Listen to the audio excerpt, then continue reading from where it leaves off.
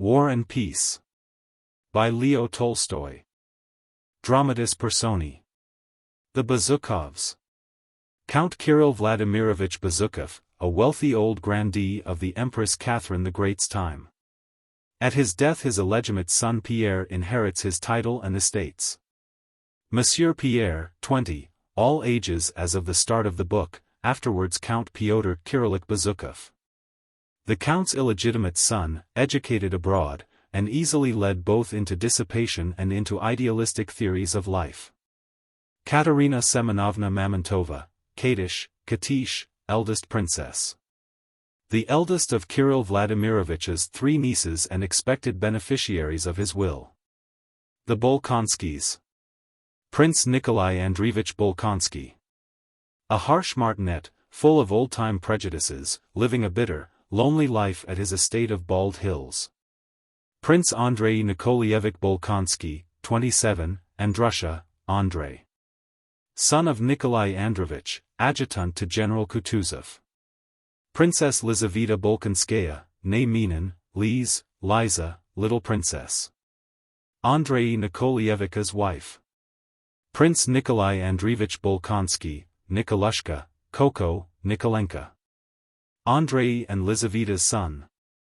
Princess Maria Nikolaevna Bolkonskaya, Mashka, Marie. The Drobetskoys. Prince Boris Drobetskoy, Berenka. A relation of the Rostovs, cold, calculating, and selfish, and through influence is rapidly advanced. Princess Anna Mikhailovna Drobetskaya. Poor but intriguing, Boris' mother. The Kuragins. Prince Vasily Sergeyevich Kuragin, near 60, Basile. Close relative of Count Kirill Bezukhov. Prince Ippolit Kuragin, Hippolyte. Vasily Sergeyevich's older son, in the diplomatic service, but dissipated and foolish. Prince Anatole Kuragin. Vasily Sergeyevich's younger son, a debauched spendthrift. Princess Elena Vasilyevna Kuragina, Helene. Vasily Sergeyevich's daughter. The Rostovs. Count Ilya Andreevich Rostov. A wealthy but extravagant proprietor whose affairs go from bad to worse.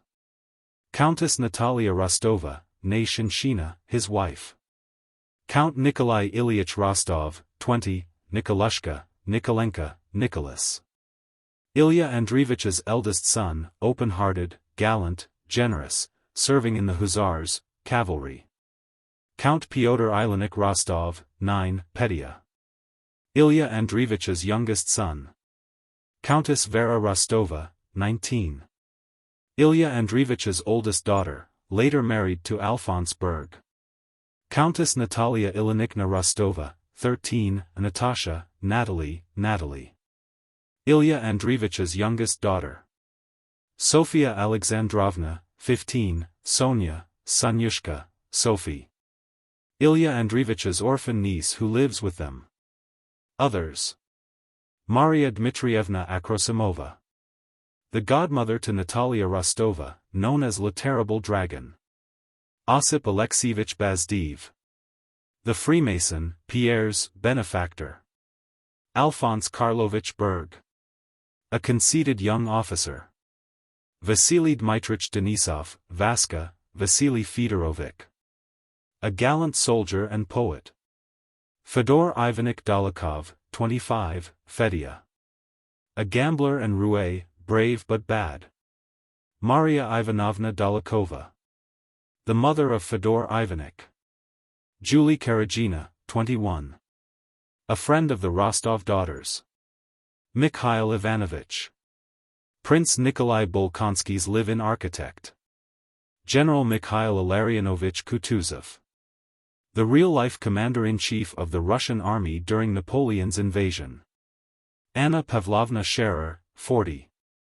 A well-known Petersburg socialite, maid of honor to and favorite of the Dowager Empress Maria Fedorovna. How do you find this book? Any thoughts about the book or the author? Any suggestion for improvement? Please take a moment to share your thoughts in a comment. If you like it, share it with your friends who might enjoy it as well. Subscribe to keep in touch. Visit CompleteAudiobooks.com for more quality content. War and Peace. Book. Chapter 1. Part. Chapter 1. 1805. Chapter 1. Well, Prince, so Genoa and Lucca are now just family estates of the Buonapartes. But I warn you, if you don't tell me that this means war. If you still try to defend the infamies and horrors perpetrated by that Antichrist, I really believe he is Antichrist, I will have nothing more to do with you, and you are no longer my friend. No longer my faithful slave, as you call yourself. But how do you do? I see I have frightened you. Sit down and tell me all the news. It was in July, 1805, and the speaker was the well-known Anna Pavlovna Scherer, maid of honor and favorite of the Empress Maria Fedorovna. With these words she greeted Prince Vasily Kuragin, a man of high rank and importance, who was the first to arrive at her reception. Anna Pavlovna had had a cough for some days. She was, as she said, suffering from la grippe, grippe being then a new word in St. Petersburg, used only by the elite. All her invitations without exception, written in French, and delivered by a scarlet-liveried footman that morning, ran as follows. If you have nothing better to do, Count, or Prince. And if the prospect of spending an evening with a poor invalid is not too terrible, I shall be very charmed to see you tonight between 7 and 10, Annette Scherer. Heavens! What a virulent attack, replied the prince, not in the least disconcerted by this reception. He had just entered, wearing an embroidered court uniform, knee breeches, and shoes, and had stars on his breast and a serene expression on his flat face. He spoke in that refined French in which our grandfathers not only spoke but thought, and with the gentle, patronizing intonation natural to a man of importance who had grown old in society and at court. He went up to Anna Pavlovna, kissed her hand, presenting to her his bald, scented, and shining head, and complacently seated himself on the sofa. First of all, dear friend, tell me how you are.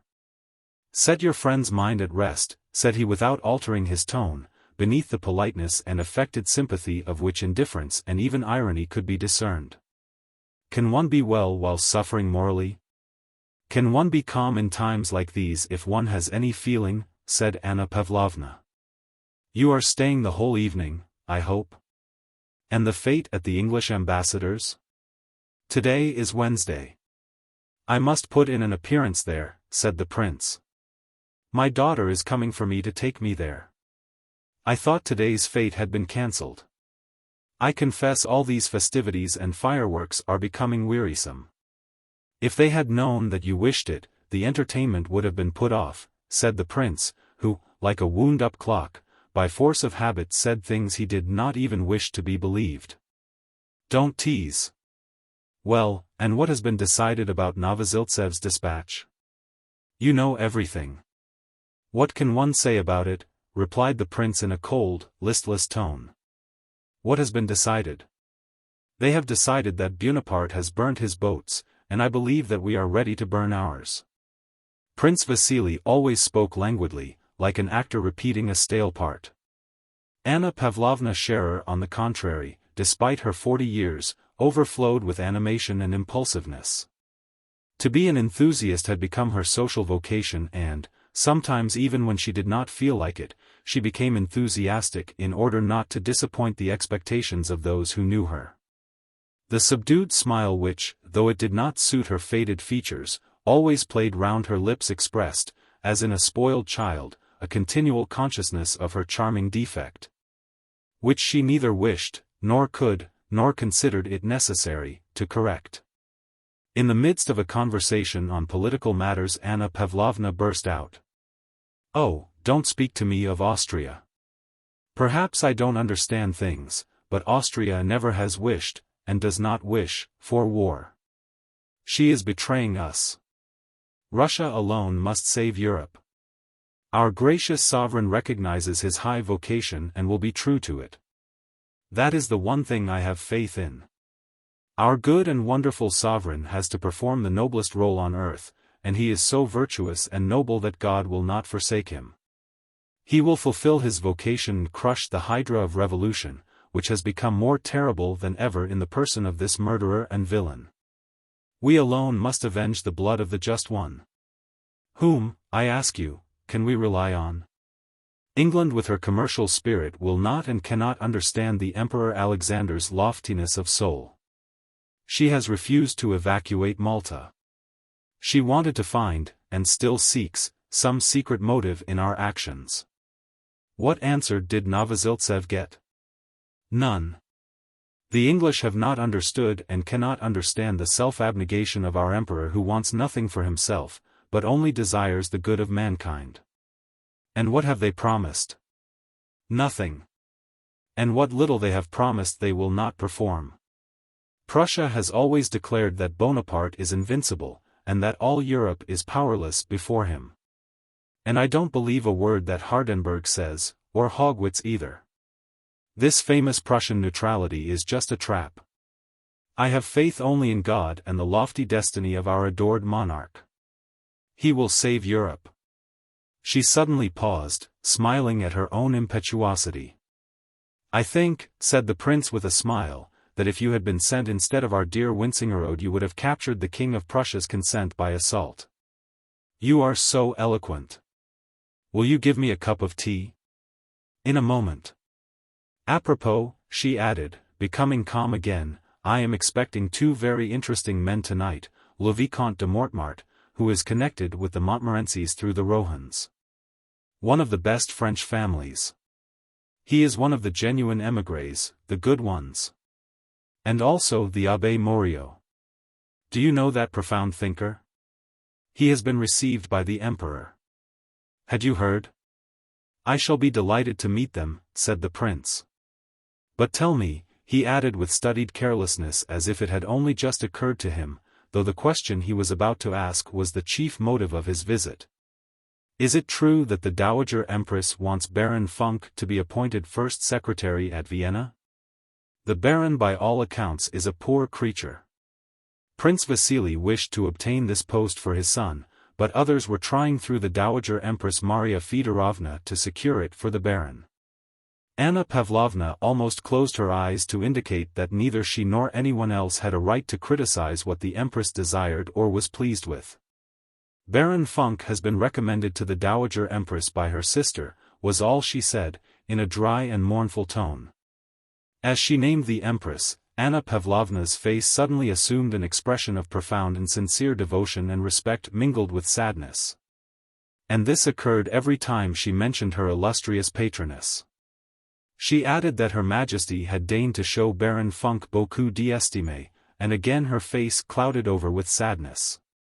The prince was silent and looked indifferent.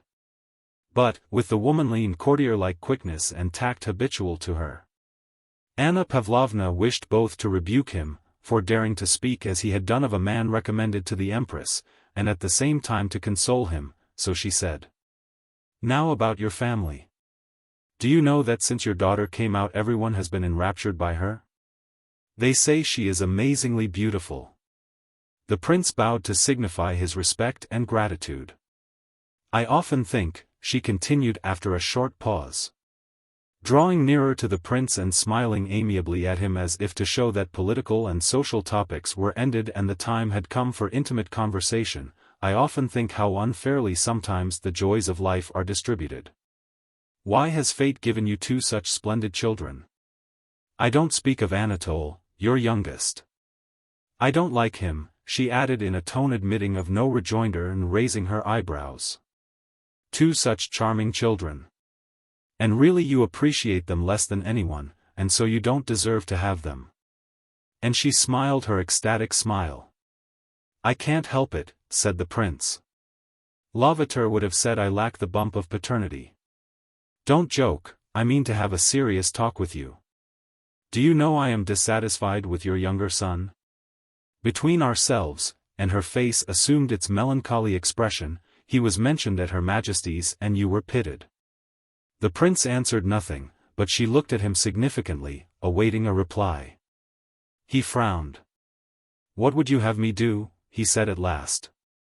You know I did all a father could for their education, and they have both turned out fools. Ippolit is at least a quiet fool, but Anatole is an active one. That is the only difference between them.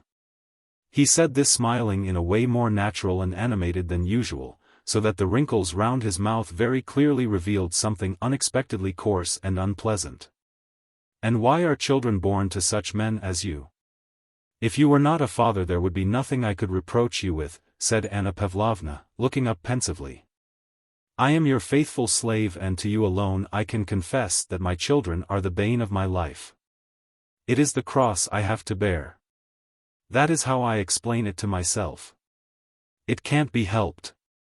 He said no more, but expressed his resignation to cruel fate by a gesture. Anna Pavlovna meditated.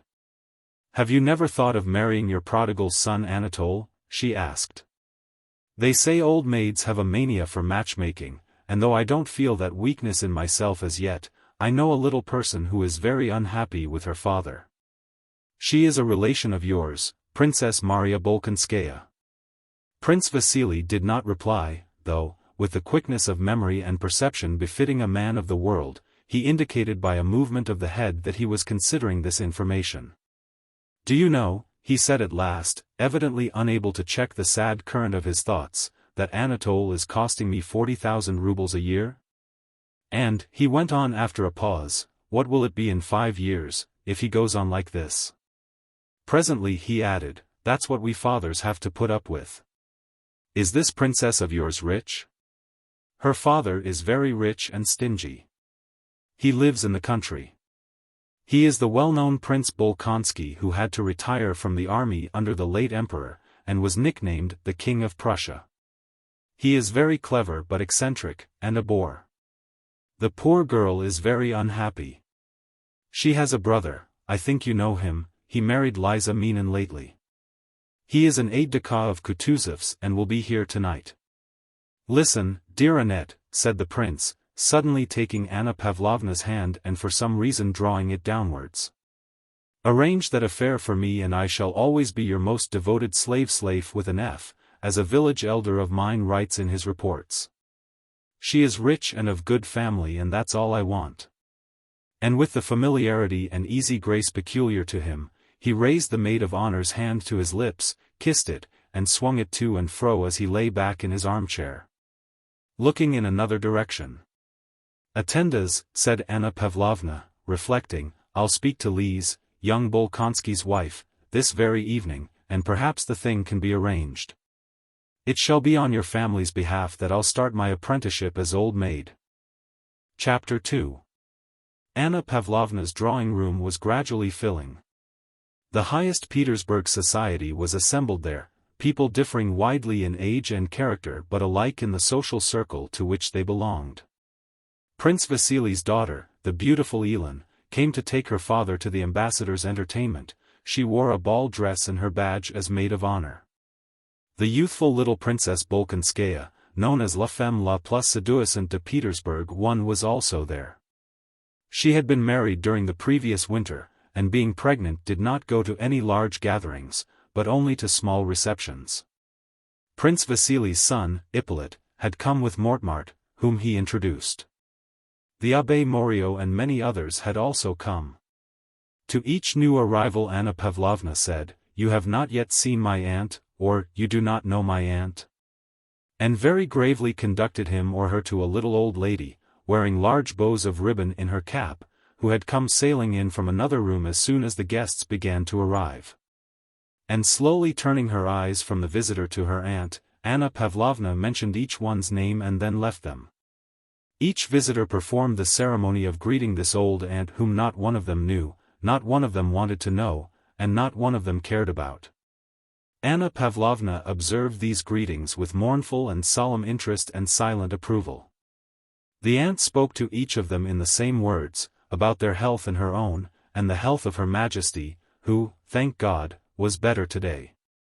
And each visitor, though politeness prevented his showing impatience, left the old woman with a sense of relief at having performed a vexatious duty and did not return to her the whole evening. The young Princess Bolkonskaya had brought some work in a gold-embroidered velvet bag. Her pretty little upper lip, on which a delicate dark down was just perceptible, was too short for her teeth, but it lifted all the more sweetly. And was especially charming when she occasionally drew it down to meet the lower lip. As is always the case with a thoroughly attractive woman, her defect, the shortness of her upper lip and her half-open mouth, seemed to be her own special and peculiar form of beauty. Everyone brightened at the sight of this pretty young woman, so soon to become a mother, so full of life and health, and carrying her burden so lightly. Old men and dull dispirited young ones who looked at her, after being in her company and talking to her a little while, felt as if they too were becoming, like her, full of life and health. All who talked to her, and at each word saw her bright smile and the constant gleam of her white teeth, thought that they were in a specially amiable mood that day. The little princess went round the table with quick, short, swaying steps, her work-bag on her arm, and gaily spreading out her dress sat down on a sofa near the silver samovar. As if all she was doing was a pleasure to herself and to all around her. "I have brought my work," said she in French, displaying her bag and addressing all present. "Mind, Annette, I hope you have not played a wicked trick on me," she added, turning to her hostess. "You wrote that it was to be quite a small reception, and just see how badly I am dressed." And she spread out her arms to show her short-waisted, lace-trimmed, dainty grey dress, girdled with a broad ribbon just below the breast. "Soyez tranquille, Lise, you will always be prettier than anyone else," replied Anna Pavlovna. "You know," said the princess in the same tone of voice and still in French, turning to a general, "my husband is deserting me? He is going to get himself killed. Tell me what this wretched war is for," she added, addressing Prince Vasily, and without waiting for an answer she turned to speak to his daughter, the beautiful Elin. "What a delightful woman this little princess is," said Prince Vasily to Anna Pavlovna. One of the next arrivals was a stout, heavily built young man with close-cropped hair, spectacles, the light-colored breeches fashionable at that time, a very high ruffle, and a brown dress coat. This stout young man was an illegitimate son of Count Bezukhov, a well-known grandee of Catherine's time who now lay dying in Moscow. The young man had not yet entered either the military or civil service, as he had only just returned from abroad where he had been educated, and this was his first appearance in society. Anna Pavlovna greeted him with the nod she accorded to the lowest hierarchy in her drawing-room. But in spite of this lowest-grade greeting, a look of anxiety and fear, as at the sight of something too large and unsuited to the place, came over her face when she saw Pierre enter. Though he was certainly rather bigger than the other men in the room, her anxiety could only have reference to the clever though shy, but observant and natural expression which distinguished him from everyone else in that drawing-room. "It is very good of you, Monsieur Pierre, to come and visit a poor invalid," said Anna Pavlovna, exchanging an alarmed glance with her aunt as she conducted him to her. Pierre murmured something unintelligible, and continued to look round as if in search of something.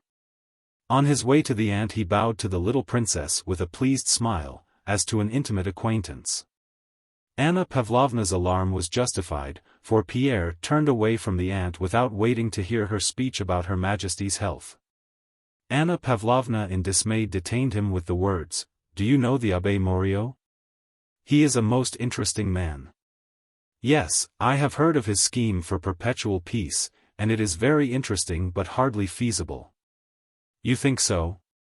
rejoined Anna Pavlovna in order to say something and get away to attend to her duties as hostess. But Pierre now committed a reverse act of impoliteness. First he had left a lady before she had finished speaking to him, and now he continued to speak to another who wished to get away. With his head bent, and his big feet spread apart, he began explaining his reasons for thinking the abbé's plan chimerical.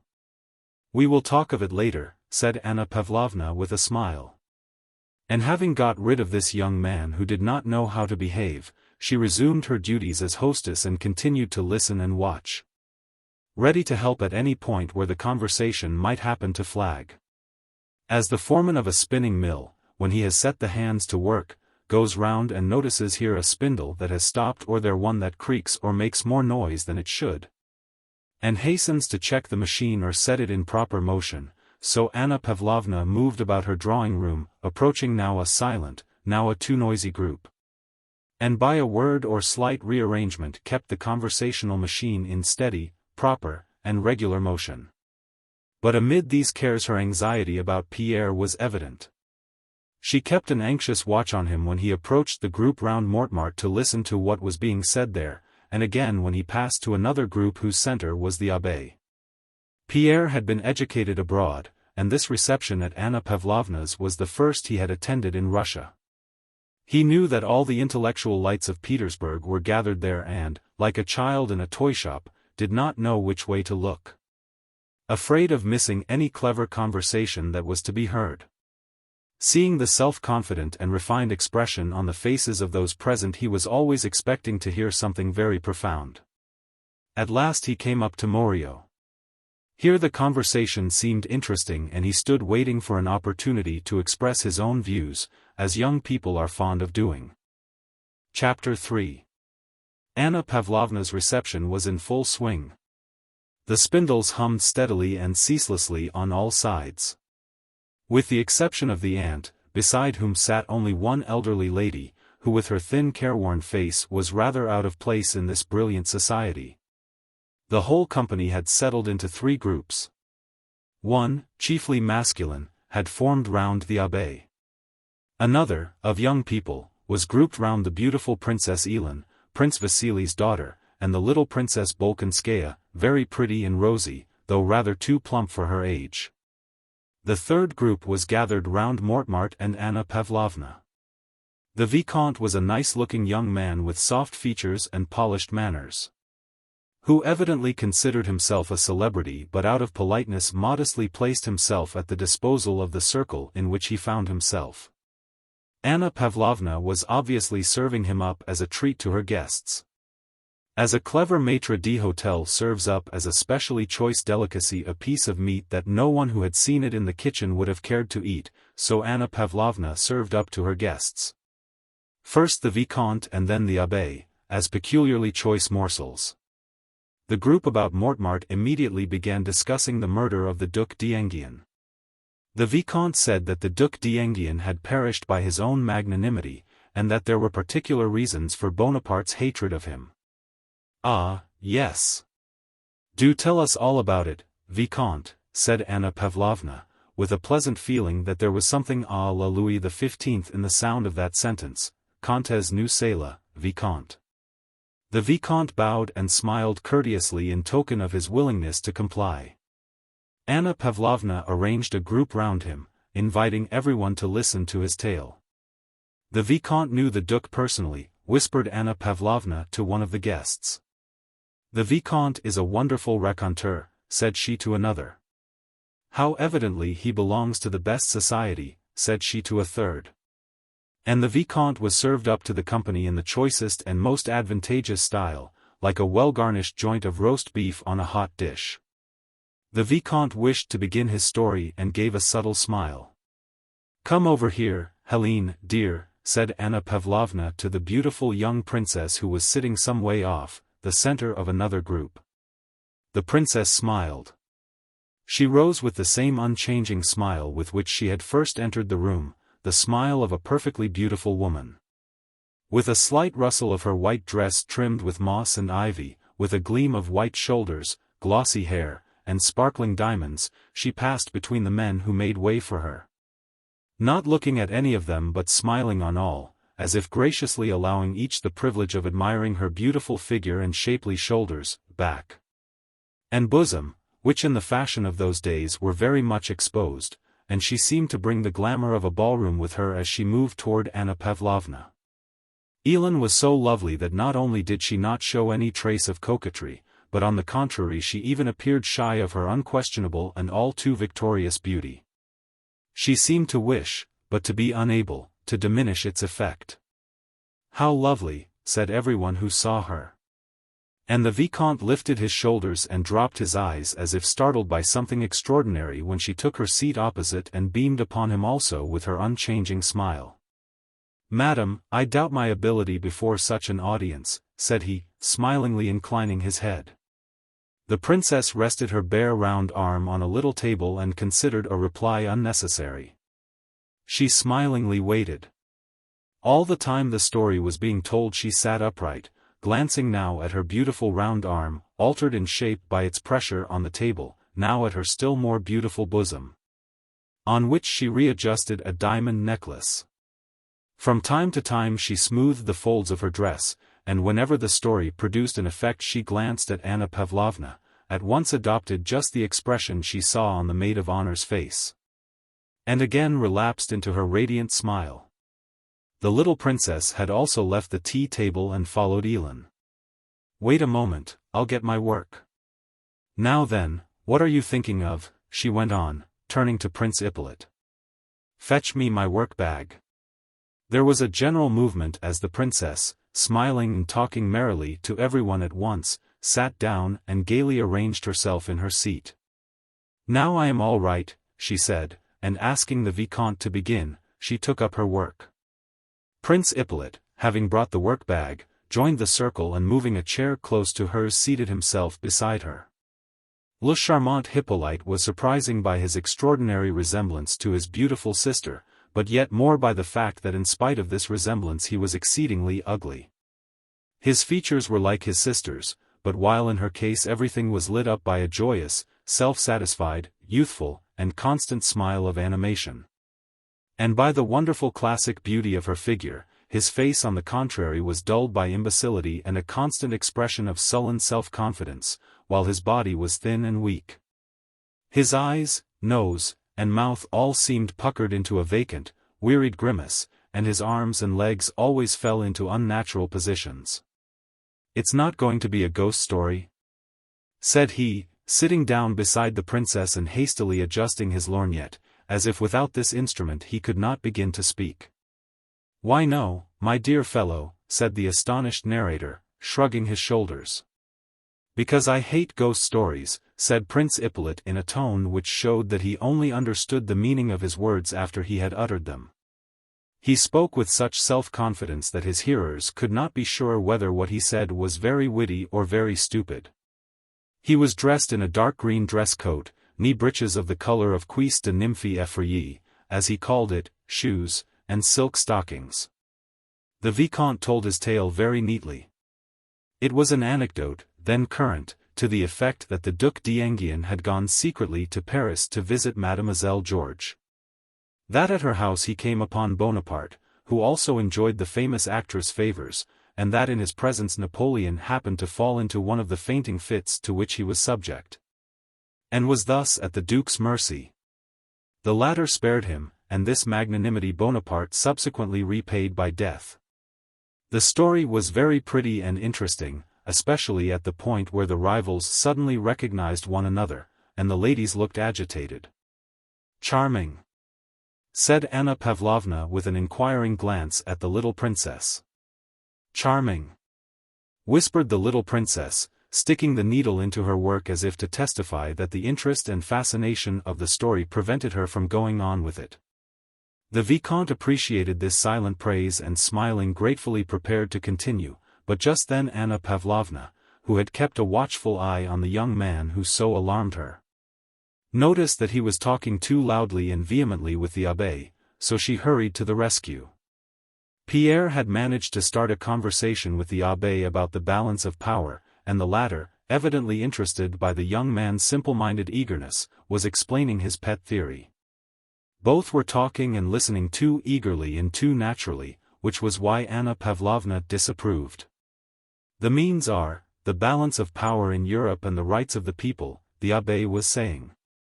"It is only necessary for one powerful nation like Russia, barbaric as she is said to be, to place herself disinterestedly at the head of an alliance having for its object the maintenance of the balance of power of Europe. And it would save the world. But how are you to get that balance?" Pierre was beginning. At that moment Anna Pavlovna came up and, looking severely at Pierre, asked the Italian how he stood Russian climate. The Italian's face instantly changed and assumed an offensively affected, sugary expression, evidently habitual to him when conversing with women. "I am so enchanted by the brilliancy of the wit and culture of the society, more especially of the feminine society, in which I have had the honor of being received, that I have not yet had time to think of the climate," said he. Not letting the abbé and Pierre escape, Anna Pavlovna, the more conveniently to keep them under observation, brought them into the larger circle. Chapter 4. Just then another visitor entered the drawing-room, Prince Andrei Bolkonsky, the little princess' husband. He was a very handsome young man, of medium height, with firm, clear-cut features. Everything about him, from his weary, bored expression to his quiet, measured step, offered a most striking contrast to his quiet, little wife. It was evident that he not only knew everyone in the drawing-room, but had found them to be so tiresome that it wearied him to look at or listen to them. And among all these faces that he found so tedious, none seemed to bore him so much as that of his pretty wife. He turned away from her with a grimace that distorted his handsome face, kissed Anna Pavlovna's hand, and screwing up his eyes scanned the whole company. "You are off to the war, Prince?" said Anna Pavlovna. "General Kutuzov," said Bolkonsky, speaking French and stressing the last syllable of the general's name like a Frenchman, "has been pleased to take me as an aide-de-camp. And Lise, your wife? She will go to the country. Are you not ashamed to deprive us of your charming wife?" "Andrei," said his wife, addressing her husband in the same coquettish manner in which she spoke to other men, "the Vicomte has been telling us such a tale about Mademoiselle George and Bonaparte." Prince Andrei screwed up his eyes and turned away. Pierre, who from the moment Prince Andrei entered the room had watched him with glad, affectionate eyes, now came up and took his arm. Before he looked round, Prince Andrei frowned again, expressing his annoyance with whoever was touching his arm. But when he saw Pierre's beaming face he gave him an unexpectedly kind and pleasant smile. "There now. So you, too, are in the great world," said he to Pierre. "I knew you would be here," replied Pierre. "I will come to supper with you. May I?" he added in a low voice so as not to disturb the Vicomte who was continuing his story. "No, impossible," said Prince Andrei, laughing and pressing Pierre's hand to show that there was no need to ask the question. He wished to say something more, but at that moment Prince Vasily and his daughter got up to go and the two young men rose to let them pass. "You must excuse me, dear Vicomte," said Prince Vasily to the Frenchman, holding him down by the sleeve in a friendly way to prevent his rising. "This unfortunate fate at the ambassador's deprives me of a pleasure, and obliges me to interrupt you.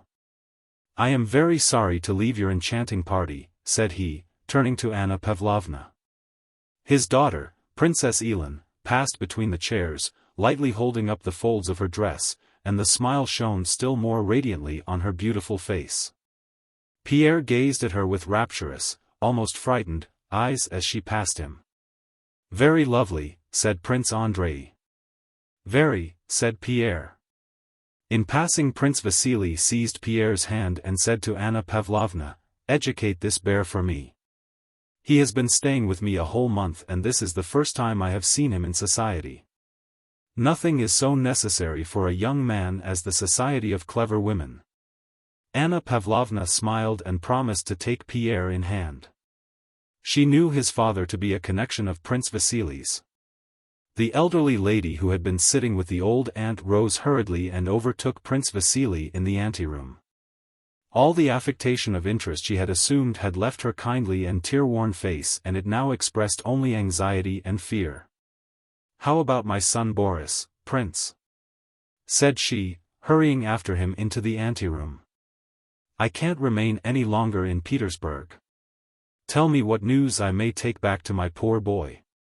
Although Prince Vasily listened reluctantly and not very politely to the elderly lady, even betraying some impatience, she gave him an ingratiating and appealing smile. And took his hand that he might not go away. "What would it cost you to say a word to the Emperor, and then he would be transferred to the Guards at once," said she. "Believe me, Princess, I am ready to do all I can," answered Prince Vasily, "but it is difficult for me to ask the Emperor. I should advise you to appeal to Rumyantsev through Prince Golitsyn. That would be the best way." The elderly lady was a Princess Drubetskaya, belonging to one of the best families in Russia, but she was poor, and having long been out of society had lost her former influential connections. She had now come to Petersburg to procure an appointment in the Guards for her only son.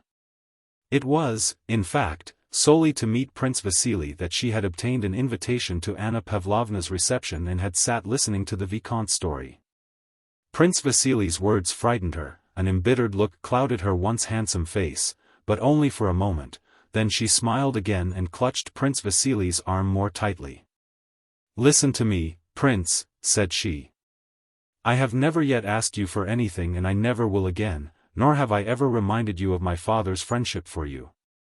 But now I entreat you for God's sake to do this for my son, and I shall always regard you as a benefactor," she added hurriedly. "No, don't be angry, but promise. I have asked Golitsyn and he has refused. Be the kind-hearted man you always were," she said, trying to smile though tears were in her eyes. "Papa, we shall be late," said Princess Elin, turning her beautiful head and looking over her classically molded shoulder as she stood waiting by the door. Influence in society, however, is a capital which has to be economized if it is to last. Prince Vasily knew this, and having once realized that if he asked on behalf of all who begged of him, he would soon be unable to ask for himself, he became chary of using his influence. But in Princess Drubetskaya's case he felt, after her second appeal, something like qualms of conscience. She had reminded him of what was quite true. He had been indebted to her father for the first steps in his career. Moreover, he could see by her manners that she was one of those women, mostly mothers, who, having once made up their minds, will not rest until they have gained their end. And are prepared if necessary to go on insisting day after day and hour after hour, and even to make scenes. This last consideration moved him. "My dear Anna Mikhailovna," said he with his usual familiarity and weariness of tone, "it is almost impossible for me to do what you ask. But to prove my devotion to you and how I respect your father's memory, I will do the impossible. Your son shall be transferred to the Guards. Here is my hand on it. Are you satisfied? My dear benefactor. This is what I expected from you, I knew your kindness." He turned to go. "Wait, just a word. When he has been transferred to the Guards," she faltered. "You are on good terms with Mikhail Illarionovich Kutuzov, recommend Boris to him as adjutant. Then I shall be at rest, and then—" Prince Vasily smiled. "No, I won't promise that. You don't know how Kutuzov is pestered since his appointment as commander-in-chief. He told me himself that all the Moscow ladies have conspired to give him all their sons as adjutants. No, but do promise. I won't let you go. My dear benefactor." "Papa," said his beautiful daughter in the same tone as before, "we shall be late." "Well, au revoir. Goodbye. You hear her? Then tomorrow you will speak to the Emperor?" "Certainly, but about Kutuzov, I don't promise." Do promise, Vasily," cried Anna Mikhailovna as he went, with the smile of a coquettish girl, which at one time probably came naturally to her, but was now very ill-suited to her careworn face. Apparently she had forgotten her age and by force of habit employed all the old feminine arts. But as soon as the prince had gone her face resumed its former cold, artificial expression. She returned to the group where the Vicomte was still talking, and again pretended to listen, while waiting till it would be time to leave. Her task was accomplished. Chapter 5. "And what do you think of this latest comedy, The Coronation at Milan?" asked Anna Pavlovna, and of the comedy of the people of Genoa and Lucca laying their petitions before Monsieur Bonaparte. And Monsieur Bonaparte sitting on a throne and granting the petitions of the nations? Adorable. It is enough to make one's head whirl. It is as if the whole world had gone crazy. Prince Andrei looked Anna Pavlovna straight in the face with a sarcastic smile. "Du Miladon, guerre à la touche, too they say he was very fine when he said that," he remarked, repeating the words in Italian, "Dio mi el ha dato. Guai ci l'attacchi." "I hope this will prove the last drop that will make the glass run over," Anna Pavlovna continued. The sovereigns will not be able to endure this man who is a menace to everything. The sovereigns? I do not speak of Russia, said the Vicomte, polite but hopeless. The sovereigns, madam. What have they done for Louis XVII, for the Queen, or for Madame Elizabeth? Nothing. And he became more animated. And believe me, they are reaping the reward of their betrayal of the Bourbon cause. The sovereigns. Why, they are sending ambassadors to compliment the usurper. And sighing disdainfully, he again changed his position. Prince Hippolyte, who had been gazing at the Vicomte for some time through his lorgnette, suddenly turned completely round toward the little princess. And having asked for a needle began tracing the Condé coat of arms on the table. He explained this to her with as much gravity as if she had asked him to do it. Bâton de Gueules, and grille de Gueules d'Azur, Maison Condé, said he. The princess listened, smiling. If Bonaparte remains on the throne of France a year longer, the Vicomte continued, with the air of a man who, in a matter with which he is better acquainted than anyone else, does not listen to others but follows the current of his own thoughts, things will have gone too far. By intrigues, violence, exile, and executions, French society, I mean good French society, will have been forever destroyed, and then. He shrugged his shoulders and spread out his hands. Pierre wished to make a remark, for the conversation interested him, but Anna Pavlovna, who had him under observation, interrupted. The Emperor Alexander, said she, with the melancholy which always accompanied any reference of hers to the imperial family, has declared that he will leave it to the French people themselves to choose their own form of government.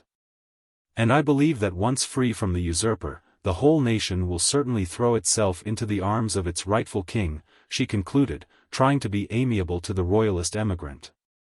That is doubtful, said Prince Andrei.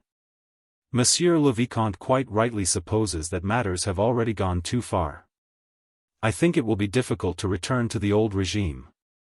From what I have heard, said Pierre, blushing and breaking into the conversation, almost all the aristocracy has already gone over to Bonaparte's side. It is the Bonapartists who say that, replied the Vicomte without looking at Pierre. At the present time it is difficult to know the real state of French public opinion. Bonaparte has said so, remarked Prince Andrei with a sarcastic smile. It was evident that he did not like the Vicomte and was aiming his remarks at him, though without looking at him. I showed them the path to glory, but they did not follow it, Prince Andrei continued after a short silence, again quoting Napoleon's words. I opened my antechambers and they crowded in. I do not know how far he was justified in saying so. Not in the least, replied the Vicomte. After the murder of the Duc even the most partial ceased to regard him as a hero. If to some people, he went on, turning to Anna Pavlovna, he ever was a hero, after the murder of the Duc there was one martyr more in heaven and one hero less on earth. Before Anna Pavlovna and the others had time to smile their appreciation of the Vicomte's epigram, Pierre again broke into the conversation. And though Anna Pavlovna felt sure he would say something inappropriate, she was unable to stop him. The execution of the Duc d'Enghien, declared Monsieur Pierre, was a political necessity. And it seems to me that Napoleon showed greatness of soul by not fearing to take on himself the whole responsibility of that deed. Dieu! Mon Dieu, muttered Anna Pavlovna in a terrified whisper. What, Monsieur Pierre? Do you consider that assassination shows greatness of soul? Said the little princess, smiling and drawing her work nearer to her. Oh! Oh! Exclaimed several voices. Capital! Said Prince Hippolyte in English, and began slapping his knee with the palm of his hand. The Vicomte merely shrugged his shoulders. Pierre looked solemnly at his audience over his spectacles and continued. I say so, he continued desperately, because the Bourbons fled from the revolution leaving the people to anarchy, and Napoleon alone understood the revolution and quelled it. And so for the general good, he could not stop short for the sake of one man's life. Won't you come over to the other table, suggested Anna Pavlovna. But Pierre continued his speech without heeding her. No, cried he, becoming more and more eager, Napoleon is great because he rose superior to the revolution, suppressed its abuses, preserved all that was good in it, equality of citizenship and freedom of speech and of the press, and only for that reason did he obtain power. Yes, if having obtained power, without availing himself of it to commit murder he had restored it to the rightful king, I should have called him a great man, remarked the Vicomte. He could not do that. The people only gave him power that he might rid them of the Bourbons and because they saw that he was a great man. The revolution was a grand thing. Continued Monsieur Pierre, betraying by this desperate and provocative proposition his extreme youth and his wish to express all that was in his mind. What? Revolution and regicide a grand thing? Well, after that. But won't you come to this other table? Repeated Anna Pavlovna. Rousseau's Contrat social, said the Vicomte with a tolerant smile. I am not speaking of regicide, I am speaking about ideas. Yes, ideas of robbery, murder, and regicide, again interjected an ironical voice. Those were extremes, no doubt, but they are not what is most important. What is important are the rights of man, emancipation from prejudices, and equality of citizenship, and all these ideas Napoleon has retained in full force. Liberty and equality, said the Vicomte contemptuously, as if at last deciding seriously to prove to this youth how foolish his words were, high-sounding words which have long been discredited. Who does not love liberty and equality? Even our Savior preached liberty and equality. Have people since the Revolution become happier? On the contrary. We wanted liberty, but Bonaparte has destroyed it. Prince Andrei kept looking with an amused smile from Pierre to the Vicomte and from the Vicomte to their hostess. In the first moment of Pierre's outburst Anna Pavlovna, despite her social experience, was horror-struck. But when she saw that Pierre's sacrilegious words had not exasperated the Vicomte, and had convinced herself that it was impossible to stop him, she rallied her forces and joined the Vicomte in a vigorous attack on the orator. But, my dear Monsieur Pierre, said she, how do you explain the fact of a great man executing a duke, or even an ordinary man who is innocent and untried? I should like, said the Vicomte, to ask how Monsieur explains the 18th Brumaire. Was not that an imposture? It was a swindle, and not at all like the conduct of a great man. And the prisoners he killed in Africa? That was horrible, said the little princess, shrugging her shoulders. He's a low fellow, say what you will, remarked Prince Hippolyte. Pierre, not knowing whom to answer, looked at them all and smiled. His smile was unlike the half-smile of other people. When he smiled, his grave, even rather gloomy, look was instantaneously replaced by another, a childlike, kindly, even rather silly look, which seemed to ask forgiveness.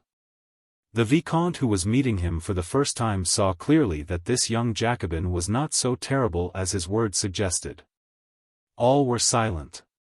How do you expect him to answer you all at once, said Prince Andrei. Besides, in the actions of a statesman one has to distinguish between his acts as a private person, as a general, and as an emperor. So it seems to me. Yes, yes, of course.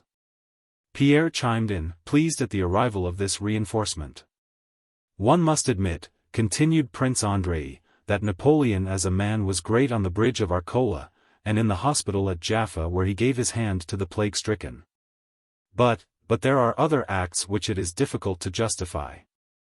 Prince Andrei, who had evidently wished to tone down the awkwardness of Pierre's remarks, rose and made a sign to his wife that it was time to go. Suddenly Prince Hippolyte started up making signs to everyone to attend, and asking them all to be seated began. I was told a charming Moscow story today and must treat you to it. Excuse me, Vicomte, I must tell it in Russian or the point will be lost. And Prince Hippolyte began to tell his story in such Russian as a Frenchman would speak after spending about a year in Russia. Everyone waited, so emphatically and eagerly did he demand their attention to his story. There is in Moscow a lady, Undame, and she is very stingy. She must have 2 footmen behind her carriage, and very big ones. That was her taste.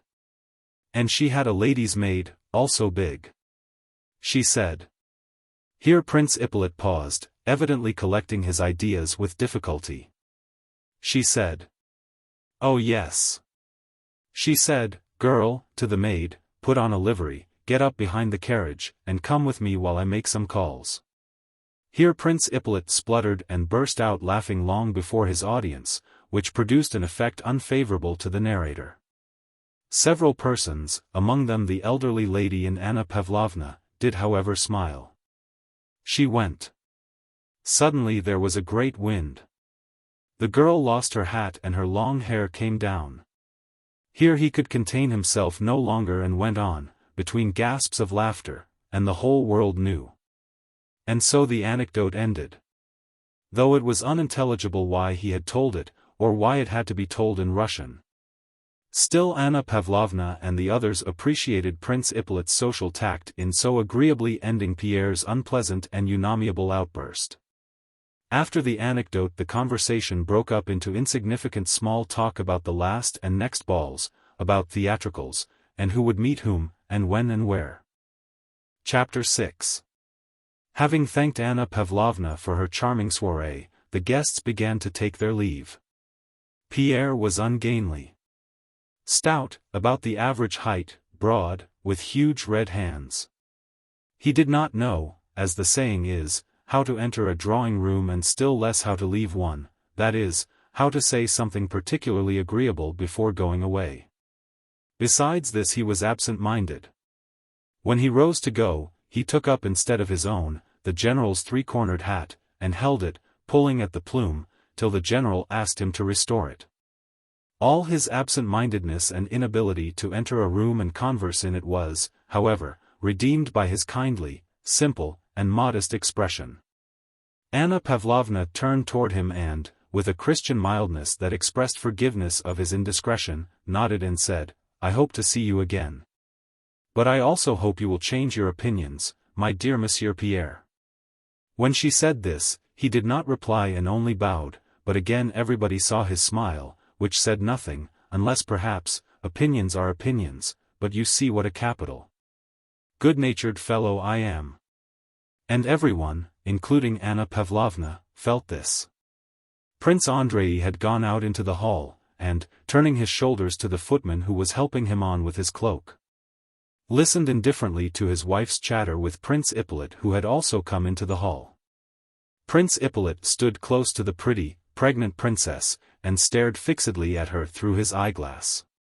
Go in, Annette, or you will catch cold, said the little princess, taking leave of Anna Pavlovna. It is settled, she added in a low voice. Anna Pavlovna had already managed to speak to Liza about the match she contemplated between Anatole and the little princess sister-in-law. I rely on you, my dear, said Anna Pavlovna, also in a low tone. Write to her and let me know how her father looks at the matter. Au revoir. And she left the hall. Prince Ippolit approached the little princess and, bending his face close to her, began to whisper something. 2 footmen, the princess and his own, stood holding a shawl and a cloak, waiting for the conversation to finish. They listened to the French sentences which to them were meaningless, with an air of understanding but not wishing to appear to do so. The princess as usual spoke smilingly and listened with a laugh. I am very glad I did not go to the ambassador's, said Prince Ippolit, so dull. It has been a delightful evening, has it not? Delightful. They say the ball will be very good, replied the princess, drawing up her downy little lip. All the pretty women in society will be there. Not all, for you will not be there.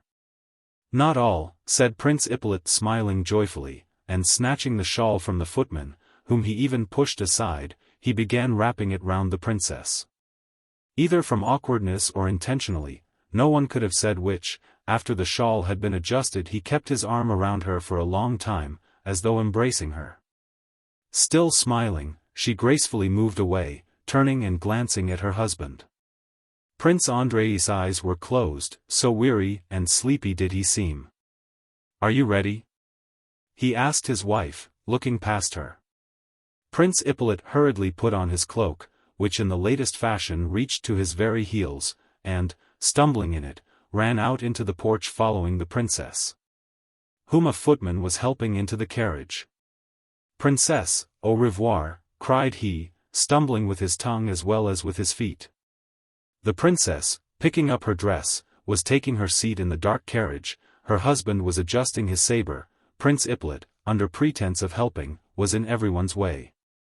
"Allow me, sir," said Prince Andrei in Russian in a cold, disagreeable tone to Prince Ippolit who was blocking his path. "I am expecting you, Pierre," said the same voice, but gently and affectionately.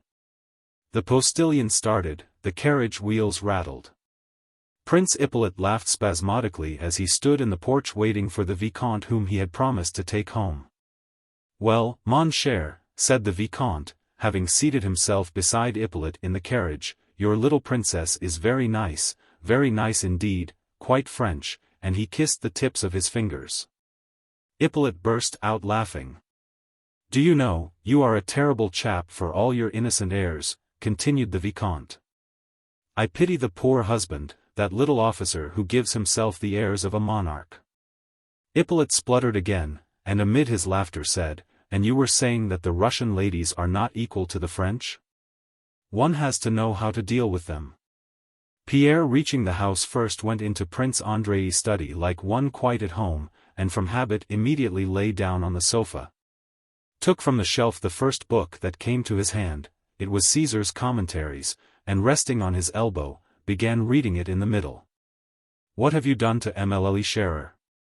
"She will be quite ill now," said Prince Andrei, as he entered the study, rubbing his small white hands. Pierre turned his whole body, making the sofa creak. He lifted his eager face to Prince Andrei, smiled, and waved his hand. "That abbé is very interesting, but he does not see the thing in the right light. In my opinion perpetual peace is possible, but I do not know how to express it, not by a balance of political power." It was evident that Prince Andrei was not interested in such abstract conversation. "One can't everywhere say all one thinks, mon cher." "Well, have you at last decided on anything? Are you going to be a guardsman or a diplomatist?" asked Prince Andrei after a momentary silence. Pierre sat up on the sofa, with his legs tucked under him. "Really, I don't yet know. I don't like either the one or the other. But you must decide on something. Your father expects it." Pierre at the age of 10 had been sent abroad with an abbé as tutor, and had remained away till he was 20. When he returned to Moscow his father dismissed the abbé and said to the young man, "Now go to Petersburg, look round, and choose your profession. I will agree to anything. Here is a letter to Prince Vasily, and here is money. Write to me all about it, and I will help you in everything." Pierre had already been choosing a career for 3 months, and had not decided on anything. It was about this choice that Prince Andrei was speaking. Pierre rubbed his forehead. "But he must be a Freemason," said he, referring to the abbé whom he had met that evening. "That is all nonsense." Prince Andrei again interrupted him, "Let us talk business. Have you been to the Horse Guards?" "No, I have not, but this is what I have been thinking and wanted to tell you. There is a war now against Napoleon. If it were a war for freedom I could understand it and should be the first to enter the army, but to help England and Austria against the greatest man in the world is not right." Prince Andrei only shrugged his shoulders at Pierre's childish words. He put on the air of one who finds it impossible to reply to such nonsense, but it would in fact have been difficult to give any other answer than the one Prince Andrei gave to this naive question. If no one fought except on his own conviction, there would be no wars, he said. "And that would be splendid," said Pierre. Prince Andrei smiled ironically. "Very likely it would be splendid, but it will never come about." "Well, why are you going to the war?" asked Pierre. "What for?" "I don't know. I must. Besides that I am going," he paused. "I am going because the life I am leading here does not suit me." Chapter 7. The rustle of a woman's dress was heard in the next room. Prince Andrei shook himself as if waking up, and his face assumed the look it had had in Anna Pavlovna's drawing-room. Pierre removed his feet from the sofa. The princess came in. She had changed her gown for a house dress as fresh and elegant as the other. Prince Andrei rose and politely placed a chair for her. "How is it?" she began, as usual in French, settling down briskly and fussily in the easy chair. "How is it Annette never got married? How stupid you men all are not to have married her. Excuse me for saying so, but you have no sense about women. What an argumentative fellow you are, Monsieur Pierre. And I am still arguing with your husband." "I can't understand why he wants to go to the war," replied Pierre, addressing the princess with none of the embarrassment so commonly shown by young men in their intercourse with young women. The princess started. Evidently Pierre's words touched her to the quick. "Ah, that is just what I tell him," said she. "I don't understand it. I don't in the least understand why men can't live without wars. How is it that we women don't want anything of the kind, don't need it? Now you shall judge between us. I always tell him, here he is uncle's aide-de-camp, a most brilliant position. He is so well known, so much appreciated by everyone. The other day at the Apraxins I heard a lady asking, is that the famous Prince Andrei? I did indeed. She laughed. He is so well received everywhere. He might easily become aide-de-camp to the emperor. You know the emperor spoke to him most graciously. Annette and I were speaking of how to arrange it. What do you think?" Pierre looked at his friend and, noticing that he did not like the conversation, gave no reply. "When are you starting?" he asked. "Oh, don't speak of his going, don't. I won't hear it spoken of," said the princess in the same petulantly playful tone in which she had spoken to Hippolyte in the drawing-room and which was so plainly ill-suited to the family circle of which Pierre was almost a member. "Today when I remembered that all these delightful associations must be broken off, and then you know, Andrei," she looked significantly at her husband, I'm afraid," she whispered, and a shudder ran down her back. Her husband looked at her as if surprised to notice that someone besides Pierre and himself was in the room, and addressed her in a tone of frigid politeness. "What is it you are afraid of, Liza?" "I don't understand," said he. "There, what egotists men all are, all egotists. Just for a whim of his own, goodness only knows why, he leaves me and locks me up alone in the country. With my father and sister, remember," said Prince Andrei gently. "Alone all the same, without my friends. And he expects me not to be afraid." Her tone was now querulous and her lip drawn up, giving her not a joyful, but an animal, squirrel-like expression. She paused as if she felt it indecorous to speak of her pregnancy before Pierre, though the gist of the matter lay in that. "I still can't understand what you are afraid of," said Prince Andrei slowly, not taking his eyes off his wife. The princess blushed, and raised her arms with a gesture of despair. "No, Andrei, I must say you have changed. Oh, how you have. Your doctor tells you to go to bed earlier," said Prince Andrei. "You had better go." The princess said nothing, but suddenly her short downy lip quivered. Prince Andrei rose, shrugged his shoulders, and walked about the room. Pierre looked over his spectacles with naive surprise, now at him and now at her, moved as if about to rise too, but changed his mind. "Why should I mind Monsieur Pierre being here?" exclaimed the little princess suddenly, her pretty face all at once distorted by a tearful grimace. "I have long wanted to ask you, Andrei, why you have changed so to me. What have I done to you? You are going to the war and have no pity for me. Why is it?" "Liza," was all Prince Andrei said. But that one word expressed an entreaty, a threat, and above all conviction that she would herself regret her words. But she went on hurriedly.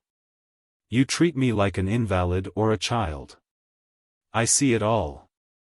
Did you behave like that 6 months ago?" "Liza, I beg you to desist," said Prince Andrei still more emphatically.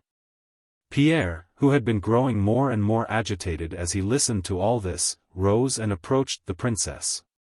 He seemed unable to bear the sight of tears and was ready to cry himself. "Calm yourself, princess. It seems so to you because I assure you I myself have experienced, and so, because no, excuse me.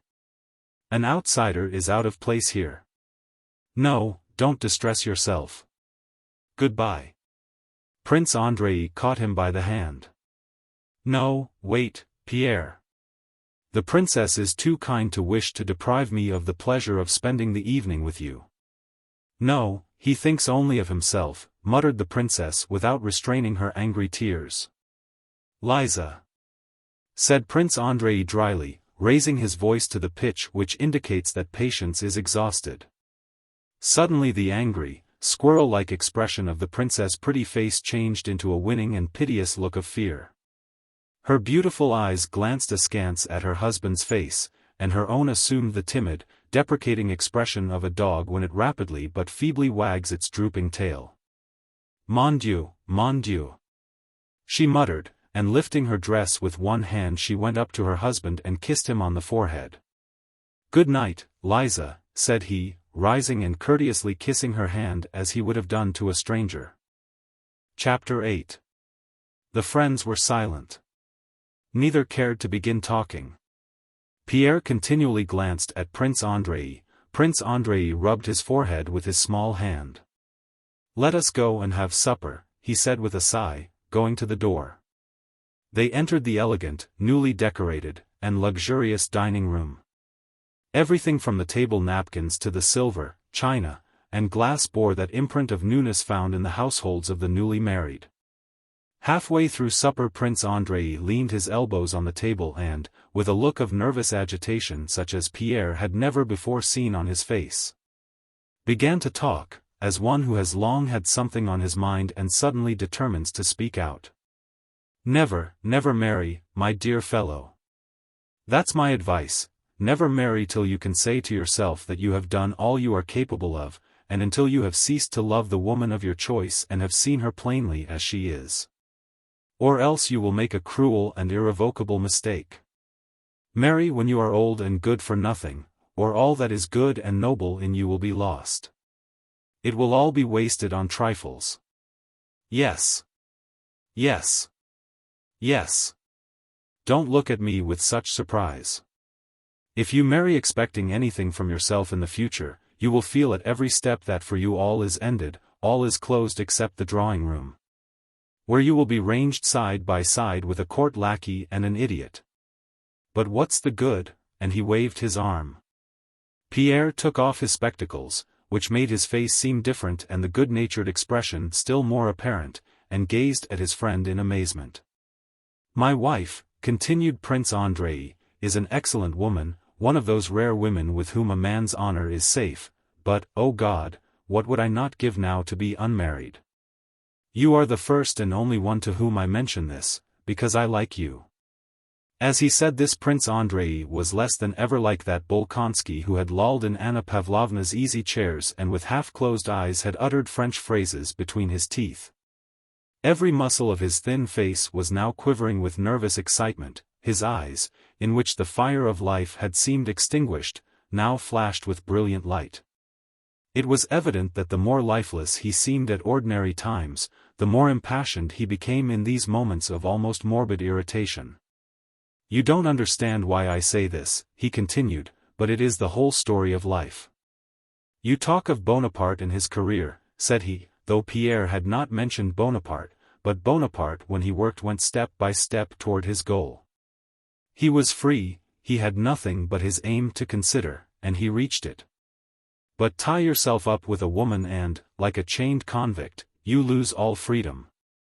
And all you have of hope and strength merely weighs you down and torments you with regret.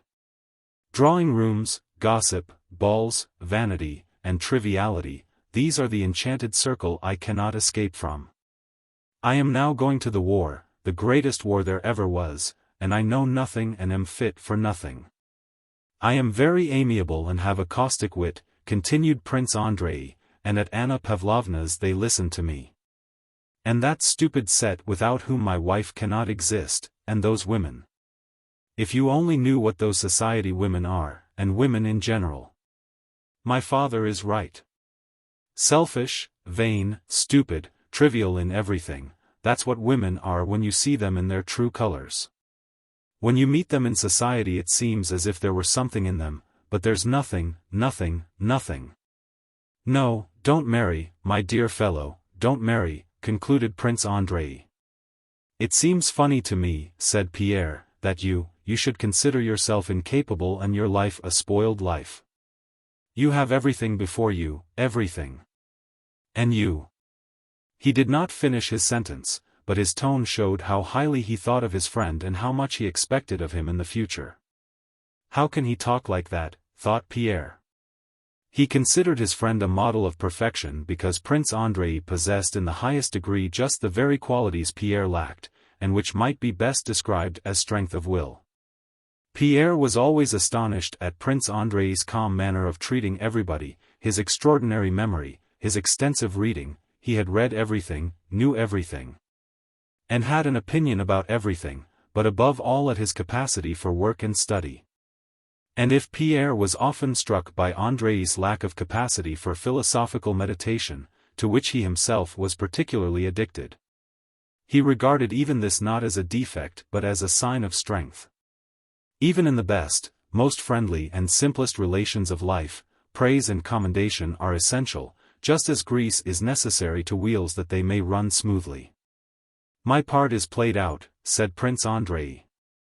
What's the use of talking about me? Let us talk about you, he added after a silence, smiling at his reassuring thoughts.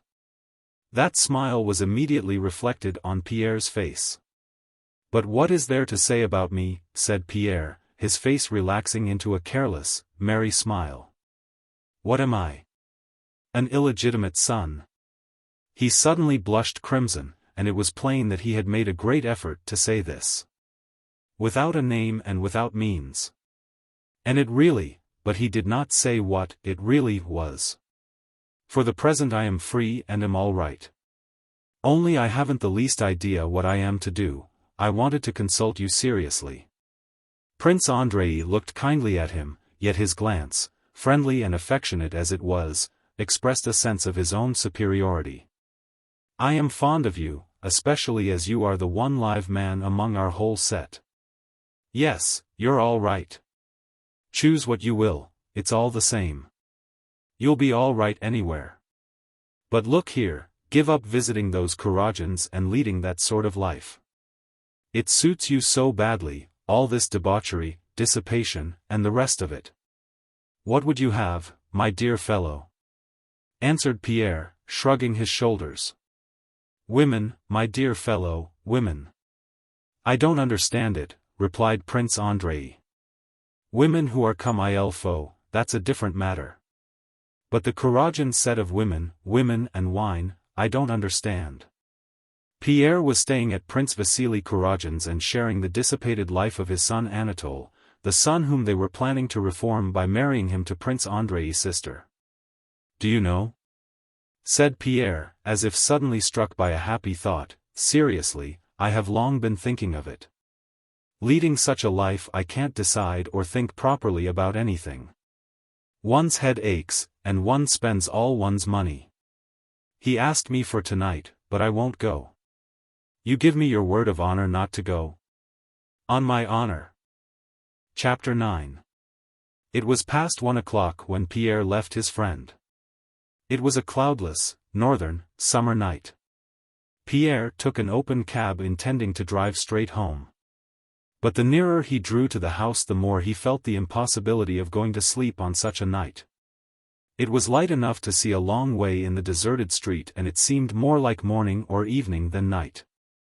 On the way Pierre remembered that Anatole Kuragin was expecting the usual set for cards that evening, after which there was generally a drinking bout. Finishing with visits of a kind Pierre was very fond of. I should like to go to Kuragin's, thought he.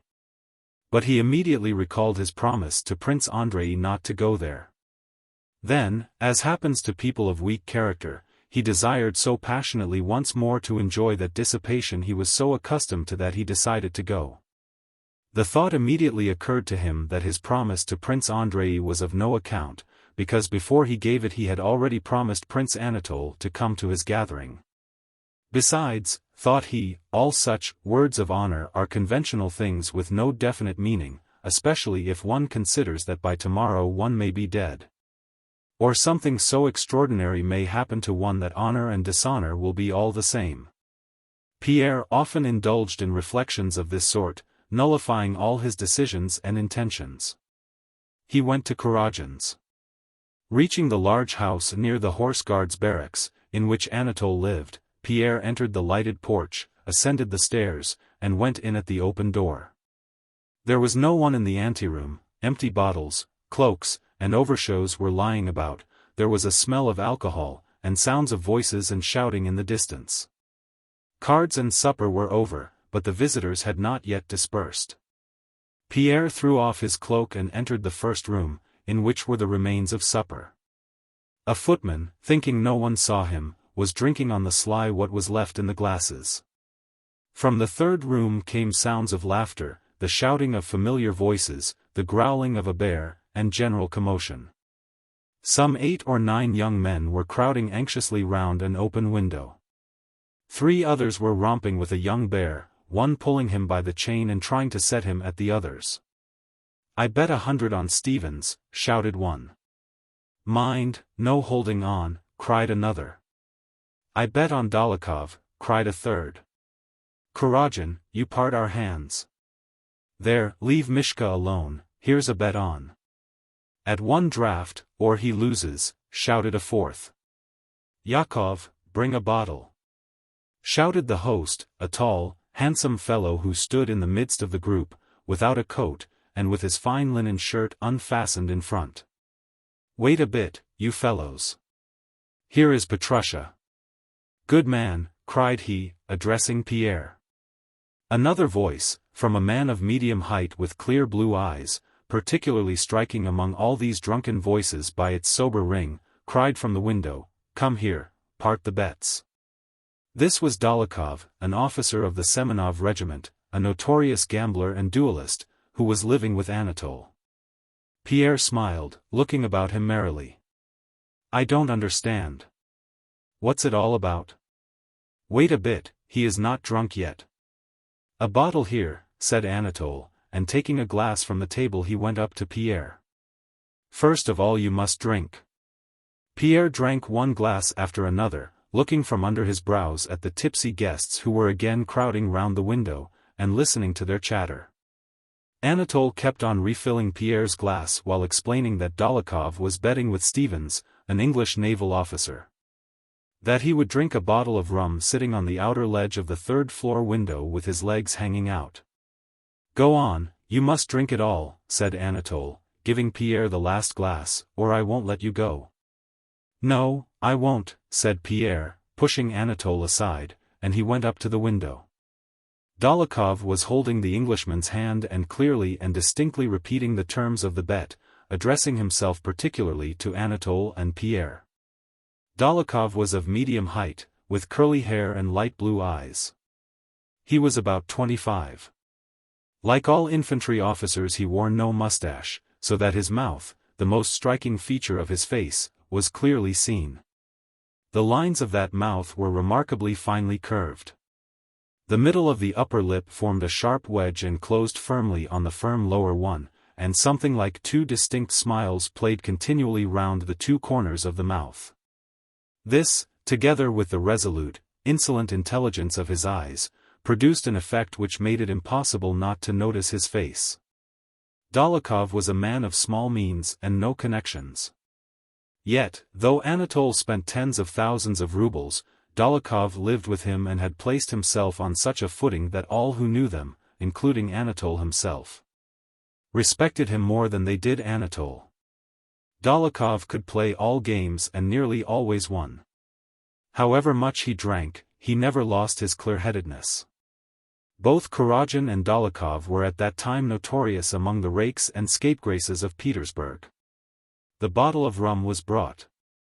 The window frame which prevented anyone from sitting on the outer sill was being forced out by 2 footmen, who were evidently flurried and intimidated by the directions and shouts of the gentlemen around. Anatole with his swaggering air strode up to the window. He wanted to smash something. Pushing away the footmen, he tugged at the frame, but could not move it. He smashed a pane. "You have a try, Hercules," said he, turning to Pierre. Pierre seized the crossbeam, tugged, and wrenched the oak frame out with a crash. "Take it right out, or they'll think I'm holding on," said Dólokhov. "Is the Englishman bragging?" "Is it all right?" said Anatole. "First rate," said Pierre, looking at Dólokhov, who with a bottle of rum in his hand was approaching the window, from which the light of the sky, the dawn merging with the afterglow of sunset, was visible. Dólokhov, the bottle of rum still in his hand, jumped onto the window sill. "Listen," cried he, standing there and addressing those in the room. All were silent. "I bet 50 imperials," he spoke French that the Englishman might understand him, but he did not speak it very well. "I bet 50 imperials, or do you wish to make it 100? Added he, addressing the Englishman.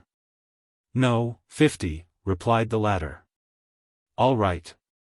50 imperials, that I will drink a whole bottle of rum without taking it from my mouth." Sitting outside the window on this spot, he stooped and pointed to the sloping ledge outside the window, and without holding on to anything. "Is that right?" "Quite right," said the Englishman. Anatole turned to the Englishman and taking him by one of the buttons of his coat and looking down at him, the Englishman was short, began repeating the terms of the wager to him in English. "Wait," cried Dólokhov, hammering with the bottle on the window sill to attract attention. "Wait a bit, Kuragin. Listen. If anyone else does the same, I will pay him 100 imperials. Do you understand?" The Englishman nodded, but gave no indication whether he intended to accept this challenge or not. Anatole did not release him, and though he kept nodding to show that he understood, Anatole went on translating Dólokhov's words into English. A thin young lad, an hussar of the Life Guards, who had been losing that evening, climbed on the window sill, leaned over, and looked down. "Oh! Oh!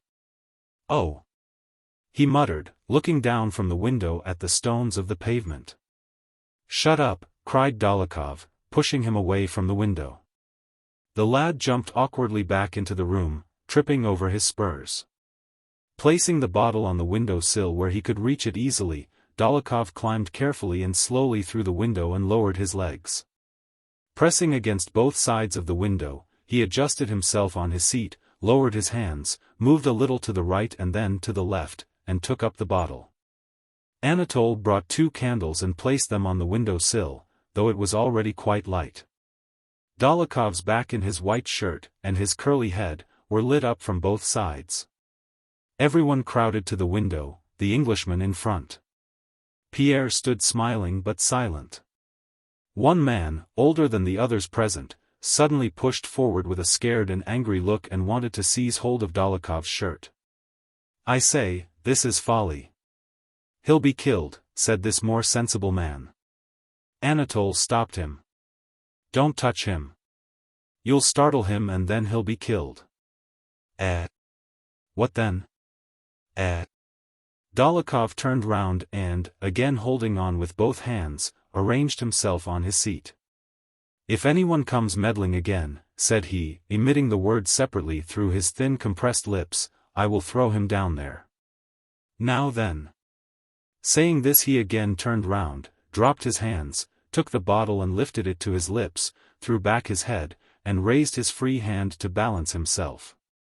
One of the footmen who had stooped to pick up some broken glass remained in that position without taking his eyes from the window and from Dólokhov's back. Anatole stood erect with staring eyes. The Englishman looked on sideways, pursing up his lips. The man who had wished to stop the affair ran to a corner of the room and threw himself on a sofa with his face to the wall. Pierre hid his face, from which a faint smile forgot to fade though his features now expressed horror and fear. All were still. Pierre took his hands from his eyes. Dólokhov still sat in the same position, only his head was thrown further back till his curly hair touched his shirt collar. And the hand holding the bottle was lifted higher and trembled with the effort. The bottle was emptying perceptibly and rising still higher, and his head tilting yet further back. Why is it so long? Thought Pierre. It seemed to him that more than half an hour had elapsed. Suddenly Dólokhov made a backward movement with his spine, and his arm trembled nervously. This was sufficient to cause his whole body to slip as he sat on the sloping ledge. As he began slipping down, his head and arm wavered still more with the strain. One hand moved as if to clutch the window sill, but refrained from touching it. Pierre again covered his eyes and thought he would never open them again. Suddenly he was aware of a stir all around. He looked up. Dólokhov was standing on the window sill, with a pale but radiant face. "It's empty." He threw the bottle to the Englishman, who caught it neatly. Dólokhov jumped down. He smelt strongly of rum. "Well done. Fine fellow. There's a bet for you." "Devil take you," came from different sides. The Englishman took out his purse and began counting out the money. Dólokhov stood frowning and did not speak. Pierre jumped upon the window sill. "Gentlemen, who wishes to bet with me?" "I'll do the same thing," he suddenly cried. "Even without a bet, there. Tell them to bring me a bottle." "I'll do it." "Bring a bottle." Let him do it," said Dólokhov, smiling. "What next? Have you gone mad? No one would let you." "Why, you go giddy even on a staircase," exclaimed several voices. "I'll drink it." "Let's have a bottle of rum," shouted Pierre, banging the table with a determined and drunken gesture and preparing to climb out of the window. They seized him by his arms. But he was so strong that everyone who touched him was sent flying. "No, you'll never manage him that way," said Anatole. "Wait a bit and I'll get round him." "Listen. I'll take your bet tomorrow, but now we are all going to S." "Come on then," cried Pierre. "Come on. And we'll take Mishka with us." And he caught the bear, took it in his arms, lifted it from the ground, and began dancing round the room with it. Chapter 10. Prince Vasily kept the promise he had given to Princess Drubetskaya, who had spoken to him on behalf of her only son Boris on the evening of Anna Pavlovna's soirée. The matter was mentioned to the Emperor, an exception made, and Boris transferred into the regiment of Semenov Guards with the rank of cornet. He received, however, no appointment to Kutuzov's staff despite all Anna Mikhailovna's endeavors and entreaties. Soon after Anna Pavlovna's reception, Anna Mikhailovna returned to Moscow and went straight to her rich relations, the Rostovs, with whom she stayed when in the town and where her darling Barenka, who had only just entered a regiment of the line and was being at once transferred to the Guards as a cornet, had been educated from childhood and lived for years at a time. The Guards had already left Petersburg on the 10th of August, and her son, who had remained in Moscow for his equipment, was to join them on the march to Radzivilov. It was St. Natalia's day and the name day of two of the Rostovs, the mother and the youngest daughter, both named Natalia. Ever since the morning, carriages with 6 horses had been coming and going continually, bringing visitors to the Countess Rostova's big house on the Povarskia, so well known to all Moscow. The Countess herself and her handsome eldest daughter were in the drawing room with the visitors who came to congratulate, and who constantly succeeded one another in relays. The Countess was a woman of about 45, with a thin oriental type of face, evidently worn out with childbearing. She had had 12. A languor of motion and speech, resulting from weakness, gave her a distinguished air which inspired respect. Princess Anna Mikhailovna Drubetskaya, who as a member of the household was also seated in the drawing room, helped to receive and entertain the visitors. The young people were in one of the inner rooms, not considering it necessary to take part in receiving the visitors. The Count met the guests and saw them off, inviting them all to dinner. "I am very, very grateful to you, mon cher," or ma chère, he called everyone without exception and without the slightest variation in his tone, my dear.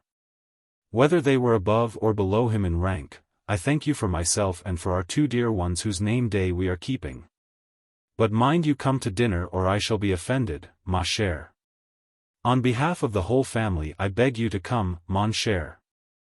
These words he repeated to everyone without exception or variation, and with the same expression on his full, cheerful, clean-shaven face, the same firm pressure of the hand and the same quick, repeated bows.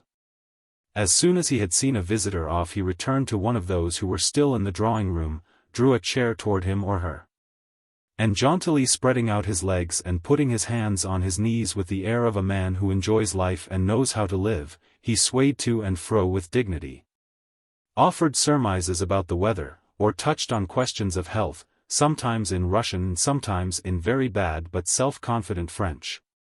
Then again, like a man weary but unflinching in the fulfillment of duty, he rose to see some visitors off and, stroking his scanty grey hairs over his bald patch, also asked them to dinner. Sometimes on his way back from the anteroom he would pass through the conservatory and pantry into the large marble dining hall, where tables were being set out for 80 people.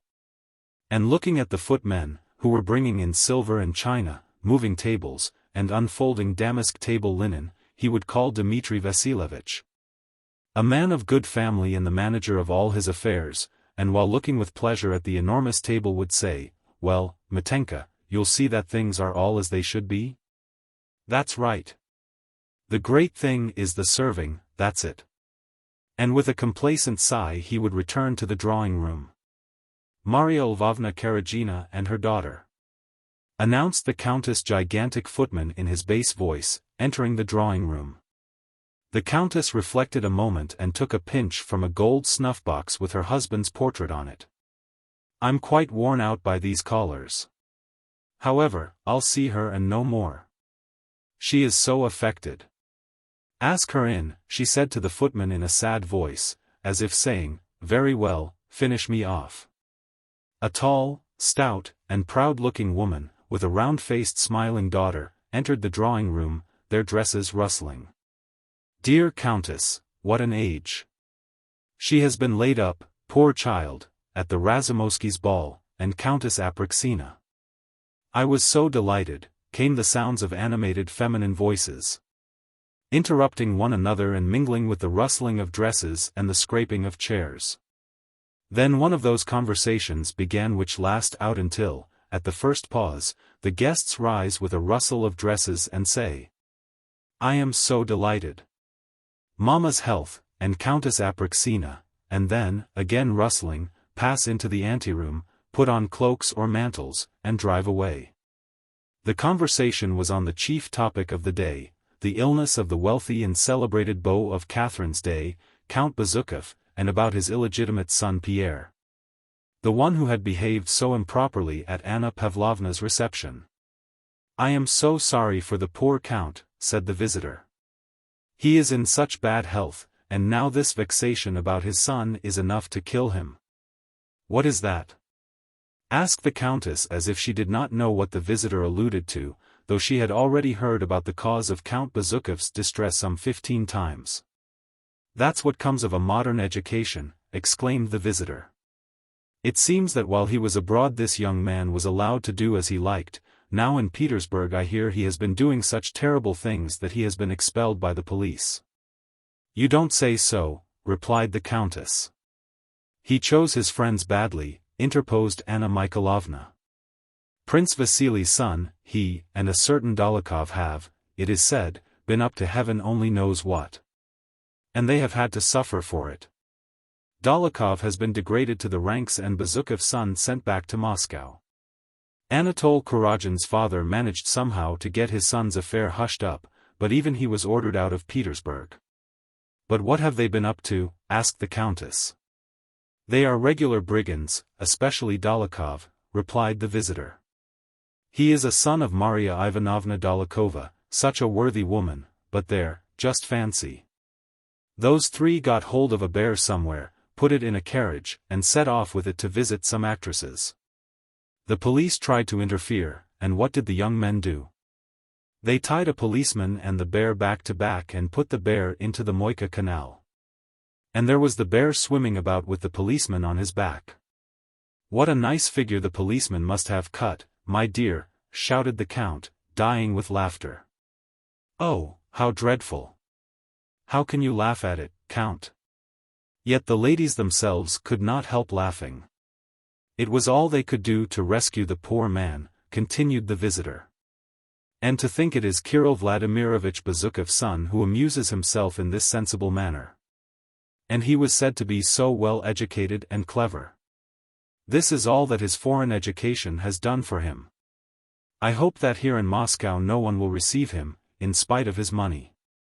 They wanted to introduce him to me, but I quite declined. I have my daughters to consider. Why do you say this young man is so rich? Asked the Countess, turning away from the girls, who at once assumed an air of inattention. His children are all illegitimate. I think Pierre also is illegitimate. The visitor made a gesture with her hand. I should think he has a score of them. Princess Anna Mikhailovna intervened in the conversation, evidently wishing to show her connections and knowledge of what went on in society. The fact of the matter is, said she significantly, and also in a half-whisper, everyone knows Count Kirill Vladimirovich's reputation. He has lost count of his children, but this Pierre was his favorite. How handsome the old man still was only a year ago, remarked the Countess. I have never seen a handsomer man. He is very much altered now, said Anna Mikhailovna. Well, as I was saying, Prince Vasily is the next heir through his wife, but the Count is very fond of Pierre, looked after his education, and wrote to the Emperor about him. So that in the case of his death, and he is so ill that he may die at any moment, and Dr. Lorraine has come from Petersburg, no one knows who will inherit his immense fortune, Pierre or Prince Vasily. 40,000 serfs and millions of rubles. I know it all very well, for Prince Vasily told me himself. Besides, Kirill Vladimirovich is my mother's second cousin. He's also Boris's godfather, she added, as if she attached no importance at all to the fact. Prince Vasily arrived in Moscow yesterday. I hear he has come on some inspection business, remarked the visitor. Yes, but between ourselves, said the princess, that is a pretext. The fact is he has come to see Count Kirill Vladimirovich, hearing how ill he is. But do you know, my dear, that was a capital joke, said the Count. And seeing that the elder visitor was not listening, he turned to the young ladies. I can just imagine what a funny figure that policeman cut. And as he waved his arms to impersonate the policeman, his portly form again shook with a deep ringing laugh, the laugh of one who always eats well and, in particular, drinks well. So do come and dine with us, he said. Chapter 11. Silence ensued. The Countess looked at her callers, smiling affably, but not concealing the fact that she would not be distressed if they now rose and took their leave. The visitor's daughter was already smoothing down her dress with an inquiring look at her mother. When suddenly from the next room were heard the footsteps of boys and girls running to the door and the noise of a chair falling over, and a girl of 13, hiding something in the folds of her short muslin frock, darted in and stopped short in the middle of the room. It was evident that she had not intended her flight to bring her so far. Behind her in the doorway appeared a student with a crimson coat collar, an officer of the guards, a girl of 15, and a plump rosy-faced boy in a short jacket. The Count jumped up and, swaying from side to side, spread his arms wide and threw them round the little girl who had run in. Ah, here she is, he exclaimed laughing. My pet, whose name day it is. My dear pet. Ma chère, there is a time for everything, said the Countess with feigned severity. You spoil her, Ilya, she added, turning to her husband. How do you do, my dear? I wish you many happy returns of your name day, said the visitor. What a charming child, she added, addressing the mother. This black-eyed, wide-mouthed girl, not pretty but full of life, with childish bare shoulders which after her run heaved and shook her bodice, with black curls tossed backward, thin bare arms. little legs in lace-frilled drawers, and feet in low slippers, was just at that charming age when a girl is no longer a child, though the child is not yet a young woman. Escaping from her father, she ran to hide her flushed face in the lace of her mother's mantilla, not paying the least attention to her severe remark, and began to laugh. She laughed, and in fragmentary sentences tried to explain about a doll which she produced from the folds of her frock. "Do you see? My doll. Mimi. You see," was all Natasha managed to utter. To her everything seemed funny. She leaned against her mother and burst into such a loud, ringing fit of laughter that even the prim visitor could not help joining in. "Now then, go away and take your monstrosity with you," said the mother, pushing away her daughter with pretended sternness, and turning to the visitor she added, "She is my youngest girl." Natasha, raising her face for a moment from her mother's mantilla, glanced up at her through tears of laughter, and again hid her face. The visitor, compelled to look on at this family scene, thought it necessary to take some part in it. "Tell me, my dear," said she to Natasha, "is Mimi a relation of yours? A daughter, I suppose?" Natasha did not like the visitor's tone of condescension to childish things. She did not reply, but looked at her seriously. Meanwhile the younger generation, Boris, the officer, Anna Mikhailovna's son, Nikolai, the undergraduate, the count's eldest son, Sonia, the count's 15-year-old niece, and little Petrusha, his youngest boy, had all settled down in the drawing room and were obviously trying to restrain within the bounds of decorum the excitement and mirth that shone in all their faces. Evidently in the back rooms, from which they had dashed out so impetuously, the conversation had been more amusing than the drawing-room talk of society scandals, the weather, and Countess Apraxina. Now and then they glanced at one another, hardly able to suppress their laughter. The two young men, the student and the officer, friends from childhood, were of the same age and both handsome fellows, though not alike. Boris was tall and fair, and his calm and handsome face had regular, delicate features. Nikolai was short with curly hair and an open expression. Dark hairs were already showing on his upper lip, and his whole face expressed impetuosity and enthusiasm. Nikolai blushed when he entered the drawing-room. He evidently tried to find something to say, but failed. Boris on the contrary at once found his footing, and related quietly and humorously how he had known that doll Mimi when she was still quite a young lady, before her nose was broken. How she had aged during the 5 years he had known her, and how her head had cracked right across the skull.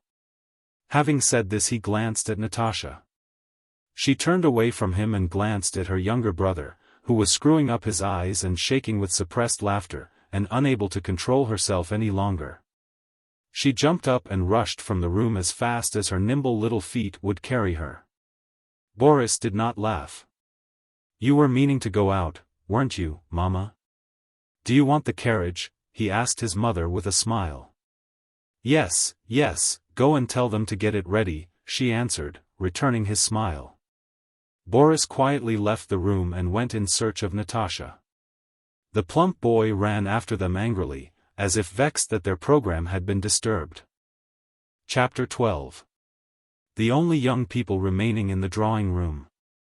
Not counting the young lady visitor and the countess' eldest daughter, who was 4 years older than her sister and behaved already like a grown-up person, were Nikolai and Sonia, the niece. Sonia was a slender little brunette with a tender look in her eyes which were veiled by long lashes, thick black plaits coiling twice round her head, and a tawny tint in her complexion and especially in the color of her slender but graceful and muscular arms and neck. By the grace of her movements, by the softness and flexibility of her small limbs, and by a certain coyness and reserve of manner, she reminded one of a pretty, half-grown kitten which promises to become a beautiful little cat. She evidently considered it proper to show an interest in the general conversation by smiling. But in spite of herself her eyes under their thick long lashes watched her cousin who was going to join the army, with such passionate girlish adoration that her smile could not for a single instant impose upon anyone. And it was clear that the kitten had settled down only to spring up with more energy and again play with her cousin as soon as they two could, like Natasha and Boris, escape from the drawing-room. "Ah yes, my dear," said the Count, addressing the visitor and pointing to Nikolai, "his friend Boris has become an officer, and so for friendship's sake he is leaving the university and me. His old father, and entering the military service, my dear. And there was a place and everything waiting for him in the archives department." "Isn't that friendship?" remarked the Count in an inquiring tone. "But they say that war has been declared," replied the visitor. "They've been saying so a long while," said the Count, "and they'll say so again and again, and that will be the end of it." "My dear, there's friendship for you," he repeated. "He's joining the hussars." The visitor, not knowing what to say, shook her head. "It's not at all from friendship," declared Nikolai, flaring up and turning away as if from a shameful aspersion. "It is not from friendship at all, I simply feel that the army is my vocation." He glanced at his cousin and the young lady visitor, and they were both regarding him with a smile of approbation. "Schubert, the colonel of the Pavlograd Hussars, is dining with us today. He has been here on leave and is taking Nikolai back with him." "It can't be helped," said the Count, shrugging his shoulders and speaking playfully of a matter that evidently distressed him. "I have already told you, Papa," said his son, "that if you don't wish to let me go, I'll stay. But I know I am no use anywhere except in the army. I am not a diplomat or a government clerk. I don't know how to hide what I feel." As he spoke he kept glancing with the flirtatiousness of a handsome youth at Sonia and the young lady visitor. The little kitten, feasting her eyes on him, seemed ready at any moment to start her gambols again and display her kittenish nature. All right," said the old Count. "He always flares up. This Bonaparte has turned all their heads, they all think of how he rose from an ensign and became emperor. Well, God grant it," he added, not noticing his visitor's sarcastic smile. The elders began talking about Bonaparte. Julie Karagina turned to young Rostov. "What a pity you weren't at the Arkarovs on Thursday. It was so dull without you," said she, giving him a tender smile. The young man, flattered, sat down nearer to her with a coquettish smile, and engaged the smiling Julie in a confidential conversation without at all noticing that his involuntary smile had stabbed the heart of Sonia, who blushed and smiled unnaturally. In the midst of his talk he glanced round at her. She gave him a passionately angry glance, and hardly able to restrain her tears and maintain the artificial smile on her lips, she got up and left the room. All Nikolai's animation vanished. He waited for the first pause in the conversation, and then with a distressed face left the room to find Sonia. "How plainly all these young people wear their hearts on their sleeves," said Anna Mikhailovna, pointing to Nikolai as he went out. "Cousinage, Dangiriak's voisinage, 3," she added. "Yes," said the Countess when the brightness these young people had brought into the room had vanished. And as if answering a question no one had put but which was always in her mind, "And how much suffering, how much anxiety one has had to go through that we might rejoice in them now. And yet really the anxiety is greater now than the joy. One is always anxious. Especially just at this age, so dangerous both for girls and boys." "It all depends on the bringing up," remarked the visitor.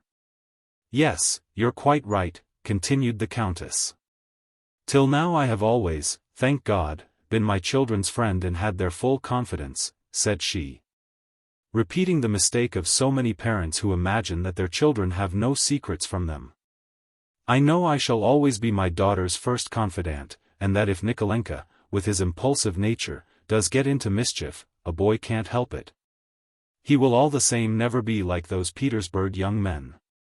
"Yes, they are splendid youngsters," chimed in the Count, who always solved questions that seemed to him perplexing by deciding that everything was splendid. "Just fancy, wants to be an hussar. What's one to do, my dear?" "What a charming creature your younger girl is," said the visitor, "a little volcano." "Yes, a regular volcano," said the Count. "Takes after me. And what a voice she has, though she's my daughter. I tell the truth when I say she'll be a singer, a second Salomone. We have engaged an Italian to give her lessons. Isn't she too young?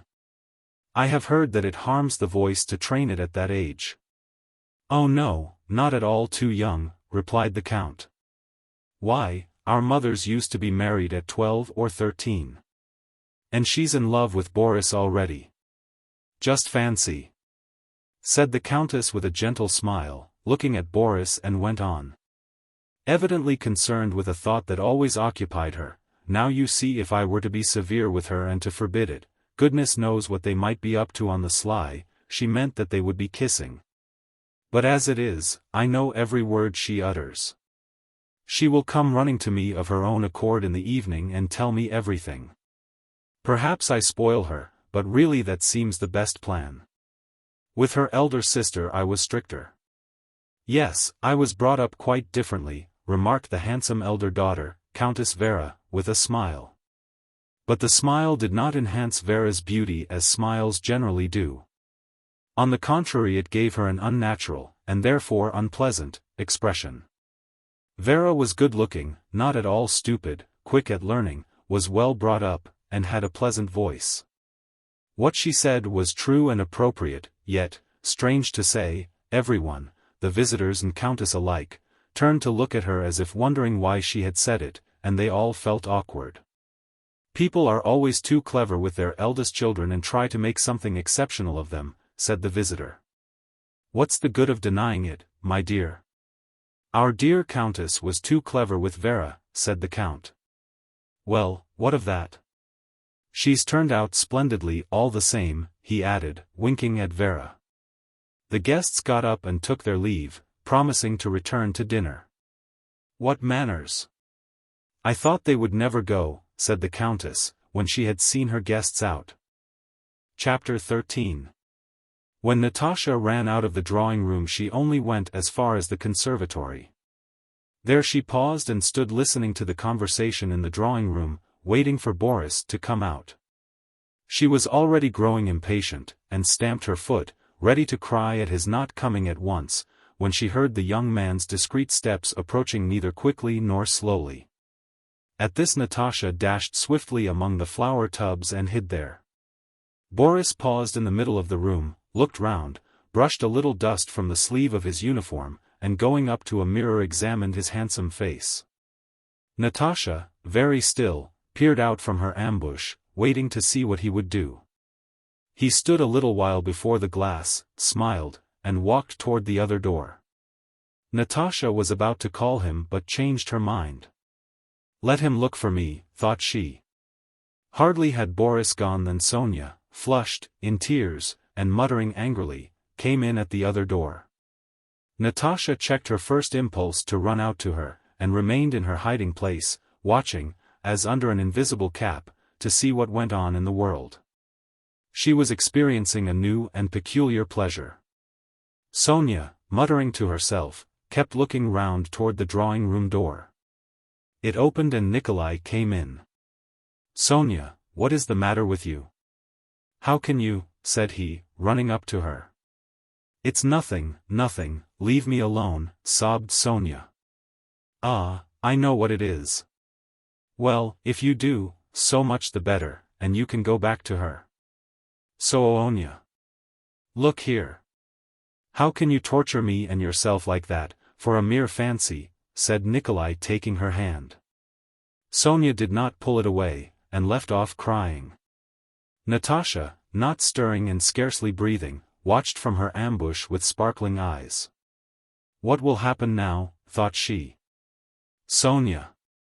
What is anyone in the world to me? You alone are everything, said Nikolai. And I will prove it to you. I don't like you to talk like that.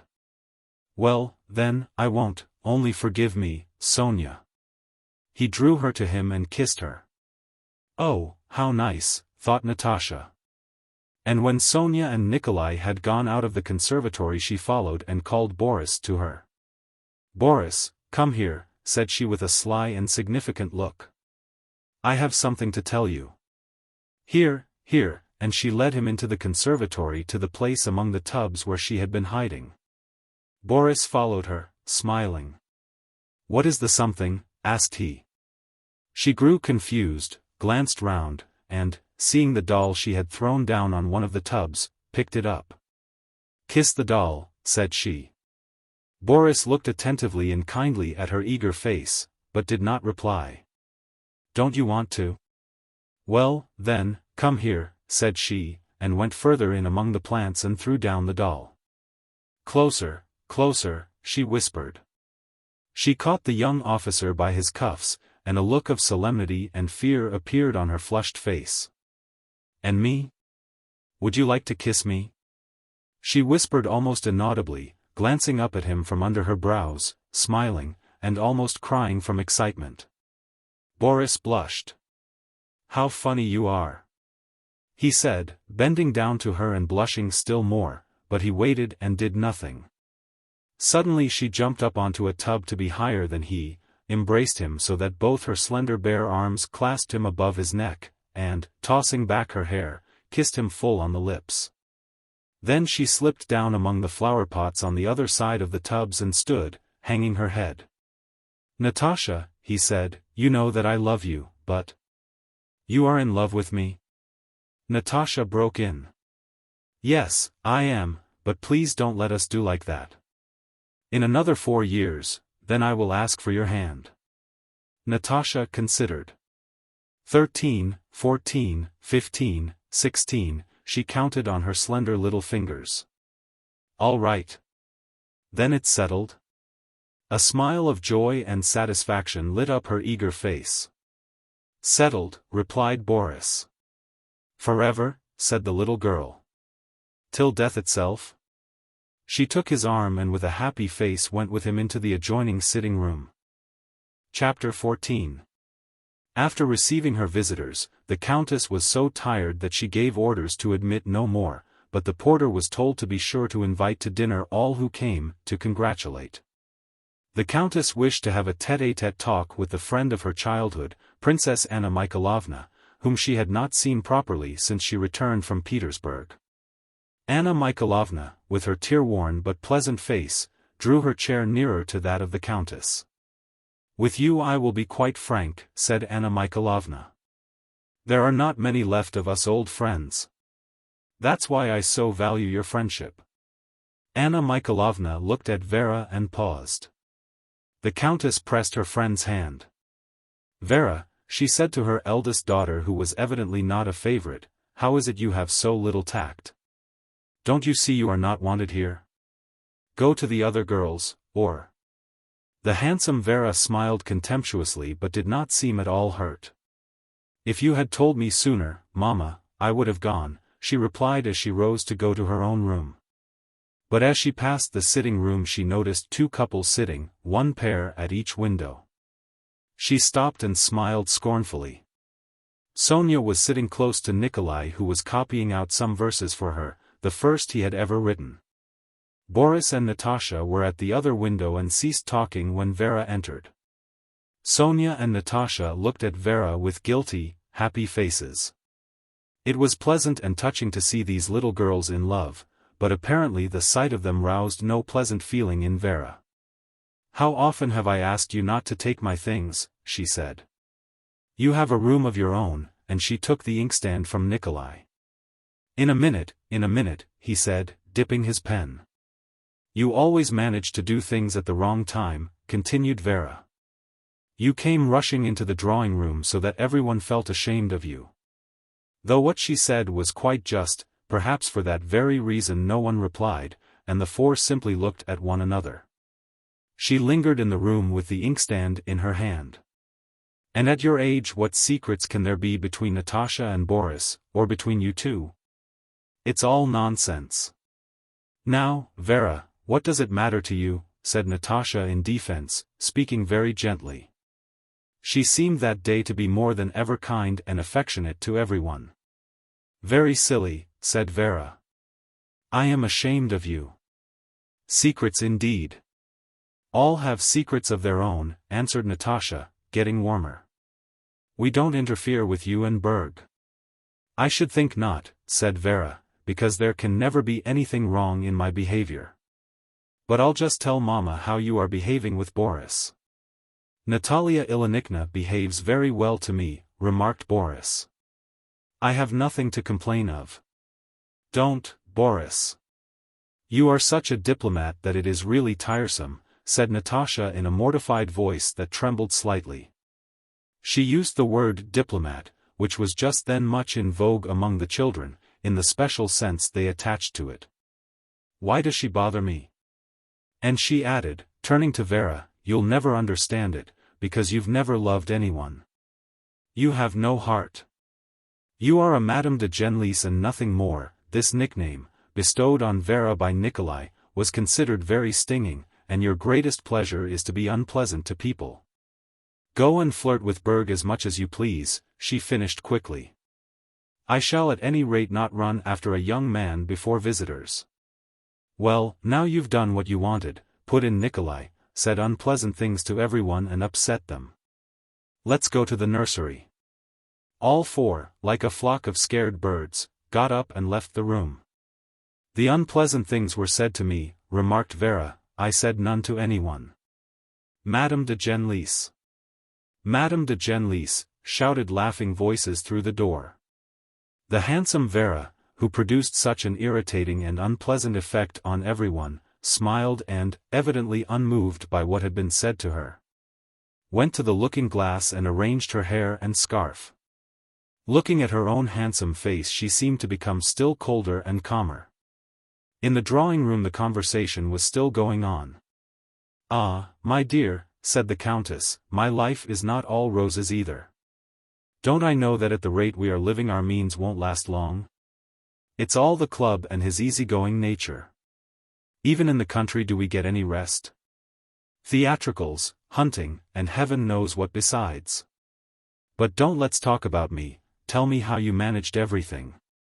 I often wonder at you, Annette, how at your age you can rush off alone in a carriage to Moscow, to Petersburg, to those ministers and great people, and know how to deal with them all. It's quite astonishing. How did you get things settled?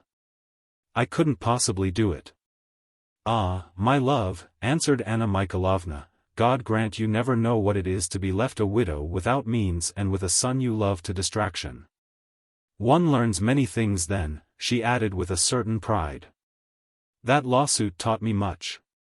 When I want to see one of those big people I write a note, Princess so-and-so desires an interview with so-and-so, and then I take a cab and go myself 2, 3, or 4 times, till I get what I want. I don't mind what they think of me. Well, and to whom did you apply about Barenka? Asked the Countess. You see, yours is already an officer in the Guards, while my Nikolushka is going as a cadet. There's no one to interest himself for him. To whom did you apply? To Prince Vasily. He was so kind. He at once agreed to everything, and put the matter before the Emperor, said Princess Anna Mikhailovna enthusiastically, quite forgetting all the humiliation she had endured to gain her end. Has Prince Vasily aged much? Asked the Countess. I have not seen him since we acted together at the Rumiantsovs' theatricals. I expect he has forgotten me. He paid me attentions in those days, said the Countess, with a smile. He is just the same as ever, replied Anna Mikhailovna, overflowing with amiability. His position has not turned his head at all. He said to me, I am sorry I can do so little for you, dear princess. I am at your command. Yes, he is a fine fellow and a very kind relation.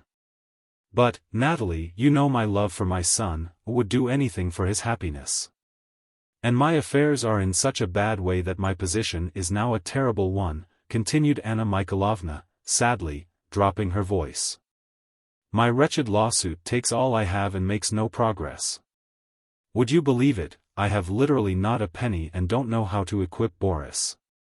She took out her handkerchief and began to cry. I need 500 rubles, and have only one 25-ruble note. I am in such a state. My only hope now is in Count Kirill Vladimirovich Bezukhov. If he will not assist his godson, you know he is Boris's godfather, and allow him something for his maintenance, all my trouble will have been thrown away. I shall not be able to equip him." The countess' eyes filled with tears and she pondered in silence.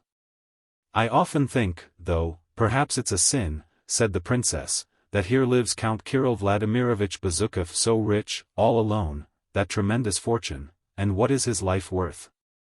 It's a burden to him, and Boris's life is only just beginning." "Surely he will leave something to Boris," said the countess. "Heaven only knows, my dear. These rich grandees are so selfish. Still, I will take Boris and go to see him at once, and I shall speak to him straight out. Let people think what they will of me, it's really all the same to me when my son's fate is at stake." The princess rose. "It's now 2 o'clock and you dine at 4. There will just be time." And like a practical Petersburg lady who knows how to make the most of time, Anna Mikhailovna sent someone to call her son, and went into the anteroom with him. "Goodbye, my dear," said she to the countess who saw her to the door, and added in a whisper so that her son should not hear, "Wish me good luck." "Are you going to Count Kirill Vladimirovich, my dear?" said the count coming out from the dining hall into the anteroom, and he added, "If he is better, ask Pierre to dine with us. He has been to the house, you know, and danced with the children. Be sure to invite him, my dear. We will see how Taras distinguishes himself today. He says Count Orlov never gave such a dinner as ours will be." Chapter 15. "My dear Boris," said Princess Anna Mikhailovna to her son as Countess Rostova's carriage in which they were seated drove over the straw-covered street and turned into the wide courtyard of Count Kirill Vladimirovich Bezukhov's house.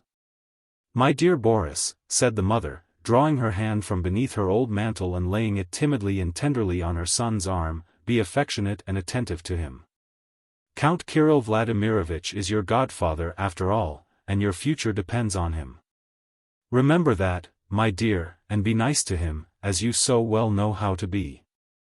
"If only I knew that anything besides humiliation would come of it," answered her son coldly. "But I have promised and will do it for your sake." Although the hall porter saw someone's carriage standing at the entrance. After scrutinizing the mother and son, who without asking to be announced had passed straight through the glass porch between the rows of statues in niches, and looking significantly at the lady's old cloak, he asked whether they wanted the count or the princesses, and, hearing that they wished to see the count, said His Excellency was worse today, and that His Excellency was not receiving anyone. "We may as well go back," said the son in French. "My dear," exclaimed his mother imploringly, again laying her hand on his arm as if that touch might soothe or rouse him. Boris said no more, but looked inquiringly at his mother without taking off his cloak. "My friend," said Anna Mikhailovna in gentle tones, addressing the hall porter, "I know Count Kirill Vladimirovich is very ill, that's why I have come. I am a relation. I shall not disturb him, my friend. I only need see Prince Vasily Sergeyevich. He is staying here, is he not? Please announce me." The hall porter sullenly pulled a bell that rang upstairs, and turned away. "Princess Drubetskaya to see Prince Vasily Sergeyevich," he called to a footman dressed in knee breeches, shoes, and a swallowtail coat, who ran downstairs and looked over from the halfway landing. The mother smoothed the folds of her dyed silk dress before a large Venetian mirror in the wall, and in her trodden-down shoes briskly ascended the carpeted stairs. "My dear," she said to her son, once more stimulating him by a touch, "you promised me." The son, lowering his eyes, followed her quietly. They entered the large hall, from which one of the doors led to the apartments assigned to Prince Vasily. Just as the mother and son, having reached the middle of the hall, were about to ask their way of an elderly footman who had sprung up as they entered. The bronze handle of one of the doors turned and Prince Vasily came out, wearing a velvet coat with a single star on his breast, as was his custom when at home, taking leave of a good-looking, dark-haired man. This was the celebrated Petersburg doctor, Lorraine. "Then it is certain," said the prince. "Prince, humanum est errare, for but," replied the doctor, swallowing his r's, and pronouncing the Latin words with a French accent. Very well, very well. Seeing Anna Mikhailovna and her son, Prince Vasily dismissed the doctor with a bow and approached them silently and with a look of inquiry. The son noticed that an expression of profound sorrow suddenly clouded his mother's face, and he smiled slightly. "Ah, Prince! In what sad circumstances we meet again! And how is our dear invalid?" said she, as though unaware of the cold offensive look fixed on her. Prince Vasily stared at her and at Boris questioningly and perplexed.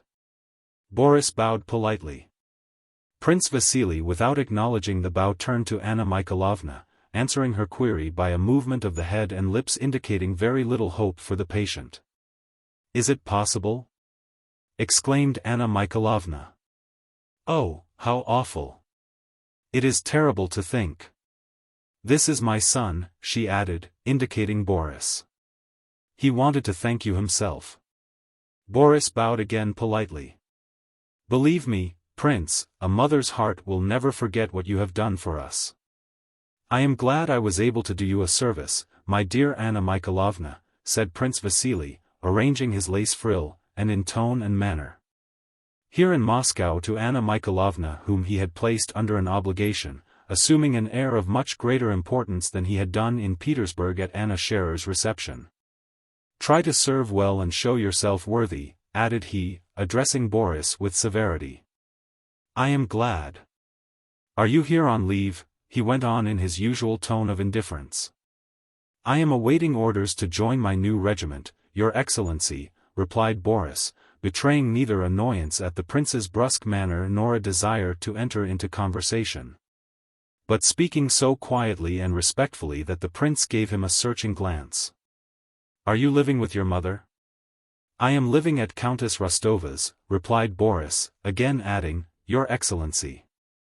"That is, with Ilya Rostov, who married Natalie Shinshina," said Anna Mikhailovna. I know," answered Prince Vasily in his monotonous voice. "I never could understand how Natalie made up her mind to marry that unlicked bear.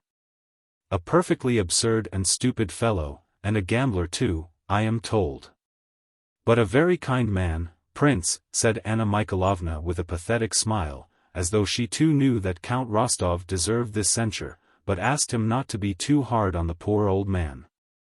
"What do the doctors say?" asked the princess after a pause, her worn face again expressing deep sorrow. "They give little hope," replied the prince. "And I should so like to thank Uncle once for all his kindness to me and Boris. He is his godson," she added, her tone suggesting that this fact ought to give Prince Vasily much satisfaction. Prince Vasily became thoughtful and frowned. Anna Mikhailovna saw that he was afraid of finding in her a rival for Count Bezukhov's fortune, and hastened to reassure him. "If it were not for my sincere affection and devotion to Uncle," said she, uttering the word with peculiar assurance and unconcern, "I know his character, noble, upright, but you see he has no one with him except the young princesses.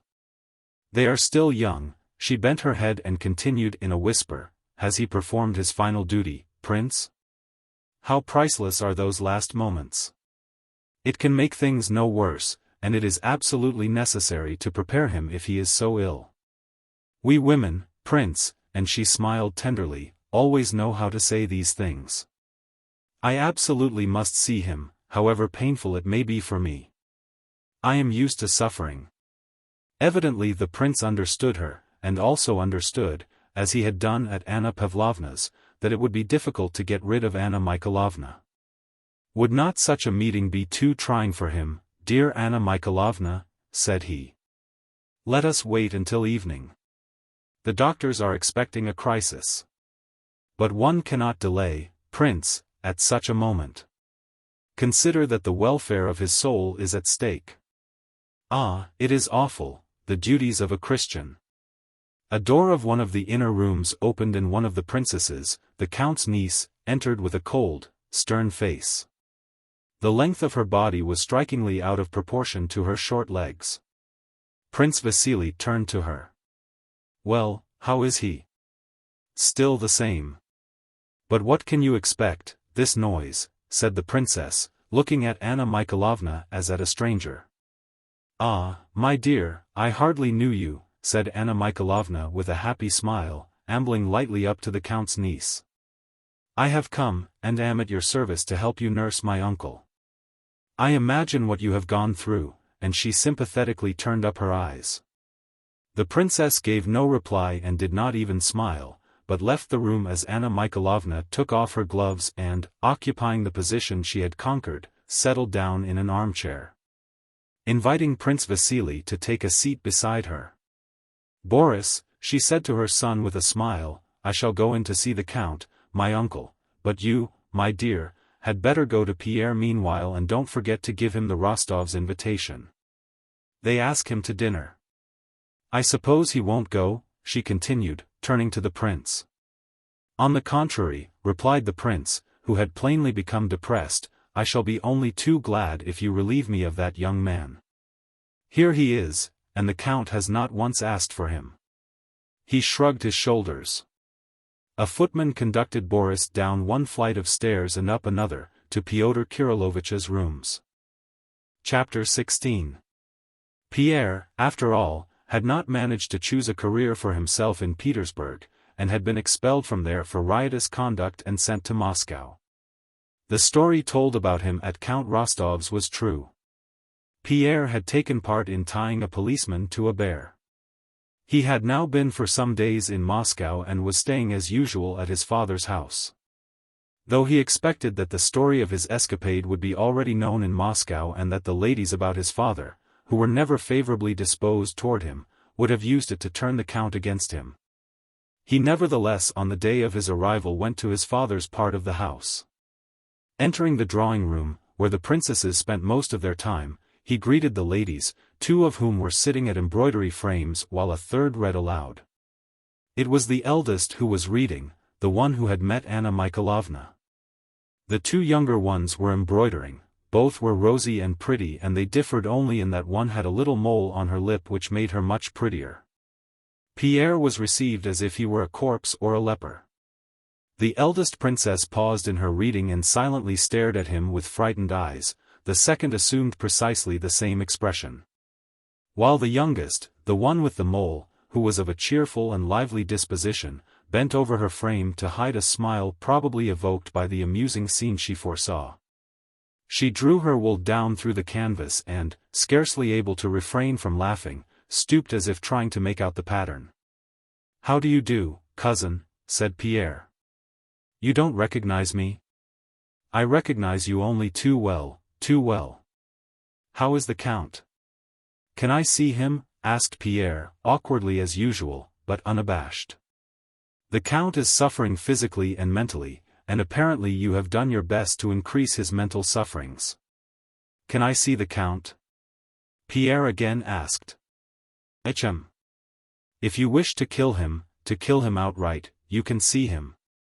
Olga, go and see whether uncle's beef tea is ready, it is almost time," she added, giving Pierre to understand that they were busy making his father comfortable, while evidently he, Pierre, was only busy causing him annoyance. Olga went out. Pierre stood looking at the sisters, then he bowed and said, "Then I will go to my rooms. You will let me know when I can see him."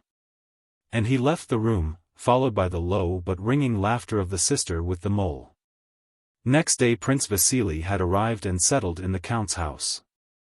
He sent for Pierre and said to him, "My dear fellow, if you are going to behave here as you did in Petersburg, you will end very badly, that is all I have to say to you. The count is very, very ill, and you must not see him at all." Since then Pierre had not been disturbed and had spent the whole time in his rooms upstairs. When Boris appeared at his door Pierre was pacing up and down his room, stopping occasionally at a corner to make menacing gestures at the wall, as if running a sword through an invisible foe, and glaring savagely over his spectacles, and then again resuming his walk, muttering indistinct words, shrugging his shoulders and gesticulating. "England is done for," said he, scowling and pointing his finger at someone unseen. "Mr. Pitt, as a traitor to the nation and to the rights of man, is sentenced to," but before Pierre, who at that moment imagined himself to be Napoleon in person and to have just effected the dangerous crossing of the Straits of Dover and captured London, could pronounce Pitt's sentence. He saw a well-built and handsome young officer entering his room. Pierre paused. He had left Moscow when Boris was a boy of 14, and had quite forgotten him, but in his usual impulsive and hearty way he took Boris by the hand with a friendly smile. "Do you remember me?" asked Boris quietly with a pleasant smile. "I have come with my mother to see the Count, but it seems he is not well." "Yes, it seems he is ill. People are always disturbing him," answered Pierre, trying to remember who this young man was. Boris felt that Pierre did not recognize him but did not consider it necessary to introduce himself, and without experiencing the least embarrassment looked Pierre straight in the face. "Count Rostov asks you to come to dinner today," said he, after a considerable pause which made Pierre feel uncomfortable. "Ah, Count Rostov," exclaimed Pierre joyfully. "Then you are his son, Ilya? Only fancy, I didn't know you at first. Do you remember how we went to the Sparrow Hills with Madame Jacquot? It's such an age." "You are mistaken," said Boris deliberately, with a bold and slightly sarcastic smile. "I am Boris, son of Princess Anna Mikhailovna Drubetskaya. Rostov, the father, is Ilya, and his son is Nikolai. I never knew any Madame Jacquot." Pierre shook his head and arms as if attacked by mosquitoes or bees. "Oh dear, what am I thinking about? I've mixed everything up. One has so many relatives in Moscow." "So you are Boris?" "Of course. Well, now we know where we are. And what do you think of the Boulogne expedition? The English will come off badly, you know, if Napoleon gets across the Channel. I think the expedition is quite feasible. If only Villeneuve doesn't make a mess of things." Boris knew nothing about the Boulogne expedition, he did not read the papers and it was the first time he had heard Villeneuve's name. "We here in Moscow are more occupied with dinner parties and scandal than with politics," said he in his quiet ironical tone. "I know nothing about it and have not thought about it. Moscow is chiefly busy with gossip," he continued. "Just now they are talking about you and your father." Pierre smiled in his good-natured way as if afraid for his companion's sake that the latter might say something he would afterwards regret. But Boris spoke distinctly, clearly, and dryly, looking straight into Pierre's eyes. "Moscow has nothing else to do but gossip," Boris went on. "Everybody is wondering to whom the Count will leave his fortune, though he may perhaps outlive us all, as I sincerely hope he will." "Yes, it is all very horrid," interrupted Pierre. "Very horrid." Pierre was still afraid that this officer might inadvertently say something disconcerting to himself. "And it must seem to you," said Boris flushing slightly, but not changing his tone or attitude, "it must seem to you that everyone is trying to get something out of the rich man?" "So it does," thought Pierre. "But I just wished to say, to avoid misunderstandings, that you are quite mistaken if you reckon me or my mother among such people. We are very poor, but for my own part at any rate, for the very reason that your father is rich, I don't regard myself as a relation of his. And neither I nor my mother would ever ask or take anything from him." For a long time Pierre could not understand, but when he did, he jumped up from the sofa, seized Boris under the elbow in his quick, clumsy way, and, blushing far more than Boris, began to speak with a feeling of mingled shame and vexation. "Well, this is strange. Do you suppose who could think? I know very well." But Boris again interrupted him. "I am glad I have spoken out fully. Perhaps you did not like it?" "You must excuse me," said he, putting Pierre at ease instead of being put at ease by him, "but I hope I have not offended you. I always make it a rule to speak out. Well, what answer am I to take? Will you come to dinner at the Rostovs?"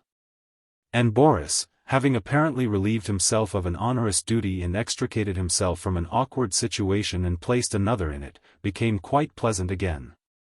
"No, but I say," said Pierre, calming down, "you are a wonderful fellow. What you have just said is good, very good. Of course you don't know me. We have not met for such a long time, not since we were children. You might think that I understand, quite understand. I could not have done it myself, I should not have had the courage, but it's splendid. I am very glad to have made your acquaintance. It's queer, he added after a pause, that you should have suspected me. He began to laugh. Well, what of it? I hope we'll get better acquainted, and he pressed Boris' hand. Do you know, I have not once been in to see the Count. He has not sent for me. I am sorry for him as a man, but what can one do? And so you think Napoleon will manage to get an army across? Asked Boris with a smile. Pierre saw that Boris wished to change the subject, and being of the same mind he began explaining the advantages and disadvantages of the Boulogne expedition. A footman came in to summon Boris. The princess was going. Pierre, in order to make Boris better acquaintance, promised to come to dinner, and warmly pressing his hand looked affectionately over his spectacles into Boris' eyes. After he had gone, Pierre continued pacing up and down the room for a long time, no longer piercing an imaginary foe with his imaginary sword, but smiling at the remembrance of that pleasant, intelligent, and resolute young man. As often happens in early youth, especially to one who leads a lonely life, he felt an unaccountable tenderness for this young man and made up his mind that they would be friends. Prince Vasily saw the princess off.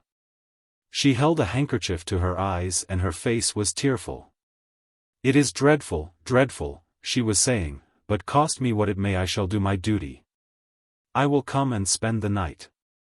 He must not be left like this. Every moment is precious. I can't think why his nieces put it off. Perhaps God will help me to find a way to prepare him. Adieu, Prince. May God support you. Adieu, ma bonne, answered Prince Vasily, turning away from her. Oh, he is in a dreadful state, said the mother to her son when they were in the carriage. He hardly recognizes anybody. I don't understand, Mama, what is his attitude to Pierre? Asked the son.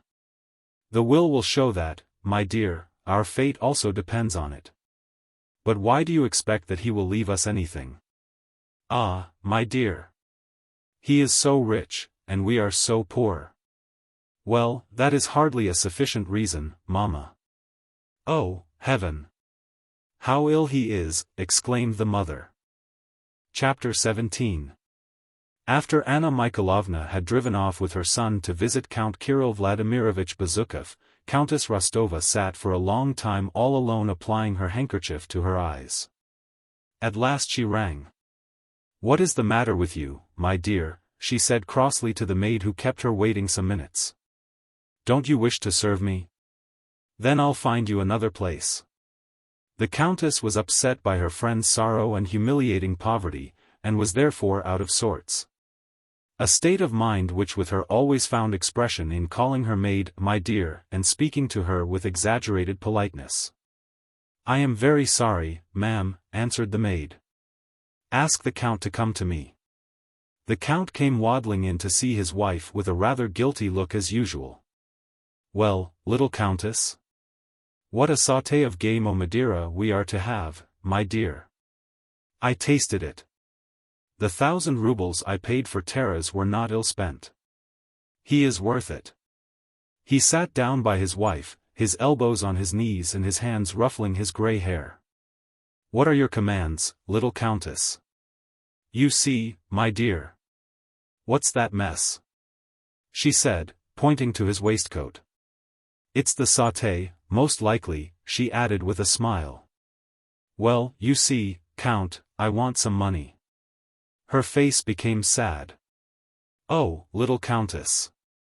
And the count began bustling to get out his pocketbook. I want a great deal, Count. I want 500 rubles, and taking out her cambric handkerchief she began wiping her husband's waistcoat. Yes, immediately, immediately. Hey, who's there? He called out in a tone only used by persons who are certain that those they call will rush to obey the summons. send Mitenka to me." Mitenka, a man of good family who had been brought up in the count's house and now managed all his affairs, stepped softly into the room. "This is what I want, my dear fellow," said the count to the deferential young man who had entered. "Bring me," he reflected a moment, "yes, bring me 700 rubles, yes. But mind, don't bring me such tattered and dirty notes as last time, but nice clean ones for the countess." "Yes, Mitenka, clean ones, please," said the countess, sighing deeply. "When would you like them, your excellency?" asked Mitenka. "Allow me to inform you. But, don't be uneasy," he added, noticing that the count was beginning to breathe heavily and quickly, which was always a sign of approaching anger. "I was forgetting. Do you wish it brought at once?" "Yes, yes, just so." "Bring it. Give it to the countess. What a treasure that Mitenka is," added the count with a smile when the young man had departed. "There is never any impossible with him. That's a thing I hate. Everything is possible." "Ah, money, count, money. How much sorrow it causes in the world," said the countess. "But I am in great need of this sum." "You, my little countess, are a notorious spendthrift," said the count, and having kissed his wife's hand he went back to his study. When Anna Mikhailovna returned from Count Bezukhov's, the money, all in clean notes, was lying ready under a handkerchief on the countess' little table. And Anna Mikhailovna noticed that something was agitating her. "Well, my dear?" asked the countess. "Oh, what a terrible state he is in. One would not know him, he is so ill. I was only there a few moments and hardly said a word." "Annette, for heaven's sake don't refuse me," the countess began, with a blush that looked very strange on her thin, dignified, elderly face, and she took the money from under the handkerchief. Anna Mikhailovna instantly guessed her intention and stooped to be ready to embrace the countess at the appropriate moment. "This is for Boris from me, for his outfit." Anna Mikhailovna was already embracing her and weeping. The countess wept too. They wept because they were friends, and because they were kind-hearted, and because they, friends from childhood, had to think about such a base thing as money, and because their youth was over. But those tears were pleasant to them both. Chapter 18. Countess Rostova, with her daughters and a large number of guests, was already seated in the drawing-room. The count took the gentlemen into his study and showed them his choice collection of Turkish pipes. From time to time he went out to ask, "Hasn't she come yet?" They were expecting Maria Dmitrievna Akrosimova, known in society as Le Terrible Dragon, a lady distinguished not for wealth or rank, but for common sense and frank plainness of speech. Maria Dmitrievna was known to the imperial family as well as to all Moscow and Petersburg, and both cities wondered at her, laughed privately at her rudenesses, and told good stories about her. While none the less all without exception respected and feared her. In the count's room, which was full of tobacco smoke, they talked of the war that had been announced in a manifesto, and about the recruiting. None of them had yet seen the manifesto, but they all knew it had appeared. The count sat on the sofa between two guests who were smoking and talking. He neither smoked nor talked, but bending his head first to one side and then to the other watched the smokers with evident pleasure and listened to the conversation of his two neighbors, whom he egged on against each other. One of them was a sallow, clean-shaven civilian with a thin and wrinkled face, already growing old, though he was dressed like a most fashionable young man. He sat with his legs up on the sofa as if quite at home and, having stuck an amber mouthpiece far into his mouth, was inhaling the smoke spasmodically and screwing up his eyes. This was an old bachelor, Shinshin, a cousin of the countess, a man with a sharp tongue, as they said in Moscow society. He seemed to be condescending to his companion. The latter, a fresh, rosy officer of the guards, irreproachably washed, brushed, and buttoned, held his pipe in the middle of his mouth and with red lips gently inhaled the smoke, letting it escape from his handsome mouth in rings. This was Lieutenant Berg, an officer in the Semenov regiment with whom Boris was to travel to join the army, and about whom Natasha had teased her elder sister Vera. Speaking of Berg as her intended. The Count sat between them and listened attentively. His favorite occupation when not playing Boston, a card game he was very fond of, was that of listener, especially when he succeeded in setting two loquacious talkers at one another. "Well, then, old chap, mon trace honorable Alphonse Karlovich," said Shinshin, laughing ironically and mixing the most ordinary Russian expressions with the choicest French phrases, which was a peculiarity of his speech. "Vous comptez vous faire de rente sur l'état, five you want to make something out of your company?" "No, Pyotr Nikolaevich. I only want to show that in the cavalry the advantages are far less than in the infantry. Just consider my own position now, Pyotr Nikolaevich." Berg always spoke quietly, politely, and with great precision. His conversation always related entirely to himself.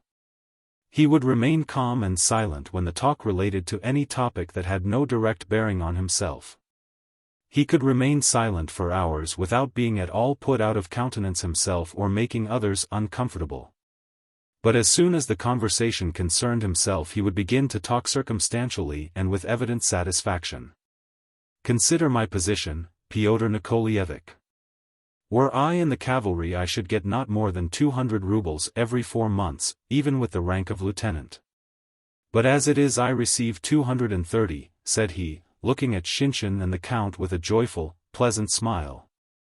As if it were obvious to him that his success must always be the chief desire of everyone else.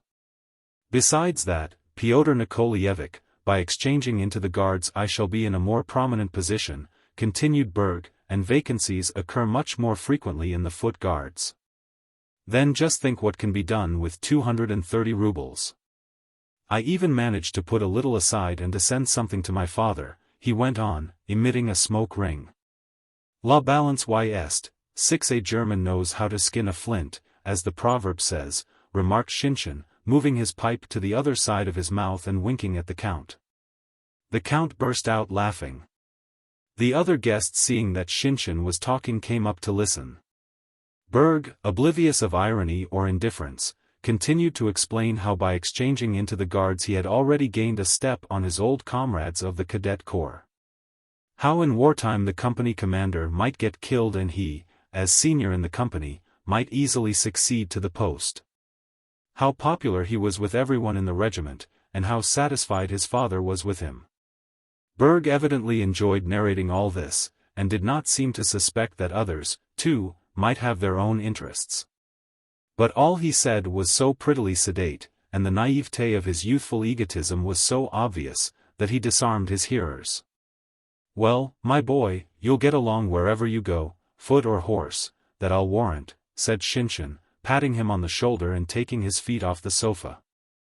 Berg smiled joyously. The Count, followed by his guests, went into the drawing-room.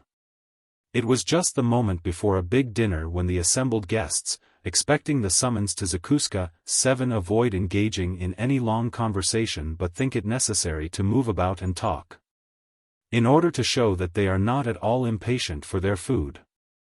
The host and hostess look toward the door, and now and then glance at one another, and the visitors try to guess from these glances who, or what, they are waiting for, some important relation who has not yet arrived, or a dish that is not yet ready. Pierre had come just at dinner time and was sitting awkwardly in the middle of the drawing-room on the first chair he had come across, blocking the way for everyone. The Countess tried to make him talk, but he went on naively looking around through his spectacles as if in search of somebody and answered all her questions in monosyllables. He was in the way and was the only one who did not notice the fact.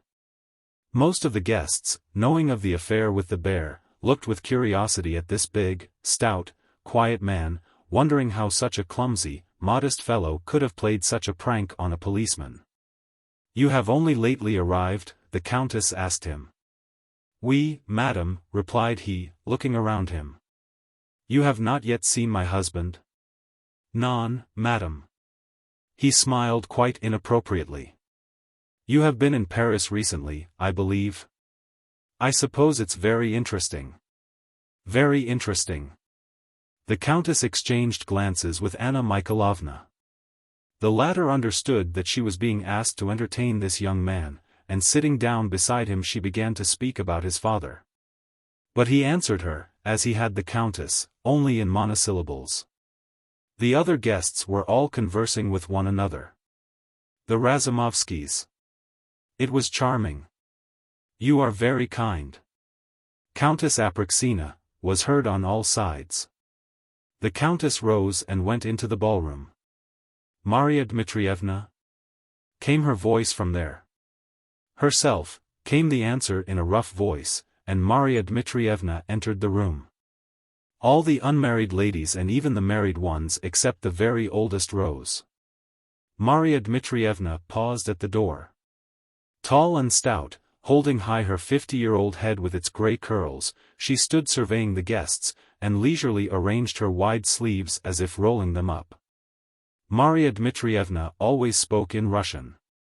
Health and happiness to her whose name day we are keeping and to her children, she said, in her loud, full-toned voice which drowned all others. Well, you old sinner, she went on, turning to the count who was kissing her hand, you're feeling dull in Moscow, I dare say? Nowhere to hunt with your dogs? But what is to be done, old man? Just see how these nestlings are growing up, and she pointed to the girls. You must look for husbands for them whether you like it or not. Well, said she, how's my Cossack? Maria Dmitrievna always called Natasha a Cossack, and she stroked the child's arm as she came up fearless and gay to kiss her hand. I know she's a scamp of a girl, but I like her.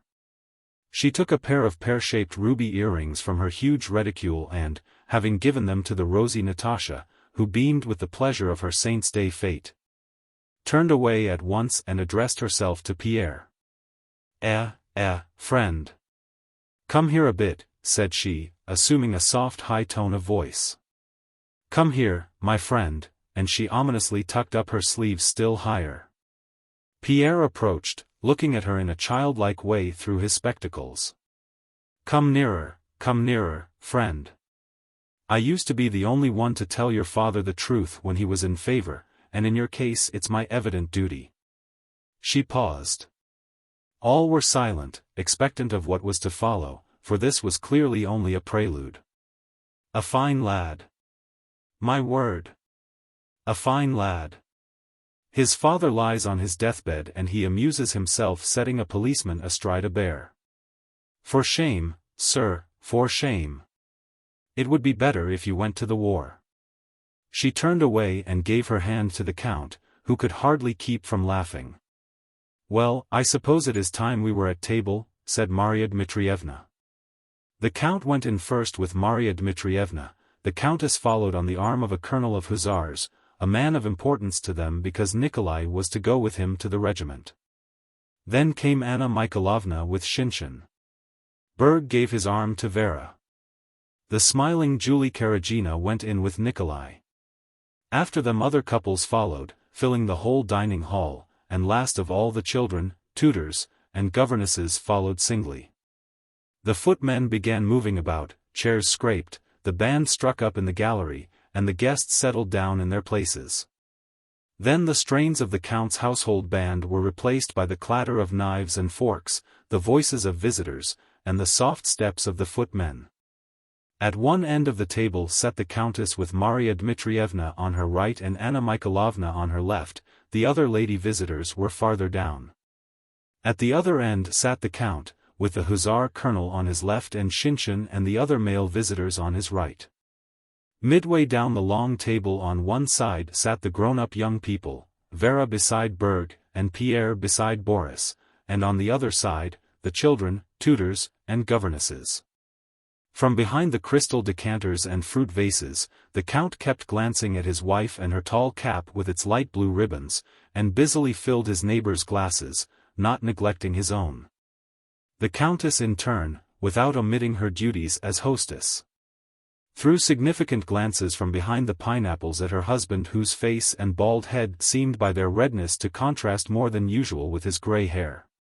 At the ladies' end an even chatter of voices was heard all the time, at the men's end the voices sounded louder and louder, especially that of the colonel of hussars who, growing more and more flushed, ate and drank so much that the count held him up as a pattern to the other guests. Berg with tender smiles was saying to Vera that love is not an earthly but a heavenly feeling. Boris was telling his new friend Pierre who the guests were and exchanging glances with Natasha, who was sitting opposite. Pierre spoke little but examined the new faces, and ate a great deal. Of the two soups he chose turtle with savory patties and went on to the game without omitting a single dish or one of the wines. These latter the butler thrust mysteriously forward, wrapped in a napkin, from behind the next man's shoulders and whispered, "Dry Madeira. Hungarian, or Rhine wine, as the case might be." Of the 4 crystal glasses engraved with the count's monogram that stood before his plate, Pierre held out one at random and drank with enjoyment, gazing with ever-increasing amiability at the other guests. Natasha, who sat opposite, was looking at Boris as girls of 13 look at the boy they are in love with and have just kissed for the first time. Sometimes that same look fell on Pierre, and that funny lively little girl's look made him inclined to laugh without knowing why. Nikolai sat at some distance from Sonia, beside Julie Karagina, to whom he was again talking with the same involuntary smile. Sonia wore a company smile but was evidently tormented by jealousy. Now she turned pale, now blushed and strained every nerve to overhear what Nikolai and Julie were saying to one another. The governess kept looking round uneasily as if preparing to resent any slight that might be put upon the children. The German tutor was trying to remember all the dishes, wines, and kinds of dessert, in order to send a full description of the dinner to his people in Germany. And he felt greatly offended, and the butler with a bottle wrapped in a napkin passed him by.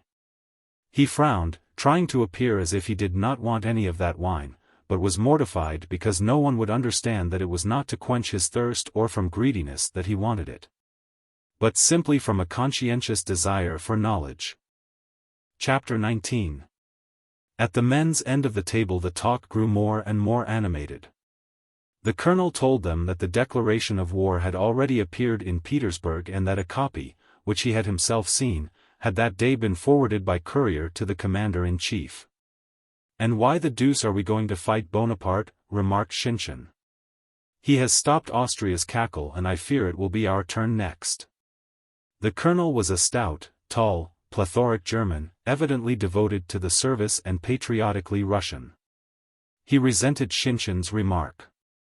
"It is for the reason, my good sir," said he, speaking with a German accent, "for the reason that the Emperor knows that. He declares in the manifesto that he cannot view with indifference the danger threatening Russia and that the safety and dignity of the empire as well as the sanctity of its alliances." He spoke this last word with particular emphasis as if in it lay the gist of the matter. Then with the unerring official memory that characterized him he repeated from the opening words of the manifesto.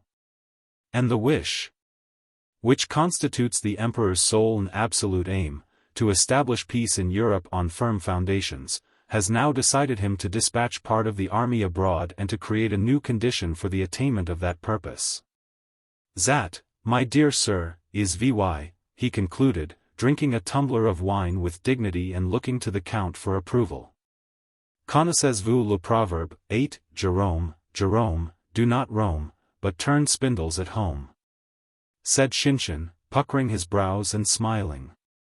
"C'est la nous convient à merveille.9 Suvorov now," he knew what he was about, yet they beat him à plate couture. 10 And where are we to find Suvorovs now? Je vous demande un peu, 11 said he, continually changing from French to Russian. "We must fight to the last tear up of our blood," said the colonel, thumping the table, "and we must tie for our emperor, and then all will be well. And we must discuss it as little as possible." He dwelt particularly on the word possible. "As possible," he ended, again turning to the count. "That is how we old hussars look at it, and there's an end of it. And how do you, a young man and a young hussar, how do you judge of it?" he added, addressing Nikolai, who when he heard that the war was being discussed had turned from his partner with eyes and ears intent on the colonel. "I am quite of your opinion," replied Nikolai, flaming up, turning his plate round and moving his wineglasses about with as much decision and desperation as though he were at that moment facing some great danger. "I am convinced that we Russians must die or conquer," he concluded. Conscious, as were others, after the words were uttered, that his remarks were too enthusiastic and emphatic for the occasion and were therefore awkward. "What you said just now was splendid," said his partner Julie. Sonia trembled all over and blushed to her ears and behind them and down to her neck and shoulders while Nikolai was speaking. Pierre listened to the colonel's speech and nodded approvingly. "That's fine," said he.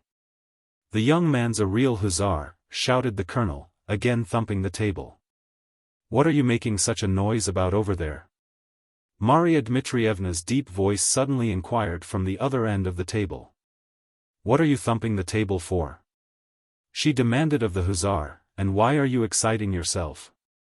Do you think the French are here?" "I am speaking the truce," replied the hussar with a smile.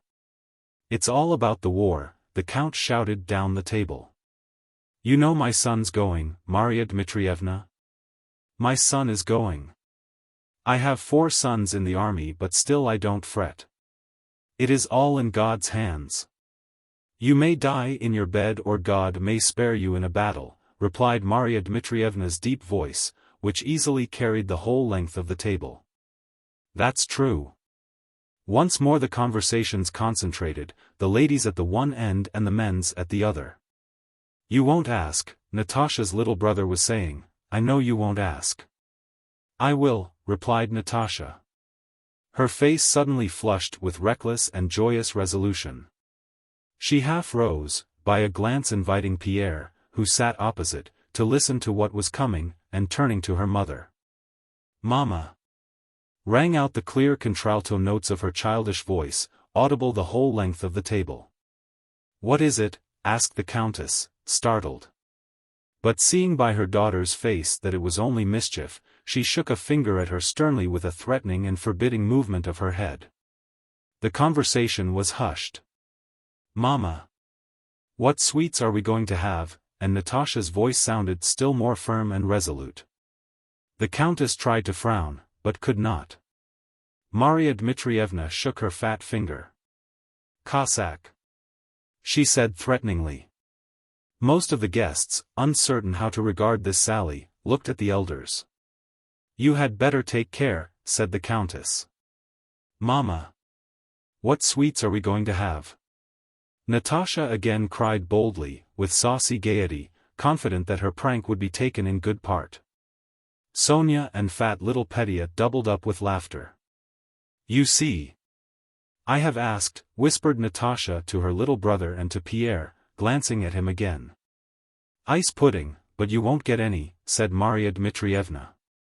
Natasha saw there was nothing to be afraid of, and so she braved even Maria Dmitrievna. "Maria Dmitrievna! What kind of ice pudding? I don't like ice cream. Carrot ices. No." "What kind, Maria Dmitrievna? What kind?" she almost screamed. "I want to know." Maria Dmitrievna and the countess burst out laughing, and all the guests joined in. Everyone laughed, not at Maria Dmitrievna's answer but at the incredible boldness and smartness of this little girl who had dared to treat Maria Dmitrievna in this fashion. Natasha only desisted when she had been told that there would be pineapple ice. Before the ices, champagne was served round. The band again struck up, the count and countess kissed, and the guests, leaving their seats, went up to congratulate the countess, and reached across the table to clink glasses with the count, with the children, and with one another.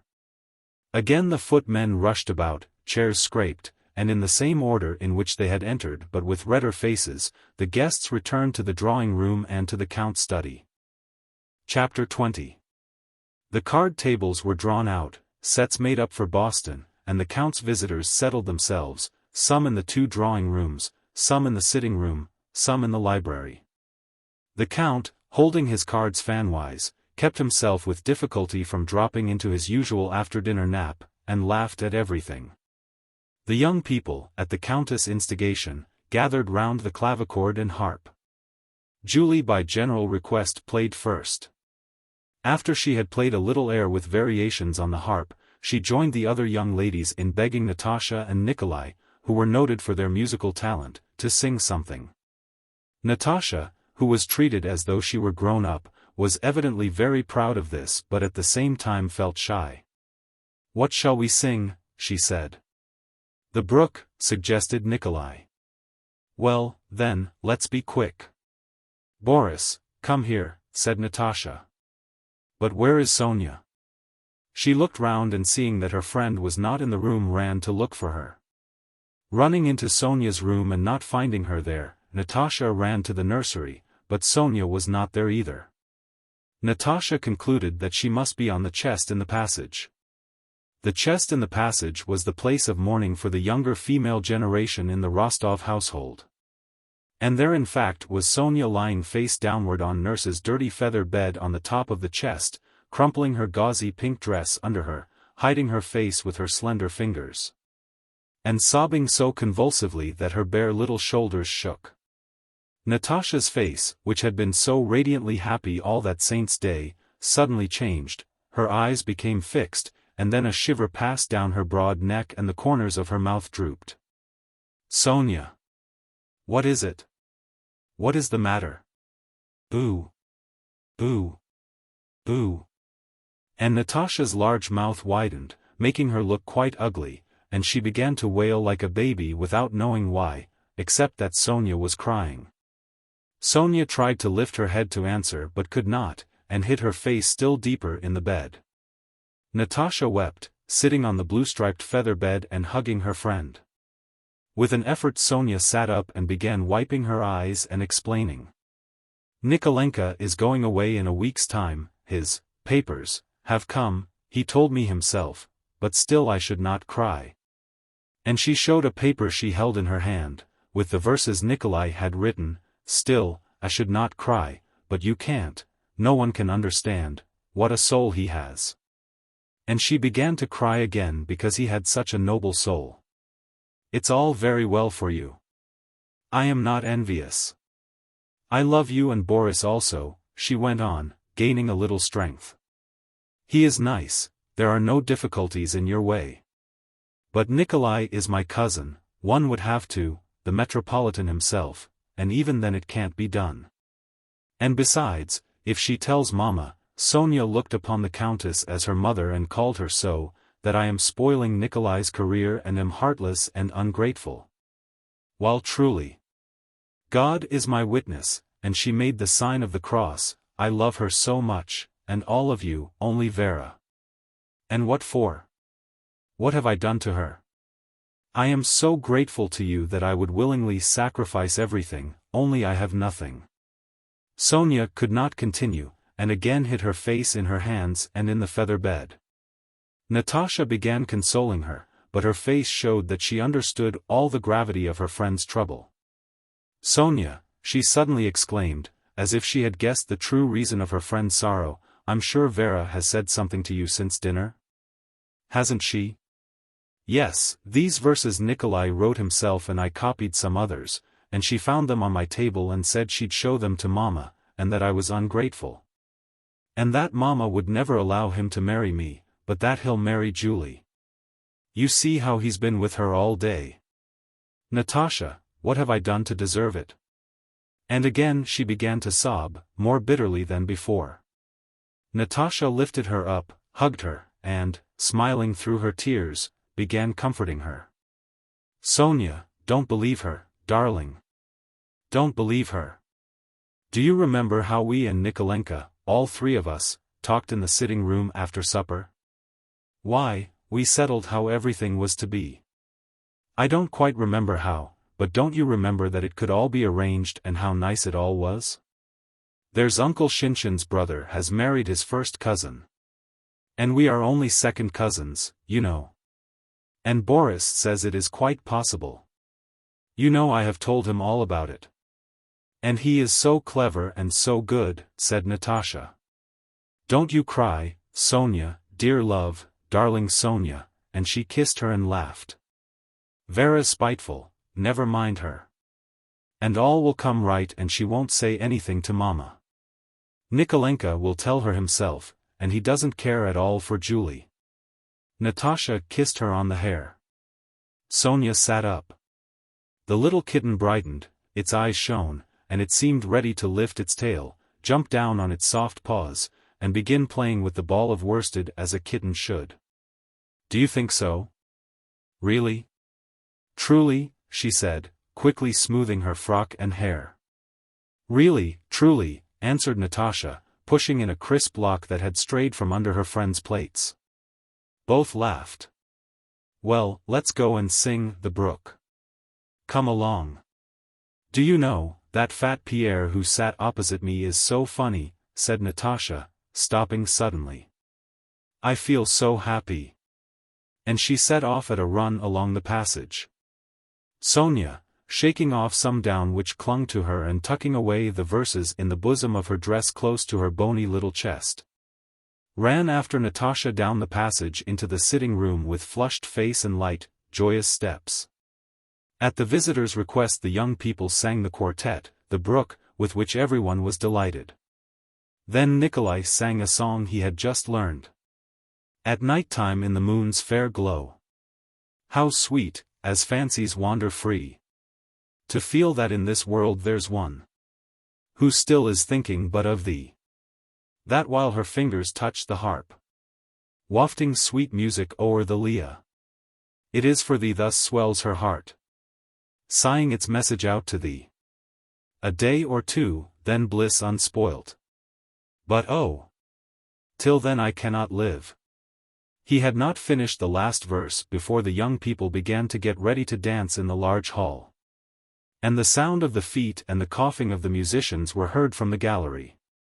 Pierre was sitting in the drawing-room where Shinshin had engaged him, as a man recently returned from abroad, in a political conversation in which several others joined but which bored Pierre. When the music began Natasha came in and walking straight up to Pierre said, laughing and blushing. Mama told me to ask you to join the dancers. I am afraid of mixing the figures, Pierre replied, but if you will be my teacher, and lowering his big arm he offered it to the slender little girl. While the couples were arranging themselves and the musicians tuning up, Pierre sat down with his little partner. Natasha was perfectly happy. She was dancing with a grown-up man, who had been abroad. She was sitting in a conspicuous place and talking to him like a grown-up lady. She had a fan in her hand that one of the ladies had given her to hold. Assuming quite the pose of a society woman, heaven knows when and where she had learned it, she talked with her partner, fanning herself and smiling over the fan. Dear, dear! Just look at her! Exclaimed the countess as she crossed the ballroom, pointing to Natasha. Natasha blushed and laughed. Well, really, Mama. Why should you? What is there to be surprised at? In the midst of the third XXIII there was a clatter of chairs being pushed back in the sitting room where the Count and Maria Dmitrievna had been playing cards with the majority of the more distinguished and older visitors. They now, stretching themselves after sitting so long, and replacing their purses and pocketbooks, entered the ballroom. First came Maria Dmitrievna and the Count, both with merry countenances. The Count, with playful ceremony somewhat in ballet style, offered his bent arm to Maria Dmitrievna. He drew himself up, a smile of debonair gallantry lit up his face, and as soon as the last figure of the XXIII was ended, he clapped his hands to the musicians and shouted up to their gallery, addressing the first violin. Seaman. Do you know the Daniel Cooper? This was the Count's favorite dance, which he had danced in his youth. Strictly speaking, Daniel Cooper was one figure of the Anglaise. Look at Papa! Shouted Natasha to the whole company, and quite forgetting that she was dancing with a grown-up partner she bent her curly head to her knees and made the whole room ring with her laughter. And indeed everybody in the room looked with a smile of pleasure at the jovial old gentleman, who standing beside his tall and stout partner, Maria Dmitrievna, curved his arms, beat time, straightened his shoulders, turned out his toes, tapped gently with his foot, and, by a smile that broadened his round face more and more, prepared the onlookers for what was to follow. As soon as the provocatively gay strains of Daniel Cooper, somewhat resembling those of a merry peasant dance, began to sound, all the doorways of the ballroom were suddenly filled by the domestic serfs, the men on one side and the women on the other, who with beaming faces had come to see their master making merry. "Just look at the master. A regular eagle he is," loudly remarked the nurse, as she stood in one of the doorways. The count danced well and knew it. But his partner could not and did not want to dance well. Her enormous figure stood erect, her powerful arms hanging down. She had handed her reticule to the countess, and only her stern but handsome face really joined in the dance. What was expressed by the whole of the count's plump figure, in Marya Dmitrievna found expression only in her more and more beaming face and quivering nose. But if the count, getting more and more into the swing of it, charmed the spectators by the unexpectedness of his adroit maneuvers and the agility with which he capered about on his light feet, Marya Dmitrievna produced no less impression by slight exertions, the least effort to move her shoulders or bend her arms when turning, or stamp her foot, which everyone appreciated in view of her size and habitual severity. The dance grew livelier and livelier. The other couples could not attract a moment's attention to their own evolutions and did not even try to do so. All were watching the count and Marya Dmitrievna. Natasha kept pulling everyone by sleeve or dress, urging them to "look at Papa," though as it was they never took their eyes off the couple. In the intervals of the dance the count, breathing deeply, waved and shouted to the musicians to play faster. Faster, faster, and faster. Lightly, and yet more lightly whirled the count, flying round Marya Dmitrievna, now on his toes, now on his heels. Until, turning his partner round to her seat, he executed the final pas, raising his soft foot backwards, bowing his perspiring head, smiling and making a wide sweep with his arm. Amid a thunder of applause and laughter led by Natasha, both partners stood still, breathing heavily and wiping their faces with their cambric handkerchiefs. "That's how we used to dance in our time, ma chère," said the count. "That was a Daniel Cooper," exclaimed Marya Dmitrievna, tucking up her sleeves and puffing heavily. Chapter 21. While in the Rostovs' ballroom the sixth Anglaise was being danced, to a tune in which the weary musicians blundered, and while tired footmen and cooks were getting the supper, Count Bezukhov had a sixth stroke. The doctors pronounced recovery impossible. After a mute confession, communion was administered to the dying man, preparations made for the sacrament of unction. And in his house there was the bustle and thrill of suspense usual at such moments. Outside the house, beyond the gates, a group of undertakers, who hid whenever a carriage drove up, waited in expectation of an important order for an expensive funeral. The military governor of Moscow, who had been assiduous in sending aides de camp to inquire after the count's health, came himself that evening to bid a last farewell to the celebrated grandee of Catherine's court, Count Bezukhov. The magnificent reception room was crowded. Everyone stood up respectfully when the military governor, having stayed about half an hour alone with the dying man, passed out. Slightly acknowledging their bows and trying to escape as quickly as possible from the glances fixed on him by the doctors, clergy, and relatives of the family. Prince Vasily, who had grown thinner and paler during the last few days, escorted him to the door, repeating something to him several times in low tones. When the military governor had gone, Prince Vasily sat down all alone on a chair in the ballroom, crossing one leg high over the other, leaning his elbow on his knee and covering his face with his hand. After sitting so for a while he rose, and, looking about him with frightened eyes, went with unusually hurried steps down the long corridor leading to the back of the house, to the room of the eldest princess. Those who were in the dimly lit reception room spoke in nervous whispers, and, whenever anyone went into or came from the dying man's room, grew silent and gazed with eyes full of curiosity or expectancy at his door, which creaked slightly when opened. "The limits of human life are fixed and may not be overpassed," said an old priest to a lady who had taken a seat beside him and was listening naively to his words.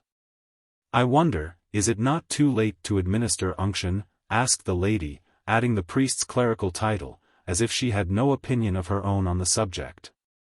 "Ah, madam, it is a great sacrament," replied the priest, passing his hand over the thin grizzled strands of hair combed back across his bald head. "Who was that? The military governor himself?" was being asked at the other side of the room. "How young-looking he is." "Yes, and he is over 60. I hear the count no longer recognizes anyone. They wished to administer the sacrament of unction. I knew someone who received that sacrament 7 times. The second princess had just come from the sickroom with her eyes red from weeping and sat down beside Dr.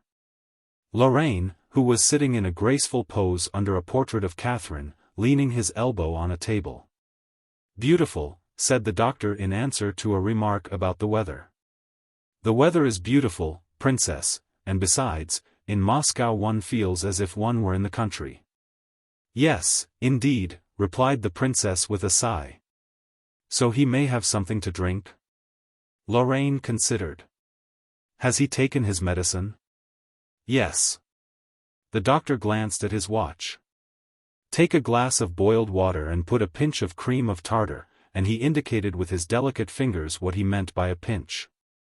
"Dir has never been a gaze," a German doctor was saying to an aide-de-camp, "dat one lifts after the third stroke." "And what a well-preserved man he was," remarked the aide-de-camp.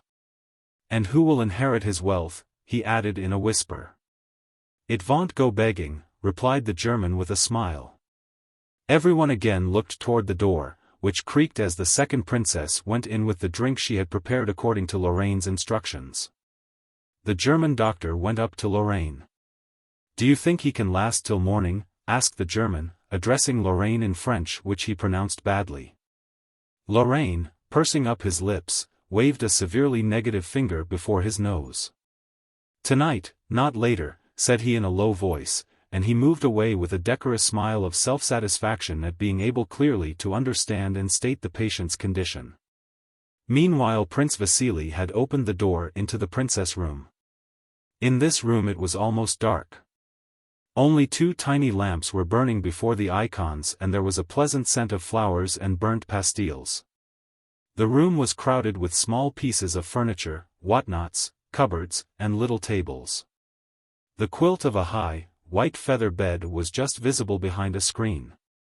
A small dog began to bark. "Ah, is it you, cousin?" She rose and smoothed her hair, which was as usual so extremely smooth that it seemed to be made of one piece with her head and covered with varnish. "Has anything happened?" she asked. "I am so terrified." "No, there is no change. I only came to have a talk about business, Kadish, 12 muttered the prince, seating himself wearily on the chair she had just vacated. "You have made the place warm, I must say," he remarked. "Well, sit down, let's have a talk." "I thought perhaps something had happened," she said with her unchanging stonily severe expression. And, sitting down opposite the prince, she prepared to listen. "I wish to get a nap, mon cousin, but I can't." "Well, my dear?" said Prince Vasily, taking her hand and bending it downwards as was his habit. It was plain that this, well, referred to much that they both understood without naming. The princess, who had a straight, rigid body, abnormally long for her legs, looked directly at Prince Vasily with no sign of emotion in her prominent grey eyes. Then she shook her head and glanced up at the icons with a sigh. This might have been taken as an expression of sorrow and devotion, or of weariness and hope of resting before long. Prince Vasily understood it as an expression of weariness. "And I," he said, "do you think it is easier for me? I am as worn out as a post horse, but still I must have a talk with you, Kadish, a very serious talk." Prince Vasily said no more and his cheeks began to twitch nervously, now on one side, now on the other, giving his face an unpleasant expression which was never to be seen on it in a drawing-room. His eyes too seemed strange, at one moment they looked impudently sly and at the next glanced round in alarm. The princess, holding her little dog on her lap with her thin bony hands, looked attentively into Prince Vasili's eyes, evidently resolved not to be the first to break silence. If she had to wait till morning. Well, you see, my dear princess and cousin, Katerina Semenovna, continued Prince Vasili, returning to his theme, apparently not without an inner struggle. At such a moment as this one must think of everything. One must think of the future, of all of you. I love you all, like children of my own, as you know. The princess continued to look at him without moving, and with the same dull expression. And then of course my family has also to be considered, Prince Vasili went on, testily pushing away a little table without looking at her. You know, Katish, that we, you three sisters Mamontov, and my wife, are the count's only direct heirs. I know how hard it is for you to talk or think of such matters. It is no easier for me. But, my dear, I am getting on for 60 and must be prepared for anything. Do you know I have sent for Pierre? The count, pointing to his portrait, definitely demanded that he should be called. Prince Vasili looked questioningly at the princess, but could not make out whether she was considering what he had just said or whether she was simply looking at him. There is one thing I constantly pray God to grant, mon cousin, she replied, and it is that he would be merciful to him and would allow his noble soul peacefully to leave this. Yes, yes. Of course, interrupted Prince Vasili impatiently, rubbing his bald head and angrily pulling back toward him the little table that he had pushed away. But, in short, the fact is, you know yourself that last winter the count made a will by which he left all his property, not to us his direct heirs, but to Pierre. He has made wills enough, quietly remarked the princess. But he cannot leave the estate to Pierre. Pierre is illegitimate. But, my dear, said Prince Vasili suddenly, clutching the little table and becoming more animated and talking more rapidly, what if a letter has been written to the emperor in which the count asks for Pierre's legitimation? Do you understand that in consideration of the count's services, his request would be granted? The princess smiled as people do who think they know more about the subject under discussion than those they are talking with. I can tell you more, continued Prince Vasili, seizing her hand, that letter was written, though it was not sent, and the emperor knew of it. The only question is, has it been destroyed or not? If not, then as soon as all is over, and Prince Vasili sighed to intimate what he meant by the words all is over, and the count's papers are opened. The will and letter will be delivered to the emperor, and the petition will certainly be granted. Pierre will get everything as the legitimate son. And our share? Asked the princess smiling ironically, as if anything might happen, only not that. But, my poor Katish, it is as clear as daylight. He will then be the legal heir to everything and you won't get anything. You must know, my dear, whether the will and letter were written, and whether they have been destroyed or not. And if they have somehow been overlooked, you ought to know where they are, and must find them, because... What next? The princess interrupted, smiling sardonically and not changing the expression of her eyes. I am a woman, and you think we are all stupid. But I know this, an illegitimate son cannot inherit, unbattered. 13 she added, as if supposing that this translation of the word would effectively prove to Prince Vasili the invalidity of his contention. Well, really, Katish. Can't you understand? You are so intelligent. How is it you don't see that if the count has written a letter to the emperor begging him to recognize Pierre as legitimate, it follows that Pierre will not be Pierre but will become Count Bezukhov, and will then inherit everything under the will? And if the will and letter are not destroyed, then you will have nothing but the consolation of having been dutifully tout ce que essensut, 14 that's certain. I know the will was made, but I also know that it is invalid. And you, mon cousin, seem to consider me a perfect fool, said the princess with the expression women assume when they suppose they are saying something witty and stinging. My dear Princess Katerina Semenovna, began Prince Vasili impatiently, I came here not to wrangle with you, but to talk about your interests as with a kinswoman, a good, kind, true relation. And I tell you for the 10th time that if the letter to the Emperor and the will in Pierre's favor are among the Count's papers, then, my dear girl, you and your sisters are not heiresses. If you don't believe me, then believe an expert. I have just been talking to Dmitri Onyefrich, the family solicitor, and he says the same. At this a sudden change evidently took place in the princess' ideas. Her thin lips grew white, though her eyes did not change, and her voice when she began to speak passed through such transitions as she herself evidently did not expect. That would be a fine thing, said she. I never wanted anything and I don't now. She pushed the little dog off her lap and smoothed her dress. And this is gratitude, this is recognition for those who have sacrificed everything for his sake, she cried. It's splendid. Fine. I don't want anything, Prince. Yes, but you are not the only one. There are your sisters, replied Prince Vasily. But the princess did not listen to him. Yes, I knew it long ago but had forgotten. I knew that I could expect nothing but meanness, deceit, envy, intrigue, and ingratitude, the blackest ingratitude, in this house. Do you or do you not know where that will is? Insisted Prince Vasily, his cheeks twitching more than ever. Yes, I was a fool. I still believed in people, loved them, and sacrificed myself. But only the base, the vile succeed. I know who has been intriguing. The princess wished to rise, but the prince held her by the hand. She had the air of one who has suddenly lost faith in the whole human race. She gave her companion an angry glance. There is still time, my dear.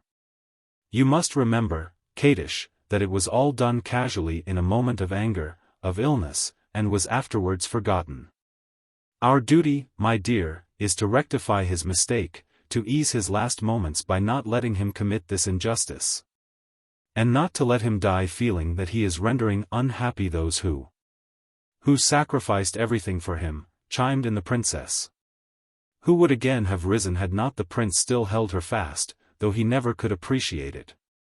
No, mon cousin, she added with a sigh, I shall always remember that in this world one must expect no reward, that in this world there is neither honor nor justice. In this world one has to be cunning and cruel. Now come, come. Be reasonable. I know your excellent heart.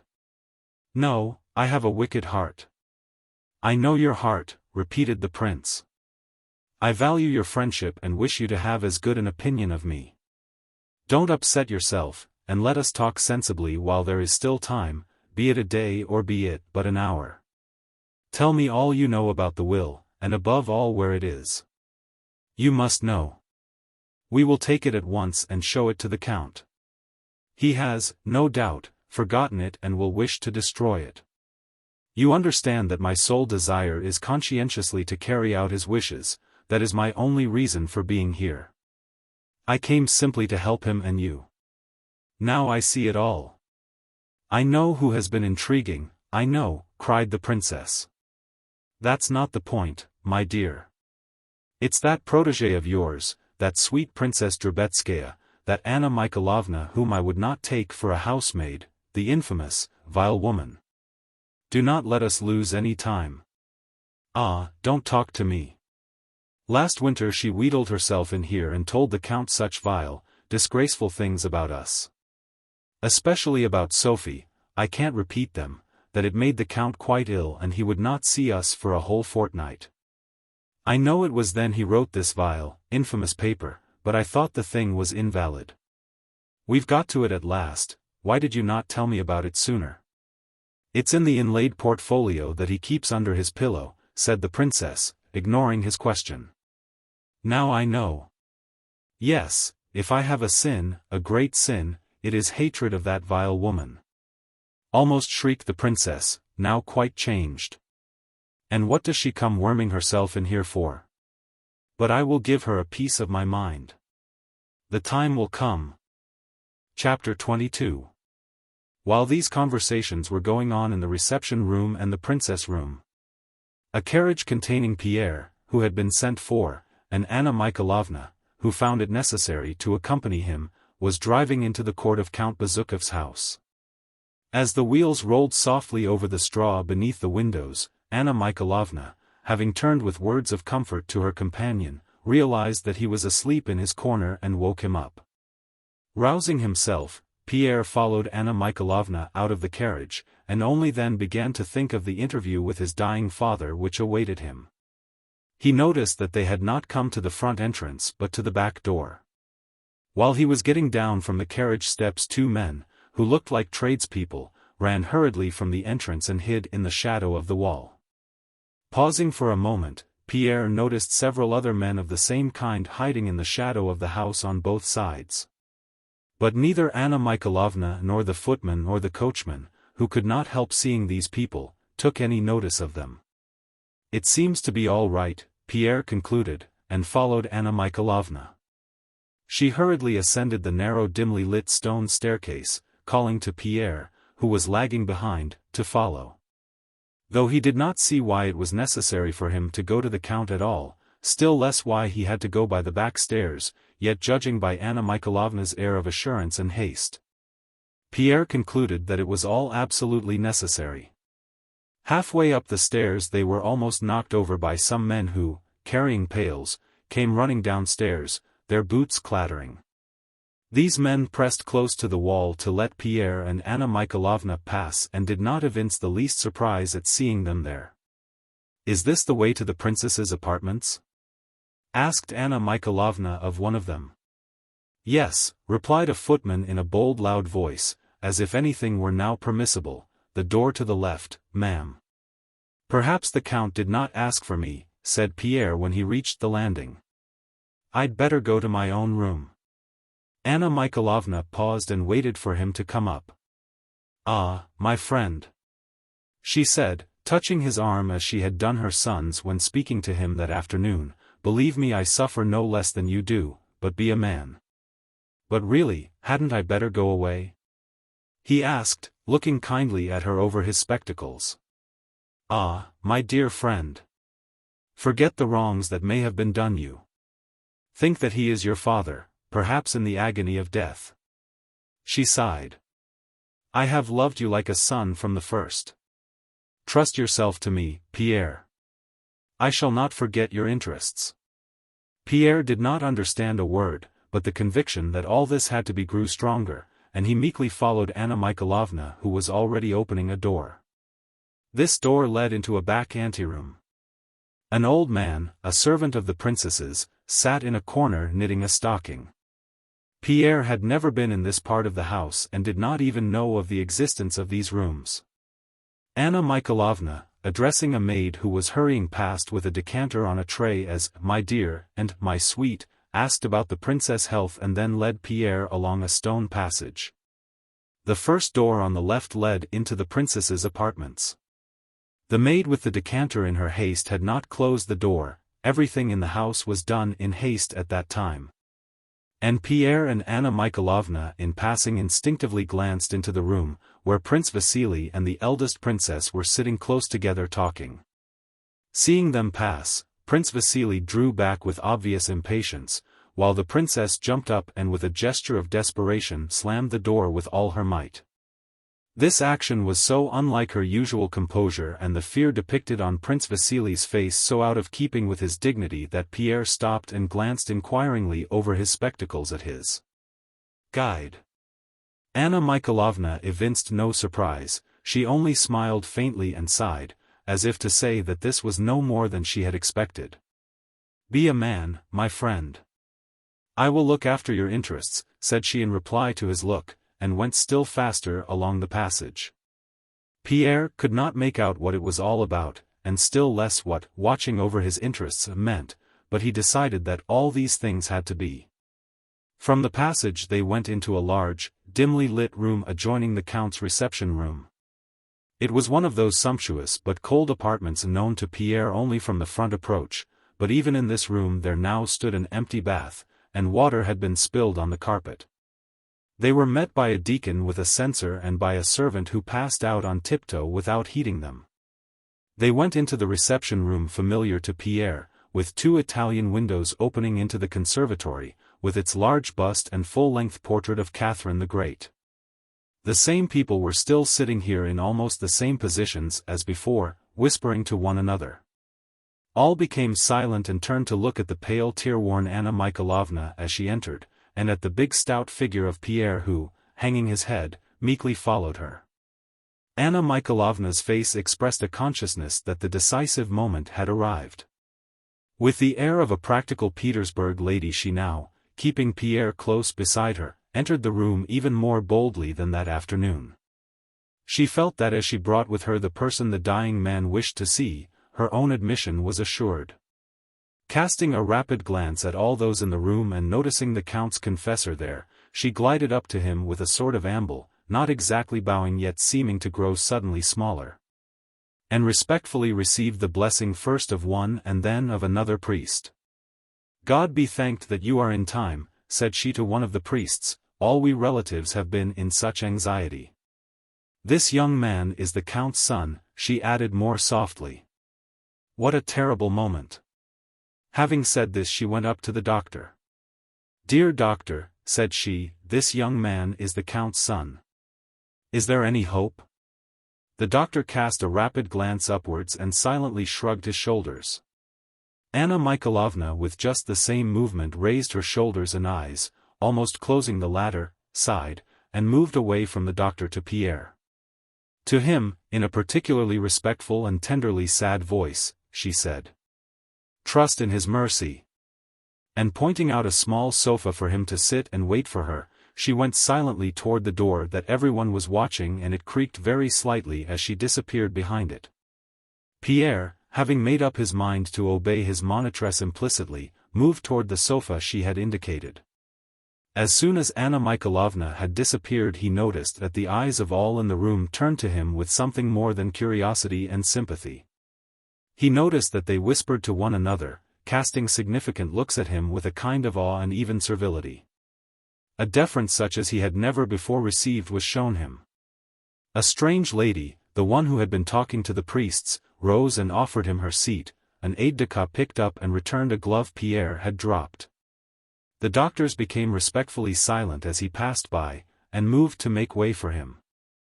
At first Pierre wished to take another seat so as not to trouble the lady, and also to pick up the glove himself and to pass round the doctors who were not even in his way. But all at once he felt that this would not do, and that tonight he was a person obliged to perform some sort of awful rite which everyone expected of him, and that he was therefore bound to accept their services. He took the glove in silence from the aide-de-camp, and sat down in the lady's chair, placing his huge hands symmetrically on his knees in the naive attitude of an Egyptian statue. And decided in his own mind that all was as it should be, and that in order not to lose his head and do foolish things he must not act on his own ideas tonight, but must yield himself up entirely to the will of those who were guiding him. Not 2 minutes had passed before Prince Vasily with head erect majestically entered the room. He was wearing his long coat with 3 stars on his breast. He seemed to have grown thinner since the morning, his eyes seemed larger than usual when he glanced round and noticed Pierre. He went up to him, took his hand, a thing he never used to do, and drew it downwards as if wishing to ascertain whether it was firmly fixed on.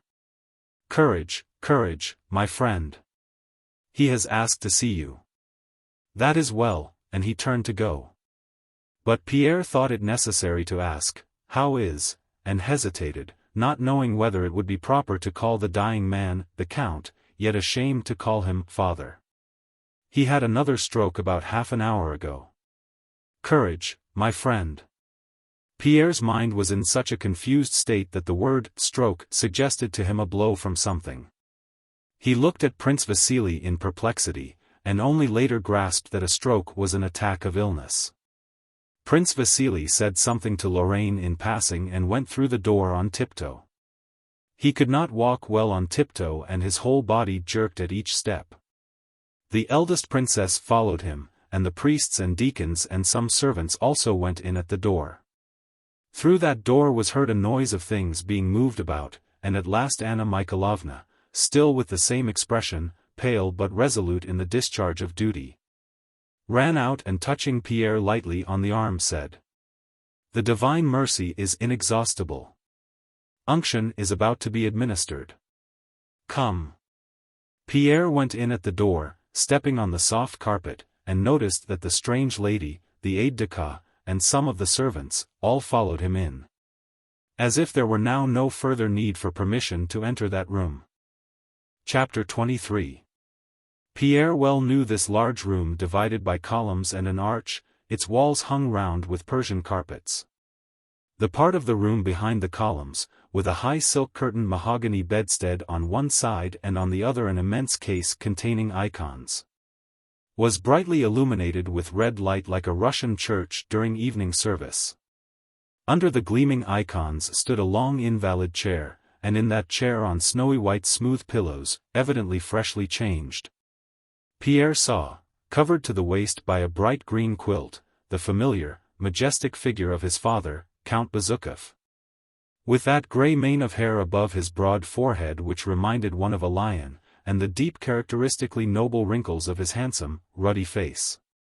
He lay just under the icons, his large thick hands outside the quilt.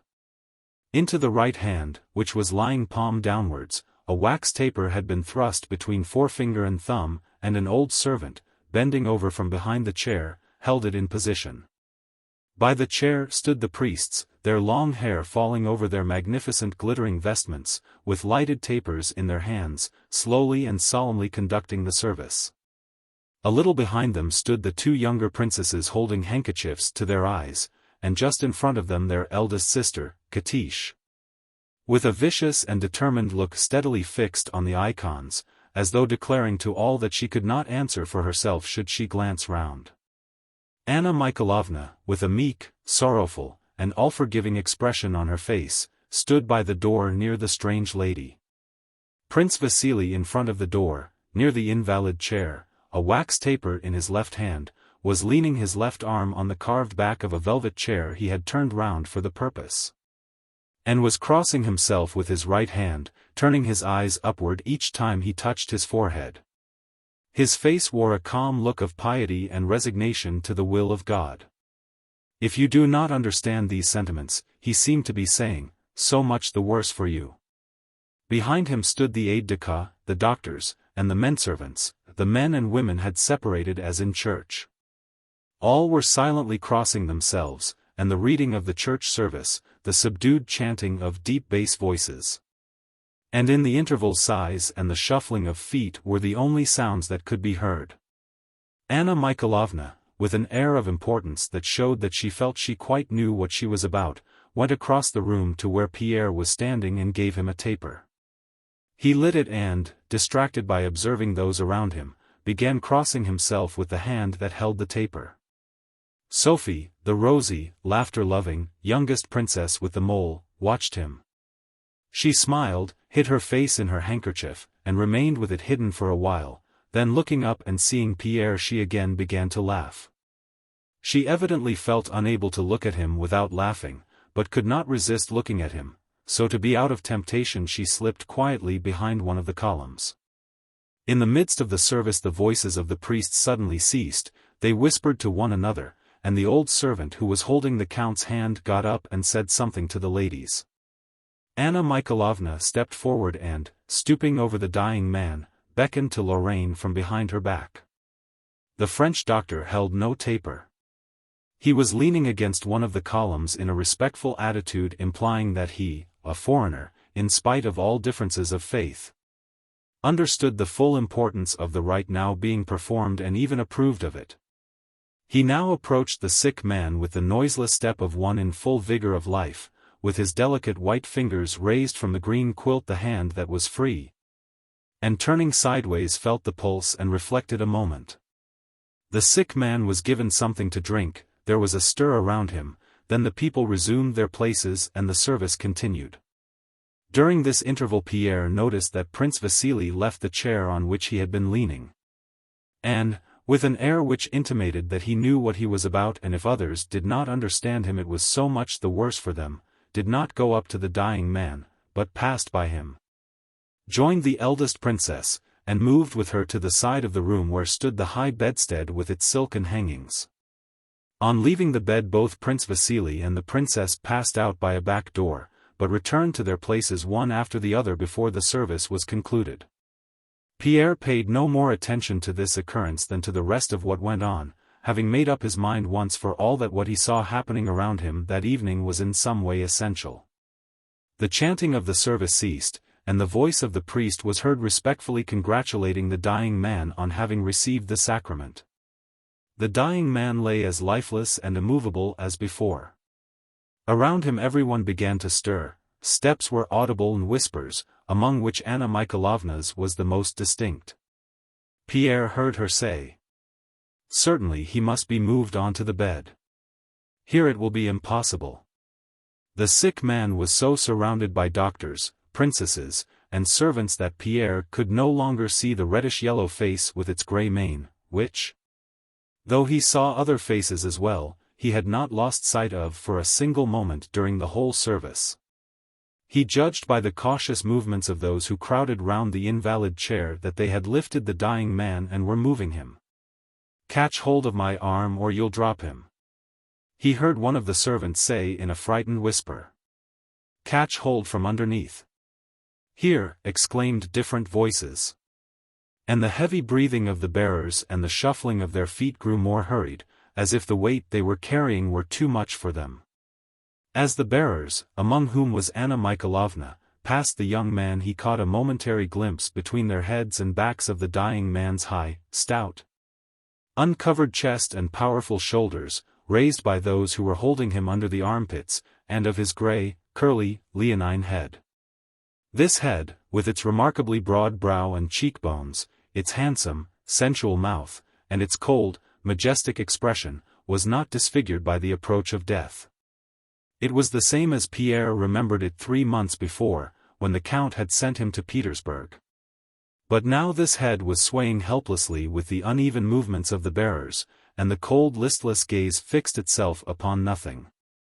After a few minutes' bustle beside the high bedstead, those who had carried the sick man dispersed.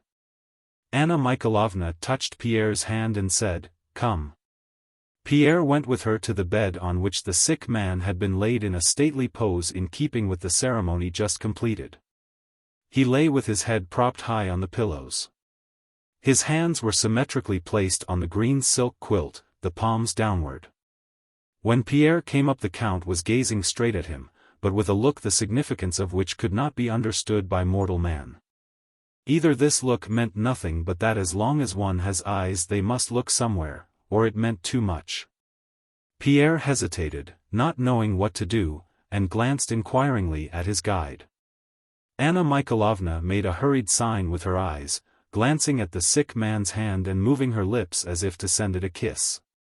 Pierre, carefully stretching his neck so as not to touch the quilt, followed her suggestion and pressed his lips to the large boned, fleshy hand. Neither the hand nor a single muscle of the Count's face stirred. Once more Pierre looked questioningly at Anna Mikhailovna to see what he was to do next. Anna Mikhailovna with her eyes indicated a chair that stood beside the bed. Pierre obediently sat down, his eyes asking if he were doing right. Anna Mikhailovna nodded approvingly. Again Pierre fell into the naively symmetrical pose of an Egyptian statue, evidently distressed that his stout and clumsy body took up so much room and doing his utmost to look as small as possible. He looked at the Count, who still gazed at the spot where Pierre's face had been before he sat down. Anna Mikhailovna indicated by her attitude her consciousness of the pathetic importance of these last moments of meeting between the father and son. This lasted about 2 minutes, which to Pierre seemed an hour. Suddenly the broad muscles and lines of the Count's face began to twitch.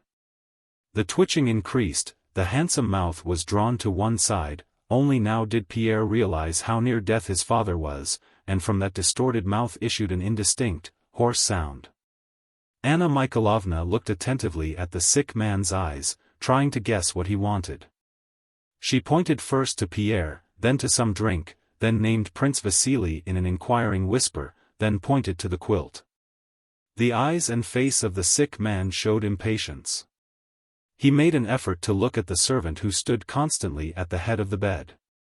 "Wants to turn on the other side," whispered the servant, and got up to turn the count's heavy body toward the wall.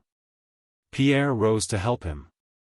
While the count was being turned over, one of his arms fell back helplessly and he made a fruitless effort to pull it forward.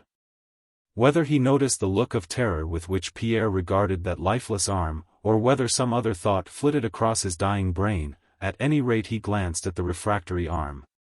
At Pierre's terror-stricken face, and again at the arm, and on his face a feeble, piteous smile appeared, quite out of keeping with his features, that seemed to deride his own helplessness.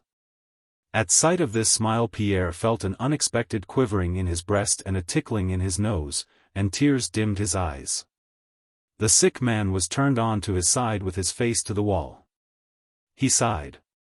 "He is dozing," said Anna Mikhailovna, observing that one of the princesses was coming to take her turn at watching. "Let us go." Pierre went out. Chapter 24. There was now no one in the reception room except Prince Vasily and the eldest princess, who were sitting under the portrait of Catherine the Great and talking eagerly.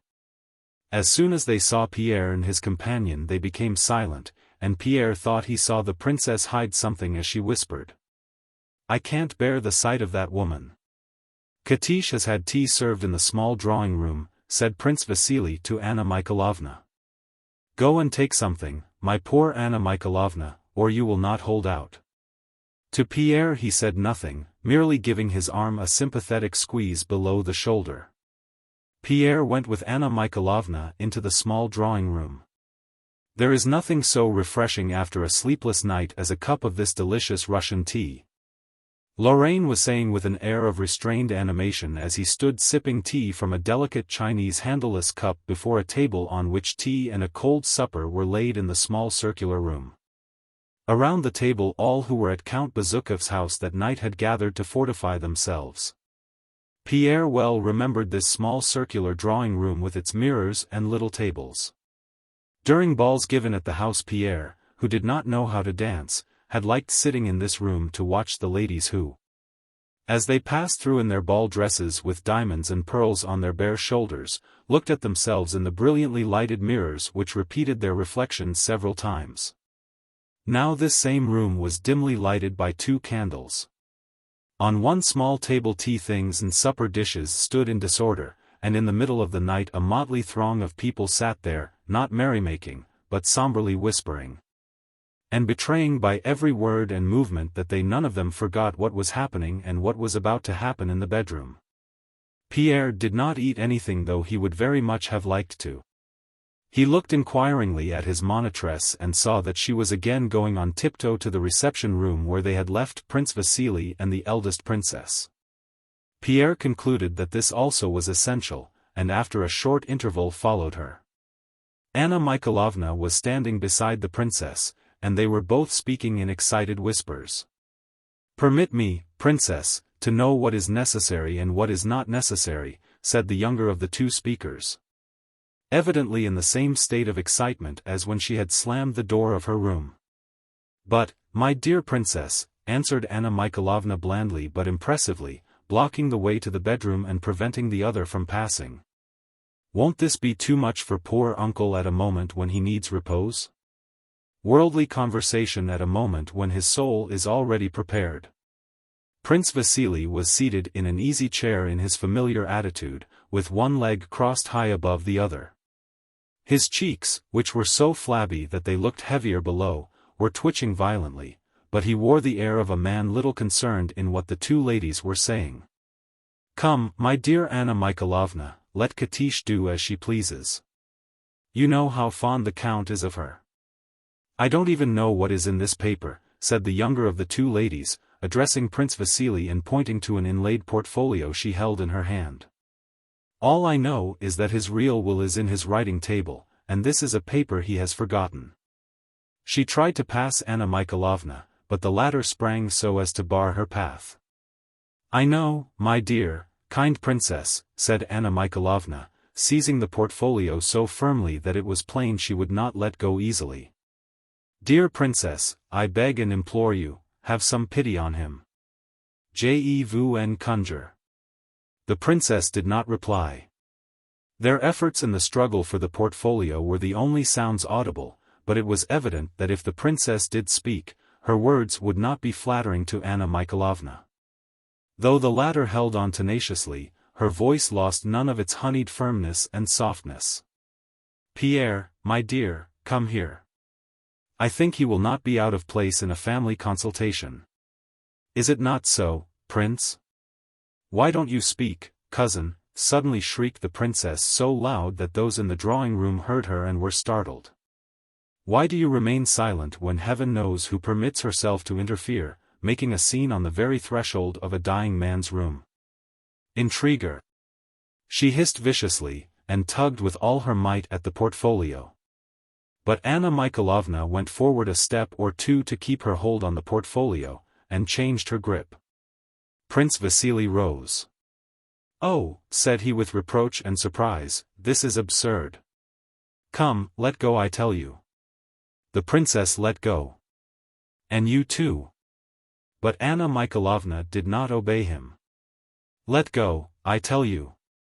I will take the responsibility. I myself will go and ask him. Does that satisfy you?" "But, prince," said Anna Mikhailovna, "after such a solemn sacrament, allow him a moment's peace." "Here, Pierre, tell them your opinion," said she, turning to the young man who, having come quite close, was gazing with astonishment at the angry face of the princess which had lost all dignity, and at the twitching cheeks of Prince Vasily. "Remember that you will answer for the consequences," said Prince Vasily severely. "You don't know what you are doing. Vile woman!" shouted the princess, darting unexpectedly at Anna Mikhailovna and snatching the portfolio from her. Prince Vasily bent his head and spread out his hands. At this moment that terrible door, which Pierre had watched so long and which had always opened so quietly, burst noisily open and banged against the wall. And the second of the three sisters rushed out wringing her hands. "What are you doing?" she cried vehemently. "He is dying and you leave me alone with him." Her sister dropped the portfolio. Anna Mikhailovna, stooping, quickly caught up the object of contention and ran into the bedroom. The eldest princess and Prince Vasily, recovering themselves, followed her. A few minutes later the eldest sister came out with a pale hard face, again biting her underlip.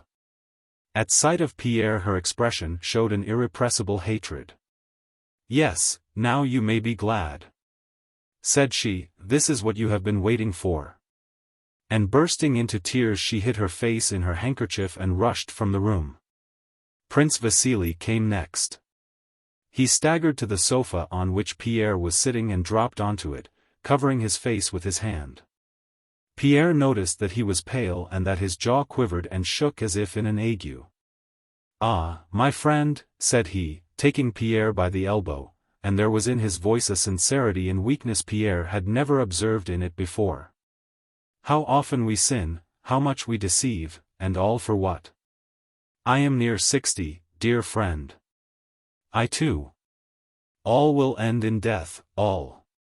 Death is awful," and he burst into tears. Anna Mikhailovna came out last. She approached Pierre with slow, quiet steps. "Pierre," she said. Pierre gave her an inquiring look. She kissed the young man on his forehead, wetting him with her tears. Then after a pause she said, "He is no more." Pierre looked at her over his spectacles. "Come, I will go with you. Try to weep, nothing gives such relief as tears." She led him into the dark drawing-room and Pierre was glad no one could see his face. Anna Mikhailovna left him, and when she returned he was fast asleep with his head on his arm. In the morning Anna Mikhailovna said to Pierre, "Yes, my dear, this is a great loss for us all, not to speak of you. But God will support you, you are young, and are now, I hope, in command of an immense fortune. The will has not yet been opened. I know you well enough to be sure that this will not turn your head, but it imposes duties on you, and you must be a man." Pierre was silent. "Perhaps later on I may tell you, my dear boy, that if I had not been there, God only knows what would have happened. You know, Uncle promised me only the day before yesterday not to forget Boris. But he had no time. I hope, my dear friend, you will carry out your father's wish. Pierre understood nothing of all this and coloring shyly looked in silence at Princess Anna Mikhailovna. After her talk with Pierre, Anna Mikhailovna returned to the Rostovs and went to bed. On waking in the morning she told the Rostovs and all her acquaintances the details of Count Bezukhov's death. She said the Count had died as she would herself wish to die, that his end was not only touching but edifying. As to the last meeting between father and son, it was so touching that she could not think of it without tears. And did not know which had behaved better during those awful moments, the father who so remembered everything and everybody at last and had spoken such pathetic words to the son, or Pierre, whom it had been pitiful to see, so stricken was he with grief, though he tried hard to hide it in order not to sadden his dying father. It is painful, but it does one good. It uplifts the soul to see such men as the old Count and his worthy son, said she.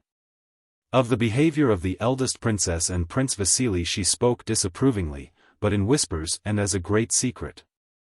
Chapter 25. At Bald Hills, Prince Nikolai Andreevich Bolkonsky's estate, the arrival of young Prince Andrei and his wife was daily expected. But this expectation did not upset the regular routine of life in the old prince's household. General-in-Chief Prince Nikolai Andreevich, nicknamed in society the King of Prussia, ever since the Emperor Paul had exiled him to his country estate, had lived there continuously with his daughter, Princess Maria, and her companion, Mademoiselle Bourienne. Though in the new reign he was free to return to the capitals, he still continued to live in the country. Remarking that anyone who wanted to see him could come the 100 miles from Moscow to Bald Hills, while he himself needed no one and nothing. He used to say that there are only two sources of human vice, idleness and superstition, and only two virtues, activity and intelligence. He himself undertook his daughter's education, and to develop these two cardinal virtues in her gave her lessons in algebra and geometry till she was 20. And arranged her life so that her whole time was occupied. He was himself always occupied, writing his memoirs, solving problems in higher mathematics, turning snuff-boxes on a lathe, working in the garden, or superintending the building that was always going on at his estate. As regularity is a prime condition facilitating activity, regularity in his household was carried to the highest point of exactitude. He always came to table under precisely the same conditions, and not only at the same hour but at the same minute. With those about him, from his daughter to his serfs, the prince was sharp and invariably exacting. So that without being a hard-hearted man he inspired such fear and respect as few hard-hearted men would have aroused. Although he was in retirement and had now no influence in political affairs, every high official appointed to the province in which the prince's estate lay considered it his duty to visit him and waited in the lofty antechamber just as the architect, gardener, or Princess Maria did, till the prince appeared punctually to the appointed hour. Everyone sitting in this antechamber experienced the same feeling of respect and even fear when the enormously high study door opened and showed the figure of a rather small old man, with powdered wig, small withered hands, and bushy grey eyebrows which, when he frowned, sometimes hid the gleam of his shrewd, youthfully glittering eyes. On the morning of the day that the young couple were to arrive, Princess Maria entered the antechamber as usual at the time appointed for the morning greeting, crossing herself with trepidation and repeating a silent prayer. Every morning she came in like that, and every morning prayed that the daily interview might pass off well. An old powdered manservant who was sitting in the antechamber rose quietly and said in a whisper, "Please walk in." Through the door came the regular hum of a lathe. The princess timidly opened the door, which moved noiselessly and easily.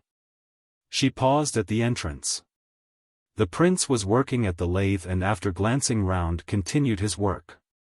The enormous study was full of things evidently in constant use. The large table covered with books and plans, the tall glass-fronted bookcases with keys in the locks, the high desk for writing while standing up, on which lay an open exercise book. And the lathe with tools laid ready to hand and shaving scattered around, all indicated continuous, varied, and orderly activity. The motion of the small foot shod in a Tartar boot embroidered with silver, and the firm pressure of the lean sinewy hand, showed that the prince still possessed the tenacious endurance and vigor of hardy old age. After a few more turns of the lathe he removed his foot from the pedal, wiped his chisel, dropped it into a leather pouch attached to the lathe, and, approaching the table, summoned his daughter. He never gave his children a blessing, so he simply held out his bristly cheek, as yet unshaven, and, regarding her tenderly and attentively, said severely, "Quite well? All right then, sit down." He took the exercise book containing lessons in geometry written by himself and drew up a chair with his foot. "For tomorrow," said he, quickly finding the page and making a scratch from one paragraph to another with his hard nail. The princess bent over the exercise book on the table. "Wait a bit, here's a letter for you," said the old man suddenly, taking a letter addressed in a woman's hand from a bag hanging above the table, onto which he threw it. At the sight of the letter red patches showed themselves on the princess' face. She took it quickly and bent her head over it. "From Heloise?" asked the prince with a cold smile that showed his still sound, yellowish teeth.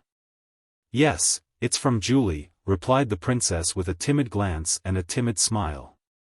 "I'll let 2 more letters pass, but the 3rd I'll read," said the prince sternly. "I'm afraid you write much nonsense." "I'll read the 3rd. "Read this if you like, father," said the princess, blushing still more and holding out the letter. "The 3rd, I said the 3rd," cried the prince abruptly, pushing the letter away, and leaning his elbows on the table he drew toward him the exercise book containing geometrical figures. "Well, madam," he began, stooping over the book close to his daughter and placing an arm on the back of the chair on which she sat, so that she felt herself surrounded on all sides by the acrid scent of old age and tobacco, which she had known so long. "Now, madam, these triangles are equal, please note that the angle ABC." The princess looked in a scared way at her father's eyes glittering close to her. The red patches on her face came and went, and it was plain that she understood nothing and was so frightened that her fear would prevent her understanding any of her father's further explanations, however clear they might be. Whether it was the teacher's fault or the pupil's, this same thing happened every day. The princess' eyes grew dim, she could not see and could not hear anything, but was only conscious of her stern father's withered face close to her, of his breath and the smell of him, and could think only of how to get away quickly to her own room to make out the problem in peace. The old man was beside himself, moved the chair on which he was sitting noisily backward and forward, made efforts to control himself and not become vehement, but almost always did become vehement, scolded, and sometimes flung the exercise book away. The princess gave a wrong answer. "Well now, isn't she a fool?" shouted the prince, pushing the book aside and turning sharply away. But rising immediately, he paced up and down, lightly touched his daughter's hair and sat down again. He drew up his chair, and continued to explain. "This won't do, princess." "It won't do," said he, when Princess Maria, having taken and closed the exercise book with the next day's lesson, was about to leave. "Mathematics are most important, madam. I don't want to have you like our silly ladies. Get used to it and you'll like it," and he patted her cheek. "It will drive all the nonsense out of your head." She turned to go, but he stopped her with a gesture and took an uncut book from the high desk. "Here is some sort of key to the mysteries that your Heloise has sent you. Religious. I don't interfere with anyone's belief. I have looked at it. Take it. Well, now go. Go." He patted her on the shoulder and himself closed the door after her. Princess Maria went back to her room with the sad, scared expression that rarely left her and which made her plain, sickly face yet plainer. She sat down at her writing table, on which stood miniature portraits and which was littered with books and papers. The princess was as untidy as her father was tidy. She put down the geometry book and eagerly broke the seal of her letter. It was from her most intimate friend from childhood, that same Julie Karagina who had been at the Rostovs' name-day party. Julie wrote in French. Dear and precious friend, how terrible and frightful a thing is separation. Though I tell myself that half my life and half my happiness are wrapped up in you, and that in spite of the distance separating us our hearts are united by indissoluble bonds. My heart rebels against fate, and in spite of the pleasures and distractions around me I cannot overcome a certain secret sorrow that has been in my heart ever since we parted. Why are we not together as we were last summer, in your big study, on the blue sofa, the confidential sofa? Why cannot I now, as 3 months ago, draw fresh moral strength from your look, so gentle, calm, and penetrating, a look I loved so well and seem to see before me as I write? Having read thus far, Princess Maria sighed and glanced into the mirror which stood on her right. It reflected a weak, ungraceful figure and thin face. Her eyes, always sad, now looked with particular hopelessness at her reflection in the glass. She flatters me, thought the princess, turning away and continuing to read. But Julie did not flatter her friend. The princess' eyes, large, deep and luminous, it seemed as if at times there radiated from them shafts of warm light, were so beautiful that very often in spite of the plainness of her face they gave her an attraction more powerful than that of beauty. But the princess never saw the beautiful expression of her own eyes, the look they had when she was not thinking of herself. As with everyone, her face assumed a forced unnatural expression as soon as she looked in a glass. She went on reading. All Moscow talks of nothing but war. One of my 2 brothers is already abroad, the other is with the Guards, who are starting on their march to the frontier. Our dear Emperor has left Petersburg and it is thought intends to expose his precious person to the chances of war. God grant that the Corsican monster who is destroying the peace of Europe may be overthrown by the angel whom it has pleased the Almighty, in his goodness, to give us as sovereign. To say nothing of my brothers, this war has deprived me of one of the associations nearest my heart. I mean young Nicholas Rostov, who with his enthusiasm could not bear to remain inactive and has left the university to join the army. I will confess to you, dear Marie, that in spite of his extreme youth his departure for the army was a great grief to me. This young man, of whom I spoke to you last summer, is so noble-minded and full of that real youthfulness which one seldom finds nowadays among our old men of 20 and, particularly, he is so frank and has so much heart. He is so pure and poetic that my relations with him, transient as they were, have been one of the sweetest comforts to my poor heart, which has already suffered so much. Some day I will tell you about our parting and all that was said then. That is still too fresh. Ah, dear friend, you are happy not to know these poignant joys and sorrows. You are fortunate, for the latter are generally the stronger. I know very well that Count Nicholas is too young ever to be more to me than a friend, but this sweet friendship, this poetic and pure intimacy, were what my heart needed. But enough of this. The chief news, about which all Moscow gossips, is the death of old Count Bezukhov and his inheritance. Fancy. The 3 princesses have received very little, Prince Basile nothing, and it is Monsieur Pierre who has inherited all the property and has besides been recognized as legitimate. So that he is now Count Bezukhov and possessor of the finest fortune in Russia. It is rumored that Prince Basile played a very despicable part in this affair and that he returned to Petersburg quite crestfallen. I confess I understand very little about all these matters of wills and inheritance. But I do know that since this young man, whom we all used to know as plain Monsieur Pierre, has become Count Bezukhov and the owner of one of the largest fortunes in Russia, I am much amused to watch the change in the tone and manners of the mammas burdened by marriageable daughters, and of the young ladies themselves, toward him, though, between you and me, he always seemed to me a poor sort of fellow. As for the past 2 years people have amused themselves by finding husbands for me, most of whom I don't even know. The matchmaking chronicles of Moscow now speak of me as the future Countess Bezukhova. But you will understand that I have no desire for the post. Apropos of marriages, do you know that a while ago that universal Auntie Anna Mikhailovna told me, under the seal of strict secrecy, of a plan of marriage for you.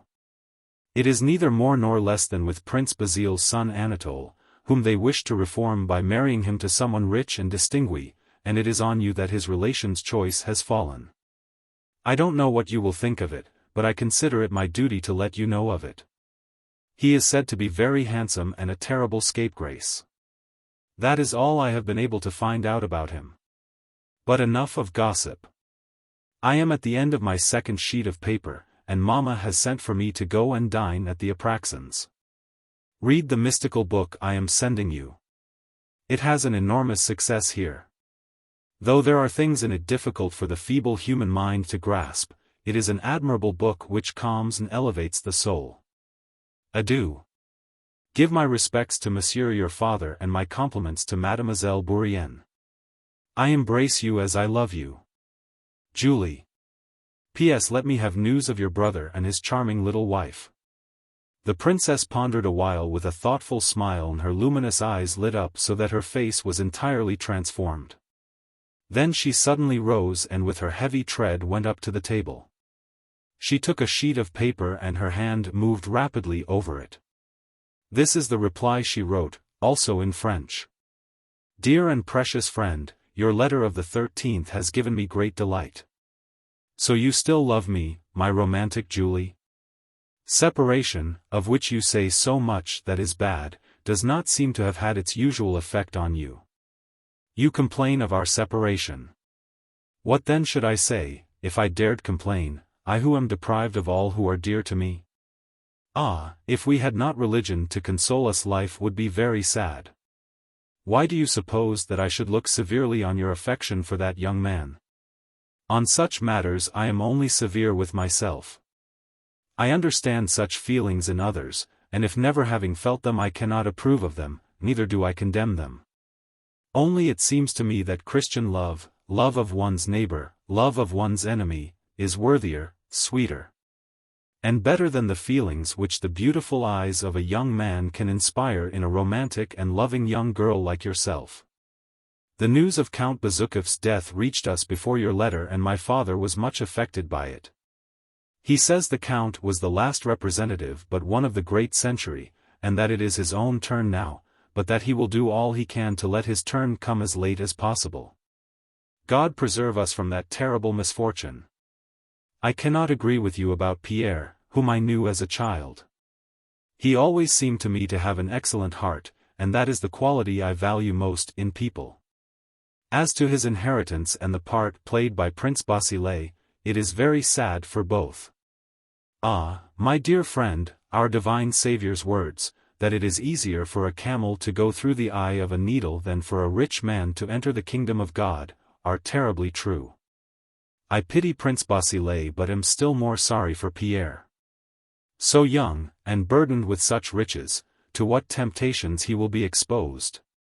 If I were asked what I desire most on earth, it would be to be poorer than the poorest beggar.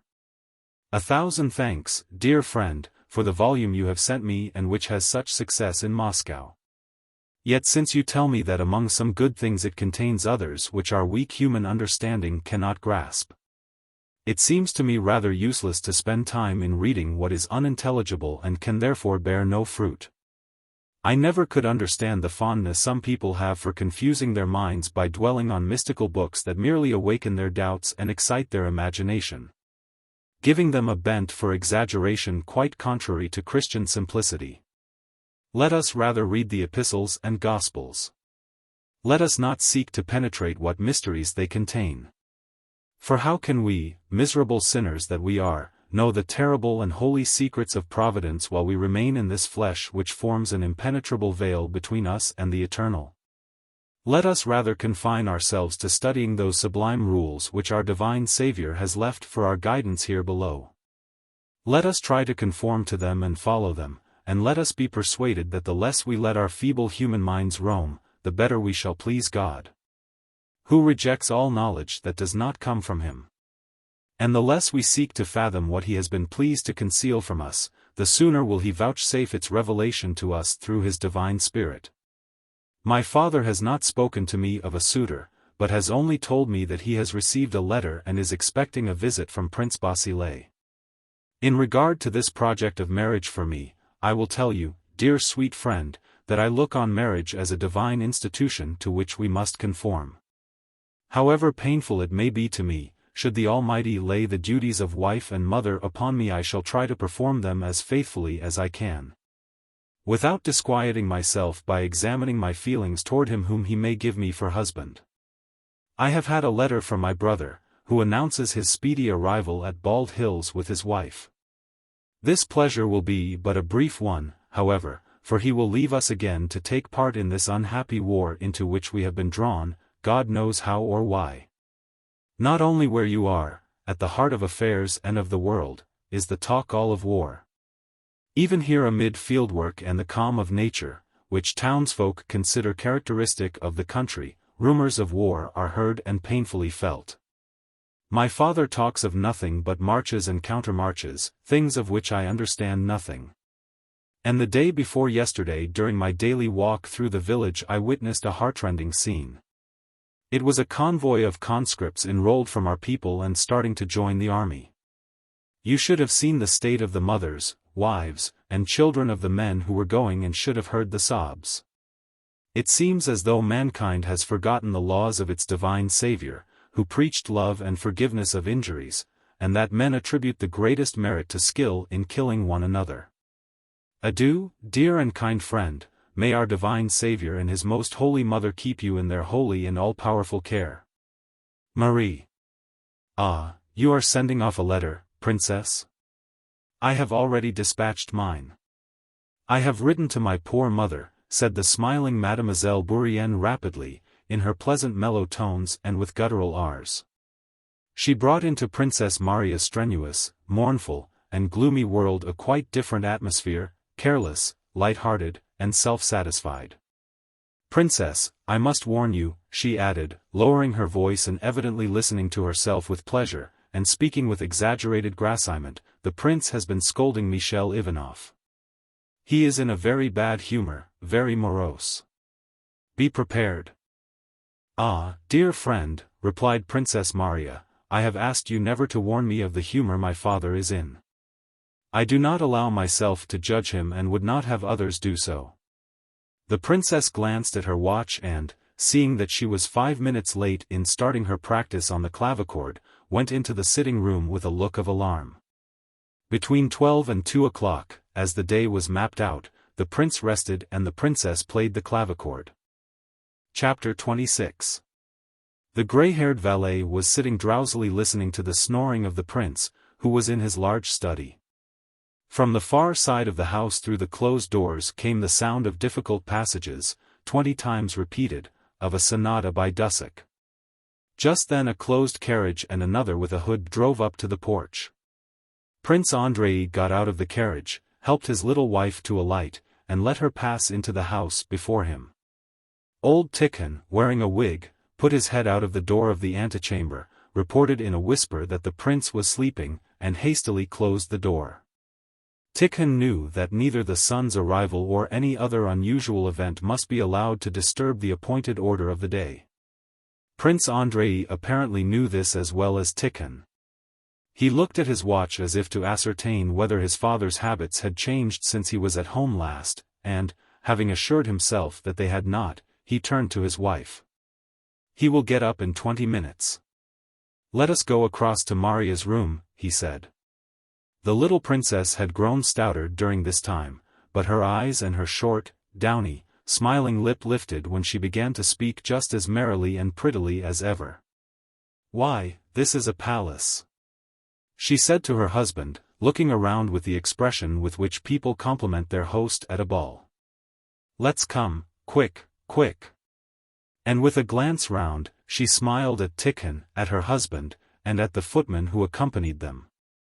Is that Marie practicing? Let's go quietly and take her by surprise.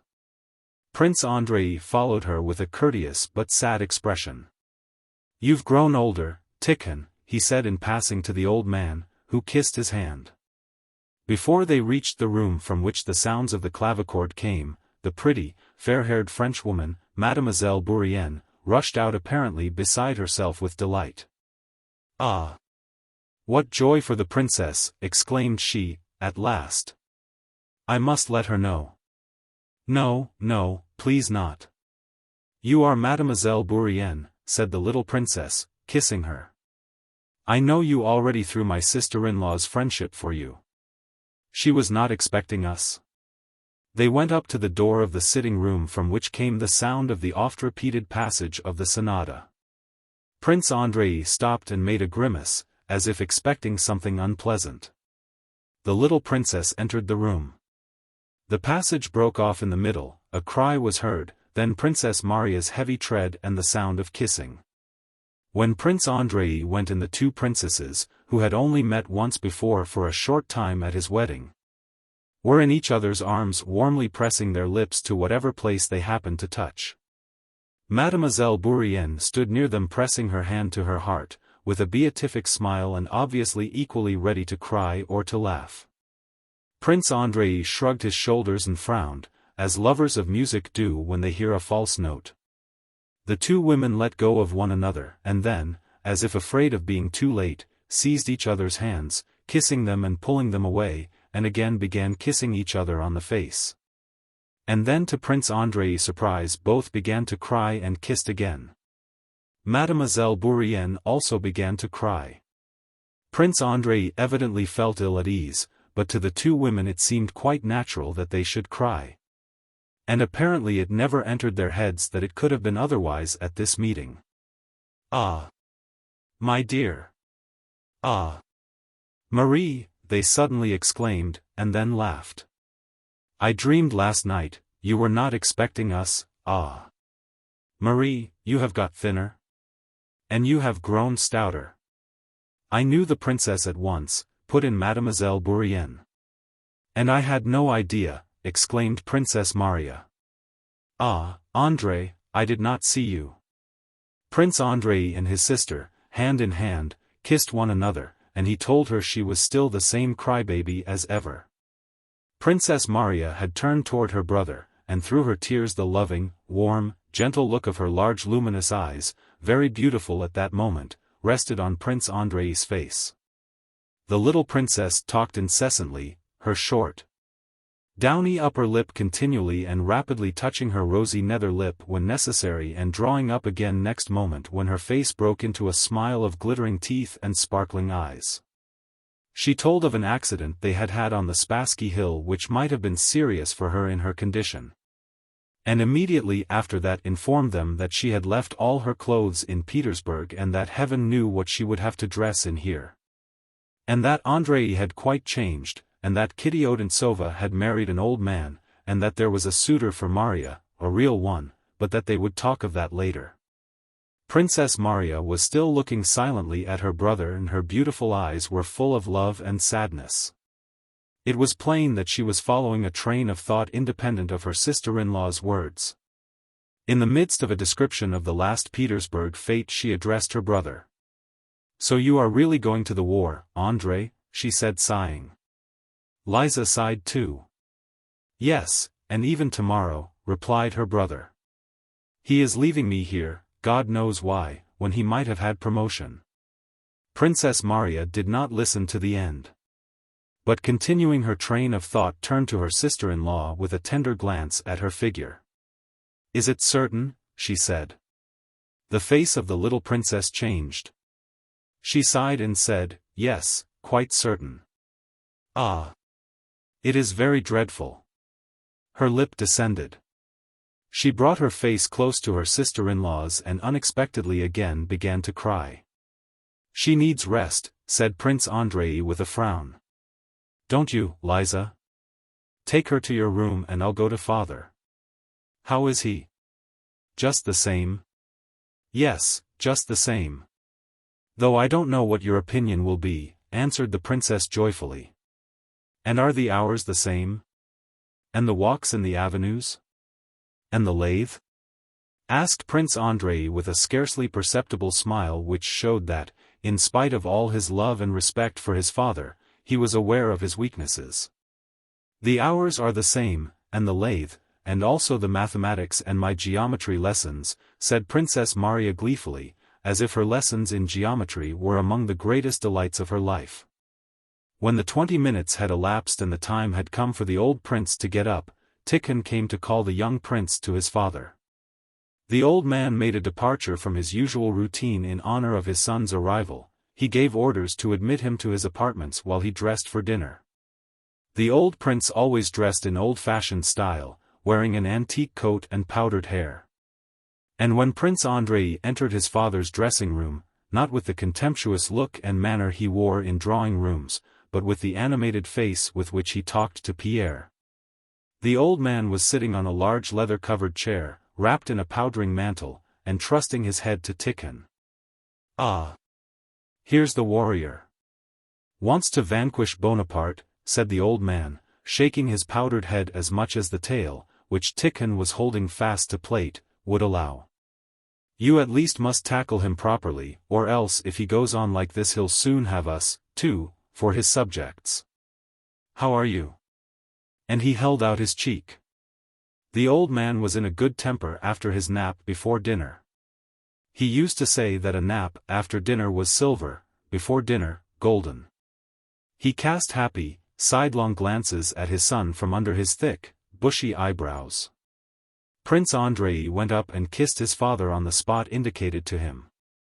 He made no reply on his father's favorite topic, making fun of the military men of the day, and more particularly of Bonaparte. "Yes, father, I have come to you and brought my wife who is pregnant," said Prince Andrei, following every movement of his father's face with an eager and respectful look. "How is your health?" "Only fools and rakes fall ill, my boy. You know me, I am busy from morning till night and abstemious, so of course I am well." "Thank God," said his son smiling. "God has nothing to do with it." "Well, go on," he continued, returning to his hobby. "Tell me how the Germans have taught you to fight Bonaparte by this new science you call strategy." Prince Andrei smiled. "Give me time to collect my wits, father," said he, with a smile that showed that his father's foibles did not prevent his son from loving and honoring him. "Why, I have not yet had time to settle down." "Nonsense, nonsense," cried the old man, shaking his pigtail to see whether it was firmly plaited, and grasping his by the hand. "The house for your wife is ready. Princess Maria will take her there and show her over, and they'll talk 19 to the dozen. That's their woman's way. I am glad to have her. Sit down and talk. About Michelson's army I understand, Tolstoy's too, a simultaneous expedition. But what's the Southern Army to do? Prussia is neutral. I know that. What about Austria?" said he, rising from his chair and pacing up and down the room followed by Tikhon, who ran after him, handing him different articles of clothing. "What of Sweden? How will they cross Pomerania?" Prince Andrei, seeing that his father insisted, began, at first reluctantly, but gradually with more and more animation. And from habit changing unconsciously from Russian to French as he went on, to explain the plan of operation for the coming campaign. He explained how an army, 90,000 strong, was to threaten Prussia so as to bring her out of her neutrality and draw her into the war. How part of that army was to join some Swedish forces at Stralsund, how 220,000 Austrians, with 100,000 Russians, were to operate in Italy and on the Rhine. How 50,000 Russians and as many English were to land at Naples, and how a total force of 500,000 men was to attack the French from different sides. The old prince did not evince the least interest during this explanation, but as if he were not listening to it continued to dress while walking about, and 3 times unexpectedly interrupted. Once he stopped it by shouting, "The white one, the white one." This meant that Tikhon was not handing him the waistcoat he wanted. Another time he interrupted, saying, "And will she soon be confined?" and shaking his head reproachfully said, "That's bad. Go on, go on." The third interruption came when Prince Andrei was finishing his description. The old man began to sing, in the cracked voice of old age, Malbrook sen vatn guerre. Dieu sait quand reviendra. 15. His son only smiled. I don't say it's a plan I approve of, said the son, I am only telling you what it is. Napoleon has also formed his plan by now, not worse than this one. Well, you've told me nothing new, and the old man repeated, meditatively and rapidly. Dieu sait quand reviendra. Go to the dining room. Chapter 27. At the appointed hour the prince, powdered and shaven, entered the dining room where his daughter-in-law, Princess Maria, and Mademoiselle Bourienne were already awaiting him together with his architect, who by a strange caprice of his employers was admitted to table, though the position of that insignificant individual was such as could certainly not have caused him to expect that honor. The prince, who generally kept very strictly to social distinctions and rarely admitted even important government officials to his table, had unexpectedly selected Mikhail Ivanovich, who always went into a corner to blow his nose on his checked handkerchief, to illustrate the theory that all men are equals, and had more than once impressed on his daughter that Mikhail Ivanovich was not a whit worse than you or I.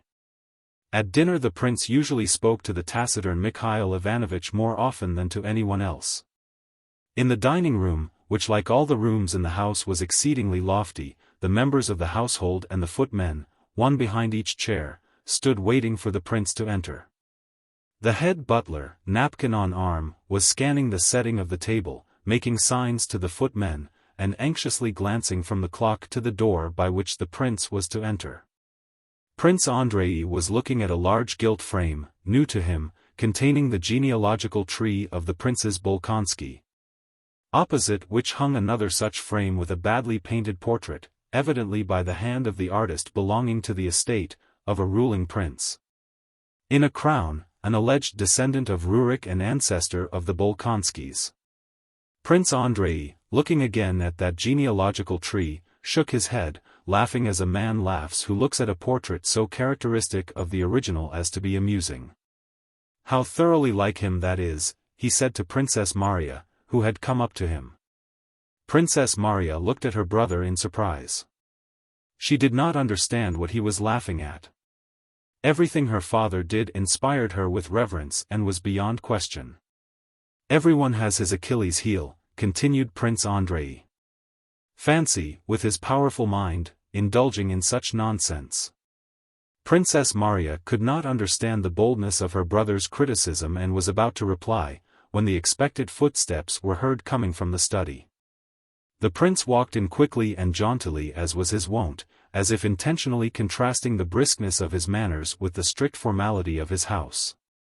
At that moment the great clock struck 2 and another with a shrill tone joined in from the drawing-room. The prince stood still.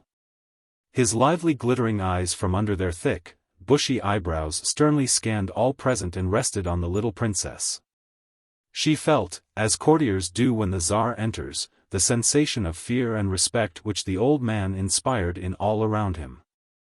He stroked her hair and then patted her awkwardly on the back of her neck. "I'm glad to see you," he said, looking attentively into her eyes, and then quickly went to his place and sat down. Sit down, sit down. Sit down, Mikhail Ivanovich." He indicated a place beside him to his daughter-in-law. A footman moved the chair for her. "Ho, ho," said the old man, casting his eyes on her rounded figure. "You've been in a hurry. That's bad." He laughed in his usual dry, cold, unpleasant way, with his lips only and not with his eyes. "You must walk as much as possible, he said. The little princess did not wish to, hear his words. She was silent and seemed confused. The prince asked her about her father, and she began to smile and talk. He asked about mutual acquaintances, and she became still more animated and chattered away giving him greetings from various people and retelling the town gossip. "Countess Apraxina, poor thing, has lost her husband and she has cried her eyes out," she said, growing more and more lively. As she became animated the prince looked at her more and more sternly, and suddenly, as if he had studied her sufficiently and had formed a definite idea of her, he turned away and addressed Mikhail Ivanovich. Well, Mikhail Ivanovich, our Bonaparte will be having a bad time of it. Prince Andrei, he always spoke thus of his son, has been telling me what forces are being collected against him. While you and I never thought much of him. Mikhail Ivanovich did not at all know when you and I had said such things about Bonaparte, but understanding that he was wanted as a peg on which to hang the prince's favorite topic. He looked inquiringly at the young prince, wondering what would follow. He is a great tactician, said the prince to his son, pointing to the architect. And the conversation again turned on the war, on Bonaparte, and the generals and statesmen of the day.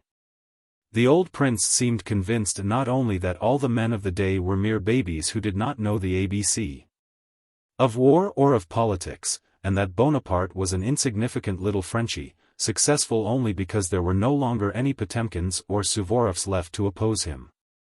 But he was also convinced that there were no political difficulties in Europe and no real war, but only a sort of puppet show at which the men of the day were playing, pretending to do something real. Prince Andrei gaily bore with his father's ridicule of the new men, and drew him on and listened to him with evident pleasure. The past always seems good, said he, but did not Suvorov himself fall into a trap Moreau set him, and from which he did not know how to escape? Who told you that? Who? Cried the prince. Suvorov. And he jerked away his plate, which Tikhon briskly caught. Suvorov. Consider, Prince Andrei. 2. Frederick and Suvorov, Moreau. Moreau would have been a prisoner if Suvorov had had a free hand, but he had the Hofkriegswurstschnapsrath on his hands. It would have puzzled the devil himself. When you get there you'll find out what those Hofkriegswurstraths are. Suvorov couldn't manage them, so what chance has Mikhail Kutuzov? No, my dear boy, he continued, you and your generals won't get on against Bonaparte, you'll have to call in the French, so that birds of a feather may fight together. The German, Polon, has been sent to New York in America, to fetch the Frenchman, Moreau, he said, alluding to the invitation made that year to Moreau to enter the Russian service. Wonderful. Were the Potemkins, Suvorovs, and Orlovs Germans? No, lad, either you fellows have all lost your wits, or I have outlived mine. May God help you, but we'll see what will happen. Bonaparte has become a great commander among them. XXIII. I don't at all say that all the plans are good, said Prince Andrei, I am only surprised at your opinion of Bonaparte. You may laugh as much as you like, but all the same Bonaparte is a great general. Mikhail Ivanovich. Cried the old prince to the architect who, busy with his roast meat, hoped he had been forgotten, didn't I tell you Bonaparte was a great tactician? Here, he says the same thing. To be sure, your excellency, replied the architect. The prince again laughed his frigid laugh. Bonaparte was born with a silver spoon in his mouth. He has got splendid soldiers. Besides, he began by attacking Germans. And only idlers have failed to beat the Germans. Since the world began, everybody has beaten the Germans. They beat no one, except one another. He made his reputation fighting them. And the prince began explaining all the blunders which, according to him, Bonaparte had made in his campaigns and even in politics. His son made no rejoinder, but it was evident that whatever arguments were presented he was as little able as his father to change his opinion. He listened, refraining from a reply, and involuntarily wondered how this old man, living alone in the country for so many years, could know and discuss so minutely and acutely all the recent European military and political events. You think I'm an old man and don't understand the present state of affairs, concluded his father. But it troubles me. I don't sleep at night. Come now, where has this great commander of yours shown his skill, he concluded. That would take too long to tell, answered the son. Well, then go off to your Bonaparte.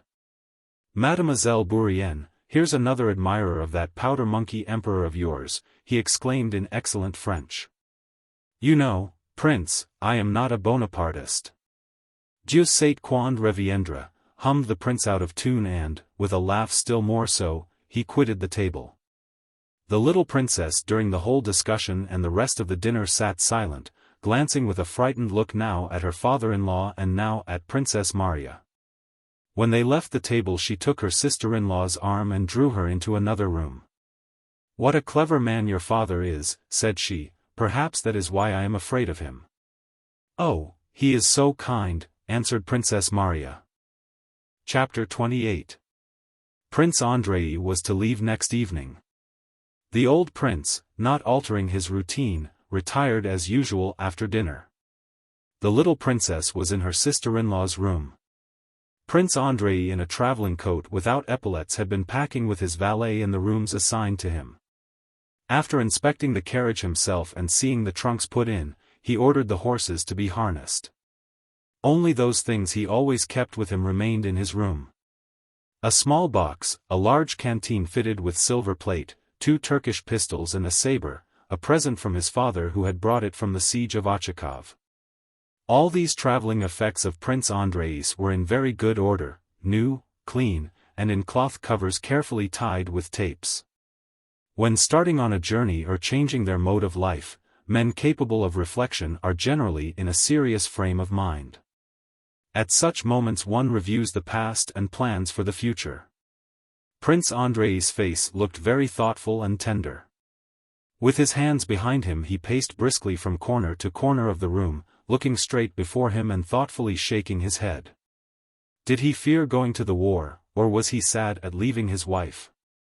Perhaps both, but evidently he did not wish to be seen in that mood, for hearing footsteps in the passage he hurriedly unclasped his hands, stopped at a table as if tying the cover of the small box, and assumed his usual tranquil and impenetrable expression.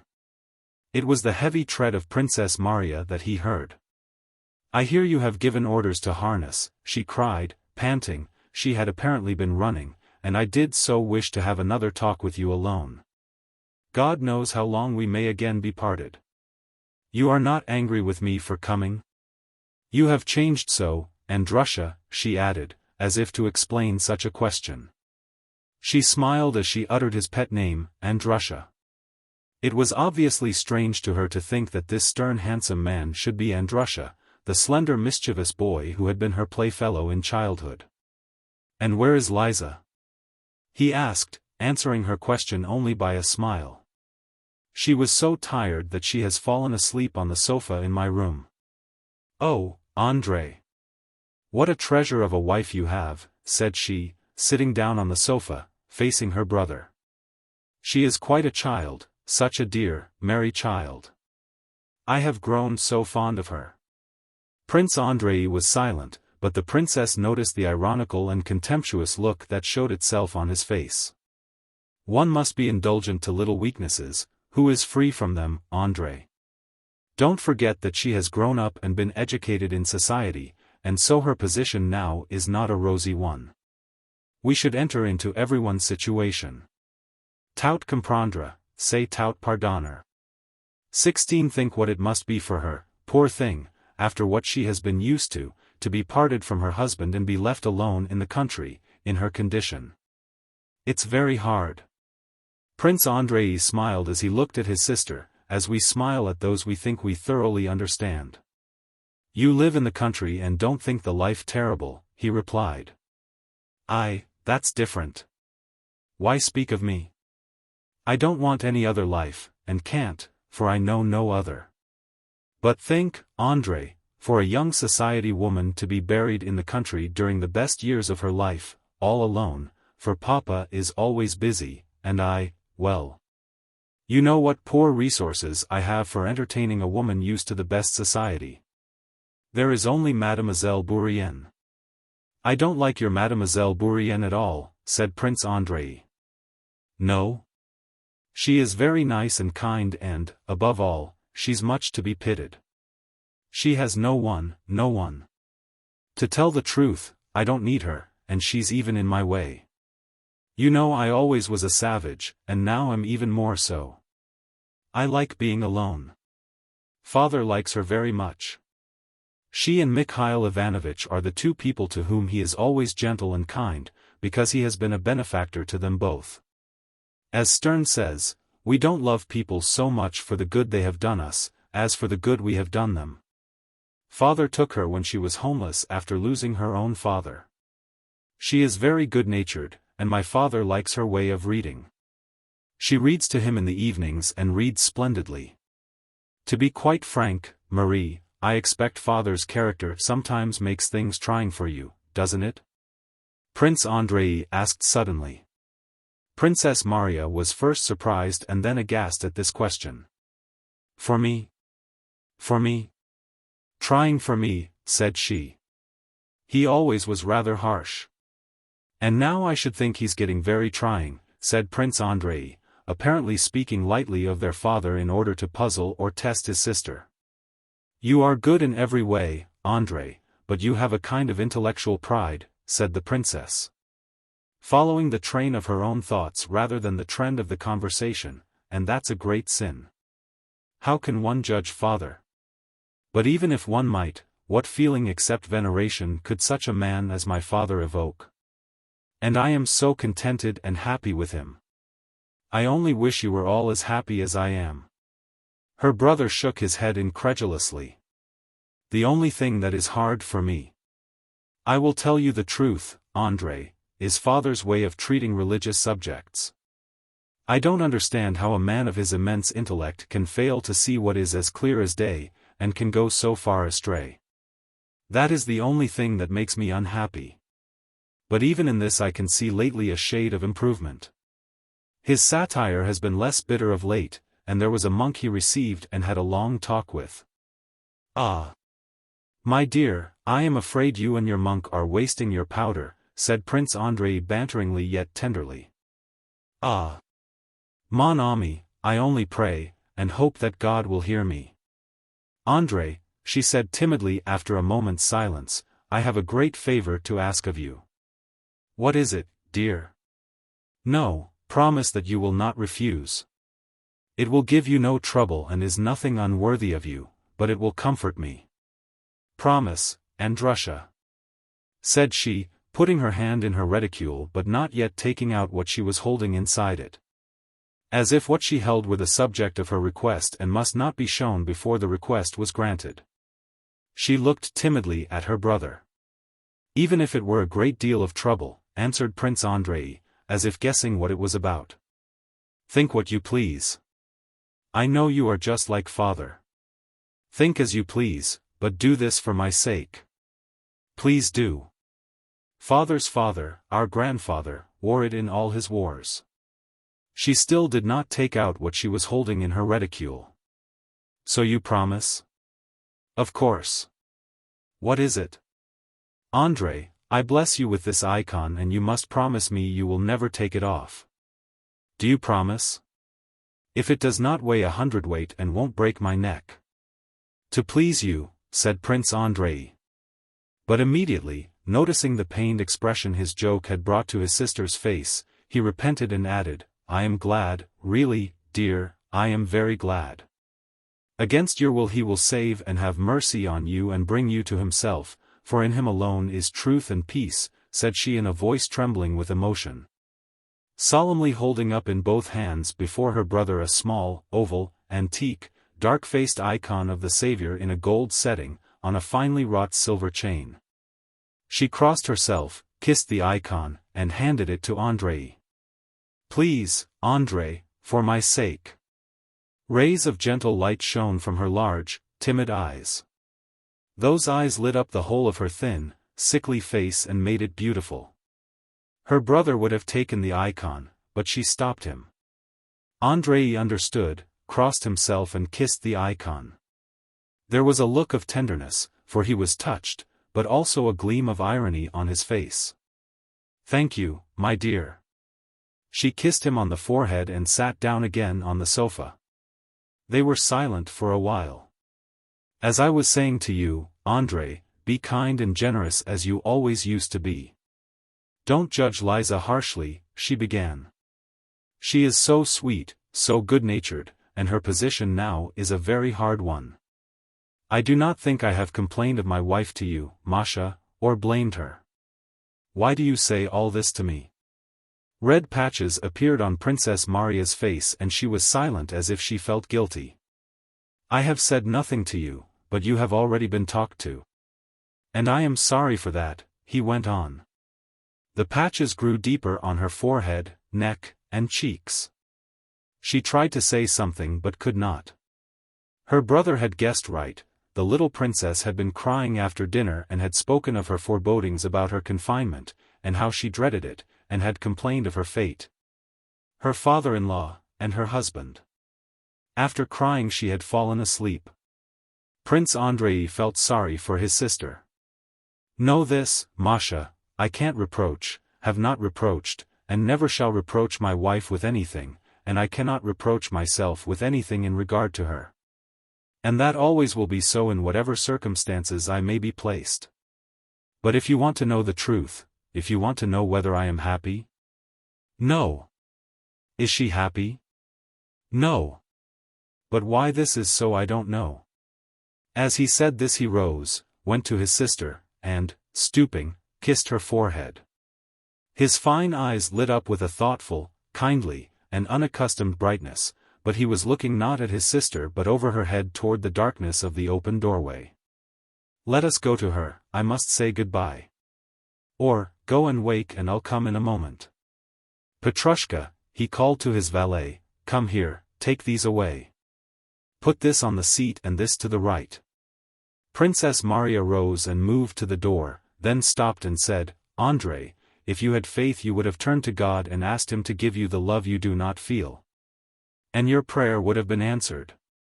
Well, maybe, said Prince Andrei. Go, Masha, I'll come immediately.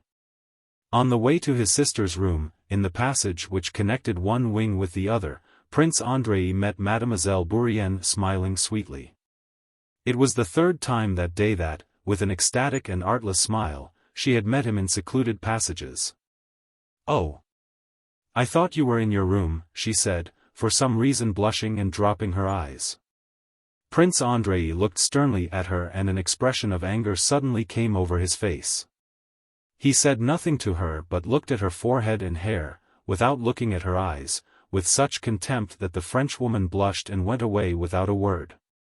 When he reached his sister's room his wife was already awake and her merry voice, hurrying one word after another, came through the open door.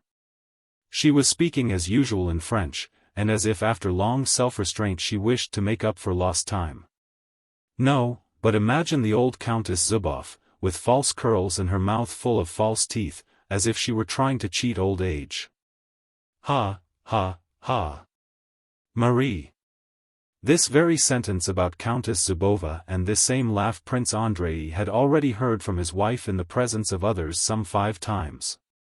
He entered the room softly. The little princess, plump and rosy, was sitting in an easy chair with her work in her hands, talking incessantly, repeating Petersburg reminiscences and even phrases. Prince Andrei came up, stroked her hair, and asked if she felt rested after their journey. She answered him and continued her chatter. The coach with 6 horses was waiting at the porch. It was an autumn night, so dark that the coachman could not see the carriage pull. Servants with lanterns were bustling about in the porch. The immense house was brilliant with lights shining through its lofty windows. The domestic serfs were crowding in the hall, waiting to bid goodbye to the young prince. The members of the household were all gathered in the reception hall, Mikhail Ivanovich, Mademoiselle Bourienne, Princess Maria, and the little princess. Prince Andrei had been called to his father's study as the latter wished to say goodbye to him alone. All were waiting for them to come out. When Prince Andrei entered the study the old man in his old age spectacles and white dressing gown, in which he received no one but his son, sat at the table writing. He glanced round. Going? And he went on writing. I've come to say goodbye. Kiss me here, and he touched his cheek. Thanks, thanks. What do you thank me for? For not dilly-dallying and not hanging to a woman's apron strings. The service before everything. Thanks, thanks. And he went on writing, so that his quill spluttered and squeaked.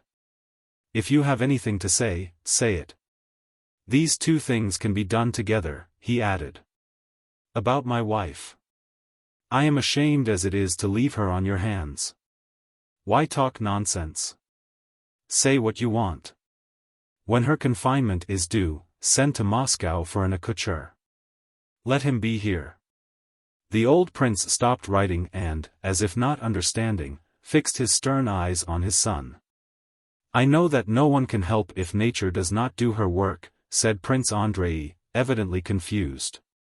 I know that out of 1,000,000 cases only one goes wrong, but it is her fancy and mine. They have been telling her things. She has had a dream and is frightened. XXIII, muttered the old prince to himself, finishing what he was writing. I'll do it.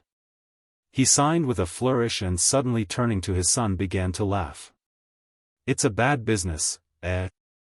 What is bad, father? The wife, said the old prince, briefly and significantly. I don't understand, said Prince Andrei.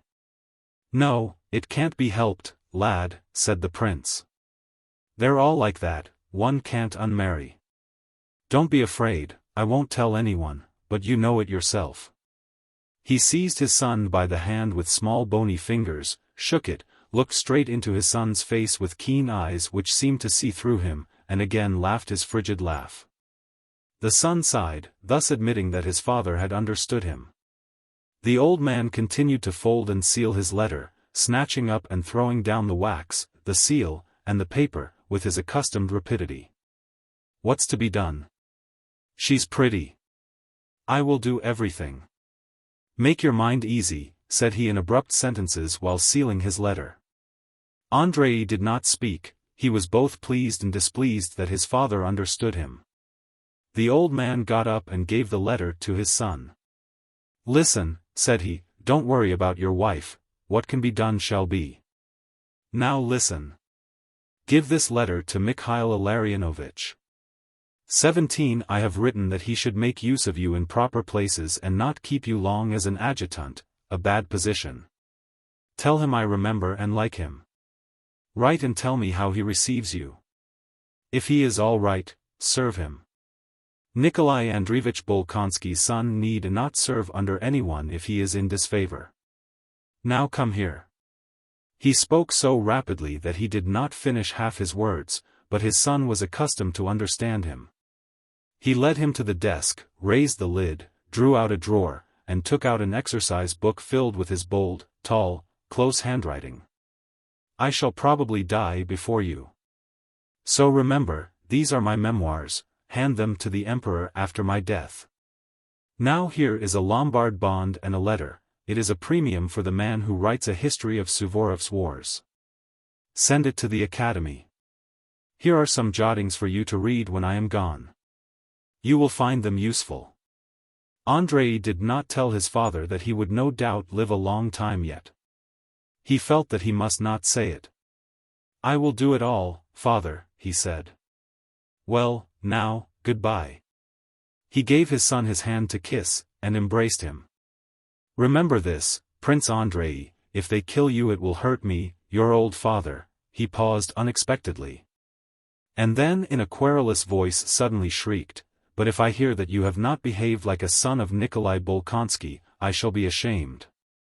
You need not have said that to me, father, said the son with a smile. The old man was silent. I also wanted to ask you, continued Prince Andrei, if I'm killed and if I have a son, do not let him be taken away from you, as I said yesterday, let him grow up with you. Please. Not let the wife have him, said the old man, and laughed. They stood silent, facing one another. The old man's sharp eyes were fixed straight on his son's. Something twitched in the lower part of the old prince's face. We've said goodbye.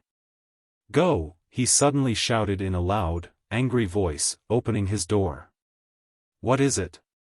What? Asked both princesses when they saw for a moment at the door Prince Andrei and the figure of the old man in a white dressing gown, spectacled and wigless, shouting in an angry voice. Prince Andrei sighed and made no reply. Well, he said, turning to his wife. And this, well, sounded coldly ironic, as if he were saying, "Now go through your performance." "Andrei, already," said the little princess, turning pale and looking with dismay at her husband. He embraced her. She screamed and fell unconscious on his shoulder. He cautiously released the shoulder she leaned on, looked into her face, and carefully placed her in an easy chair. "Adieu, Marie," said he gently to his sister, taking her by the hand and kissing her, and then he left the room with rapid steps. The little princess lay in the armchair, Mademoiselle Bourienne chafing her temples. Princess Maria, supporting her sister-in-law, still looked with her beautiful eyes full of tears at the door through which Prince Andrei had gone and made the sign of the cross in his direction. From the study, like pistol shots, came the frequent sound of the old man angrily blowing his nose. Hardly had Prince Andrei gone when the study door opened quickly and the stern figure of the old man in the white dressing gown looked out. "Gone? That's all right," said he. And looking angrily at the unconscious little princess, he shook his head reprovingly and slammed the door. Chapter 2. 1805. Chapter 1. In October, 1805, a Russian army was occupying the villages and towns of the Archduchy of Austria. And yet other regiments freshly arriving from Russia were settling near the fortress of Braunau and burdening the inhabitants on whom they were quartered. Braunau was the headquarters of the commander-in-chief, Kutuzov.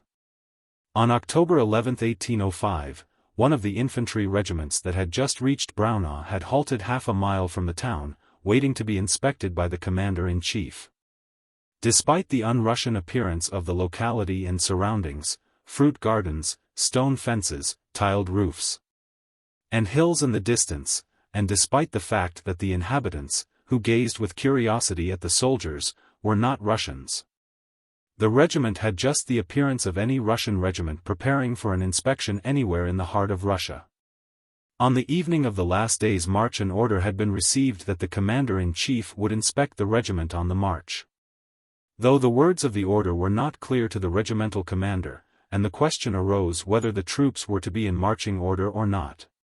It was decided at a consultation between the battalion commanders to present the regiment in parade order, on the principle that it is always better to bow too low than not bow low enough.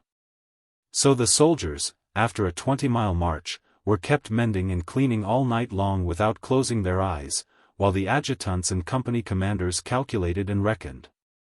And by morning the regiment, instead of the straggling, disorderly crowd it had been on its last march the day before, presented a well-ordered array of 2,000 men, each of whom knew his place and his duty, had every button and every strap in place, and shone with cleanliness.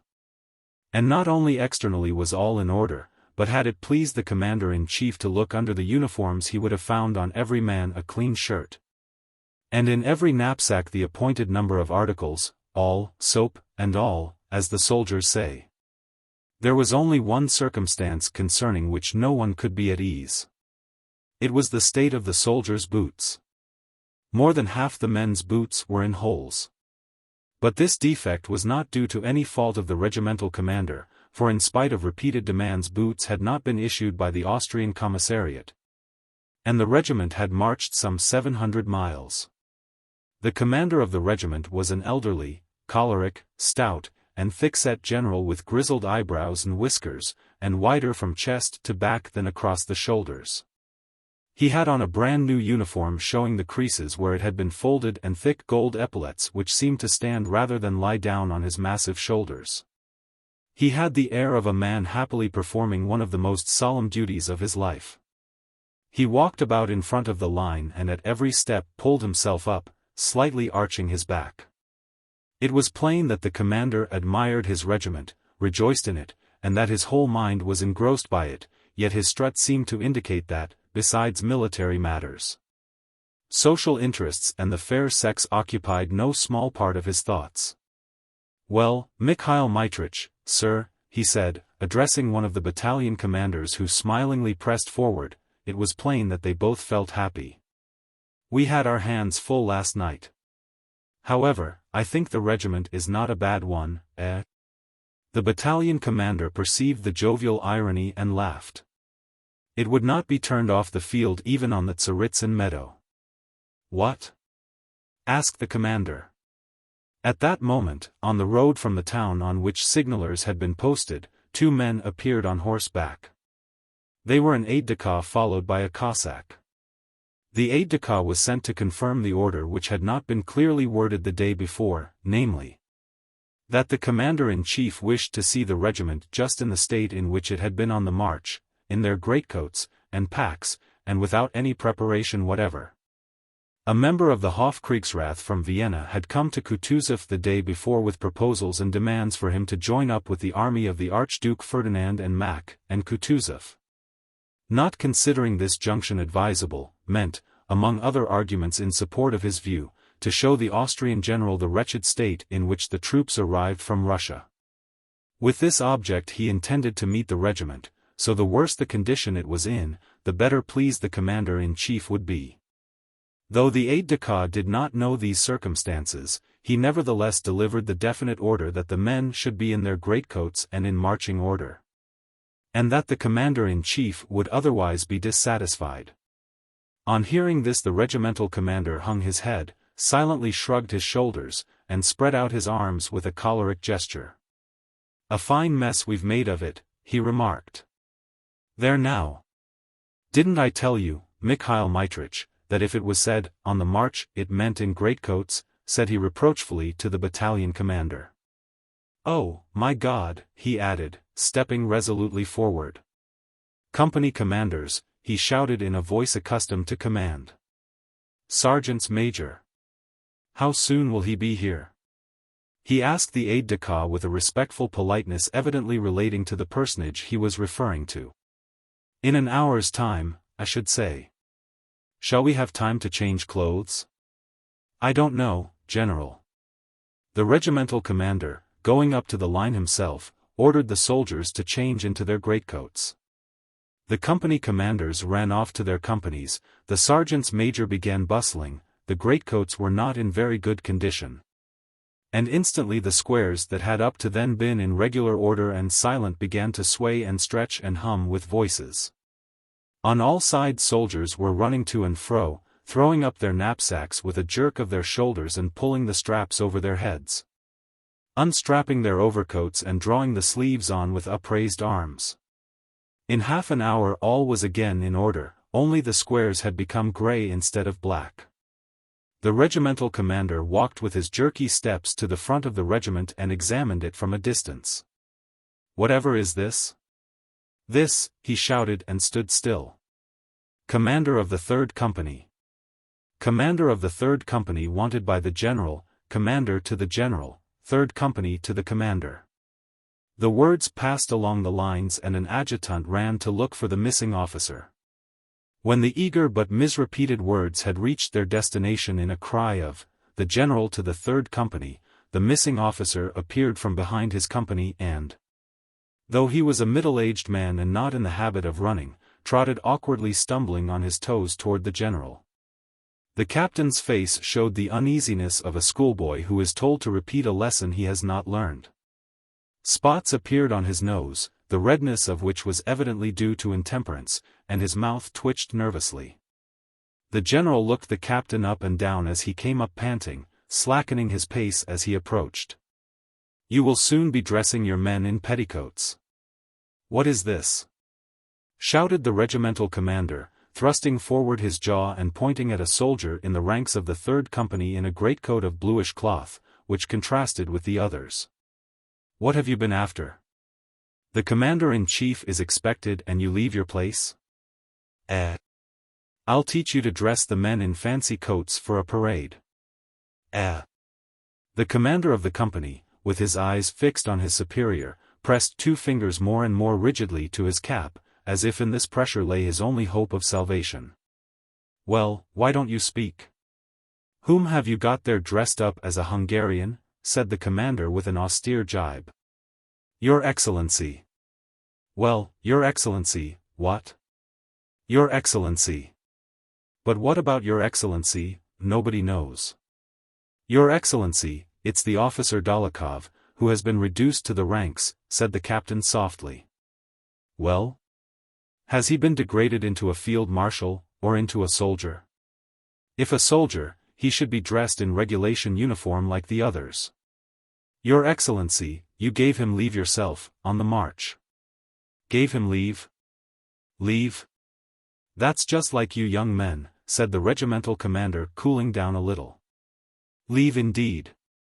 One says a word to you and you—" "What?" He added with renewed irritation, "I beg you to dress your men decently." And the commander, turning to look at the adjutant, directed his jerky steps down the line. He was evidently pleased at his own display of anger, and walking up to the regiment wished to find a further excuse for wrath.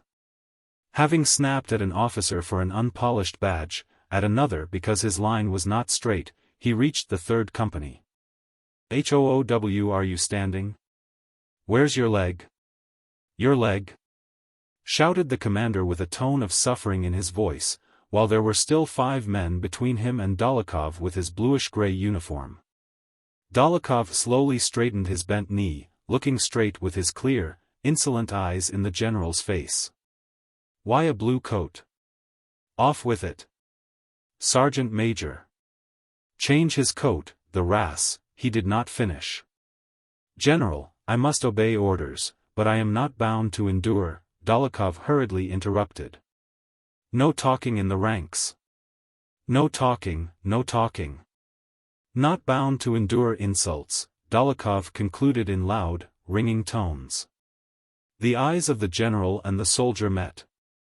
The general became silent, angrily pulling down his tight scarf. "I request you to have the goodness to change your coat," he said as he turned away. Chapter 2. "He's coming," shouted the signaller at that moment. The regimental commander, flushing, ran to his horse, seized the stirrup with trembling hands, threw his body across the saddle, righted himself, drew his saber. And with a happy and resolute countenance, opening his mouth awry, prepared to shout. The regiment fluttered like a bird preening its plumage and became motionless. "Attention!" shouted the regimental commander in a soul-shaking voice which expressed joy for himself, severity for the regiment, and welcome for the approaching chief. Along the broad country road, edged on both sides by trees, came a high, light blue Viennese calèche, slightly creaking on its springs and drawn by 6 horses at a smart trot. Behind the calèche galloped the suite and a convoy of Croats. Beside Kutuzov sat an Austrian general, in a white uniform that looked strange among the Russian black ones. The calèche stopped in front of the regiment. Kutuzov and the Austrian general were talking in low voices, and Kutuzov smiled slightly as, treading heavily, he stepped down from the carriage just as if those 2,000 men breathlessly gazing at him and the regimental commander did not exist. The word of command rang out, and again the regiment quivered, as with a jingling sound it presented arms. Then amidst a dead silence the feeble voice of the commander-in-chief was heard. The regiment roared, "Health to your ex, Lency," and again all became silent. At first Kutuzov stood still while the regiment moved. Then he and the general in white, accompanied by the suite, walked between the ranks. From the way the regimental commander saluted the commander-in-chief and devoured him with his eyes, drawing himself up obsequiously.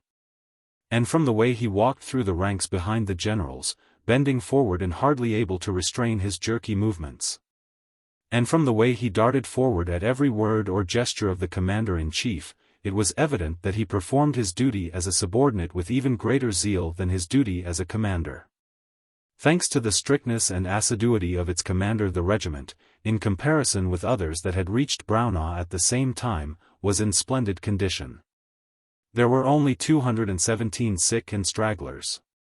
Everything was in good order except the boots. Kutuzov walked through the ranks, sometimes stopping to say a few friendly words to officers he had known in the Turkish War, sometimes also to the soldiers. Looking at their boots, he several times shook his head sadly, pointing them out to the Austrian general with an expression which seemed to say that he was not blaming anyone, but could not help noticing what a bad state of things it was. The regimental commander ran forward on each such occasion, fearing to miss a single word of the commander-in-chief's regarding the regiment. Behind Kutuzov, at a distance that allowed every softly spoken word to be heard, followed some 20 men of his suite. These gentlemen talked among themselves and sometimes laughed. Nearest of all to the commander-in-chief walked a handsome adjutant. This was Prince Bolkonsky. Beside him was his comrade Nesvitsky, a tall staff officer, extremely stout, with a kindly, smiling, handsome face and moist eyes.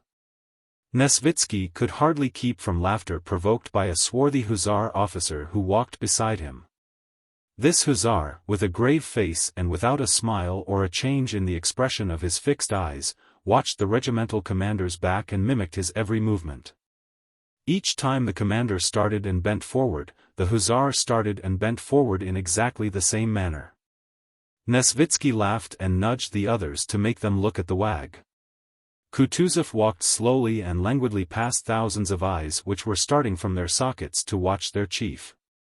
On reaching the third company he suddenly stopped. His suite, not having expected this, involuntarily came closer to him.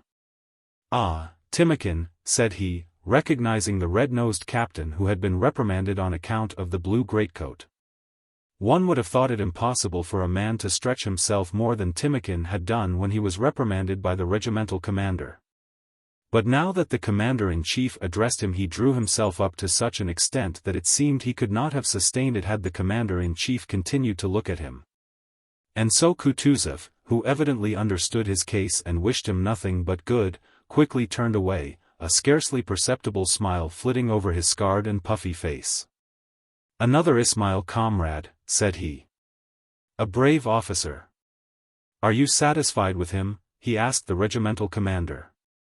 And the latter, unconscious that he was being reflected in the hussar officer as in a looking-glass, started, moved forward, and answered, "Highly satisfied, Your Excellency." "We all have our weaknesses," said Kutuzov smiling and walking away from him. He used to have a predilection for Bacchus. The regimental commander was afraid he might be blamed for this and did not answer.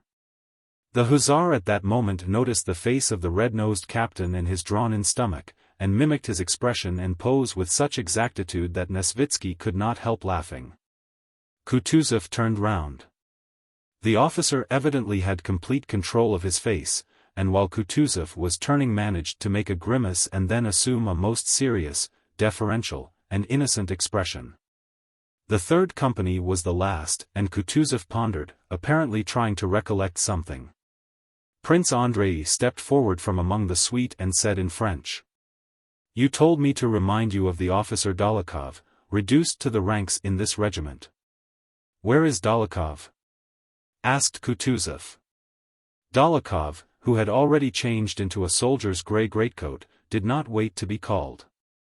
The shapely figure of the fair-haired soldier, with his clear blue eyes, stepped forward from the ranks, went up to the commander-in-chief, and presented arms. "Have you a complaint to make?" Kutuzov asked with a slight frown. "This is Dolokhov," said Prince Andrei. "Ah," said Kutuzov. "I hope this will be a lesson to you. Do your duty. The Emperor is gracious, and I shan't forget you if you deserve well." The clear blue eyes looked at the commander-in-chief just as boldly as they had looked at the regimental commander, seeming by their expression to tear open the veil of convention that separates a commander-in-chief so widely from a private. "One thing I ask of your Excellency," Dolokhov said in his firm, ringing, deliberate voice.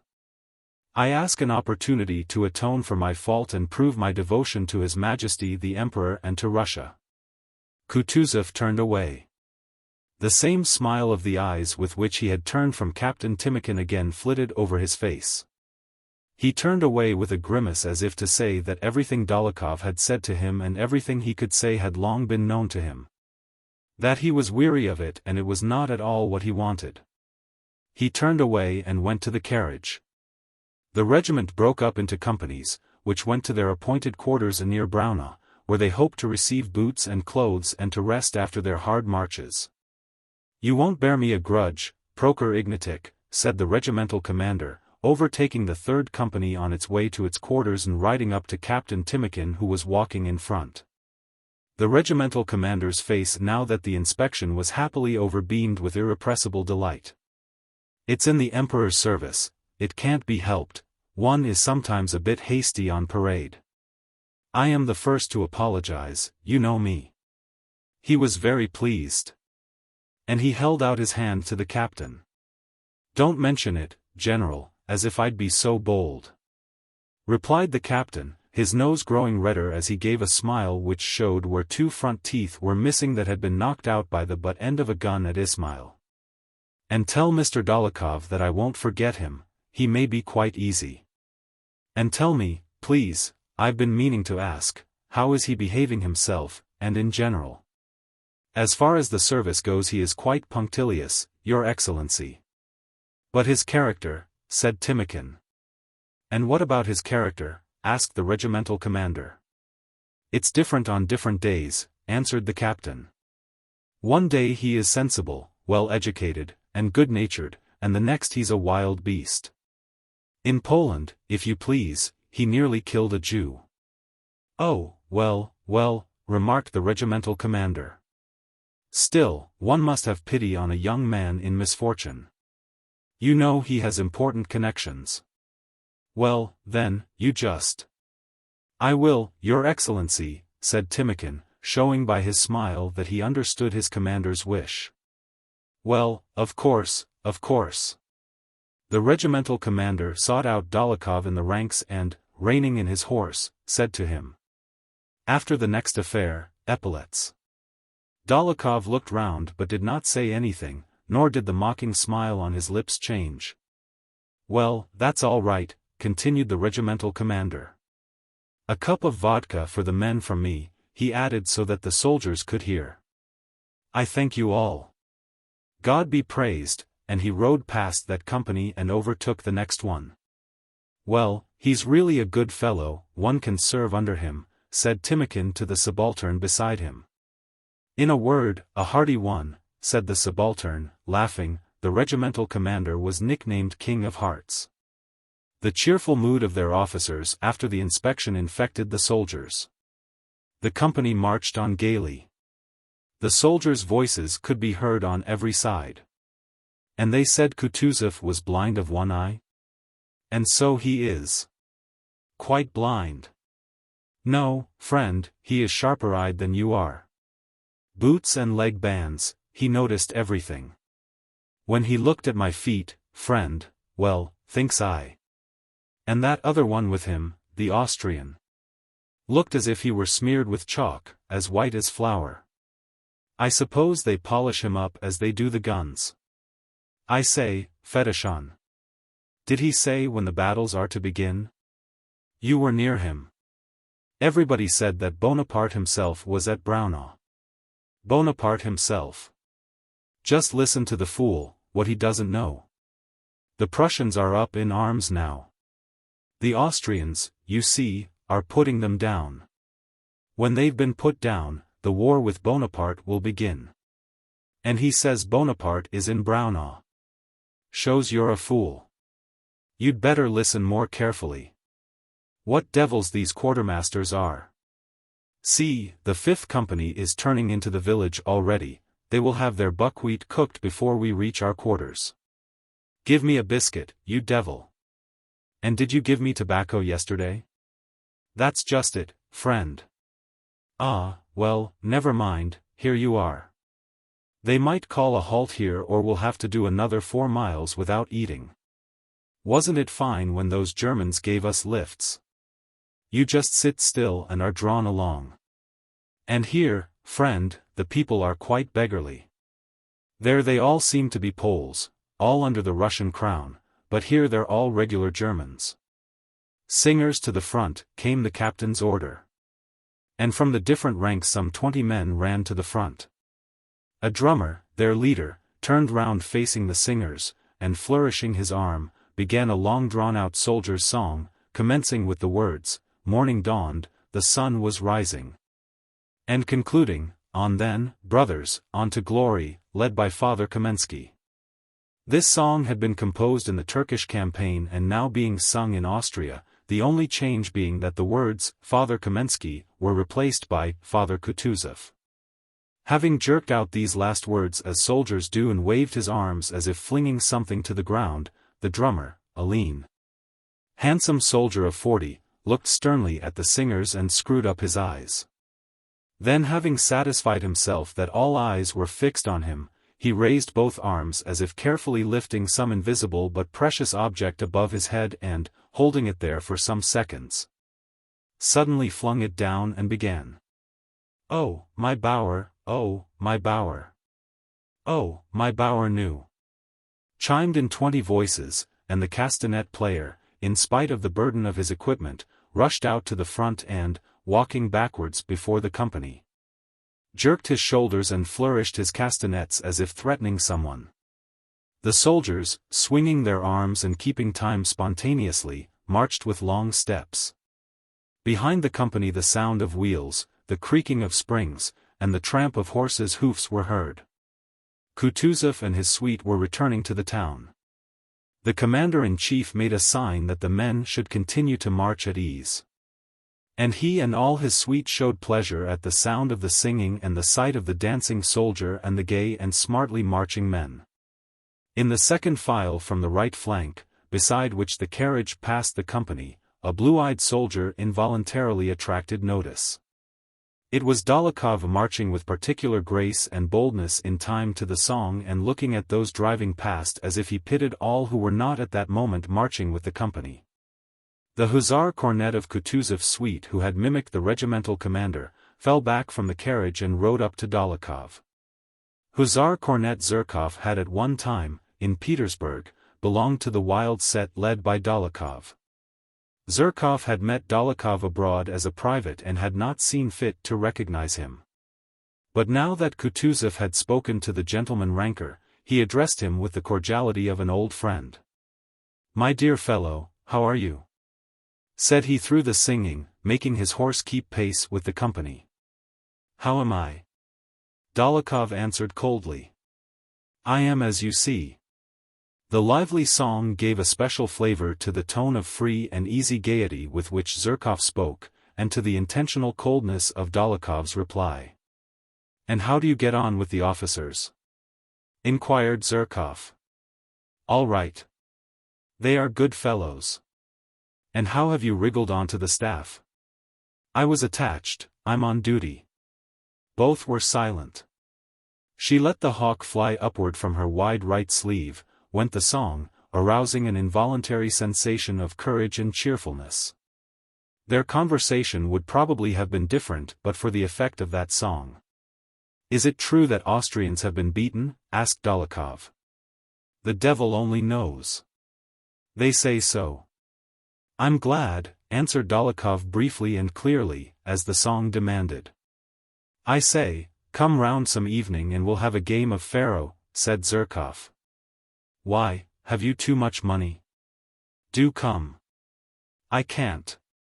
I've sworn not to. I won't drink and won't play till I get reinstated." "Well, that's only till the first engagement." "We shall see." They were again silent. "Come if you need anything. One can at least be of use on the staff." Dolokhov smiled. "Don't trouble. If I want anything, I won't beg, I'll take it." "Well, never mind. I only. Goodbye. Good health. It's a long, long way. To my native land." Zherkov touched his horse with the spurs. It pranced excitedly from foot to foot, uncertain with which to start, then settled down, galloped past the company, and overtook the carriage, still keeping time to the song. Chapter 3. On returning from the review, Kutuzov took the Austrian general into his private room and, calling his adjutant, asked for some papers relating to the condition of the troops on their arrival, and the letters that had come from the Archduke Ferdinand, who was in command of the advanced army. Prince Andrei Bolkonsky came into the room with the required papers.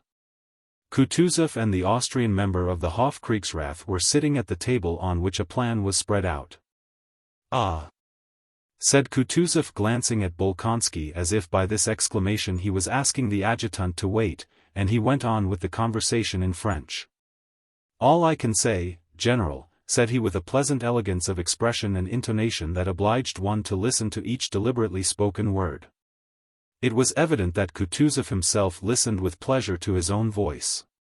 "All I can say, General, is that if the matter depended on my personal wishes, the will of His Majesty the Emperor Francis would have been fulfilled long ago. I should long ago have joined the Archduke. And believe me on my honor that to me personally it would be a pleasure to hand over the supreme command of the army into the hands of a better informed and more skillful general, of whom Austria has so many, and to lay down all this heavy responsibility. But circumstances are sometimes too strong for us, General." And Kutuzov smiled in a way that seemed to say, "You are quite at liberty not to believe me, and I don't even care whether you do or not, but you have no grounds for telling me so. And that is the whole point." The Austrian general looked dissatisfied, but had no option but to reply in the same tone. "On the contrary," he said, in a querulous and angry tone that contrasted with his flattering words, "on the contrary. Your Excellency's participation in the common action is highly valued by His Majesty. But we think the present delay is depriving the splendid Russian troops and their commander of the laurels they have been accustomed to win in their battles." He concluded his evidently prearranged sentence. Kutuzov bowed with the same smile. "But that is my conviction, and judging by the last letter with which His Highness the Archduke Ferdinand has honored me, I imagine that the Austrian troops, under the direction of so skillful a leader as General Mack, have by now already gained a decisive victory and no longer need our aid," said Kutuzov. The general frowned. Though there was no definite news of an Austrian defeat, there were many circumstances confirming the unfavorable rumors that were afloat. And so Kutuzov's suggestion of an Austrian victory sounded much like irony. But Kutuzov went on blandly smiling with the same expression, which seemed to say that he had a right to suppose so. And, in fact, the last letter he had received from Mack's army informed him of a victory and stated strategically the position of the army was very favorable. "Give me that letter," said Kutuzov, turning to Prince Andrei. "Please have a look at it," and Kutuzov with an ironical smile about the corners of his mouth read to the Austrian general the following passage, in German. From the Archduke Ferdinand's letter. "We have fully concentrated forces of nearly 70,000 men with which to attack and defeat the enemy should he cross the Lech. Also, as we are masters of Ulm, we cannot be deprived of the advantage of commanding both sides of the Danube, so that should the enemy not cross the Lech, we can cross the Danube. Throw ourselves on his line of communications, recross the river lower down, and frustrate his intention should he try to direct his whole force against our faithful ally. We shall therefore confidently await the moment when the Imperial Russian army will be fully equipped, and shall then, in conjunction with it, easily find a way to prepare for the enemy the fate he deserves." Kutuzov sighed deeply on finishing this paragraph and looked at the member of the Hofkriegsrath mildly and attentively.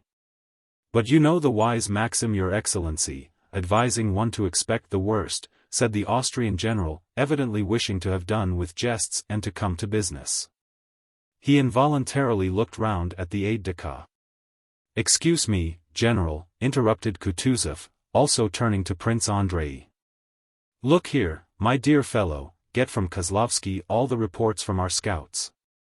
Here are 2 letters from Count Nostitz and here is one from His Highness the Archduke Ferdinand and here are these," he said, handing him several papers.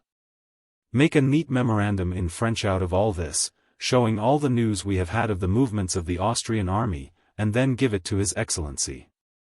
Prince Andrei bowed his head in token of having understood from the first not only what had been said but also what Kutuzov would have liked to tell him. He gathered up the papers and with a bow to both, stepped softly over the carpet and went out into the waiting room. Though not much time had passed since Prince Andrei had left Russia, he had changed greatly during that period. In the expression of his face, in his movements, in his walk, scarcely a trace was left of his former affected languor and indolence. He now looked like a man who has time to think of the impression he makes on others, but is occupied with agreeable and interesting work. His face expressed more satisfaction with himself and those around him, his smile and glance were brighter and more attractive. Kutuzov, whom he had overtaken in Poland, had received him very kindly, promised not to forget him, distinguished him above the other adjutants, and had taken him to Vienna and given him the more serious commissions. From Vienna Kutuzov wrote to his old comrade, Prince Andrei's father. Your son bids fair to become an officer distinguished by his industry, firmness, and expedition. I consider myself fortunate to have such a subordinate by me. On Kutuzov's staff, among his fellow officers and in the army generally, Prince Andrei had, as he had had in Petersburg society, two quite opposite reputations. Some, a minority, acknowledged him to be different from themselves and from everyone else, expected great things of him, listened to him, admired, and imitated him. And with them Prince Andrei was natural and pleasant. Others, the majority, disliked him and considered him conceited, cold, and disagreeable. But among these people Prince Andrei knew how to take his stand so that they respected and even feared him. Coming out of Kutuzov's room into the waiting room with the papers in his hand, Prince Andrei came up to his comrade, the aide-de-camp on duty, Kozlovsky, who was sitting at the window with a book. Well, Prince, asked Kozlovsky. I am ordered to write a memorandum explaining why we are not advancing. And why is it?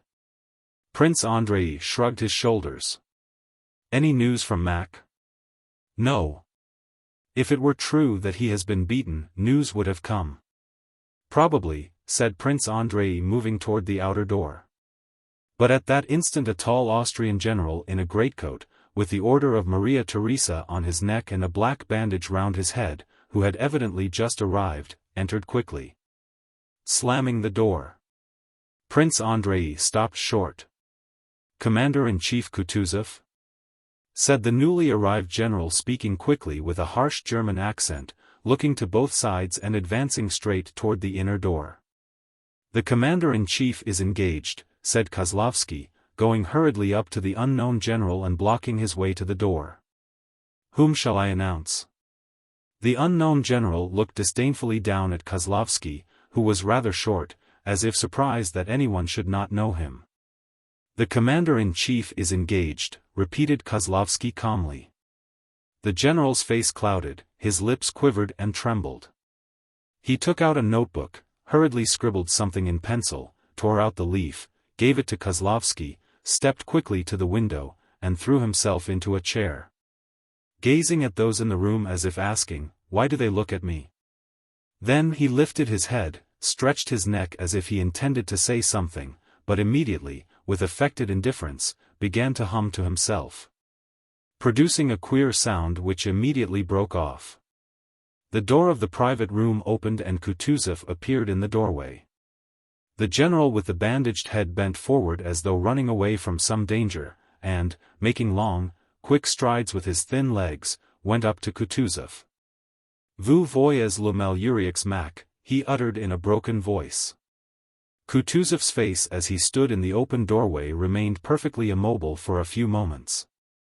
Then wrinkles ran over his face like a wave and his forehead became smooth again. He bowed his head respectfully, closed his eyes, silently let Mack enter his room before him, and closed the door himself behind him. The report which had been circulated that the Austrians had been beaten and that the whole army had surrendered at Ulm proved to be correct. Within half an hour adjutants had been sent in various directions with orders which showed that the Russian troops, who had hitherto been inactive, would also soon have to meet the enemy. Prince Andrei was one of those rare staff officers whose chief interest lay in the general progress of the war. When he saw Mack and heard the details of his disaster, he understood that half the campaign was lost, understood all the difficulties of the Russian army's position, and vividly imagined what awaited it and the part he would have to play. Involuntarily he felt a joyful agitation at the thought of the humiliation of arrogant Austria and that in a week's time he might, perhaps, see and take part in the first Russian encounter with the French since Suvorov met them. He feared that Bonaparte's genius might outweigh all the courage of the Russian troops, and at the same time could not admit the idea of his hero being disgraced.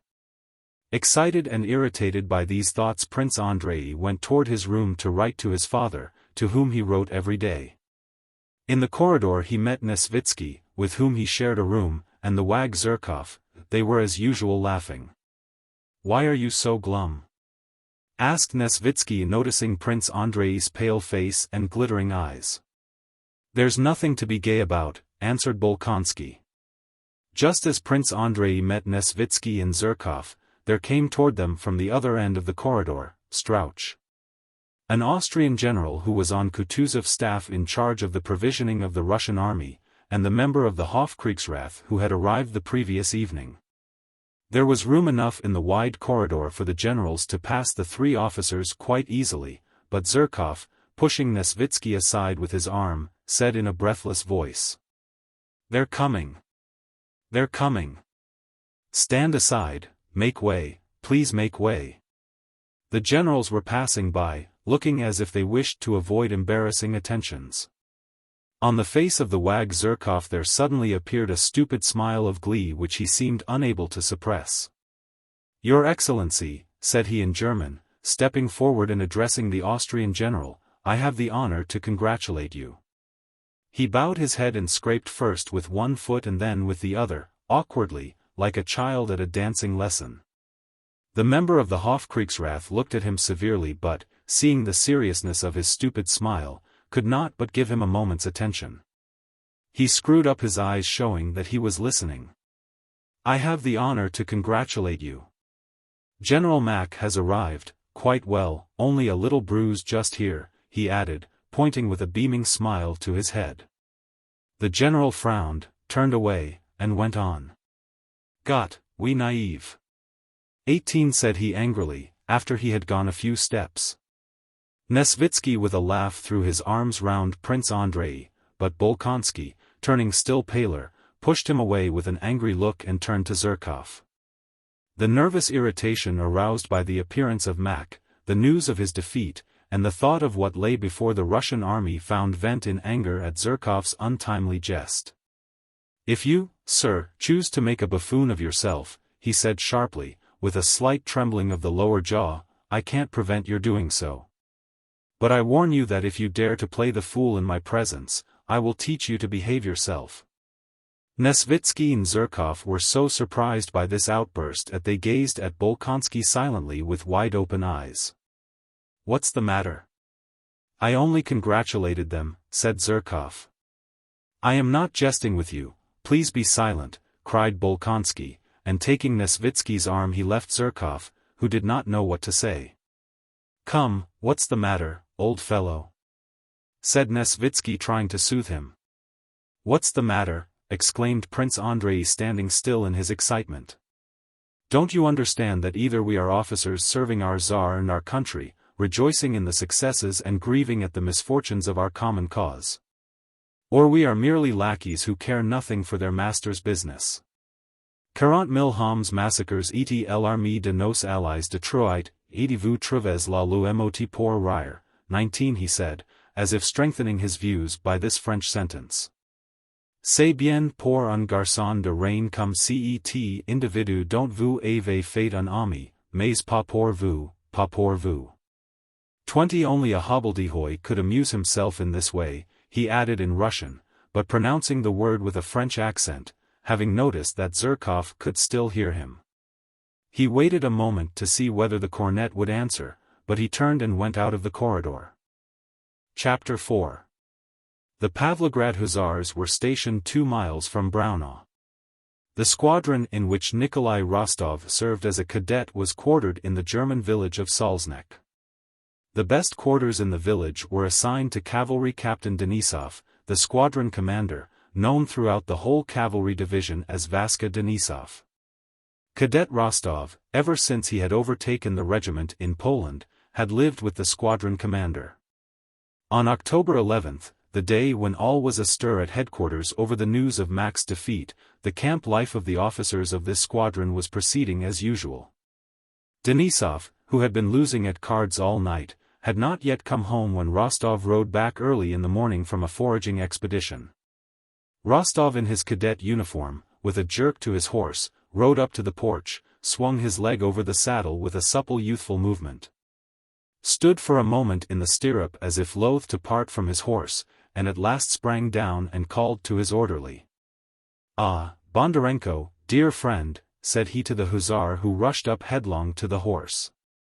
"Walk him up and down, my dear fellow," he continued, with that gay brotherly cordiality which good-hearted young people show to everyone when they are happy. "Yes, your excellency," answered the Ukrainian gaily, tossing his head. "Mind, walk him up and down well." Another hussar also rushed toward the horse, but Bondarenko had already thrown the reins of the snaffle bridle over the horse's head.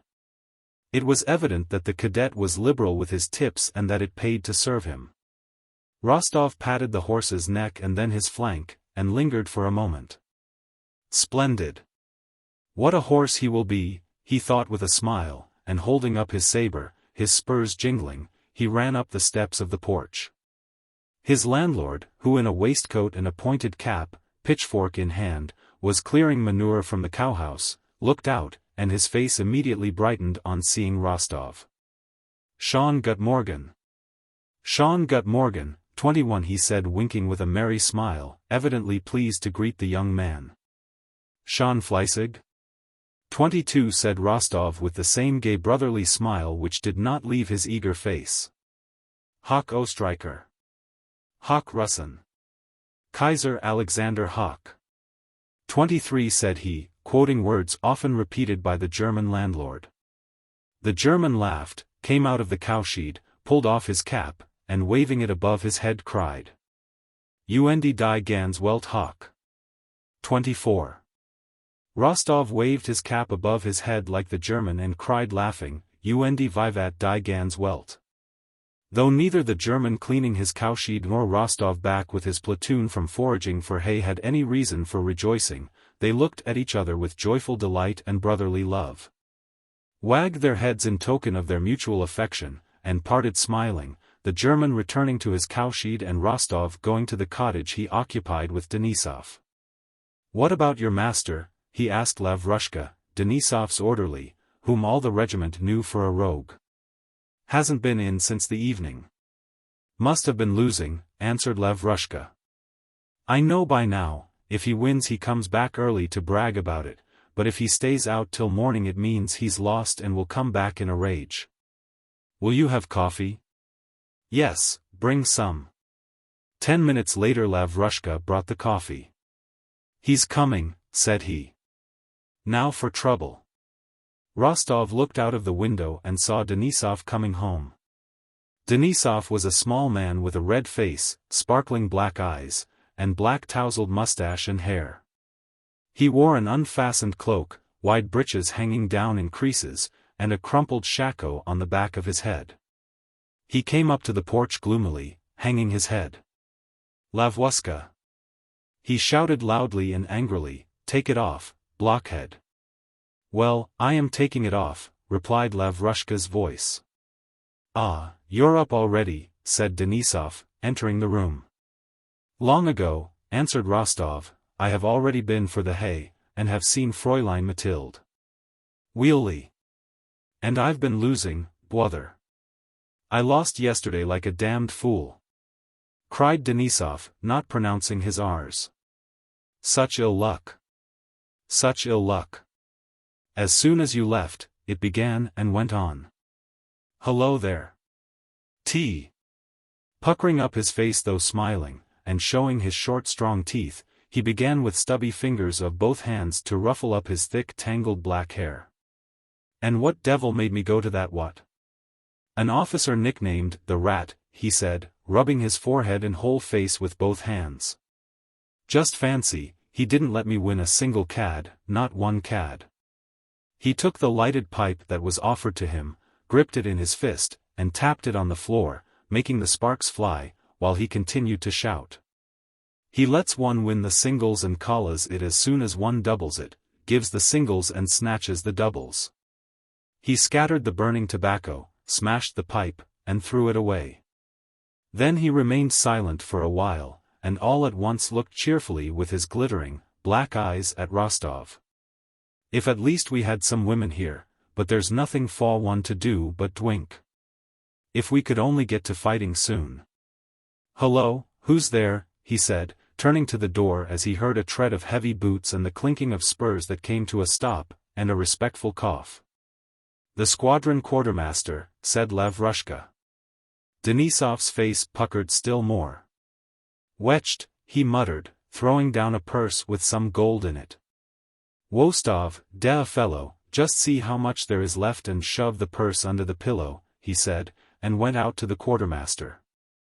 Rostov took the money and, mechanically arranging the old and new coins in separate piles, began counting them. "Ah! Telyanin. How d'ye do? They plucked me last night," came Denisov's voice from the next room. "Where?" "At Bezukov's, at the Rats." "I knew it," replied a piping voice, and Lieutenant Telyanin, a small officer of the same squadron, entered the room. Rostov thrust the purse under the pillow and shook the damp little hand which was offered him. Telyanin for some reason had been transferred from the Guards just before this campaign. He behaved very well in the regiment but was not liked. Rostov especially detested him and was unable to overcome or conceal his groundless antipathy to the man. "Well, young cavalryman, how is my Rook behaving?" he asked. Rook was a young horse Telyanin had sold to Rostov. The lieutenant never looked the man he was speaking to straight in the face. His eyes continually wandered from one object to another. "I saw you riding this morning," he added. "Oh, he's all right, a good horse," answered Rostov, though the horse for which he had paid 700 rubles was not worth half that sum. "He's begun to go a little lame on the left foreleg," he added. "The hoof's cracked." "That's nothing. I'll teach you what to do and show you what kind of rivet to use." "Yes, please do," said Rostov. I'll show you. It's not a secret. And it's a horse you'll thank me for." "Then I'll have it brought round," said Rostov, wishing to avoid Telyanin, and he went out to give the order. In the passage Denisov, with a pipe, was squatting on the threshold facing the quartermaster who was reporting to him. On seeing Rostov, Denisov screwed up his face and pointing over his shoulder with his thumb to the room where Telyanin was sitting, he frowned and gave a shudder of disgust. "Ugh! I don't like that fellow," he said, regardless of the quartermaster's presence. Rostov shrugged his shoulders as much as to say, "Nor do I, but what's one to do?" And, having given his order, he returned to Telyanin. Telyanin was sitting in the same indolent pose in which Rostov had left him, rubbing his small white hands. "Well, there certainly are disgusting people," thought Rostov as he entered. "Have you told them to bring the horse?" asked Telyanin, getting up and looking carelessly about him. "I have. Let us go ourselves. I only came round to ask Denisov about yesterday's order." "Have you got it, Denisov?" "Not yet. But where are you off to?" "I want to teach this young man how to shoe a horse," said Telyanin. They went through the porch and into the stable. The lieutenant explained how to rivet the hoof and went away to his own quarters. When Rostov went back there was a bottle of vodka and a sausage on the table. Denisov was sitting there scratching with his pen on a sheet of paper. He looked gloomily in Rostov's face and said, "I am writing to her." He leaned his elbows on the table with his pen in his hand and, evidently glad of a chance to say quicker in words what he wanted to write, told Rostov the contents of his letter. "You see, my friend," he said, "we sleep when we don't love. We are children of the dust, but one falls in love and one is a god, one is Pua, as on the feast day of Quetian. Who's that now? Send him to the devil, I'm busy," he shouted to Lavrushka, who went up to him not in the least abashed. "Who should it be? You yourself told him to come." "It's the quartermaster for the money." Denisov frowned and was about to shout some reply but stopped. "Wetched business," he muttered to himself. "How much is left in the puz?" he asked, turning to Rostov. 7 new and 3 old imperials. Oh, it's wetched. Well, what are you standing there for, Usiequao? Call the quartermaster, he shouted to Lavrushka. Please, Denisov, let me lend you some, I have some, you know, said Rostov, blushing. Don't like bow-wowing from my own fellows, I don't, growled Denisov. But if you won't accept money from me like a comrade, you will offend me. Really I have some, Rostov repeated. No, I tell you. And Denisov went to the bed to get the purse from under the pillow. Where have you put it, Wostov? Under the lower pillow. It's not there. Denisov threw both pillows on the floor. The purse was not there. That's a mywackle.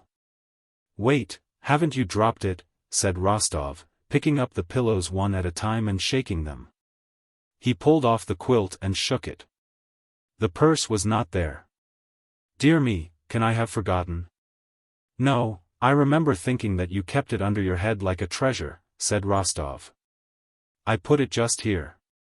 Where is it? He asked, turning to Lavrushka. I haven't been in the room. It must be where you put it. But it isn't? You're always like that, you throw a thing down anywhere and forget it. Feel in your pockets. No, if I hadn't thought of it being a treasure, said Rostov, but I remember putting it there. Lavrushka turned all the bedding over, looked under the bed and under the table, searched everywhere, and stood still in the middle of the room. Denisov silently watched Lavrushka's movements, and when the latter threw up his arms in surprise saying it was nowhere to be found, Denisov glanced at Rostov. Wostov, you've not been playing schoolboy Twix. Rostov felt Denisov's gaze fixed on him, raised his eyes, and instantly dropped them again. All the blood which had seemed congested somewhere below his throat rushed to his face and eyes. He could not draw breath. And there hasn't been anyone in the room except the lieutenant and yourselves. It must be here somewhere, said Lavrushka. Now then, you devil's puppet, look alive and hunt for it. Shouted Denisov, suddenly, turning purple and rushing at the man with a threatening gesture. If the purse isn't found I'll flog you all. Rostov, his eyes avoiding Denisov, began buttoning his coat, buckled on his saber, and put on his cap. I must have that purse, I tell you, shouted Denisov, shaking his orderly by the shoulders and knocking him against the wall. Denisov, let him alone, I know who has taken it, said Rostov, going toward the door without raising his eyes. Denisov paused, thought a moment, and, evidently understanding what Rostov hinted at, seized his arm. Nonsense, he cried, and the veins on his forehead and neck stood out like cords. You are mad, I tell you. I won't allow it. The purse is here. I'll flay this scoundrel alive, and it will be found. I know who has taken it, repeated Rostov in an unsteady voice, and went to the door. And I tell you, don't you dare to do it, shouted Denisov, rushing at the cadet to restrain him. But Rostov pulled away his arm and, with as much anger as though Denisov were his worst enemy, firmly fixed his eyes directly on his face. Do you understand what you're saying? He said in a trembling voice. There was no one else in the room except myself. So that if it is not so, then. He could not finish, and ran out of the room. Ah, may the devil take you and everybody, were the last words Rostov heard. Rostov went to Telyanin's quarters. The master is not in, he's gone to headquarters, said Telyanin's orderly. Has something happened, he added, surprised at the cadet's troubled face. No, nothing. You've only just missed him, said the orderly. The headquarters were situated 2 miles away from Salznek, and Rostov, without returning home, took a horse and rode there. There was an inn in the village which the officers frequented. Rostov rode up to it and saw Telyanin's horse at the porch. In the second room of the inn the lieutenant was sitting over a dish of sausages and a bottle of wine. Ah, you've come here too, young man, he said, smiling and raising his eyebrows. Yes, said Rostov as if it cost him a great deal to utter the word, and he sat down at the nearest table. Both were silent. There were 2 Germans and a Russian officer in the room. No one spoke, and the only sounds heard were the clatter of knives and the munching of the lieutenant. When Telyánin had finished his lunch, he took out of his pocket a double purse and, drawing its rings aside with his small, white, turned-up fingers, drew out a gold imperial. And lifting his eyebrows, gave it to the waiter. "Please be quick," he said. The coin was a new one. Rostov rose and went up to Telyánin. "Allow me to look at your purse," he said in a low, almost inaudible, voice. With shifting eyes but eyebrows still raised, Telyánin handed him the purse. "Yes, it's a nice purse." "Yes, yes," he said, growing suddenly pale, and added, "Look at it, young man." Rostov took the purse in his hand, examined it and the money in it, and looked at Telyánin. The lieutenant was looking about in his usual way and suddenly seemed to grow very merry. "If we get to Vienna I'll get rid of it there, but in these wretched little towns there's nowhere to spend it," said he. "Well, let me have it, young man, I'm going." Rostov did not speak. "And you? Are you going to have lunch too?" "They feed you quite decently here," continued Telyánin. "Now then, let me have it." He stretched out his hand to take hold of the purse. Rostov let go of it. Telyánin took the purse and began carelessly slipping it into the pocket of his riding breeches, with his eyebrows lifted and his mouth slightly open, as if to say, "Yes, yes. I am putting my purse in my pocket, and that's quite simple and is no one else's business." "Well, young man," he said with a sigh, and from under his lifted brows he glanced into Rostov's eyes. Some flash as of an electric spark shot from Telyánin's eyes to Rostov's and back again and again in an instant. "Come here," said Rostov, catching hold of Telyánin's arm and almost dragging him to the window. "That money is Denisov's, you took it," he whispered just above Telyánin's ear. "What? What? How dare you?" "What?" said Telyánin. But these words came like a piteous, despairing cry and an entreaty for pardon. As soon as Rostov heard them, an enormous load of doubt fell from him. He was glad, and at the same instant began to pity the miserable man who stood before him, but the task he had begun had to be completed. "Heaven only knows what the people here may imagine," muttered Telyánin, taking up his cap and moving toward a small empty room. "We must have an explanation." "I know it and shall prove it," said Rostov. Every muscle of Telyánin's pale, terrified face began to quiver, his eyes still shifted from side to side but with a downward look not rising to Rostov's face, and his sobs were audible. "Count! Don't ruin a young fellow, here is this wretched money, take it," he threw it on the table. "I have an old father and mother." Rostov took the money, avoiding Telyánin's eyes, and went out of the room without a word. But at the door he stopped and then retraced his steps. "Oh God," he said with tears in his eyes, "how could you do it?" "Count," said Telyánin drawing nearer to him. "Don't touch me," said Rostov, drawing back. "If you need it, take the money," and he threw the purse to him and ran out of the inn. Chapter 5. That same evening there was an animated discussion among the squadron's officers in Denisov's quarters.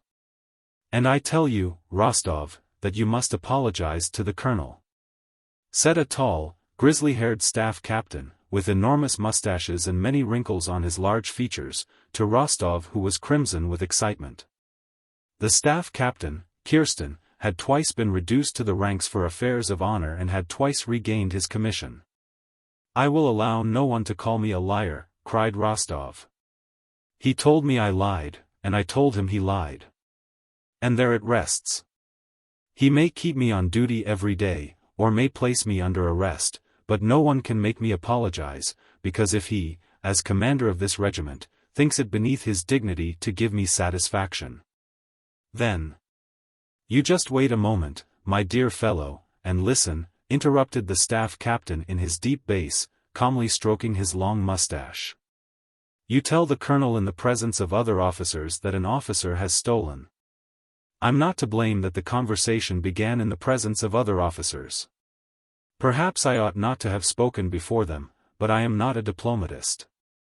That's why I joined the hussars, thinking that here one would not need finesse. And he tells me that I am lying, so let him give me satisfaction. That's all right. No one thinks you a coward, but that's not the point. Ask Denisov whether it is not out of the question for a cadet to demand satisfaction of his regimental commander. Denisov sat gloomily biting his mustache and listening to the conversation, evidently with no wish to take part in it. He answered the staff captain's question by a disapproving shake of his head. You speak to the colonel about this nasty business before other officers, continued the staff captain, and Bogdanich, the colonel was called Bogdanich, shuts you up. He did not shut me up, he said I was telling an untruth. Well, have it so, and you talked a lot of nonsense to him and must apologize. Not on any account, exclaimed Rostov. I did not expect this of you, said the staff captain seriously and severely. You don't wish to apologize, but, man, it's not only to him but to the whole regiment, all of us, you're to blame all round. The case is this. You ought to have thought the matter over and taken advice, but no, you go and blurt it all straight out before the officers. Now what was the colonel to do? Have the officer tried and disgraced the whole regiment? Disgraced the whole regiment because of one scoundrel? Is that how you look at it? We don't see it like that. And Bogdanich was a brick, he told you were saying what was not true. It's not pleasant, but what's to be done, my dear fellow? You landed yourself in it. And now, when one wants to smooth the thing over, some conceit prevents your apologizing, and you wish to make the whole affair public. You are offended at being put on duty a bit, but why not apologize to an old and honorable officer? Whatever Bogdanich may be, anyway he is an honorable and brave old colonel. You're quick at taking offense, but you don't mind disgracing the whole regiment. The staff captain's voice began to tremble. You have been in the regiment next to no time, my lad. You're here today and tomorrow you'll be appointed adjutant somewhere and can snap your fingers when it is said, there are thieves among the Pavlograd officers. But it's not all the same to us. Am I not right, Denisov? It's not the same. Denisov remained silent and did not move, but occasionally looked with his glittering black eyes at Rostov. You value your own pride and don't wish to apologize, continued the staff captain, but we old fellows, who have grown up in and, God willing, are going to die in the regiment. We prize the honor of the regiment, and Bogdanich knows it. Oh, we do prize it, old fellow.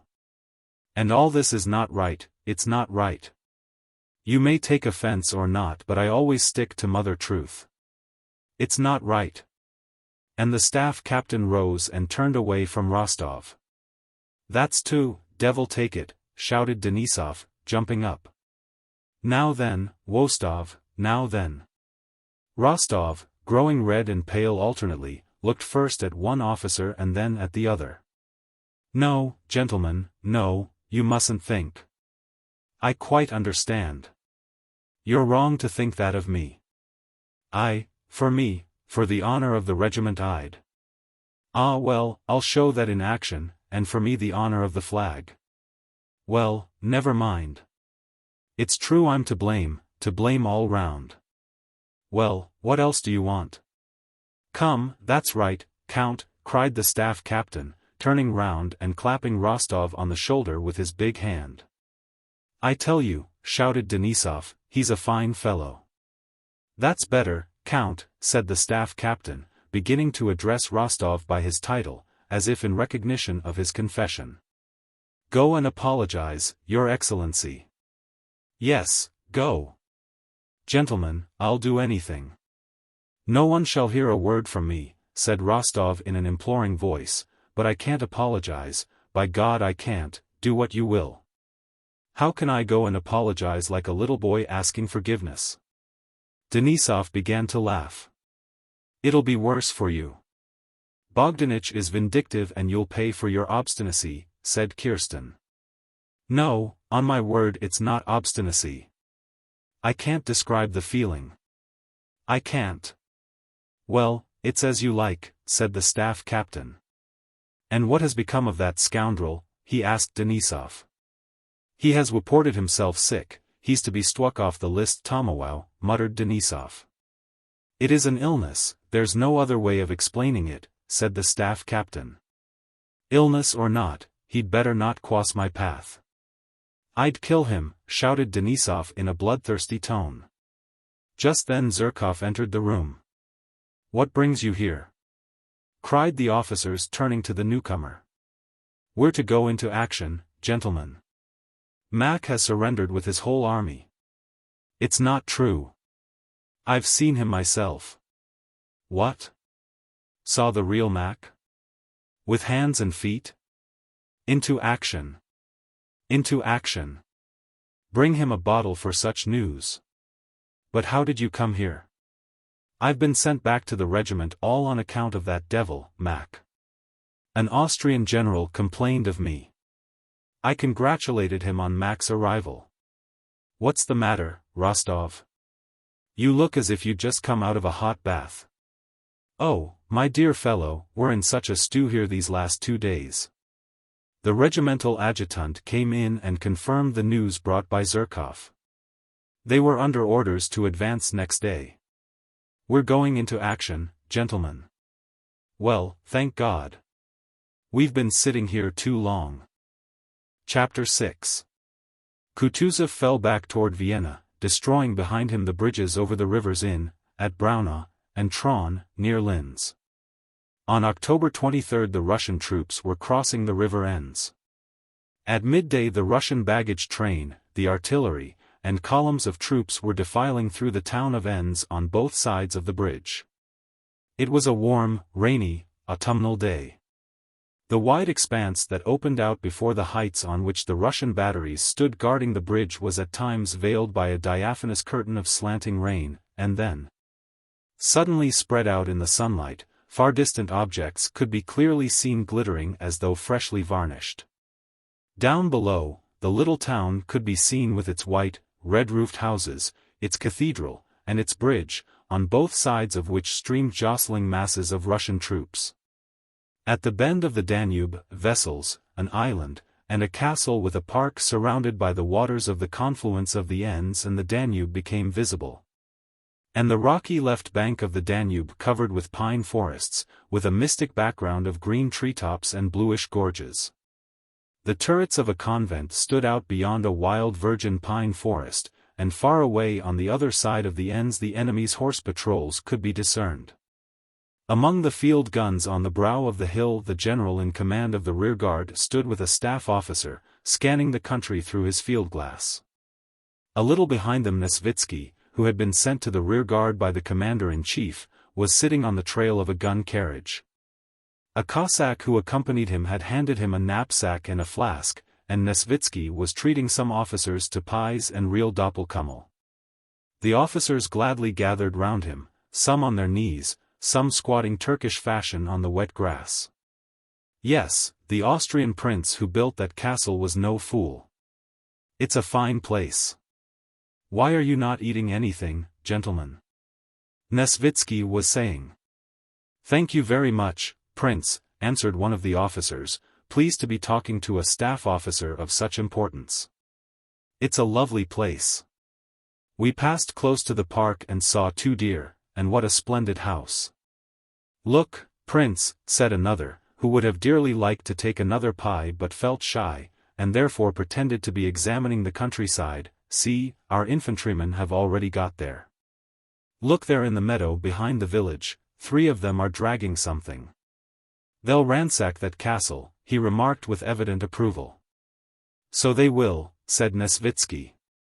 No, but what I should like, added he, munching a pie in his moist-lipped handsome mouth, would be to slip in over there. He pointed with a smile to a turreted nunnery, and his eyes narrowed and gleamed. That would be fine, gentlemen. The officers laughed. Just to flutter the nuns a bit. They say there are Italian girls among them. On my word, I'd give 5 years of my life for it. They must be feeling dull, too, said one of the bolder officers, laughing. Meanwhile the staff officer standing in front pointed out something to the general, who looked through his field glass. Yes, so it is, said the general angrily, lowering the field glass and shrugging his shoulders, so it is. They'll be fired on at the crossing. And why are they dawdling there? On the opposite side the enemy could be seen by the naked eye, and from their battery a milk-white cloud arose. Then came the distant report of a shot, and our troops could be seen hurrying to the crossing. Nesvitsky rose, puffing, and went up to the general, smiling. "Would not your excellency like a little refreshment?" he said. "It's a bad business," said the general without answering him, "our men have been wasting time." "Hadn't I better ride over, your excellency?" asked Nesvitsky. "Yes, please do," answered the general, and he repeated the order that had already once been given in detail, "and tell the hussars that they are to cross last and to fire the bridge as I ordered. And the inflammable material on the bridge must be re-inspected." "Very good," answered Nesvitsky. He called the Cossack with his horse, told him to put away the knapsack and flask, and swung his heavy person easily into the saddle. "I'll really call in on the nuns," he said to the officers who watched him smilingly, and he rode off by the winding path down the hill. "Now then, let's see how far it will carry, Captain." "Just try," said the general, turning to an artillery officer. "Have a little fun to pass the time." "Crew, to your guns," commanded the officer.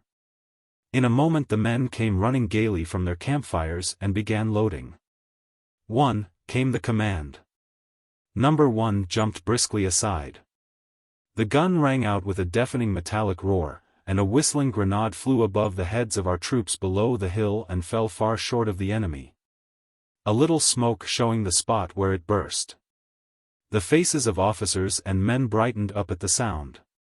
Everyone got up and began watching the movements of our troops below, as plainly visible as if but a stone's throw away, and the movements of the approaching enemy farther off.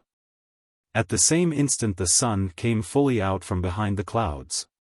And the clear sound of the solitary shot and the brilliance of the bright sunshine merged in a single joyous and spirited impression. Chapter 7. 2 of the enemy's shots had already flown across the bridge, where there was a crush. Halfway across stood Prince Nesvitsky, who had alighted from his horse and whose big body was jammed against the railings. He looked back laughing to the Cossack who stood a few steps behind him holding 2 horses by their bridles. Each time Prince Nesvitsky tried to move on, soldiers and carts pushed him back again and pressed him against the railings, and all he could do was to smile. "What a fine fellow you are, friend," said the Cossack to a convoy soldier with a wagon, who was pressing on to the infantrymen who were crowded together close to his wheels and his horses. "What a fellow! You can't wait a moment. Don't you see the general wants to pass?" But the convoyman took no notice of the word general and shouted at the soldiers who were blocking his way. "Hi there, boys! Keep to the left. Wait a bit." But the soldiers, crowded together shoulder to shoulder, their bayonets interlocking, moved over the bridge in a dense mass. Looking down over the rails Prince Nesvitsky saw the rapid, noisy little waves of the ends, which rippling and eddying round the piles of the bridge chased each other along. Looking on the bridge he saw equally uniform living waves of soldiers, shoulder straps, covered shakos, knapsacks, bayonets, long muskets, and, under the shakos, faces with broad cheekbones, sunken cheeks, and listless tired expressions, and feet that moved through the sticky mud that covered the planks of the bridge. Sometimes through the monotonous waves of men, like a fleck of white foam on the waves of the ends, an officer, in a cloak and with a type of face different from that of the men, squeezed his way along. Sometimes like a chip of wood whirling in the river, an hussar on foot, an orderly, or a townsman was carried through the waves of infantry. And sometimes like a log floating down the river, an officer's or company's baggage wagon, piled high, leather-covered, and hemmed in on all sides, moved across the bridge. "It's as if a dam had burst," said the Cossack hopelessly. "Are there many more of you to come?" "A million all but one," replied a waggish soldier in a torn coat, with a wink, and passed on followed by another, an old man. "If he meant the enemy, begins popping at the bridge now," said the old soldier dismally to a comrade, "you'll forget to scratch yourself." That soldier passed on, and after him came another sitting on a cart. "Where the devil have the leg bands been shoved to?" said an orderly, running behind the cart and fumbling in the back of it. And he also passed on with the wagon. Then came some merry soldiers who had evidently been drinking. And then, old fellow, he gives him one in the teeth with the butt end of his gun. A soldier whose greatcoat was well tucked up said gaily, with a wide swing of his arm. "Yes, the ham was just delicious," answered another with a loud laugh. And they, too, passed on, so that Nesvitsky did not learn who had been struck on the teeth, or what the ham had to do with it. "Bah! How they scurry! He just sends a ball and they think they'll all be killed," a sergeant was saying angrily and reproachfully. "As it flies past me, Daddy, the ball I mean," said a young soldier with an enormous mouth, hardly refraining from laughing. "I felt like dying of fright. I did, 'pon my word, I got that frightened," said he, as if bragging of having been frightened. That one also passed. Then followed a cart unlike any that had gone before. It was a German cart with a pair of horses led by a German, and seemed loaded with a whole houseful of effects. A fine brindled cow with a large udder was attached to the cart behind.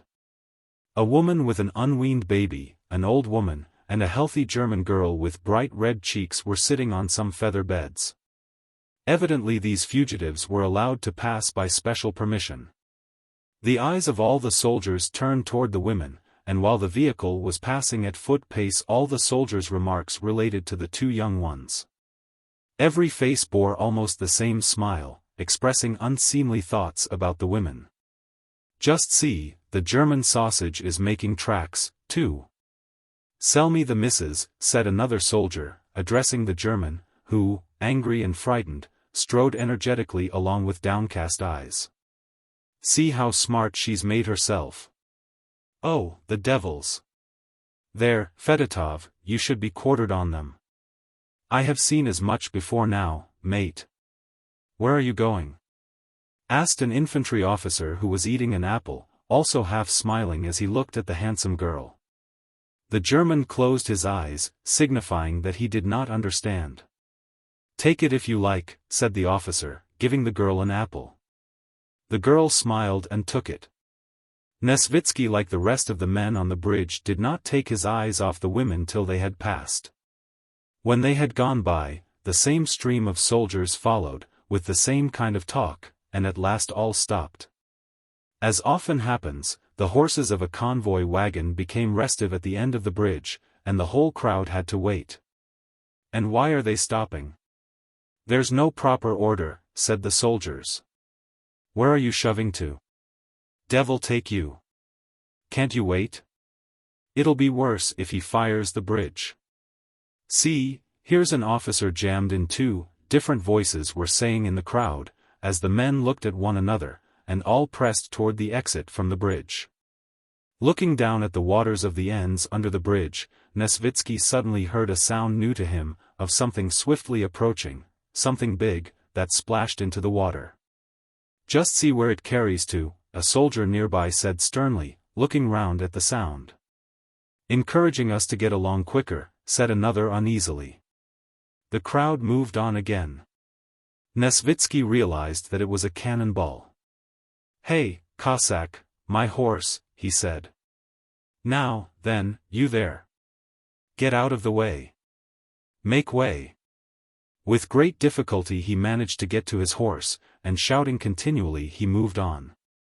The soldiers squeezed themselves to make way for him, but again pressed on him so that they jammed his leg. And those nearest him were not to blame, for they were themselves pressed still harder from behind. "Nesvitsky, Nesvitsky! You numbskull!" came a hoarse voice from behind him. Nesvitsky looked round and saw, some 15 paces away but separated by the living mass of moving infantry, Vaska Denisov, red and shaggy, with his cap on the back of his black head and a cloak hanging jauntily over his shoulder. "Tell these devils, these fiends, to let me pass," shouted Denisov, evidently in a fit of rage, his coal-black eyes with their bloodshot whites glittering and rolling as he waved his sheathed saber in a small bare hand as red as his face. "Ah, Vaska," joyfully replied Nesvitsky. "What's up with you?" "The squad one can't pass," shouted Vaska Denisov, showing his white teeth fiercely and spurring his black thoroughbred Arab, which twitched its ears as the bayonets touched it, and snorted. Spurting white foam from his bit, tramping the planks of the bridge with his hoofs, and apparently ready to jump over the railings had his rider let him. "What is this? They're like sheep. Just like sheep. Out of the way. Let us pass. Stop there, you devil with the cart. I'll hack you with my saber," he shouted, actually drawing his saber from its scabbard and flourishing it. The soldiers crowded against one another with terrified faces, and Denisov joined Nesvitsky. "How's it you're not drunk today?" said Nesvitsky when the other had ridden up to him. "They don't even give one time to drink," answered Vaska Denisov. "They keep dragging the regiment to and fro all day. If they mean to fight, let's fight. But the devil knows what this is." "What a dandy you are today," said Nesvitsky, looking at Denisov's new cloak and saddlecloth. Denisov smiled, took out of his sabretache a handkerchief that diffused a smell of perfume, and put it to Nesvitsky's nose. "Of course. I'm going into action. I've shaved, bruised my teeth, and scented myself." The imposing figure of Nesvitsky followed by his Cossack, and the determination of Denisov, who flourished his sword and shouted frantically, had such an effect that they managed to squeeze through to the farther side of the bridge and stop the infantry. Beside the bridge Nesvitsky found the colonel to whom he had to deliver the order, and having done this he rode back. Having cleared the way, Denisov stopped at the end of the bridge. Carelessly holding in his stallion that was neighing and pawing the ground, eager to rejoin its fellows, he watched his squadron draw nearer. Then the clang of hoofs, as of several horses galloping, resounded on the planks of the bridge, and the squadron, officers in front and men four abreast, spread across the bridge and began to emerge on his side of it. The infantry who had been stopped crowded near the bridge in the trampled mud and gazed with that particular feeling of ill will, estrangement, and ridicule with which troops of different arms usually encounter one another at the clean, smart hussars who moved past them in regular order. "Smart lads. Only fit for a fair," said one. "What good are they? They're led about just for show," remarked another. "Don't kick up the dust, you infantry," jested an hussar whose prancing horse had splashed mud over some foot soldiers. "I'd like to put you on a 2 days' march with a knapsack. Your fine cords would soon get a bit rubbed," said an infantryman, wiping the mud off his face with his sleeve. "Perched up there, you're more like a bird than a man. There now, Zikin, they ought to put you on a horse. You'd look fine," said a corporal, chaffing a thin little soldier who bent under the weight of his knapsack. "Take a stick between your legs, that'll suit you for a horse," the hussar shouted back. Chapter 8. The last of the infantry hurriedly crossed the bridge, squeezing together as they approached it as if passing through a funnel. At last the baggage wagons had all crossed, the crush was less, and the last battalion came onto the bridge. Only Denisov's squadron of hussars remained on the farther side of the bridge facing the enemy, who could be seen from the hill on the opposite bank but was not yet visible from the bridge. For the horizon as seen from the valley through which the river flowed was formed by the rising ground only half a mile away. At the foot of the hill lay wasteland over which a few groups of our Cossack scouts were moving. Suddenly on the road at the top of the high ground, artillery and troops in blue uniform were seen. These were the French. A group of Cossack scouts retired down the hill at a trot. All the officers and men of Denisov's squadron, though they tried to talk of other things and to look in other directions, thought only of what was there on the hilltop. And kept constantly looking at the patches appearing on the skyline, which they knew to be the enemy's troops. The weather had cleared again since noon and the sun was descending brightly upon the Danube and the dark hills around it. It was calm, and at intervals the bugle calls and the shouts of the enemy could be heard from the hill. There was no one now between the squadron and the enemy except a few scattered skirmishers. An empty space of some 700 yards was all that separated them. The enemy ceased firing, and that stern, threatening, inaccessible, and intangible line which separates two hostile armies was all the more clearly felt. One step beyond that boundary line which resembles the line dividing the living from the dead lies uncertainty, suffering, and death. And what is there? Who is there? There beyond that field, that tree, that roof lit up by the sun? No one knows, but one wants to know. You fear and yet long to cross that line, and know that sooner or later it must be crossed and you will have to find out what is there. Just as you will inevitably have to learn what lies the other side of death. But you are strong, healthy, cheerful, and excited, and are surrounded by other such excitedly animated and healthy men. So thinks, or at any rate feels, anyone who comes in sight of the enemy, and that feeling gives a particular glamour and glad keenness of impression to everything that takes place at such moments. On the high ground where the enemy was, the smoke of a cannon rose, and a ball flew whistling over the heads of the hussar squadron.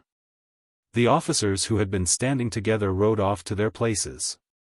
The hussars began carefully aligning their horses. Silence fell on the whole squadron. All were looking at the enemy in front and at the squadron commander, awaiting the word of command. A second and a third cannon ball flew past. Evidently they were firing at the hussars, but the balls with rapid rhythmic whistle flew over the heads of the horsemen and fell somewhere beyond them. The hussars did not look round, but at the sound of each shot, as at the word of command, the whole squadron with its rows of faces so alike yet so different, holding its breath while the ball flew past, rose in the stirrups and sank back again. The soldiers without turning their heads glanced at one another, curious to see their comrades' impression. Every face, from Denisov's to that of the bugler, showed one common expression of conflict, irritation, and excitement, around chin and mouth.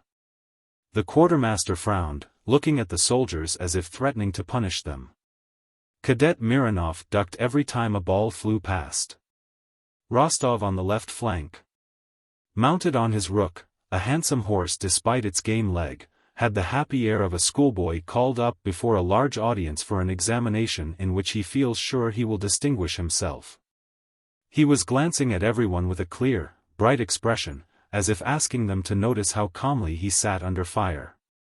But despite himself, on his face too that same indication of something new and stern showed round the mouth.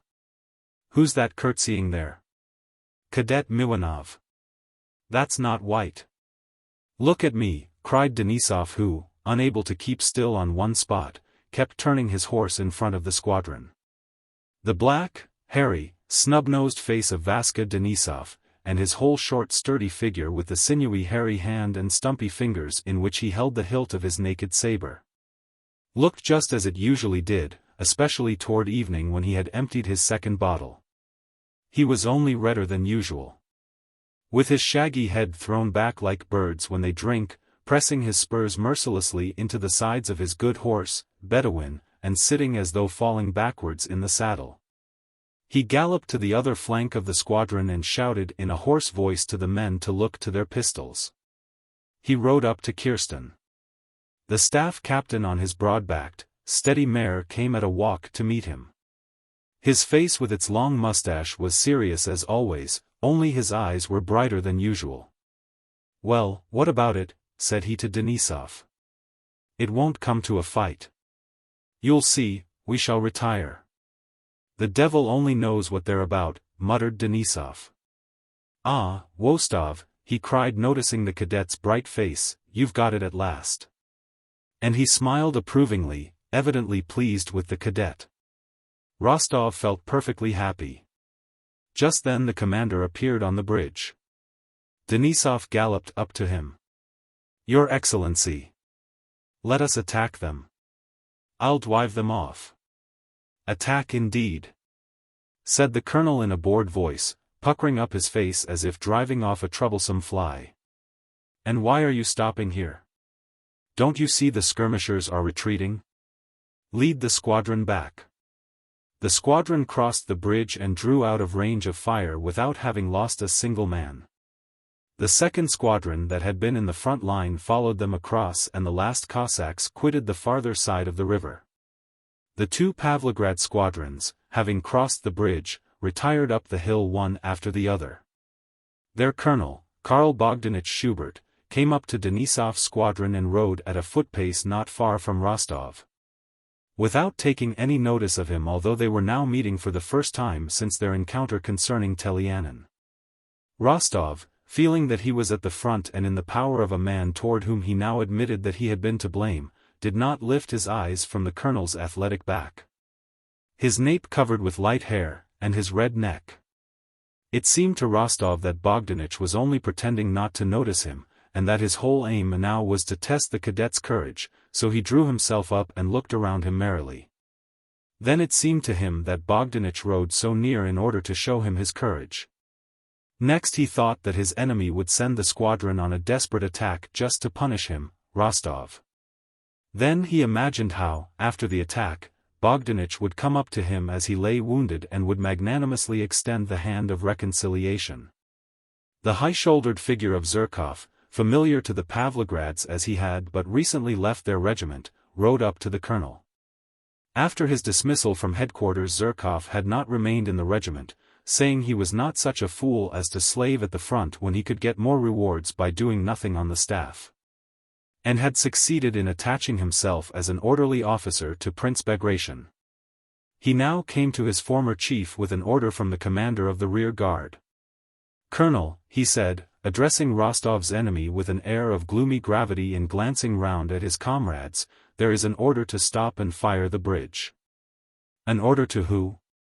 asked the colonel morosely. "I don't myself know to who," replied the cornet in a serious tone, "but the prince told me to go and tell the colonel that the hussars must return quickly and fire the bridge." Zherkov was followed by an officer of the suite who rode up to the colonel of hussars with the same order. After him the stout Nesvitsky came galloping up on a Cossack horse that could scarcely carry his weight. "How's this, colonel?" he shouted as he approached. "I told you to fire the bridge, and now someone has gone and blundered. They are all beside themselves over there and one can't make anything out." The colonel deliberately stopped the regiment and turned to Nesvitsky. "You spoke to me of inflammable material," said he, "but you said nothing about firing it." "But, my dear sir," said Nesvitsky as he drew up, taking off his cap and smoothing his hair wet with perspiration with his plump hand, "wasn't I telling you to fire the bridge when inflammable material had been put in position? I am not your dear sir, Mr. Staff Officer, and you did not tell me to burn the bridge. I know the service, and it is my habit orders strictly to obey. You said the bridge would be burned, but who would burn it, I could not know by the Holy Spirit."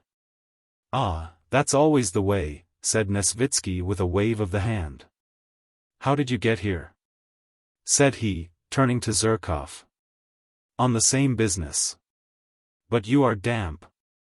Let me wring you out." "You were saying, Mr. Staff Officer," continued the colonel in an offended tone.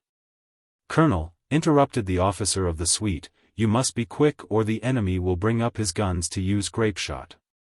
The colonel looked silently at the officer of the suite, at the stout staff officer, and at Zherkov, and he frowned. "I will the bridge fire," he said in a solemn tone as if to announce that in spite of all the unpleasantness he had to endure he would still do the right thing. Striking his horse with his long muscular legs as if it were to blame for everything, the colonel moved forward and ordered the second squadron, that in which Rostov was serving under Denisov, to return to the bridge. "There, it's just as I thought," said Rostov to himself. "He wishes to test me." His heart contracted and the blood rushed to his face. "Let him see whether I am a coward," he thought.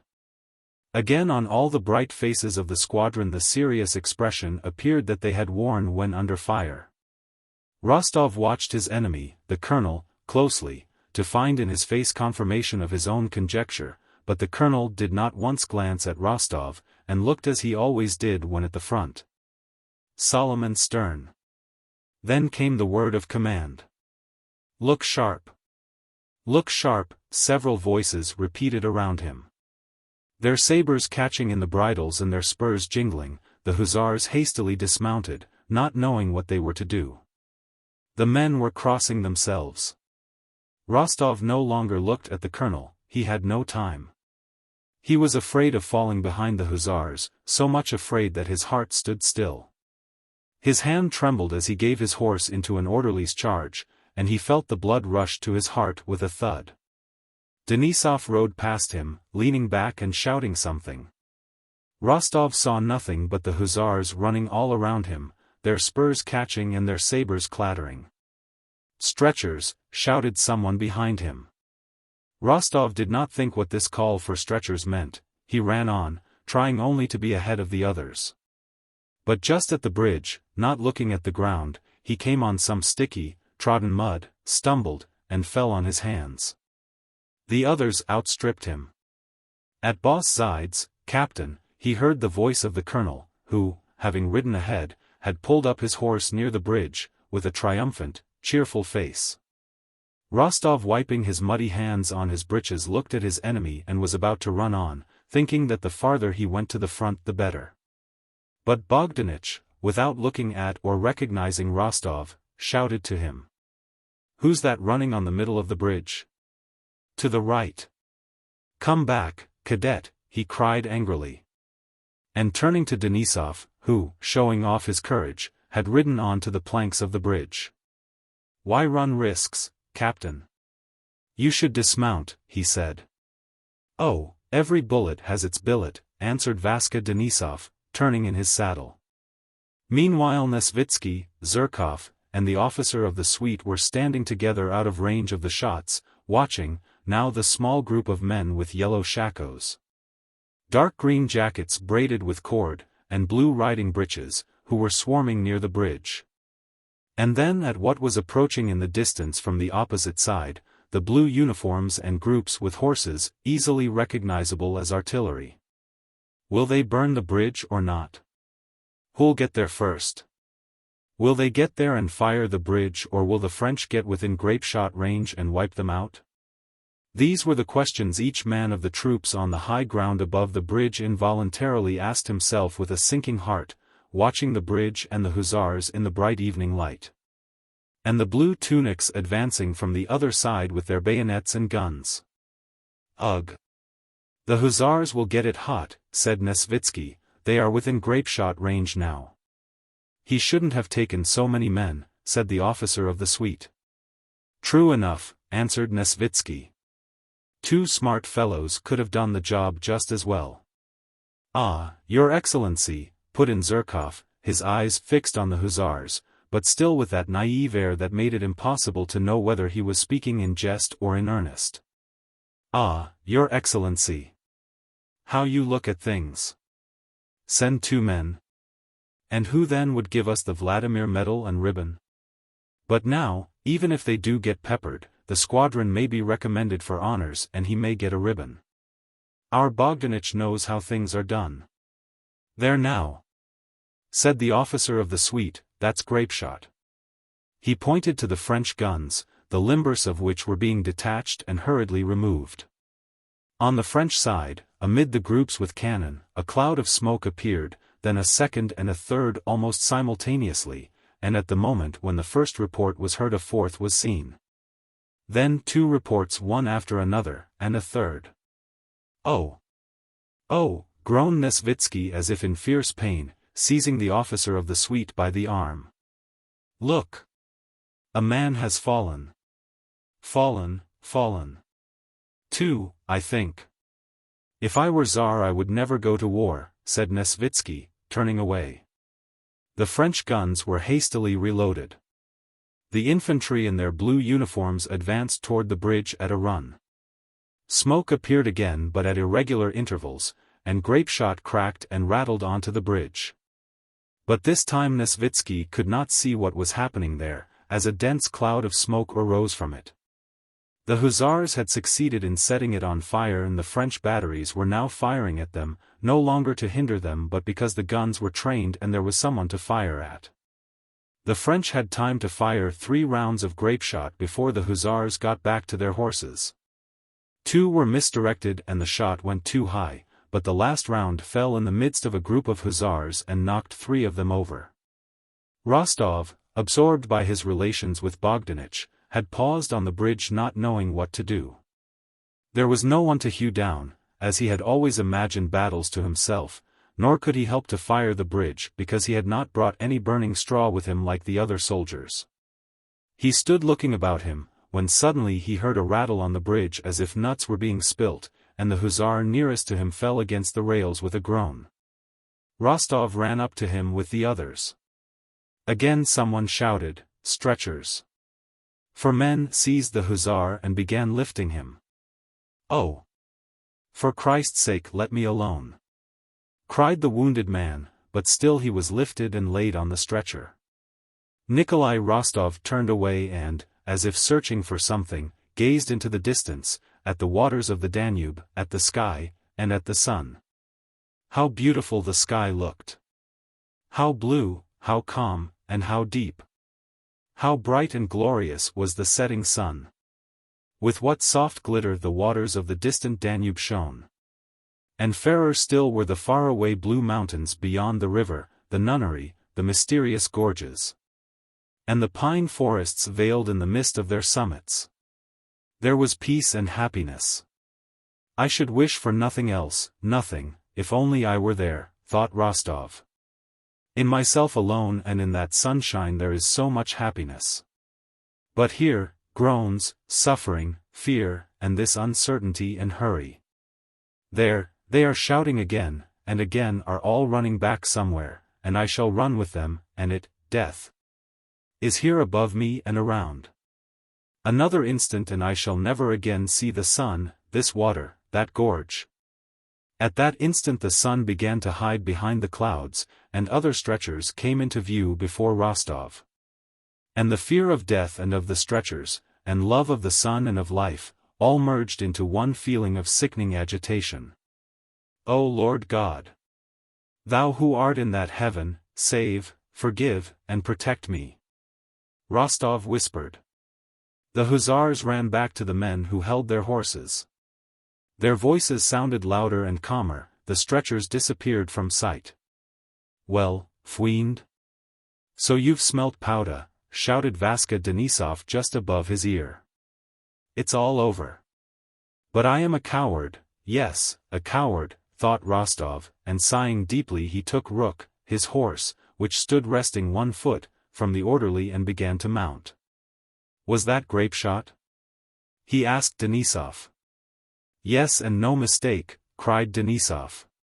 You worked like regular Bwix and it's nasty work. An attack's pleasant work. Hacking away at the dogs. But this sort of thing is the very devil, with them shooting at you like a target. And Denisov rode up to a group that had stopped near Rostov, composed of the colonel, Nesvitsky, Zherkov, and the officer from the suite. Well, it seems that no one has noticed, thought Rostov. And this was true. No one had taken any notice, for everyone knew the sensation which the cadet under fire for the first time had experienced. Here's something for you to report, said Zherkov. See if I don't get promoted to a sublieutenancy. Inform the prince that I the bridge fired, said the colonel triumphantly and gaily. And if he asks about the losses? A trifle, said the colonel in his bass voice, 2 hussars wounded, and 1 knocked out, he added, unable to restrain a happy smile. And pronouncing the phrase, knocked out, with ringing distinctness. Chapter 9. Pursued by the French army of 100,000 men under the command of Bonaparte, encountering a population that was unfriendly to it, losing confidence in its allies. Suffering from shortness of supplies, and compelled to act under conditions of war unlike anything that had been foreseen.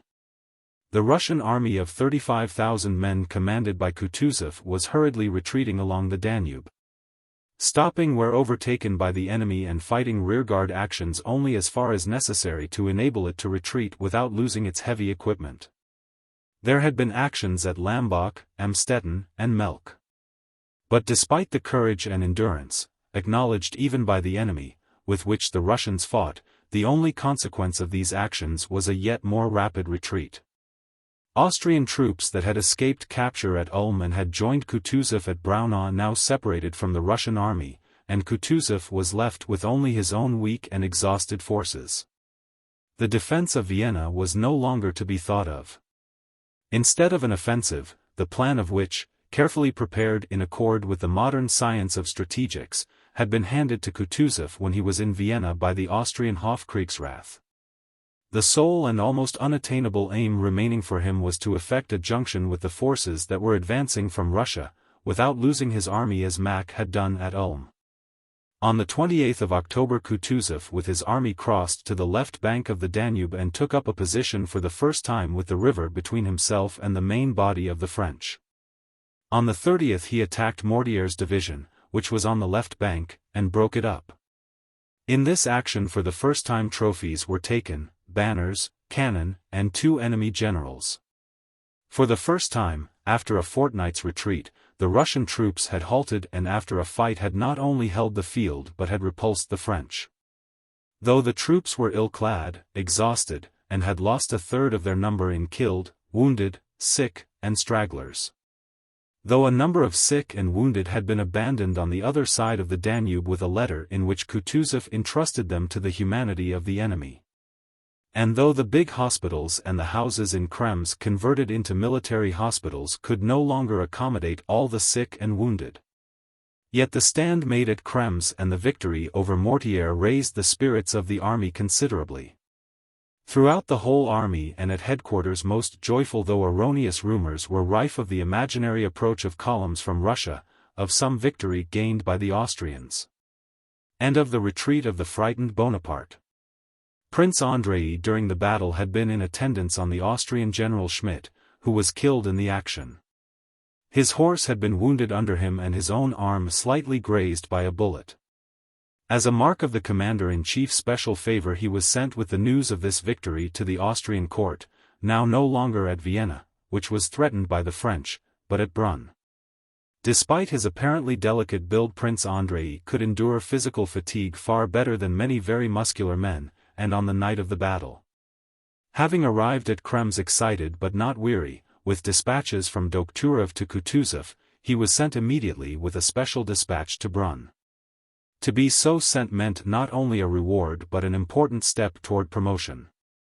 The night was dark but starry, the road showed black in the snow that had fallen the previous day, the day of the battle. Reviewing his impressions of the recent battle, picturing pleasantly to himself the impression his news of a victory would create, or recalling the send-off given him by the commander-in-chief and his fellow officers, Prince Andrei was galloping along in a post-chaise enjoying the feelings of a man who has at length begun to attain a long-desired happiness. As soon as he closed his eyes his ears seemed filled with the rattle of the wheels and the sensation of victory. Then he began to imagine that the Russians were running away and that he himself was killed, but he quickly roused himself with a feeling of joy, as if learning afresh that this was not so but that on the contrary the French had run away. He again recalled all the details of the victory and his own calm courage during the battle, and feeling reassured he dozed off. The dark starry night was followed by a bright cheerful morning. The snow was thawing in the sunshine, the horses galloped quickly, and on both sides of the road were forests of different kinds, fields, and villages. At one of the post stations he overtook a convoy of Russian wounded. The Russian officer in charge of the transport lolled back in the front cart, shouting and scolding a soldier with coarse abuse. In each of the long German carts 6 or more pale, dirty, bandaged men were being jolted over the stony road. Some of them were talking, he heard Russian words, others were eating bread. The more severely wounded looked silently, with the languid interest of sick children, at the envoy hurrying past them. Prince Andrei told his driver to stop, and asked a soldier in what action they had been wounded. Day before yesterday, on the Danube, answered the soldier. Prince Andrei took out his purse and gave the soldier 3 gold pieces. That's for them all, he said to the officer who came up. Get well soon, lads, he continued, turning to the soldiers. There's plenty to do still. What news, sir? Asked the officer, evidently anxious to start a conversation. Good news. Go on, he shouted to the driver, and they galloped on. It was already quite dark when Prince Andrei rattled over the paved streets of Brunn and found himself surrounded by high buildings, the lights of shops, houses, and street lamps, fine carriages. And all that atmosphere of a large and active town which is always so attractive to a soldier after camp life. Despite his rapid journey and sleepless night, Prince Andrei when he drove up to the palace felt even more vigorous and alert than he had done the day before. Only his eyes gleamed feverishly and his thoughts followed one another with extraordinary clearness and rapidity. He again vividly recalled the details of the battle, no longer dim, but definite and in the concise form in which he imagined himself stating them to the Emperor Francis. He vividly imagined the casual questions that might be put to him and the answers he would give. He expected to be at once presented to the Emperor. At the chief entrance to the palace, however, an official came running out to meet him, and learning that he was a special messenger led him to another entrance. To the right from the corridor, Euer Hochgeboren. There you will find the adjutant on duty, said the official. He will conduct you to the Minister of War. The adjutant on duty, meeting Prince Andrei, asked him to wait, and went in to the Minister of War. 5 minutes later he returned and bowing with particular courtesy ushered Prince Andrei before him along a corridor to the cabinet where the Minister of War was at work.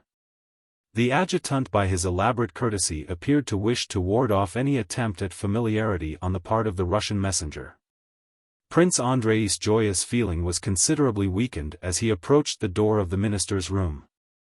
He felt offended, and without his noticing it the feeling of offense immediately turned into one of disdain which was quite uncalled for. His fertile mind instantly suggested to him a point of view which gave him a right to despise the adjutant and the minister. Away from the smell of powder, they probably think it easy to gain victories, he thought. His eyes narrowed disdainfully, he entered the room of the Minister of War with peculiarly deliberate steps. This feeling of disdain was heightened when he saw the minister seated at a large table reading some papers and making pencil notes on them. And for the first 2 or 3 minutes taking no notice of his arrival. A wax candle stood at each side of the minister's bent bald head with its grey temples. He went on reading to the end, without raising his eyes at the opening of the door and the sound of footsteps. Take this and deliver it, said he to his adjutant, handing him the papers and still taking no notice of the special messenger. Prince Andrei felt that either the actions of Kutuzov's army interested the Minister of War less than any of the other matters he was concerned with. Or he wanted to give the Russian special messenger that impression. But that is a matter of perfect indifference to me, he thought. The minister drew the remaining papers together, arranged them evenly, and then raised his head. He had an intellectual and distinctive head, but the instant he turned to Prince Andrei the firm, intelligent expression on his face changed in a way evidently deliberate and habitual to him. His face took on the stupid artificial smile, which does not even attempt to hide its artificiality, of a man who is continually receiving many petitioners one after another. From General Field Marshal Kutuzov, he asked. I hope it is good news. There has been an encounter with Mortier? A victory? It was high time. He took the dispatch which was addressed to him and began to read it with a mournful expression. Oh, my God! My God! Schmidt, he exclaimed in German. What a calamity! What a calamity! Having glanced through the dispatch he laid it on the table and looked at Prince Andrei, evidently considering something. Ah, what a calamity! You say the affair was decisive? But Mortier is not captured. Again he pondered. I am very glad you have brought good news, though Schmidt's death is a heavy price to pay for the victory. His Majesty will no doubt wish to see you, but not today. I thank you. You must have a rest. Be at the levee tomorrow after the parade. However, I will let you know. The stupid smile, which had left his face while he was speaking, reappeared. Au revoir. Thank you very much. His Majesty will probably desire to see you, he added, bowing his head. When Prince Andrei left the palace he felt that all the interest and happiness the victory had afforded him had been now left in the indifferent hands of the Minister of War and the polite adjutant. The whole tenor of his thoughts instantaneously changed, the battle seemed the memory of a remote event long past. Chapter 10. Prince Andrei stayed at Brunn with Bilibin, a Russian acquaintance of his in the diplomatic service. Ah, my dear prince. I could not have a more welcome visitor, said Bilibin as he came out to meet Prince Andrei. Franz, put the prince's things in my bedroom, said he to the servant who was ushering Bolkonsky in. So you're a messenger of victory, eh? Splendid. And I am sitting here ill, as you see. After washing and dressing, Prince Andrei came into the diplomat's luxurious study and sat down to the dinner prepared for him. Bilibin settled down comfortably beside the fire. After his journey and the campaign during which he had been deprived of all the comforts of cleanliness and all the refinements of life, Prince Andrei felt a pleasant sense of repose among luxurious surroundings such as he had been accustomed to from childhood. Besides, it was pleasant, after his reception by the Austrians, to speak if not in Russian, for they were speaking French, at least with a Russian who would, he supposed, share the general Russian antipathy to the Austrians which was then particularly strong. Bilibin was a man of 35, a bachelor, and of the same circle as Prince Andrei. They had known each other previously in Petersburg, but had become more intimate when Prince Andrei was in Vienna with Kutuzov. Just as Prince Andrei was a young man who gave promise of rising high in the military profession, so to an even greater extent Bilibin gave promise of rising in his diplomatic career. He was still a young man but no longer a young diplomat, as he had entered the service at the age of 16, had been in Paris and Copenhagen, and now held a rather important post in Vienna. Both the foreign minister and our ambassador in Vienna knew him and valued him. He was not one of those many diplomats who are esteemed because they have certain negative qualities, avoid doing certain things, and speak French.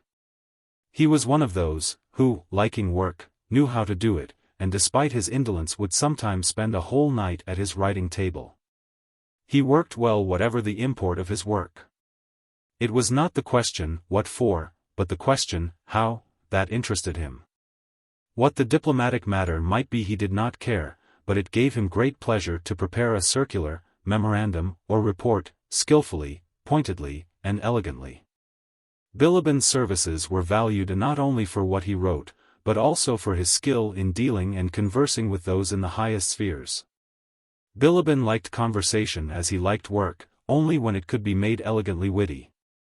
In society he always awaited an opportunity to say something striking and took part in a conversation only when that was possible.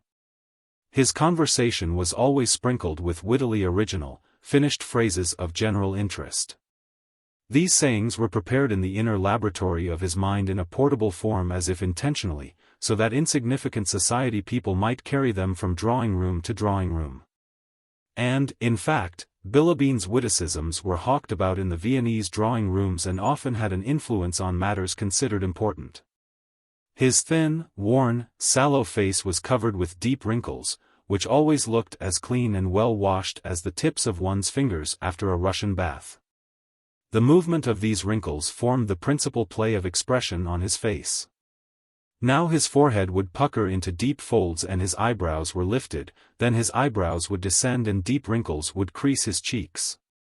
His small, deep-set eyes always twinkled and looked out straight. "Well, now tell me about your exploits," said he.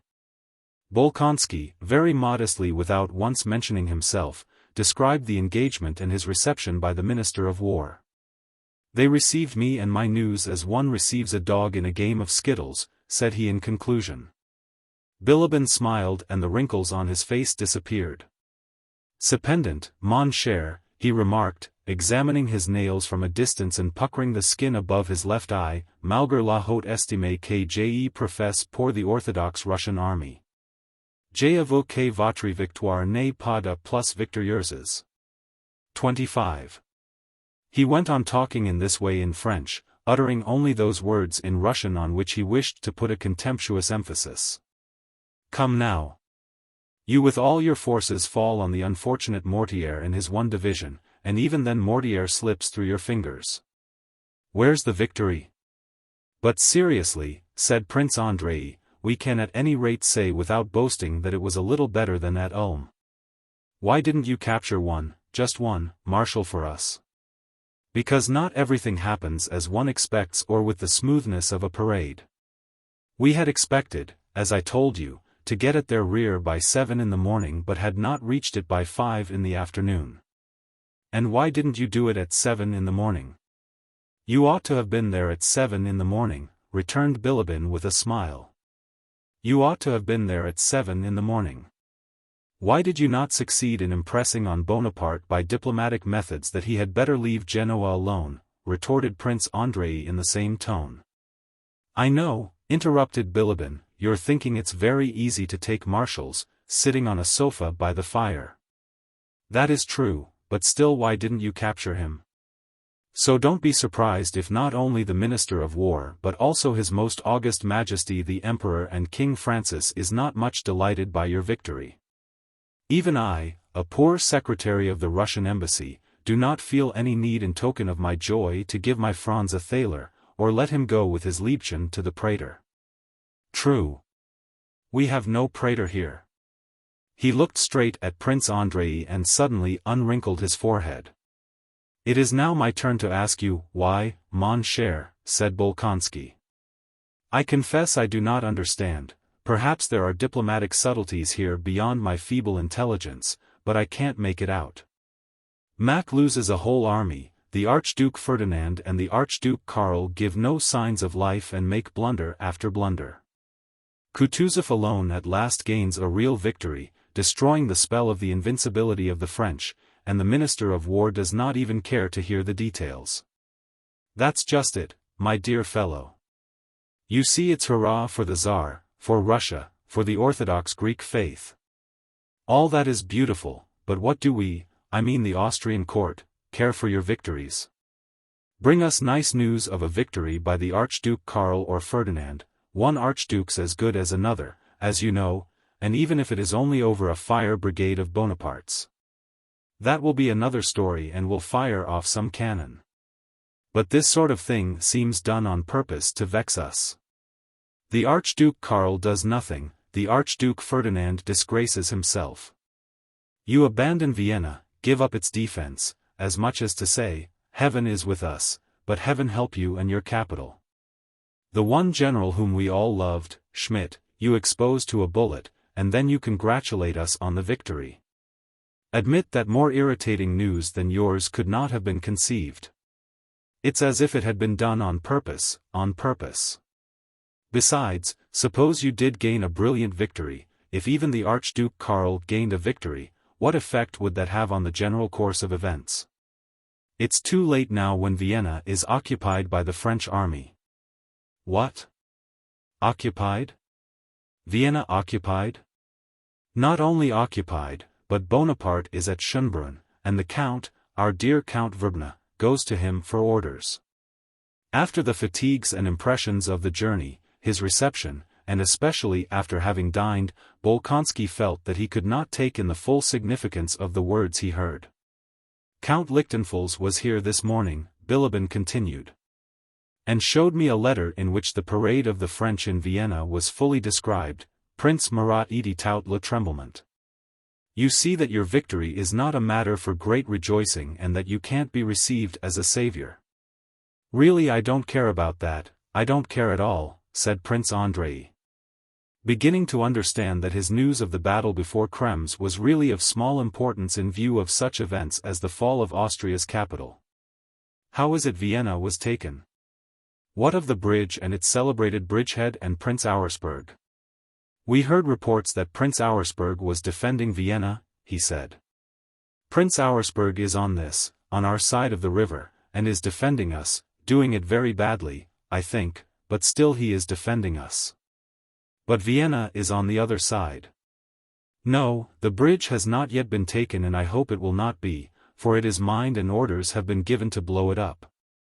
Otherwise we should long ago have been in the mountains of Bohemia, and you and your army would have spent a bad quarter of an hour between two fires.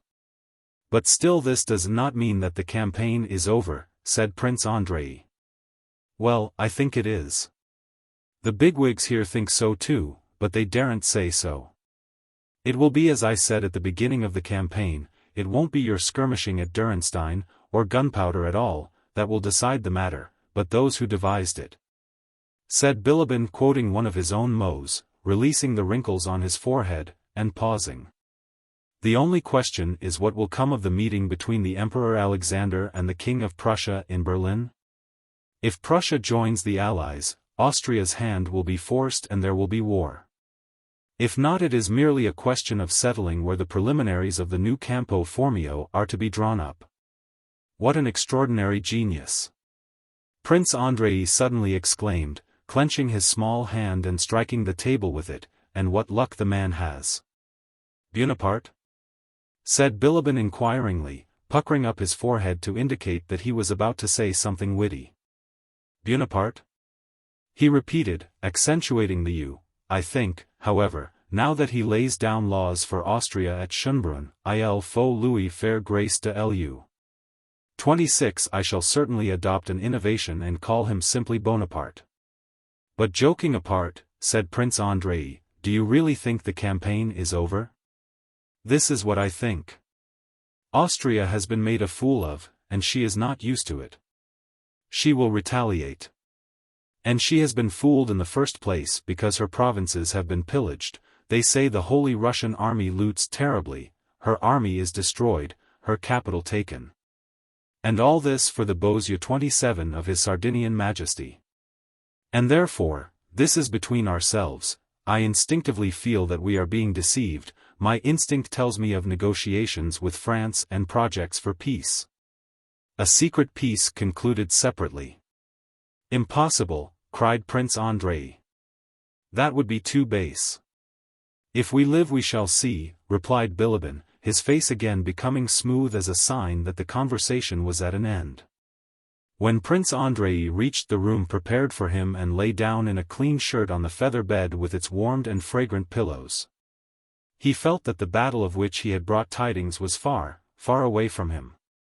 The alliance with Prussia, Austria's treachery, Bonaparte's new triumph, tomorrow's levee and parade, and the audience with the Emperor Francis occupied his thoughts. He closed his eyes, and immediately a sound of cannonading, of musketry and the rattling of carriage wheels seemed to fill his ears. And now again drawn out in a thin line the musketeers were descending the hill, the French were firing.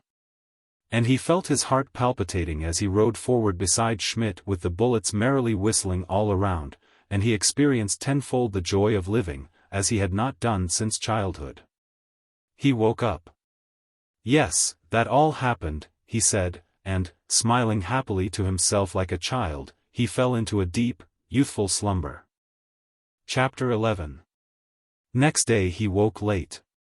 Recalling his recent impressions, the first thought that came into his mind was that today he had to be presented to the Emperor Francis. He remembered the Minister of War, the polite Austrian adjutant, Bilibin, and last night's conversation. Having dressed for his attendance at court in full parade uniform, which he had not worn for a long time, he went into Bilibin's study fresh, animated, and handsome, with his hand bandaged. In the study were 4 gentlemen of the diplomatic corps. With Prince Ippolit Kuragin, who was a secretary to the embassy, Bolkonsky was already acquainted. Bilibin introduced him to the others. The gentlemen assembled at Bilibin's were young, wealthy, gay society men, who here, as in Vienna, formed a special set which Bilibin, their leader, called les Notres. 28 This set, consisting almost exclusively of diplomats, evidently had its own interests which had nothing to do with war or politics but related to high society, to to certain women, and to the official side of the service.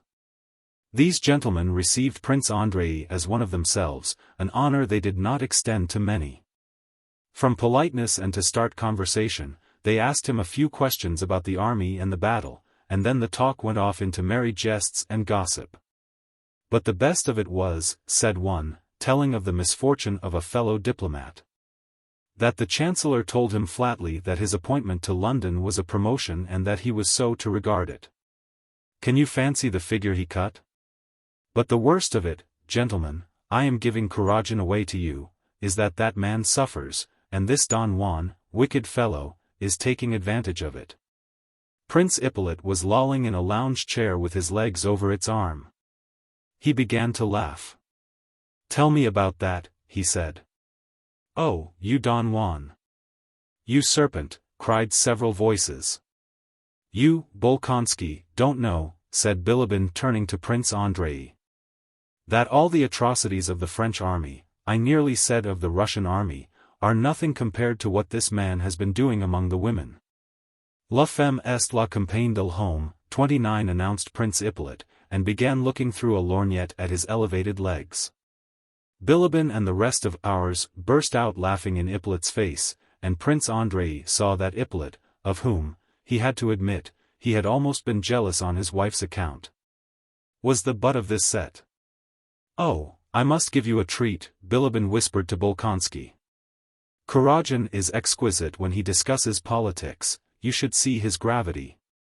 He sat down beside Ippolit and wrinkling his forehead began talking to him about politics. Prince Andrei and the others gathered round these two. The Berlin cabinet cannot express a feeling of alliance, began Ippolit gazing round with importance at the others, without expressing, as in its last note, you understand. Besides, unless His Majesty the Emperor derogates from the principle of our alliance. Wait, I have not finished, he said to Prince Andrei, seizing him by the arm. I believe that intervention will be stronger than non-intervention. And, he paused. Finally, one cannot impute the non-receipt of our dispatch of November 18th. That is how it will end. And he released Bolkonsky's arm to indicate that he had now quite finished. Demosthenes, I know thee by the pebble thou secretest in thy golden mouth, said Bilibin, and the mop of hair on his head moved with satisfaction. Everybody laughed, and Ippolit louder than anyone. He was evidently distressed, and breathed painfully, but could not restrain the wild laughter that convulsed his usually impassive features. Well now, gentlemen, said Bilibin, Bolkonsky is my guest in this house and in Brunn itself. I want to entertain him as far as I can, with all the pleasures of life here. If we were in Vienna it would be easy, but here, in this wretched Moravian hole, it is more difficult, and I beg you all to help me. Brunn's attractions must be shown him. You can undertake the theatre, I society, and you, Ippolit, of course the women. We must let him see Amelie, she's exquisite, said one of ours, kissing his finger-tips. In general we must turn this bloodthirsty soldier to more humane interests, said Bilibin. I shall scarcely be able to avail myself of your hospitality, gentlemen, it is already time for me to go, replied Prince Andrei looking at his watch. Where to? To the Emperor. Oh. Oh. Oh. Well, au revoir, Bolkonsky. Au revoir, Prince. Come back early to dinner, cried several voices. We'll take you in hand. When speaking to the Emperor, try as far as you can to praise the way that provisions are supplied and the routes indicated, said Bilibin, accompanying him to the hall. I should like to speak well of them, but as far as I know the facts, I can't, replied Bolkonsky, smiling. Well, talk as much as you can, anyway. He has a passion for giving audiences, but he does not like talking himself and can't do it, as you will see. Chapter 12. At the levee Prince Andrei stood among the Austrian officers as he had been told to, and the Emperor Francis merely looked fixedly into his face and just nodded to him with his long head.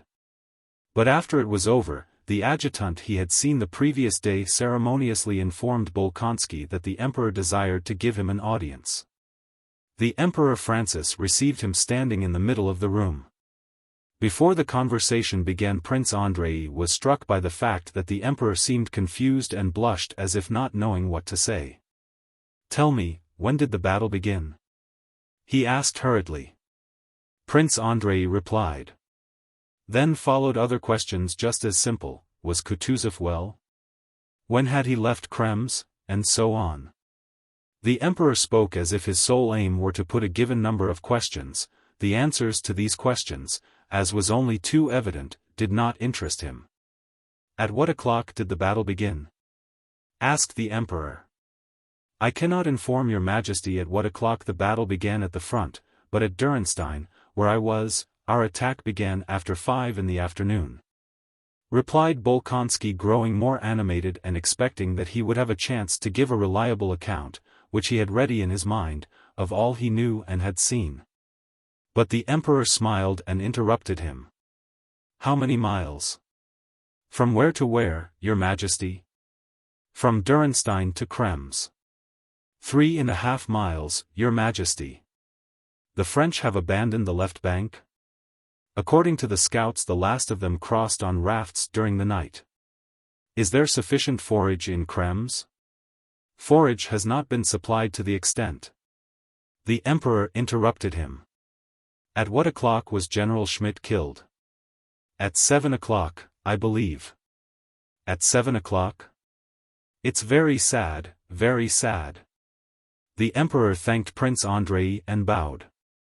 Prince Andrei withdrew and was immediately surrounded by courtiers on all sides. Everywhere he saw friendly looks and heard friendly words. Yesterday's adjutant reproached him for not having stayed at the palace, and offered him his own house. The Minister of War came up and congratulated him on the Maria Theresa Order of the 3rd grade, which the Emperor was conferring on him. The Empress Chamberlain invited him to see Her Majesty. The Archduchess also wished to see him. He did not know whom to answer, and for a few seconds collected his thoughts. Then the Russian ambassador took him by the shoulder, led him to the window, and began to talk to him. Contrary to Bilibin's forecast, the news he had brought was joyfully received. A Thanksgiving service was arranged, Kutuzov was awarded the Grand Cross of Maria Theresa, and the whole army received rewards. Bolkonsky was invited everywhere, and had to spend the whole morning calling on the principal Austrian dignitaries. Between 4 and 5 in the afternoon, having made all his calls, he was returning to Bilibin's house, thinking out a letter to his father about the battle and his visit to Brunn. At the door he found a vehicle half full of luggage.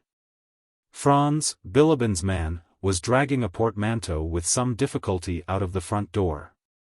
Before returning to Bilibin's, Prince Andrei had gone to a bookshop to provide himself with some books for the campaign, and had spent some time in the shop. "What is it?" he asked. "Oh, Your Excellency," said Franz, with difficulty rolling the portmanteau into the vehicle, "we are to move on still farther. The scoundrel is again at our heels." "Eh? What?" asked Prince Andrei. Bilibin came out to meet him. His usually calm face showed excitement. "There now.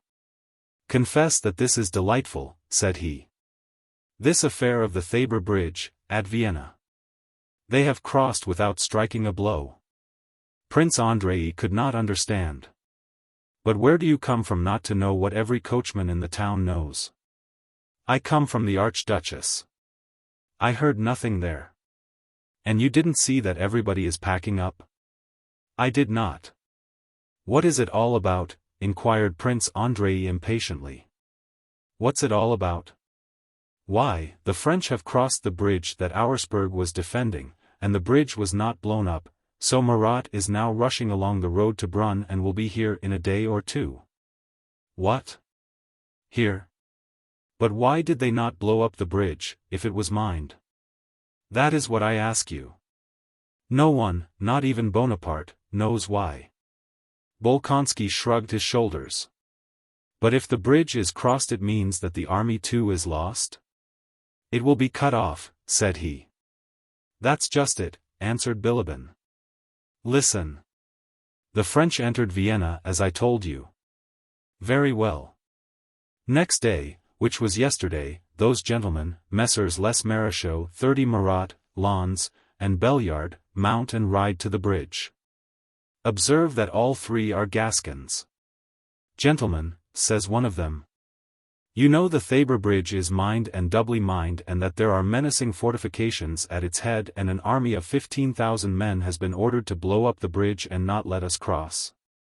But it will please our sovereign the Emperor Napoleon if we take this bridge, so let us three go and take it. Yes, let's, say the others. And off they go and take the bridge, cross it, and now with their whole army are on this side of the Danube, marching on us, you, and your lines of communication. Stop jesting, said Prince Andrei sadly and seriously. This news grieved him, and yet he was pleased. As soon as he learned that the Russian army was in such a hopeless situation, it occurred to him that it was he who was destined to lead it out of this position. That here was the Toulon that would lift him from the ranks of obscure officers and offer him the first step to fame. Listening to Bilibin, he was already imagining how on reaching the army he would give an opinion at the war council which would be the only one that could save the army. And how he alone would be entrusted with the executing of the plan. Stop this jesting, he said. I am not jesting, Bilibin went on. Nothing is truer or sadder. These gentlemen ride onto the bridge alone and wave white handkerchiefs. They assure the officer on duty that they, the marshals, are on their way to negotiate with Prince Auersperg. He lets them enter the tête-de-pont. 31 They spin him 1,000 gasconades, saying that the war is over, that the Emperor Francis is arranging a meeting with Bonaparte, that they desire to see Prince Auersperg, and so on. The officer sends for Auersperg.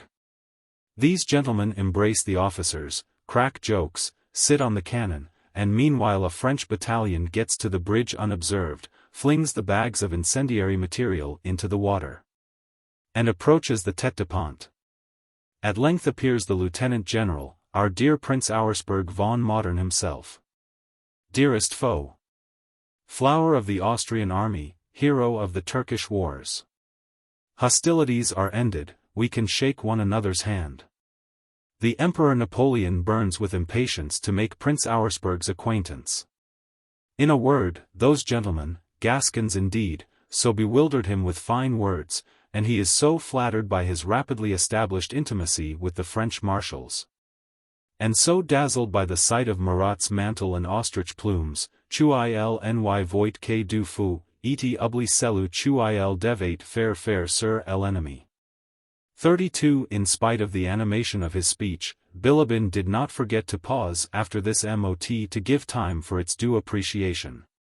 The French battalion rushes to the bridgehead, spikes the guns, and the bridge is taken.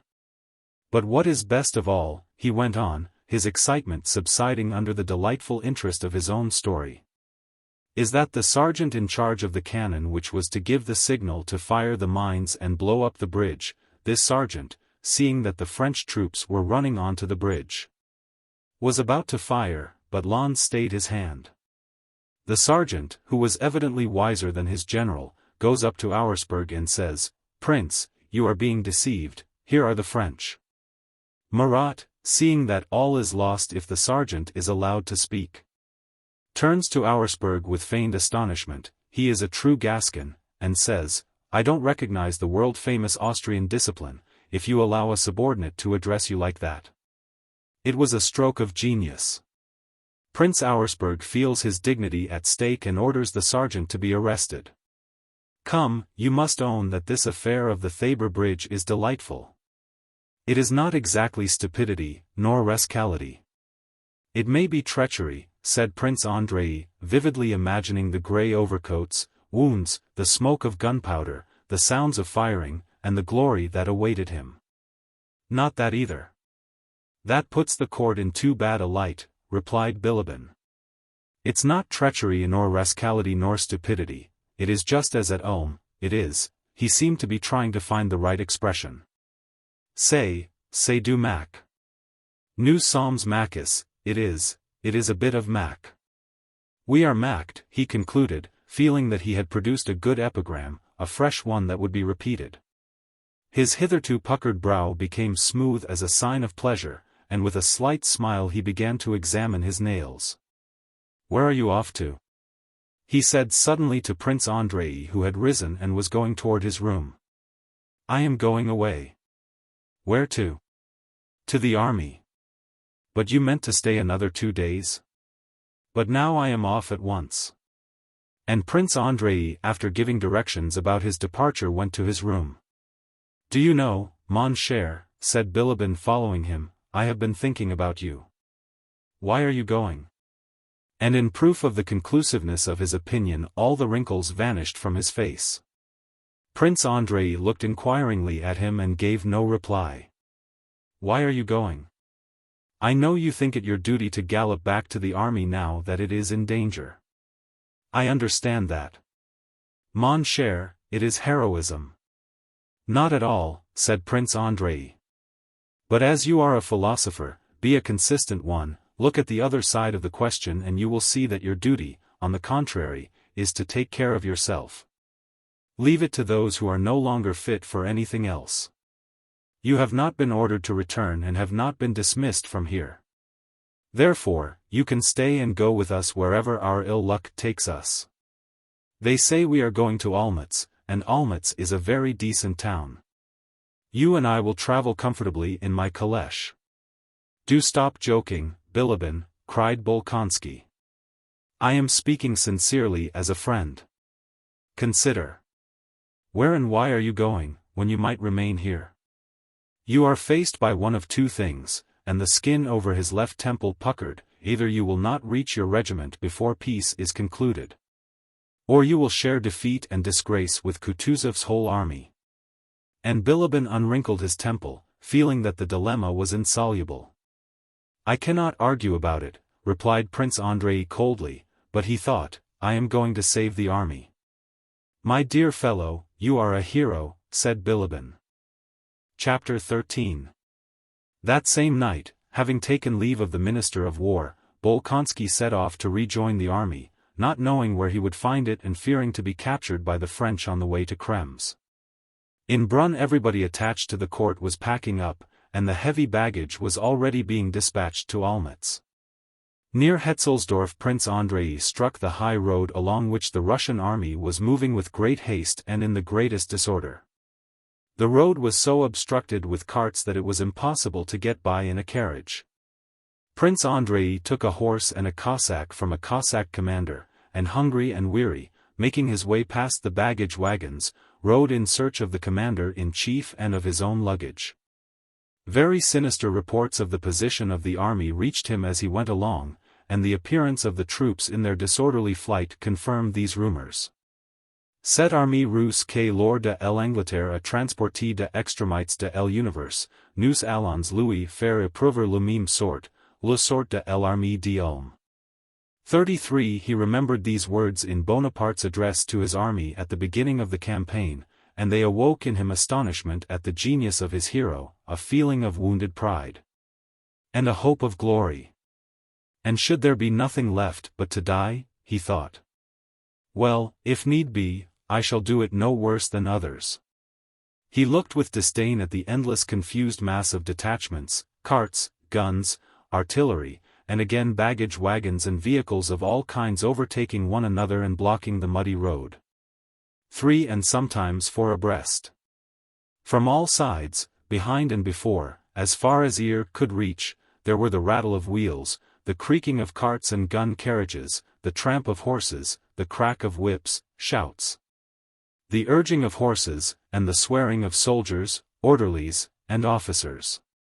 All along the sides of the road fallen horses were to be seen, some flayed, some not, and broken down carts beside which solitary soldiers sat waiting for something. And again soldiers straggling from their companies, crowds of whom set off to the neighboring villages, or returned from them dragging sheep, fowls, hay, and bulging sacks. At each ascent or descent of the road the crowds were yet denser and the din of shouting more incessant. Soldiers floundering knee-deep in mud pushed the guns and wagons themselves. Whips cracked, hoofs slipped, traces broke, and lungs were strained with shouting.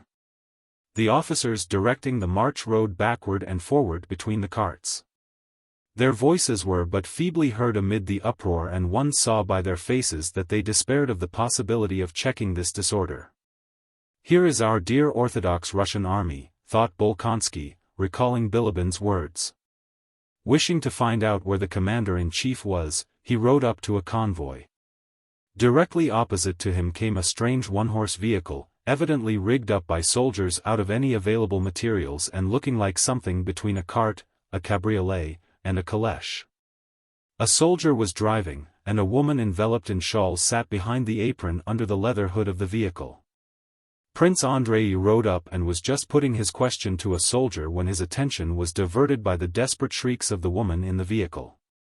An officer in charge of transport was beating the soldier who was driving the woman's vehicle for trying to get ahead of others, and the strokes of his whip fell on the apron of the equipage. The woman screamed piercingly. Seeing Prince Andrei, she leaned out from behind the apron and, waving her thin arms from under the woolen shawl, cried, "Mr. Aide-de-camp! Mr. Aide-de-camp! For heaven's sake! Protect me! What will become of us? I am the wife of the doctor of the 7th Chasseurs. They won't let us pass, we are left behind and have lost our people. I'll flatten you into a pancake," shouted the angry officer to the soldier. "Turn back with your slut. Mr. Aide-de-camp! Help me! What does it all mean?" screamed the doctor's wife. "Kindly let this cart pass." "Don't you see it's a woman?" said Prince Andrei, riding up to the officer. The officer glanced at him, and without replying turned again to the soldier. "I'll teach you to push on. Back! Let them pass, I tell you," repeated Prince Andrei, compressing his lips. "And who are you?" cried the officer, turning on him with tipsy rage. "Who are you? Are you in command here?" "I am commander here, not you.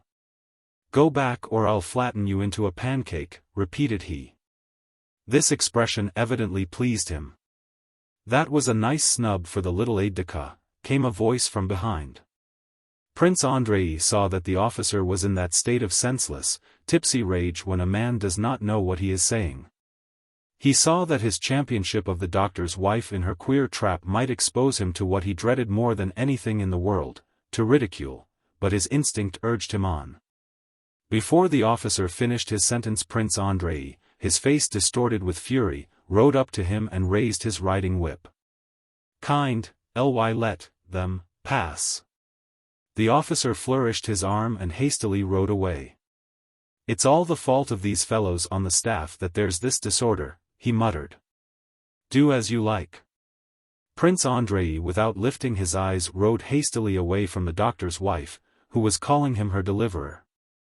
And recalling with a sense of disgust the minutest details of this humiliating scene, he galloped on to the village where he was told who the commander-in-chief was. On reaching the village he dismounted and went to the nearest house, intending to rest if but for a moment, eat something, and try to sort out the stinging and tormenting thoughts that confused his mind. "This is a mob of scoundrels and not an army," he was thinking as he went up to the window of the first house, when a familiar voice called him by name. He turned round. Nesvitsky's handsome face looked out of the little window. Nesvitsky, moving his moist lips as he chewed something, and flourishing his arm, called him to enter. "Bolkonsky! Bolkonsky! Don't you hear? Come quick," he shouted. Entering the house, Prince Andrei saw Nesvitsky and another adjutant having something to eat. They hastily turned round to him asking if he had any news. On their familiar faces he read agitation and alarm. This was particularly noticeable on Nesvitsky's usually laughing countenance. "Where is the commander-in-chief?" asked Bolkonsky. "Here, in that house," answered the adjutant. "Well, is it true that it's peace and capitulation?" asked Nesvitsky. "I was going to ask you. I know nothing except that it was all I could do to get here. And we, my dear boy. It's terrible. I was wrong to laugh at Mac, we're getting it still worse," said Nesvitsky. But sit down and have something to eat. You won't be able to find either your baggage or anything else now, Prince. And God only knows where your man Pyotr is, said the other adjutant. Where are headquarters? We are to spend the night in's name. Well, I have got all I need into packs for 2 horses, said Nesvitsky. They've made up splendid packs for me, fit to cross the Bohemian mountains with. It's a bad lookout, old fellow. But what's the matter with you? You must be ill to shiver like that, he added, noticing that Prince Andrei winced as at an electric shock. It's nothing, replied Prince Andrei.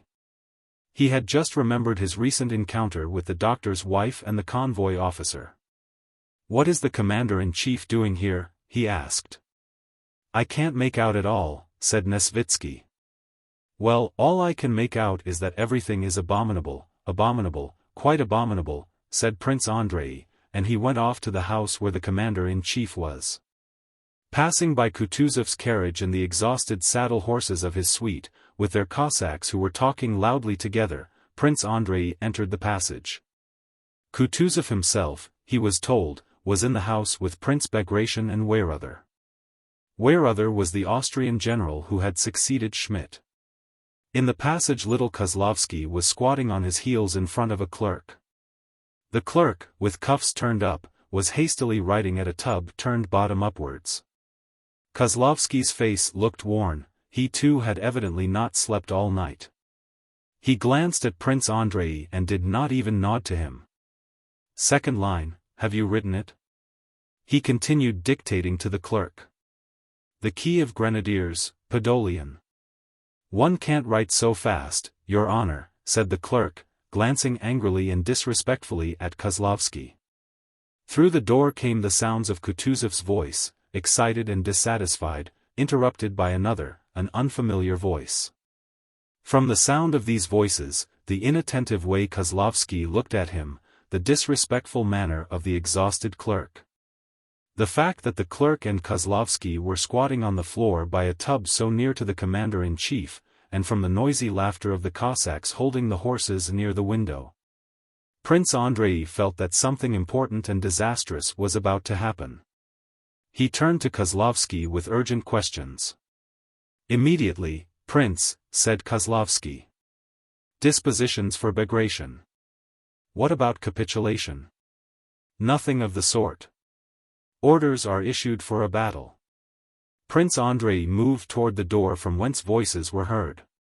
Just as he was going to open it, the sound ceased, the door opened, and Kutuzov with his eagle nose and puffy face appeared in the doorway. Prince Andrei stood right in front of Kutuzov, but the expression of the commander-in-chief's one sound eye showed him to be so preoccupied with thoughts and anxieties as to be oblivious of his presence. He looked straight at his adjutant's face without recognizing him. Well, have you finished? Said he to Kozlovsky.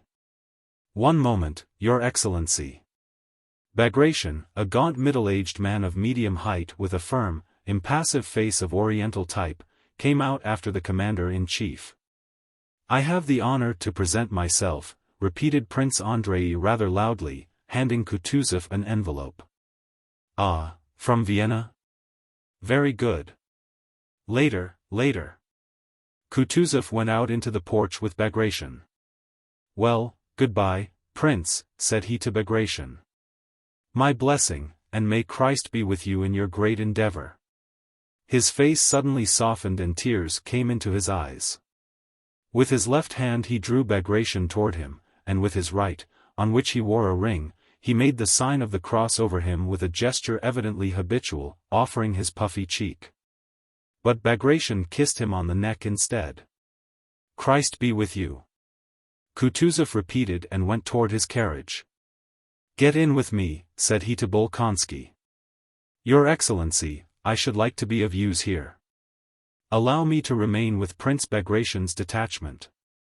Get in, said Kutuzov, and noticing that Bolkonsky still delayed, he added, I need good officers myself, need them myself. They got into the carriage and drove for a few minutes in silence. There is still much before us, he said, as if with an old man's penetration he understood all that was passing in Bolkonsky's mind. "If a 10th part of his detachment returns I shall thank God," he added as if speaking to himself. Prince Andrei glanced at Kutuzov's face only a foot distant from him and involuntarily noticed the carefully washed seams of the scar near his temple, where an Ismail bullet had pierced his skull. And the empty eye socket. "Yes, he has a right to speak so calmly of those men's death," thought Bolkonsky. "That is why I beg to be sent to that detachment," he said. Kutuzov did not reply. He seemed to have forgotten what he had been saying, and sat plunged in thought. 5 minutes later, gently swaying on the soft springs of the carriage, he turned to Prince Andrei. There was not a trace of agitation on his face. With delicate irony he questioned Prince Andrei about the details of his interview with the Emperor, about the remarks he had heard at court concerning the Krem's affair. And about some ladies they both knew. Chapter 14. On November 1 Kutuzov had received, through a spy, news that the army he commanded was in an almost hopeless position. The spy reported that the French, after crossing the bridge at Vienna, were advancing in immense force upon Kutuzov's line of communication with the troops that were arriving from Russia. If Kutuzov decided to remain at Krems, Napoleon's army of 150,000 men would cut him off completely and surround his exhausted army of 40,000. And he would find himself in the position of Mack at Ulm. If Kutuzov decided to abandon the road connecting him with the troops arriving from Russia, he would have to march with no road into unknown parts of the Bohemian mountains, defending himself against superior forces of the enemy and abandoning all hope of a junction with Buxhowden. If Kutuzov decided to retreat along the road from Krems to Olmütz, to unite with the troops arriving from Russia, he risked being forestalled on that road by the French who had crossed the Vienna Bridge, and encumbered by his baggage and transport. Having to accept battle on the march against an enemy 3 times as strong, who would hem him in from 2 sides. Kutuzov chose this latter course. The French, the spy reported, having crossed the Vienna Bridge, were advancing by forced marches towards Znaim, which lay 66 miles off on the line of Kutuzov's retreat. If he reached Znaim before the French, there would be great hope of saving the army. To let the French forestall him at Znaim meant the exposure of his whole army to a disgrace such as that of Ulm, or to utter destruction. But to forestall the French with his whole army was impossible. The road for the French from Vienna to Znaim was shorter and better than the road for the Russians from Krems to Znaim.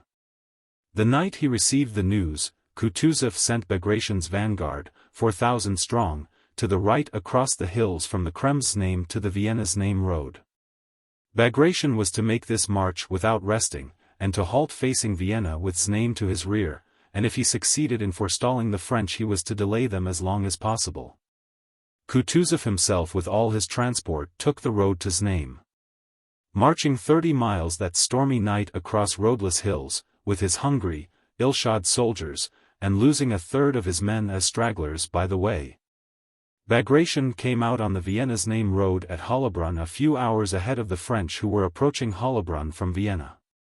Kutuzov with his transport had still to march for some days before he could reach Znaim. Hence Bagration with his 4,000 hungry, exhausted men would have to detain for days the whole enemy army that came upon him at Hollabrunn, which was clearly impossible. But a freak of fate made the impossible possible. The success of the trick that had placed the Vienna Bridge in the hands of the French without a fight led Murat to try to deceive Kutuzov in a similar way. Meeting Bagration's weak detachment on the Znaim road he supposed it to be Kutuzov's whole army. To be able to crush it absolutely he awaited the arrival of the rest of the troops who were on their way from Vienna. And with this object offered a 3 days' truce on condition that both armies should remain in position without moving. Murat declared that negotiations for peace were already proceeding, and that he therefore offered this truce to avoid unnecessary bloodshed. Count Nostitz, the Austrian general occupying the advanced posts, believed Murat's emissary and retired, leaving Bagration's division exposed. Another emissary rode to the Russian line to announce the peace negotiations and to offer the Russian army the 3 days' truce. Bagration replied that he was not authorized either to accept or refuse a truce and sent his adjutant to Kutuzov to report the offer he had received. A truce was Kutuzov's sole chance of gaining time, giving Bagration's exhausted troops some rest, and letting the transport and heavy convoys, whose movements were concealed from the French, advance if but one stage nearer's name. The offer of a truce gave the only, and a quite unexpected, chance of saving the army. On receiving the news he immediately dispatched Adjutant General Wintzingerode, who was in attendance on him, to the enemy camp. Wintzingerode was not merely to agree to the truce but also to offer terms of capitulation. And meanwhile Kutuzov sent his adjutants back to hasten to the utmost the movements of the baggage trains of the entire army along the Kremsname road. Bagration's exhausted and hungry detachment, which alone covered this movement of the transport and of the whole army, had to remain stationary in face of an enemy 8 times as strong as itself. Kutuzov's expectations that the proposals of capitulation, which were in no way binding, might give time for part of the transport to pass, and also that Murat's mistake would very soon be discovered, proved correct. As soon as Bonaparte, who was at Schönbrunn, 16 miles from Hollabrunn, received Murat's dispatch with the proposal of a truce and a capitulation, he detected a ruse and wrote the following letter to Murat. Schönbrunn, 25th Brumaire, 1805. At 8 o'clock in the morning. To Prince Murat. I cannot find words to express to you my displeasure. You command only my advance guard, and have no right to arrange an armistice without my order. You are causing me to lose the fruits of a campaign. Break the armistice immediately and march on the enemy. Inform him that the general who signed that capitulation had no right to do so, and that no one but the Emperor of Russia has that right. If, however, the Emperor of Russia ratifies that convention, I will ratify it, but it is only a trick. March on, destroy the Russian army. You are in a position to seize its baggage and artillery. The Russian Emperor's aide-de-camp is an impostor. Officers are nothing when they have no powers, this one had none. The Austrians let themselves be tricked at the crossing of the Vienna Bridge, you are letting yourself be tricked by an aide-de-camp of the Emperor. Napoleon. Bonaparte's adjutant rode full gallop with this menacing letter to Murat. Bonaparte himself, not trusting to his generals, moved with all the guards to the field of battle, afraid of letting a ready victim escape. And Bagration's 4,000 men merrily lighted campfires, dried and warmed themselves, cooked their porridge for the first time for 3 days. And not one of them knew or imagined what was in store for him. Chapter 15. Between 3 and 4 o'clock in the afternoon Prince Andrei, who had persisted in his request to Kutuzov, arrived at Grunth and reported himself to Bagration. Bonaparte's adjutant had not yet reached Murat's detachment and the battle had not yet begun. In Bagration's detachment no one knew anything of the general position of affairs. They talked of peace but did not believe in its possibility, others talked of a battle but also disbelieved in the nearness of an engagement. Bagration, knowing Bolkonsky to be a favored and trusted adjutant, received him with distinction and special marks of favor, explaining to him that there would probably be an engagement that day or the next, and giving him full liberty to remain with him during the battle or to join the rear guard and have an eye on the order of retreat, which is also very important. However, there will hardly be an engagement today, said Bagration as if to reassure Prince Andrei. If he is one of the ordinary little staff dandies sent to earn a medal he can get his reward just as well in the rear guard, but if he wishes to stay with me, let him, he'll be of use here if he's a brave officer, thought Bagration. Prince Andrei, without replying, asked the prince's permission to ride round the position to see the disposition of the forces, so as to know his bearings should he be sent to execute an order. The officer on duty, a handsome, elegantly dressed man with a diamond ring on his forefinger, who was fond of speaking French though he spoke it badly, offered to conduct Prince Andrei. On all sides they saw rain-soaked officers with dejected faces who seemed to be seeking something, and soldiers dragging doors, benches, and fencing from the village. There now, Prince. "We can't stop those fellows," said the staff officer pointing to the soldiers. "The officers don't keep them in hand. And there," he pointed to a sutler's tent, "they crowd in and sit. This morning I turned them all out and now look, it's full again. I must go there, Prince, and scare them a bit. It won't take a moment." "Yes, let's go in and I will get myself a roll and some cheese," said Prince Andrei, who had not yet had time to eat anything. "Why didn't you mention it, Prince? I would have offered you something." They dismounted and entered the tent. Several officers, with flushed and weary faces, were sitting at the table eating and drinking. "Now what does this mean, gentlemen?" said the staff officer, in the reproachful tone of a man who has repeated the same thing more than once. "You know it won't do to leave your posts like this." The prince gave orders that no one should leave his post. "Now you, captain," and he turned to a thin, dirty little artillery officer who, without his boots, he had given them to the canteen keeper to dry, in only his stockings, rose when they entered, smiling not altogether comfortably. "Well, aren't you ashamed of yourself, Captain Tushin?" he continued. "One would think that as an artillery officer you would set a good example, yet here you are without your boots. The alarm will be sounded and you'll be in a pretty position without your boots." The staff officer smiled. "Kindly return to your posts, gentlemen, all of you, all," he added in a tone of command. Prince Andrei smiled involuntarily as he looked at the artillery officer Tushin, who, silent and smiling, shifting from one stockinged foot to the other, glanced inquiringly with his large, intelligent, kindly eyes from Prince Andrei to the staff officer. "The soldiers say it feels easier without boots," said Captain Tushin, smiling shyly in his uncomfortable position, evidently wishing to adopt a jocular tone. But before he had finished he felt that his jest was unacceptable and had not come off. He grew confused. "Kindly return to your posts," said the staff officer, trying to preserve his gravity. Prince Andrei glanced again at the artillery officer's small figure. There was something peculiar about it, quite unsoldierly, rather comic, but extremely attractive.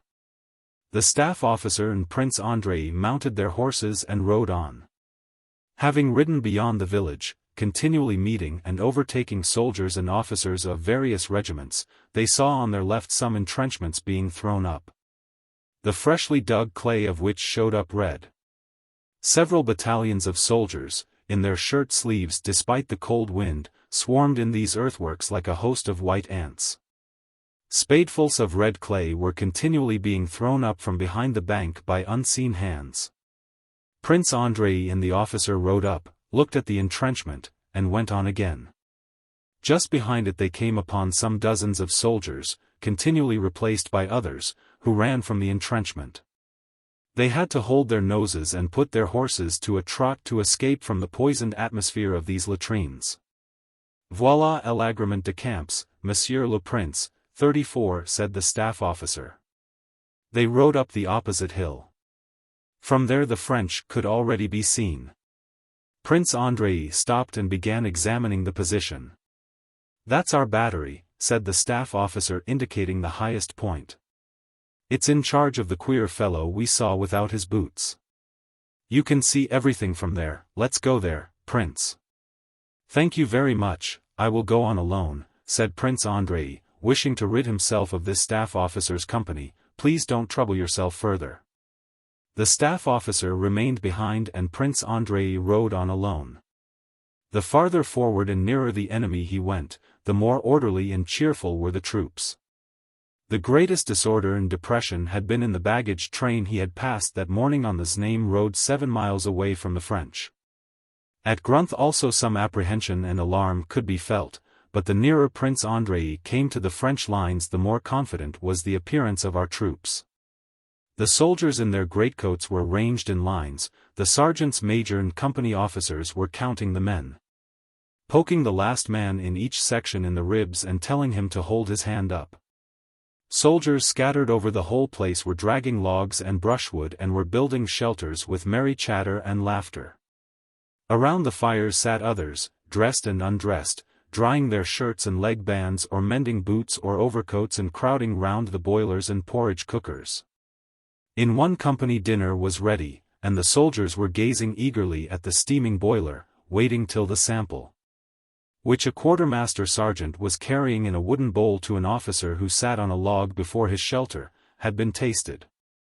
Another company, a lucky one for not all the companies had vodka, crowded round a pockmarked, broad-shouldered sergeant major who, tilting a keg, filled one after another the canteen lids held out to him. The soldiers lifted the canteen lids to their lips with reverential faces, emptied them, rolling the vodka in their mouths, and walked away from the sergeant major with brightened expressions, licking their lips and wiping them on the sleeves of their greatcoats. All their faces were as serene as if all this were happening at home awaiting peaceful encampment, and not within sight of the enemy before an action in which at least half of them would be left on the field. After passing a chasseur regiment and in the lines of the Kiev Grenadiers, fine fellows busy with similar peaceful affairs, near the shelter of the regimental commander. Higher than and different from the others, Prince Andrei came out in front of a platoon of grenadiers before whom lay a naked man. 2 soldiers held him while 2 others were flourishing their switches and striking him regularly on his bare back. The man shrieked unnaturally.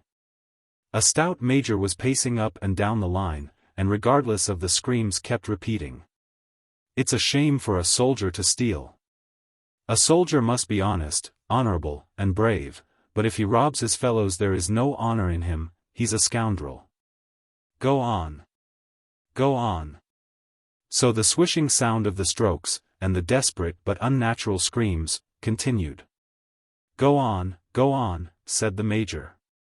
A young officer with a bewildered and pained expression on his face stepped away from the man and looked round inquiringly at the adjutant as he rode by.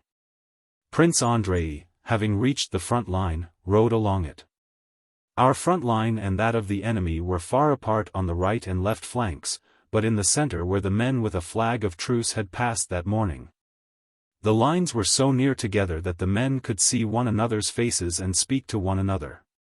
Besides the soldiers who formed the picket line on either side, there were many curious onlookers who, jesting and laughing, stared at their strange foreign enemies. Since early morning, despite an injunction not to approach the picket line, the officers had been unable to keep sightseers away.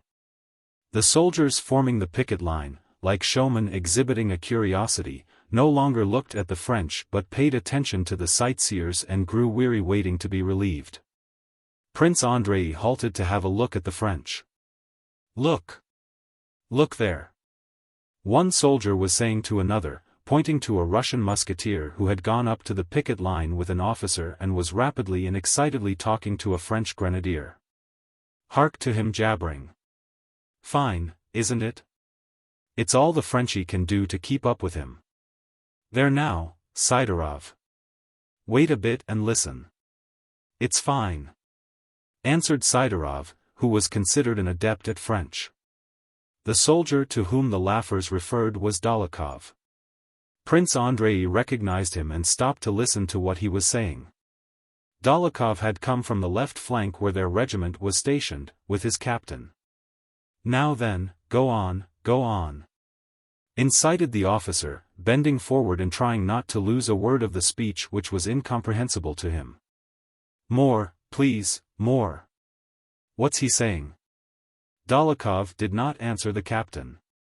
He had been drawn into a hot dispute with the French grenadier. They were naturally talking about the campaign. The Frenchman, confusing the Austrians with the Russians, was trying to prove that the Russians had surrendered and had fled all the way from Ulm, while Dolokhov maintained that the Russians had not surrendered but had beaten the French.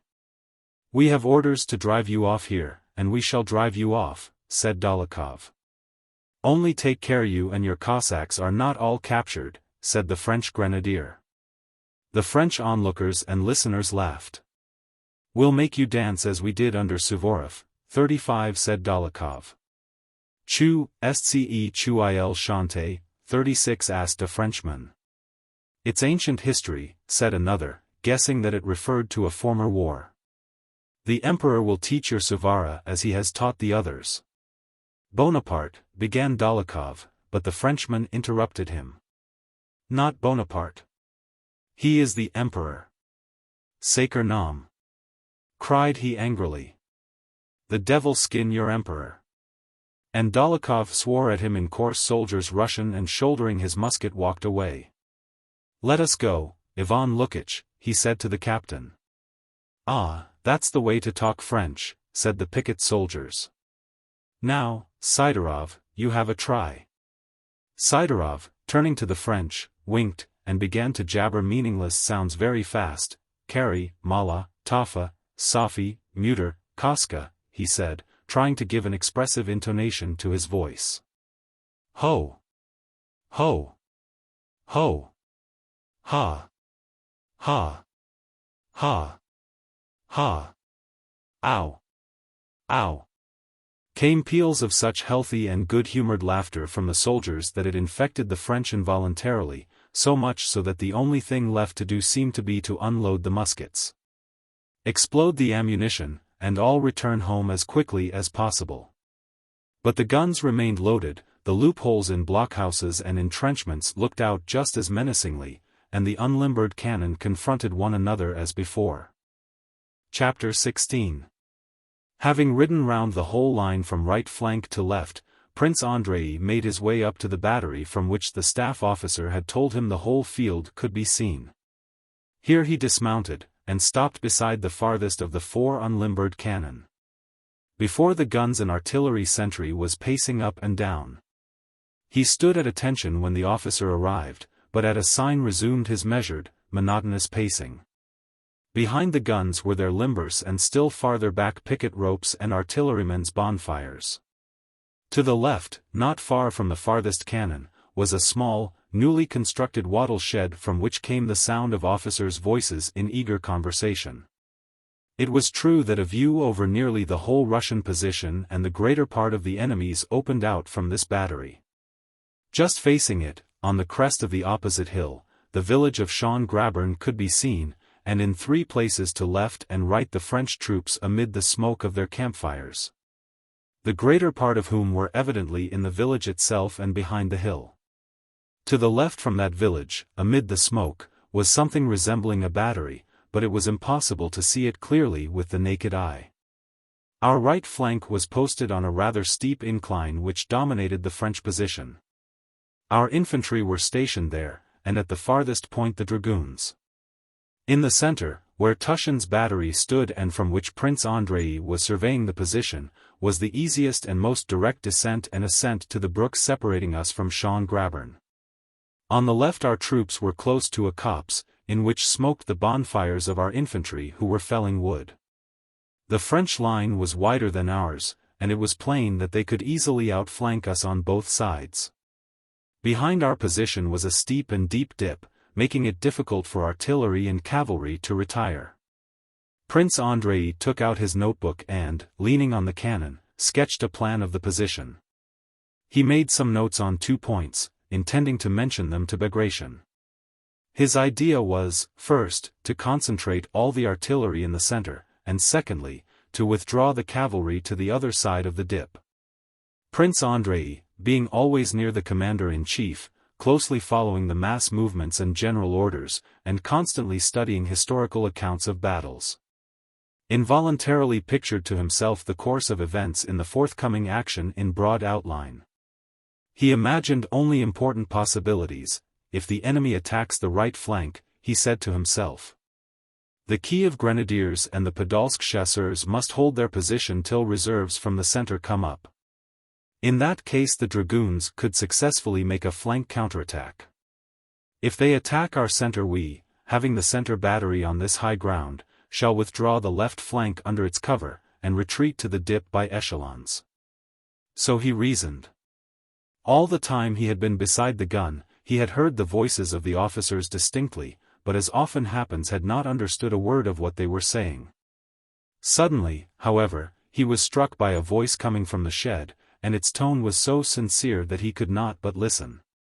No, friend, said a pleasant and, as it seemed to Prince Andrei, a familiar voice, what I say is that if it were possible to know what is beyond death, none of us would be afraid of it. That's so, friend. Another, a younger voice, interrupted him, afraid or not, you can't escape it anyhow.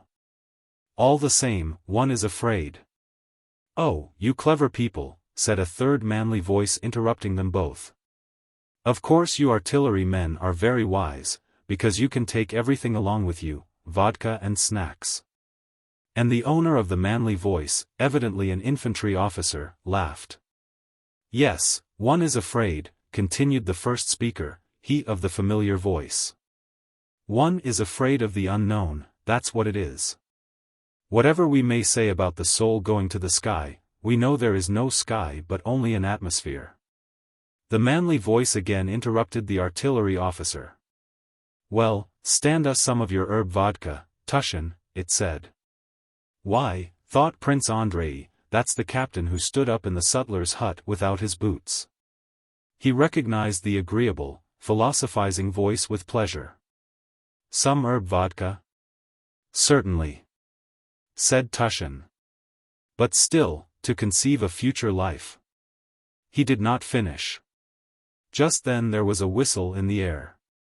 Nearer and nearer, faster and louder, louder and faster, a cannonball, as if it had not finished saying what was necessary, thudded into the ground near the shed with superhuman force, throwing up a mass of earth. The ground seemed to groan at the terrible impact. And immediately Tushin, with a short pipe in the corner of his mouth and his kind, intelligent face rather pale, rushed out of the shed followed by the owner of the manly voice. A dashing infantry officer who hurried off to his company, buttoning up his coat as he ran. Chapter 17. Mounting his horse again, Prince Andrei lingered with the battery, looking at the puff from the gun that had sent the ball. His eyes ran rapidly over the wide space, but he only saw that the hitherto motionless masses of the French now swayed and that there really was a battery to their left. The smoke above it had not yet dispersed. 2 mounted Frenchmen, probably adjutants, were galloping up the hill. A small but distinctly visible enemy column was moving down the hill, probably to strengthen the front line. The smoke of the first shot had not yet dispersed before another puff appeared, followed by a report.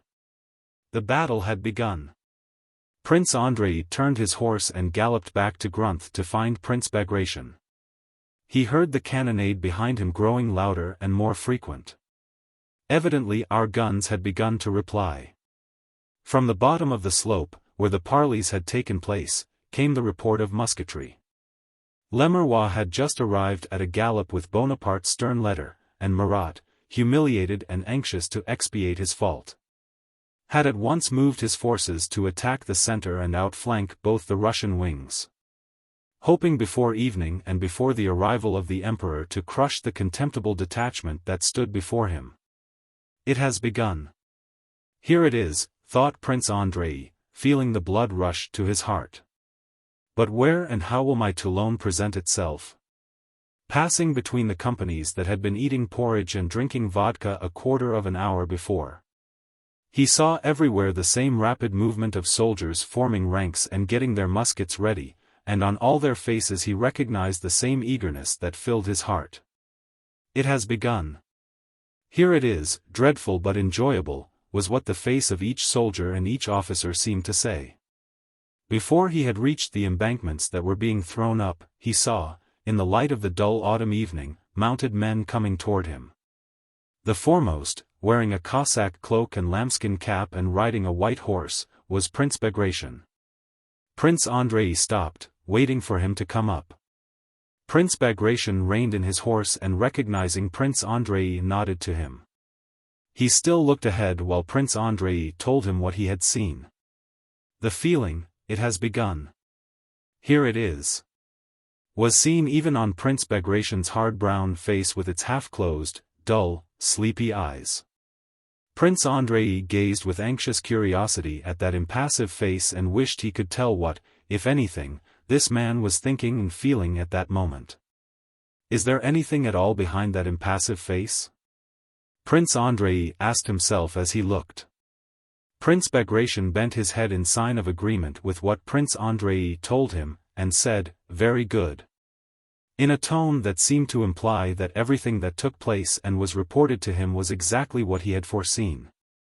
Prince Andrei, out of breath with his rapid ride, spoke quickly. Prince Bagration, uttering his words with an oriental accent, spoke particularly slowly, as if to impress the fact that there was no need to hurry.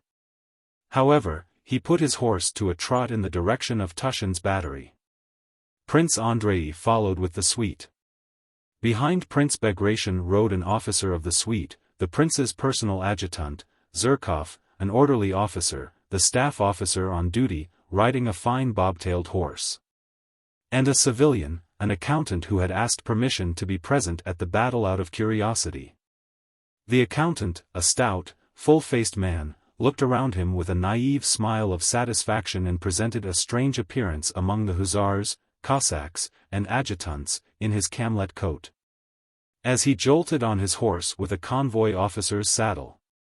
"He wants to see a battle," said Zherkov to Bolkonsky, pointing to the accountant, "but he feels a pain in the pit of his stomach already." "Oh, leave off," said the accountant with a beaming but rather cunning smile, as if flattered at being made the subject of Zherkov's joke, and purposely trying to appear stupider than he really was. "It is very strange, monsieur Prince," said the staff officer. He remembered that in French there is some peculiar way of addressing a prince, but could not get it quite right. By this time they were all approaching Tushin's battery, and a ball struck the ground in front of them. "What's that has fallen?" asked the accountant with a naive smile. "A French pancake," answered Zherkov. "So that's what they hit with?" asked the accountant. "How awful."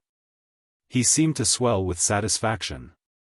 He had hardly finished speaking when they again heard an unexpectedly violent whistling which suddenly ended with a thud into something soft, flop. And a Cossack, riding a little to their right and behind the accountant, crashed to earth with his horse. Zherkov and the staff officer bent over their saddles and turned their horses away. The accountant stopped, facing the Cossack, and examined him with attentive curiosity. The Cossack was dead, but the horse still struggled. Prince Bagration screwed up his eyes, looked round, and, seeing the cause of the confusion, turned away with indifference, as if to say, "Is it worth while noticing trifles?" He reined in his horse with the care of a skillful rider and, slightly bending over, disengaged his saber which had caught in his cloak. It was an old-fashioned saber of a kind no longer in general use. Prince Andrei remembered the story of Suvorov giving his saber to Bagration in Italy, and the recollection was particularly pleasant at that moment. They had reached the battery at which Prince Andrei had been when he examined the battlefield. "Whose company?" asked Prince Bagration of an artilleryman standing by the ammunition wagon. He asked, "Whose company?" but he really meant, "Are you frightened here?" and the artilleryman understood him. "Captain Tushin's, Your Excellency," shouted the red-haired, freckled gunner in a merry voice, standing to attention. "Yes, yes," muttered Bagration as if considering something, and he rode past the limbers to the farthest cannon. As he approached, a ringing shot issued from it deafening him and his suite. And in the smoke that suddenly surrounded the gun they could see the gunners who had seized it straining to roll it quickly back to its former position. A huge, broad-shouldered gunner, number 1, holding a mop, his legs far apart, sprang to the wheel, while number 2 with a trembling hand placed a charge in the cannon's mouth.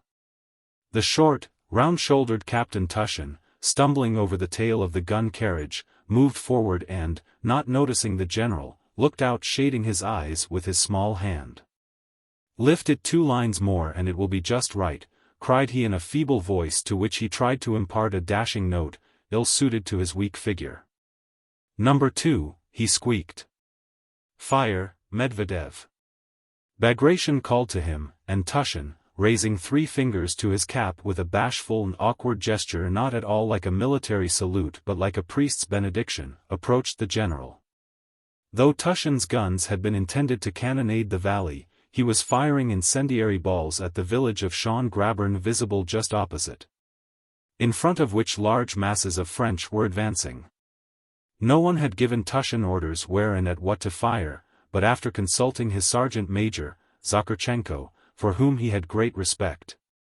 He had decided that it would be a good thing to set fire to the village. "Very good," said Bagration in reply to the officer's report, and began deliberately to examine the whole battlefield extended before him. The French had advanced nearest on our right. Below the height on which the Kiev regiment was stationed, in the hollow where the rivulet flowed, the soul-stirring rolling and crackling of musketry was heard. And much farther to the right beyond the dragoons, the officer of the suite pointed out to Bagration a French column that was outflanking us. To the left the horizon bounded by the adjacent wood. Prince Bagration ordered 2 battalions from the center to be sent to reinforce the right flank. The officer of the suite ventured to remark to the prince that if these battalions went away, the guns would remain without support. Prince Bagration turned to the officer and with his dull eyes looked at him in silence. It seemed to Prince Andrei that the officer's remark was just and that really no answer could be made to it. But at that moment an adjutant galloped up with a message from the commander of the regiment in the hollow and news that immense masses of the French were coming down upon them and that his regiment was in disorder and was retreating upon the Kiev grenadiers. Prince Bagration bowed his head in sign of assent and approval. He rode off at a walk to the right and sent an adjutant to the dragoons with orders to attack the French. But this adjutant returned half an hour later with the news that the commander of the dragoons had already retreated beyond the dip in the ground. As a heavy fire had been opened on him and he was losing men uselessly, and so had hastened to throw some sharpshooters into the wood. "Very good," said Bagration. As he was leaving the battery, firing was heard on the left also, and as it was too far to the left flank for him to have time to go there himself, Prince Bagration sent Zherkov to tell the general in command, the one who had paraded his regiment before Kutuzov at Braunau, that he must retreat as quickly as possible behind the hollow in the rear, as the right flank would probably not be able to withstand the enemy's attack very long. About Tushin and the battalion that had been in support of his battery all was forgotten. Prince Andrei listened attentively to Bagration's colloquies with the commanding officers and the orders he gave them and, to his surprise, found that no orders were really given. But that Prince Bagration tried to make it appear that everything done by necessity, by accident, or by the will of subordinate commanders was done, if not by his direct command, at least in accord with his intentions. Prince Andrei noticed, however, that though what happened was due to chance and was independent of the commander's will, owing to the tact Bagration showed, his presence was very valuable. Officers who approached him with disturbed countenances became calm. Soldiers and officers greeted him gaily, grew more cheerful in his presence, and were evidently anxious to display their courage before him. Chapter 18. Prince Bagration, having reached the highest point of our right flank, began riding downhill to where the roll of musketry was heard but where on account of the smoke nothing could be seen. The nearer they got to the hollow the less they could see but the more they felt the nearness of the actual battlefield. They began to meet wounded men. One with a bleeding head and no cap was being dragged along by 2 soldiers who supported him under the arms. There was a gurgle in his throat and he was spitting blood. A bullet had evidently hit him in the throat or mouth. Another was walking sturdily by himself but without his musket, groaning aloud and swinging his arm which had just been hurt, while blood from it was streaming over his greatcoat as from a bottle. He had that moment been wounded and his face showed fear rather than suffering. Crossing a road they descended a steep incline and saw several men lying on the ground. They also met a crowd of soldiers, some of whom were unwounded.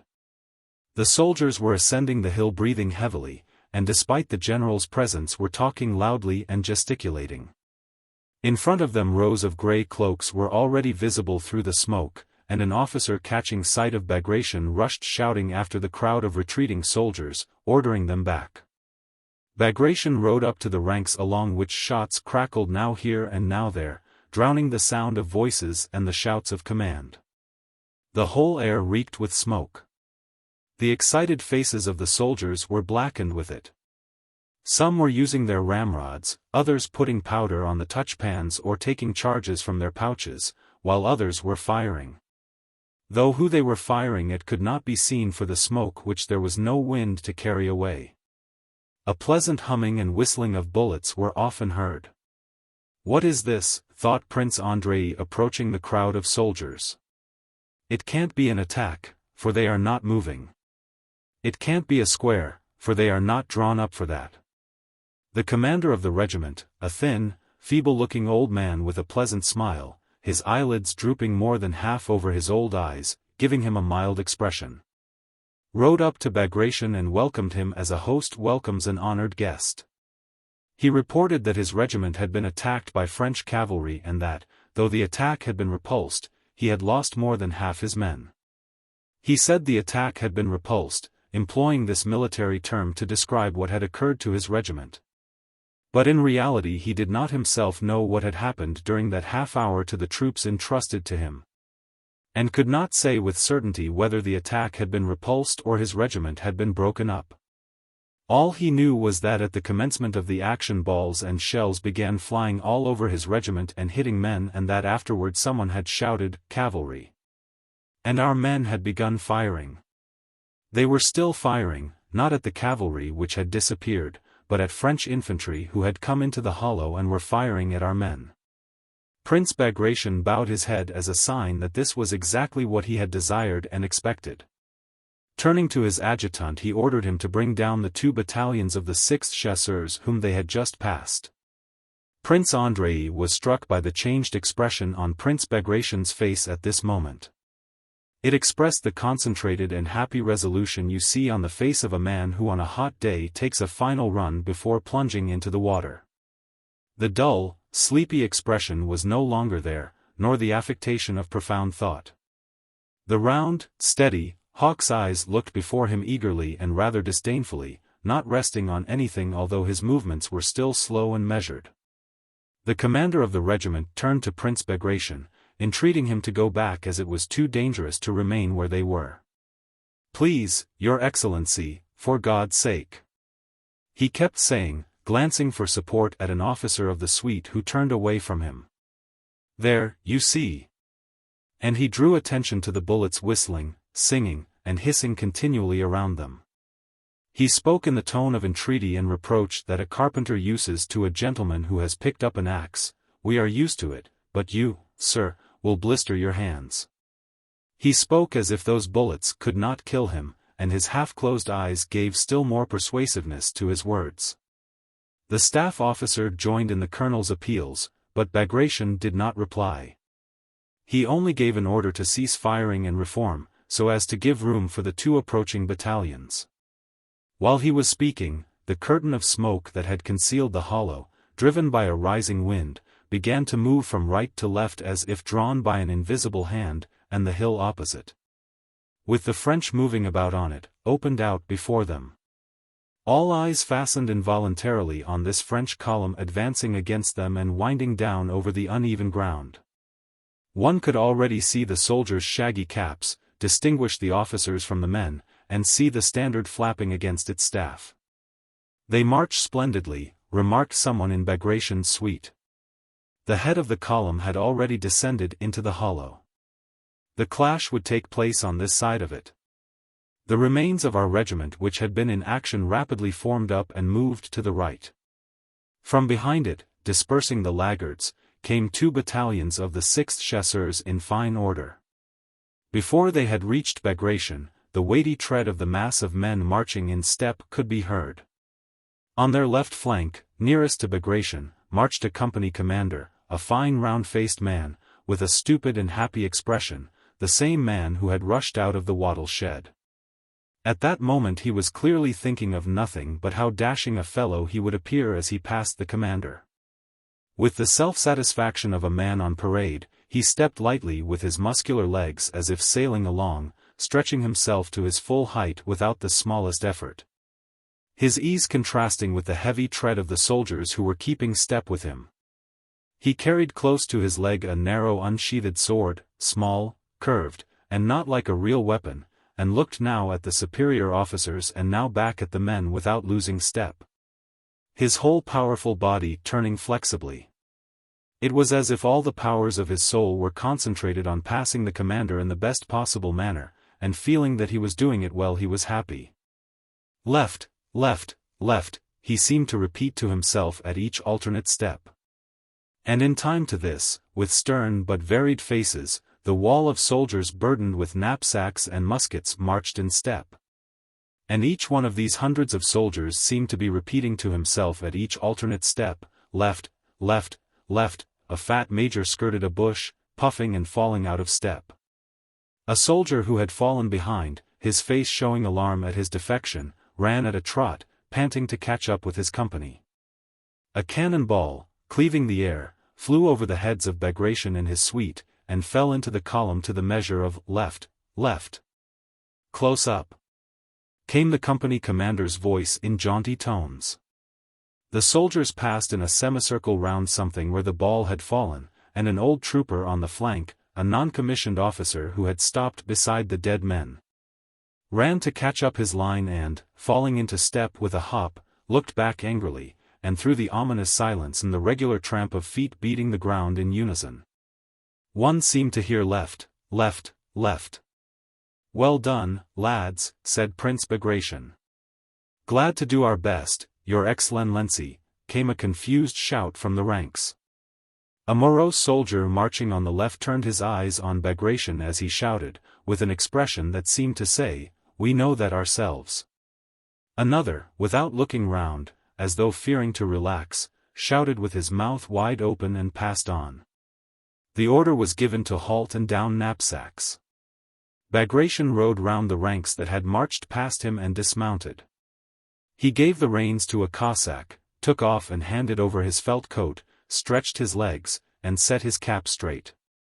The head of the French column, with its officers leading, appeared from below the hill. "Forward, with God," said Bagration, in a resolute, sonorous voice, turning for a moment to the front line, and slightly swinging his arms. He went forward uneasily over the rough field with the awkward gait of a cavalryman. Prince Andrei felt that an invisible power was leading him forward, and experienced great happiness. The French were already near. Prince Andrei, walking beside Bagration, could clearly distinguish their bandoliers, red epaulets, and even their faces. He distinctly saw an old French officer who, with gaitered legs and turned-out toes, climbed the hill with difficulty. Prince Bagration gave no further orders and silently continued to walk on in front of the ranks. Suddenly one shot after another rang out from the French, smoke appeared all along their uneven ranks, and musket shots sounded. Several of our men fell, among them the round-faced officer who had marched so gaily and complacently. But at the moment the first report was heard, Bagration looked round and shouted, "Hurrah! Hurrah! Ah! Ah!" rang a long-drawn shout from our ranks, and passing Bagration and racing one another they rushed in an irregular but joyous and eager crowd down the hill at their disordered foe. Chapter 19. The attack of the 6th Chasseurs secured the retreat of our right flank. In the center Tushen's forgotten battery, which had managed to set fire to the Schön-Grabern village, delayed the French advance. The French were putting out the fire which the wind was spreading, and thus gave us time to retreat. The retirement of the center to the other side of the dip in the ground at the rear was hurried and noisy, but the different companies did not get mixed. But our left, which consisted of the Azov and Podolsk infantry and the Pavlograd hussars, was simultaneously attacked and outflanked by superior French forces under Lens and was thrown into confusion. Bagration had sent Zherkov to the general commanding that left flank with orders to retreat immediately. Zherkov, not removing his hand from his cap, turned his horse about and galloped off. But no sooner had he left Bagration than his courage failed him. He was seized by panic and could not go where it was dangerous. Having reached the left flank, instead of going to the front where the firing was, he began to look for the general and his staff where they could not possibly be, and so did not deliver the order. The command of the left flank belonged by seniority to the commander of the regiment Kutuzov had reviewed at Braunau and in which Dolokhov was serving as a private. But the command of the extreme left flank had been assigned to the commander of the Pavlograd regiment in which Rostov was serving, and a misunderstanding arose. The two commanders were much exasperated with one another and, long after the action had begun on the right flank and the French were already advancing, were engaged in discussion with the sole object of offending one another. But the regiments, both cavalry and infantry, were by no means ready for the impending action. From privates to general they were not expecting a battle and were engaged in peaceful occupations, the cavalry feeding the horses and the infantry collecting wood. "He higher ISS than I in rank," said the German colonel of the hussars, flushing and addressing an adjutant who had ridden up, "so let him do what he will. But I cannot sacrifice my hussars. Bugler, sound the retreat." But haste was becoming imperative. Cannon and musketry, mingling together, thundered on the right and in the center. While the capotes of Lannes sharpshooters were already seen crossing the milldam and forming up within twice the range of a musket shot. The general in command of the infantry went toward his horse with jerky steps, and having mounted drew himself up very straight and tall and rode to the Pavlograd commander. The commanders met with polite bows but with secret malevolence in their hearts. "Once again, Colonel," said the general, "I can't leave half my men in the wood. I beg of you," he repeated, "to occupy the position and prepare for an attack." "I beg of you yourself not to mix in what is not your business," suddenly replied the irate colonel. "If you veer in the cavalry—" "I am not in the cavalry, Colonel, but I am a Russian general and if you are not aware of the fact—" "Quite aware, your excellency," suddenly shouted the colonel, touching his horse and turning purple in the face. "Will you be so good to come to the front and see dat this position is no good? I don't wish to destroy my men for your pleasure." "You forget yourself, Colonel." "I am not considering my own pleasure and I won't allow it to be said." Taking the colonel's outburst as a challenge to his courage, the general expanded his chest and rode, frowning, beside him to the front line. As if their differences would be settled there amongst the bullets. They reached the front, several bullets sped over them, and they halted in silence. There was nothing fresh to be seen from the line, for from where they had been before it had been evident that it was impossible for cavalry to act among the bushes and broken ground. As well as that the French were outflanking our left. The general and colonel looked sternly and significantly at one another like two fighting cocks preparing for battle, each vainly trying to detect signs of cowardice in the other. Both passed the examination successfully. As there was nothing to be said, and neither wished to give occasion for it to be alleged that he had been the first to leave the range of fire, they would have remained there for a long time testing each other's courage had it not been that just then they heard the rattle of musketry and a muffled shout almost behind them in the wood. The French had attacked the men collecting wood in the copse. It was no longer possible for the hussars to retreat with the infantry. They were cut off from the line of retreat on the left by the French. However inconvenient the position, it was now necessary to attack in order to cut a way through for themselves. The squadron in which Rostov was serving had scarcely time to mount before it was halted facing the enemy. Again, as at the Enns bridge, there was nothing between the squadron and the enemy. And again that terrible dividing line of uncertainty and fear, resembling the line separating the living from the dead, lay between them. All were conscious of this unseen line, and the question whether they would cross it or not, and how they would cross it, agitated them all. The colonel rode to the front, angrily gave some reply to questions put to him by the officers, and, like a man desperately insisting on having his own way, gave an order. No one said anything definite, but the rumor of an attack spread through the squadron. The command to form up rang out and the sabers whizzed as they were drawn from their scabbards. Still no one moved. The troops of the left flank, infantry and hussars alike, felt that the commander did not himself know what to do, and this irresolution communicated itself to the men. If only they would be quick, thought Rostov, feeling that at last the time had come to experience the joy of an attack of which he had so often heard from his fellow hussars. "Forward, with God, lads," rang out Denisov's voice. "Attitude forward." The horses' croups began to sway in the front line. Rook pulled at the reins and started of his own accord. Before him, on the right, Rostov saw the front lines of his hussars and still farther ahead a dark line which he could not see distinctly but took to be the enemy. Shots could be heard, but some way off. Faster, came the word of command, and Rostov felt Rook's flanks drooping as he broke into a gallop. Rostov anticipated his horse's movements and became more and more elated. He had noticed a solitary tree ahead of him. This tree had been in the middle of the line that had seemed so terrible, and now he had crossed that line, and not only was there nothing terrible, but everything was becoming more and more happy and animated. "Oh, how I will slash at him," thought Rostov, gripping the hilt of his saber. "Hurrah!" came a roar of voices.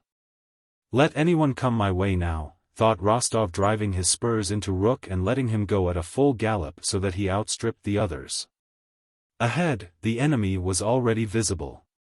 Suddenly something like a birch broom seemed to sweep over the squadron. Rostov raised his saber, ready to strike, but at that instant the trooper Nikitenko, who was galloping ahead, shot away from him. And Rostov felt as in a dream that he continued to be carried forward with unnatural speed but yet stayed on the same spot. From behind him Bondarchuk, an hussar he knew, jolted against him and looked angrily at him. Bondarchuk's horse swerved and galloped past. "How is it I am not moving? I have fallen, I am killed," Rostov asked and answered at the same instant. He was alone in the middle of a field. Instead of the moving horses and hussars' backs, he saw nothing before him but the motionless earth and the stubble around him. There was warm blood under his arm. "No, I am wounded and the horse is killed." Rook tried to rise on his forelegs but fell back, pinning his rider's leg. Blood was flowing from his head, he struggled but could not rise. Rostov also tried to rise but fell back, his sabretache having become entangled in the saddle. Where our men were, and where the French, he did not know. There was no one near. Having disentangled his leg, he rose. Where, on which side, was now the line that had so sharply divided the two armies, he asked himself and could not answer. "Can something bad have happened to me?" he wondered as he got up, and at that moment he felt that something superfluous was hanging on his benumbed left arm. The wrist felt as if it were not his. He examined his hand carefully, vainly trying to find blood on it. "Ah, here are people coming," he thought joyfully, seeing some men running toward him. "They will help me." In front came a man wearing a strange shako and a blue cloak, swarthy, sunburned, and with a hooked nose. Then came two more, and many more running behind. One of them said something strange, not in Russian. In among the hindmost of these men wearing similar shakos was a Russian hussar. He was being held by the arms and his horse was being led behind him. "It must be one of ours, a prisoner." "Yes. Can it be that they will take me too? Who are these men?" thought Rostov, scarcely believing his eyes. "Can they be French?" He looked at the approaching Frenchmen, and though but a moment before he had been galloping to get at them and hack them to pieces, their proximity now seemed so awful that he could not believe his eyes. "Who are they? Why are they running? Can they be coming at me? And why? To kill me? Me whom everyone is so fond of?" He remembered his mother's love for him, and his family's, and his friends, and the enemy's intention to kill him seemed impossible. But perhaps they may do it. For more than 10 seconds he stood not moving from the spot or realizing the situation. The foremost Frenchman, the one with the hooked nose, was already so close that the expression of his face could be seen. And the excited, alien face of that man, his bayonet hanging down, holding his breath, and running so lightly, frightened Rostov. He seized his pistol and, instead of firing it, flung it at the Frenchman and ran with all his might toward the bushes. He did not now run with the feeling of doubt and conflict with which he had trodden the Enns bridge, but with the feeling of a hare fleeing from the hounds. One single sentiment, that of fear for his young and happy life, possessed his whole being. Rapidly leaping the furrows, he fled across the field with the impetuosity he used to show at catch-play, now and then turning his good-natured, pale, young face to look back. A shudder of terror went through him. No, better not look, he thought, but having reached the bushes he glanced round once more. The French had fallen behind, and just as he looked round the first man changed his run to a walk and, turning, shouted something loudly to a comrade farther back. Rostov paused. No, there's some mistake, thought he. They can't have wanted to kill me. But at the same time, his left arm felt as heavy as if a 70-pound weight were tied to it. He could run no more. The Frenchman also stopped and took aim. Rostov closed his eyes and stooped down. One bullet and then another whistled past him. He mustered his last remaining strength, took hold of his left hand with his right, and reached the bushes. Behind these were some Russian sharpshooters. Chapter 20. The infantry regiments that had been caught unawares in the outskirts of the wood ran out of it, the different companies getting mixed, and retreated as a disorderly crowd. One soldier, in his fear, uttered the senseless cry, "Cut off," that is so terrible in battle, and that word infected the whole crowd with a feeling of panic. Surrounded. Cut off? We're lost! Shouted the fugitives. The moment he heard the firing and the cry from behind, the general realized that something dreadful had happened to his regiment, and the thought that he, an exemplary officer of many years' service who had never been to blame, might be held responsible at headquarters for negligence or inefficiency so staggered him that, forgetting the recalcitrant cavalry colonel, his own dignity as a general, and above all quite forgetting the danger and all regard for self-preservation, he clutched the crupper of his saddle and, spurring his horse, galloped to the regiment under a hail of bullets which fell around, but fortunately missed him. His one desire was to know what was happening and at any cost correct, or remedy, the mistake if he had made one, so that he, an exemplary officer of 22 years' service, who had never been censured, should not be held to blame. Having galloped safely through the French, he reached a field behind the copse across which our men, regardless of orders, were running and descending the valley. That moment of moral hesitation which decides the fate of battles had arrived. Would this disorderly crowd of soldiers attend to the voice of their commander, or would they, disregarding him, continue their flight? Despite his desperate shouts that used to seem so terrible to the soldiers, despite his furious purple countenance distorted out of all likeness to his former self, and the flourishing of his saber, the soldiers all continued to run, talking, firing into the air, and disobeying orders. The moral hesitation which decided the fate of battles was evidently culminating in a panic.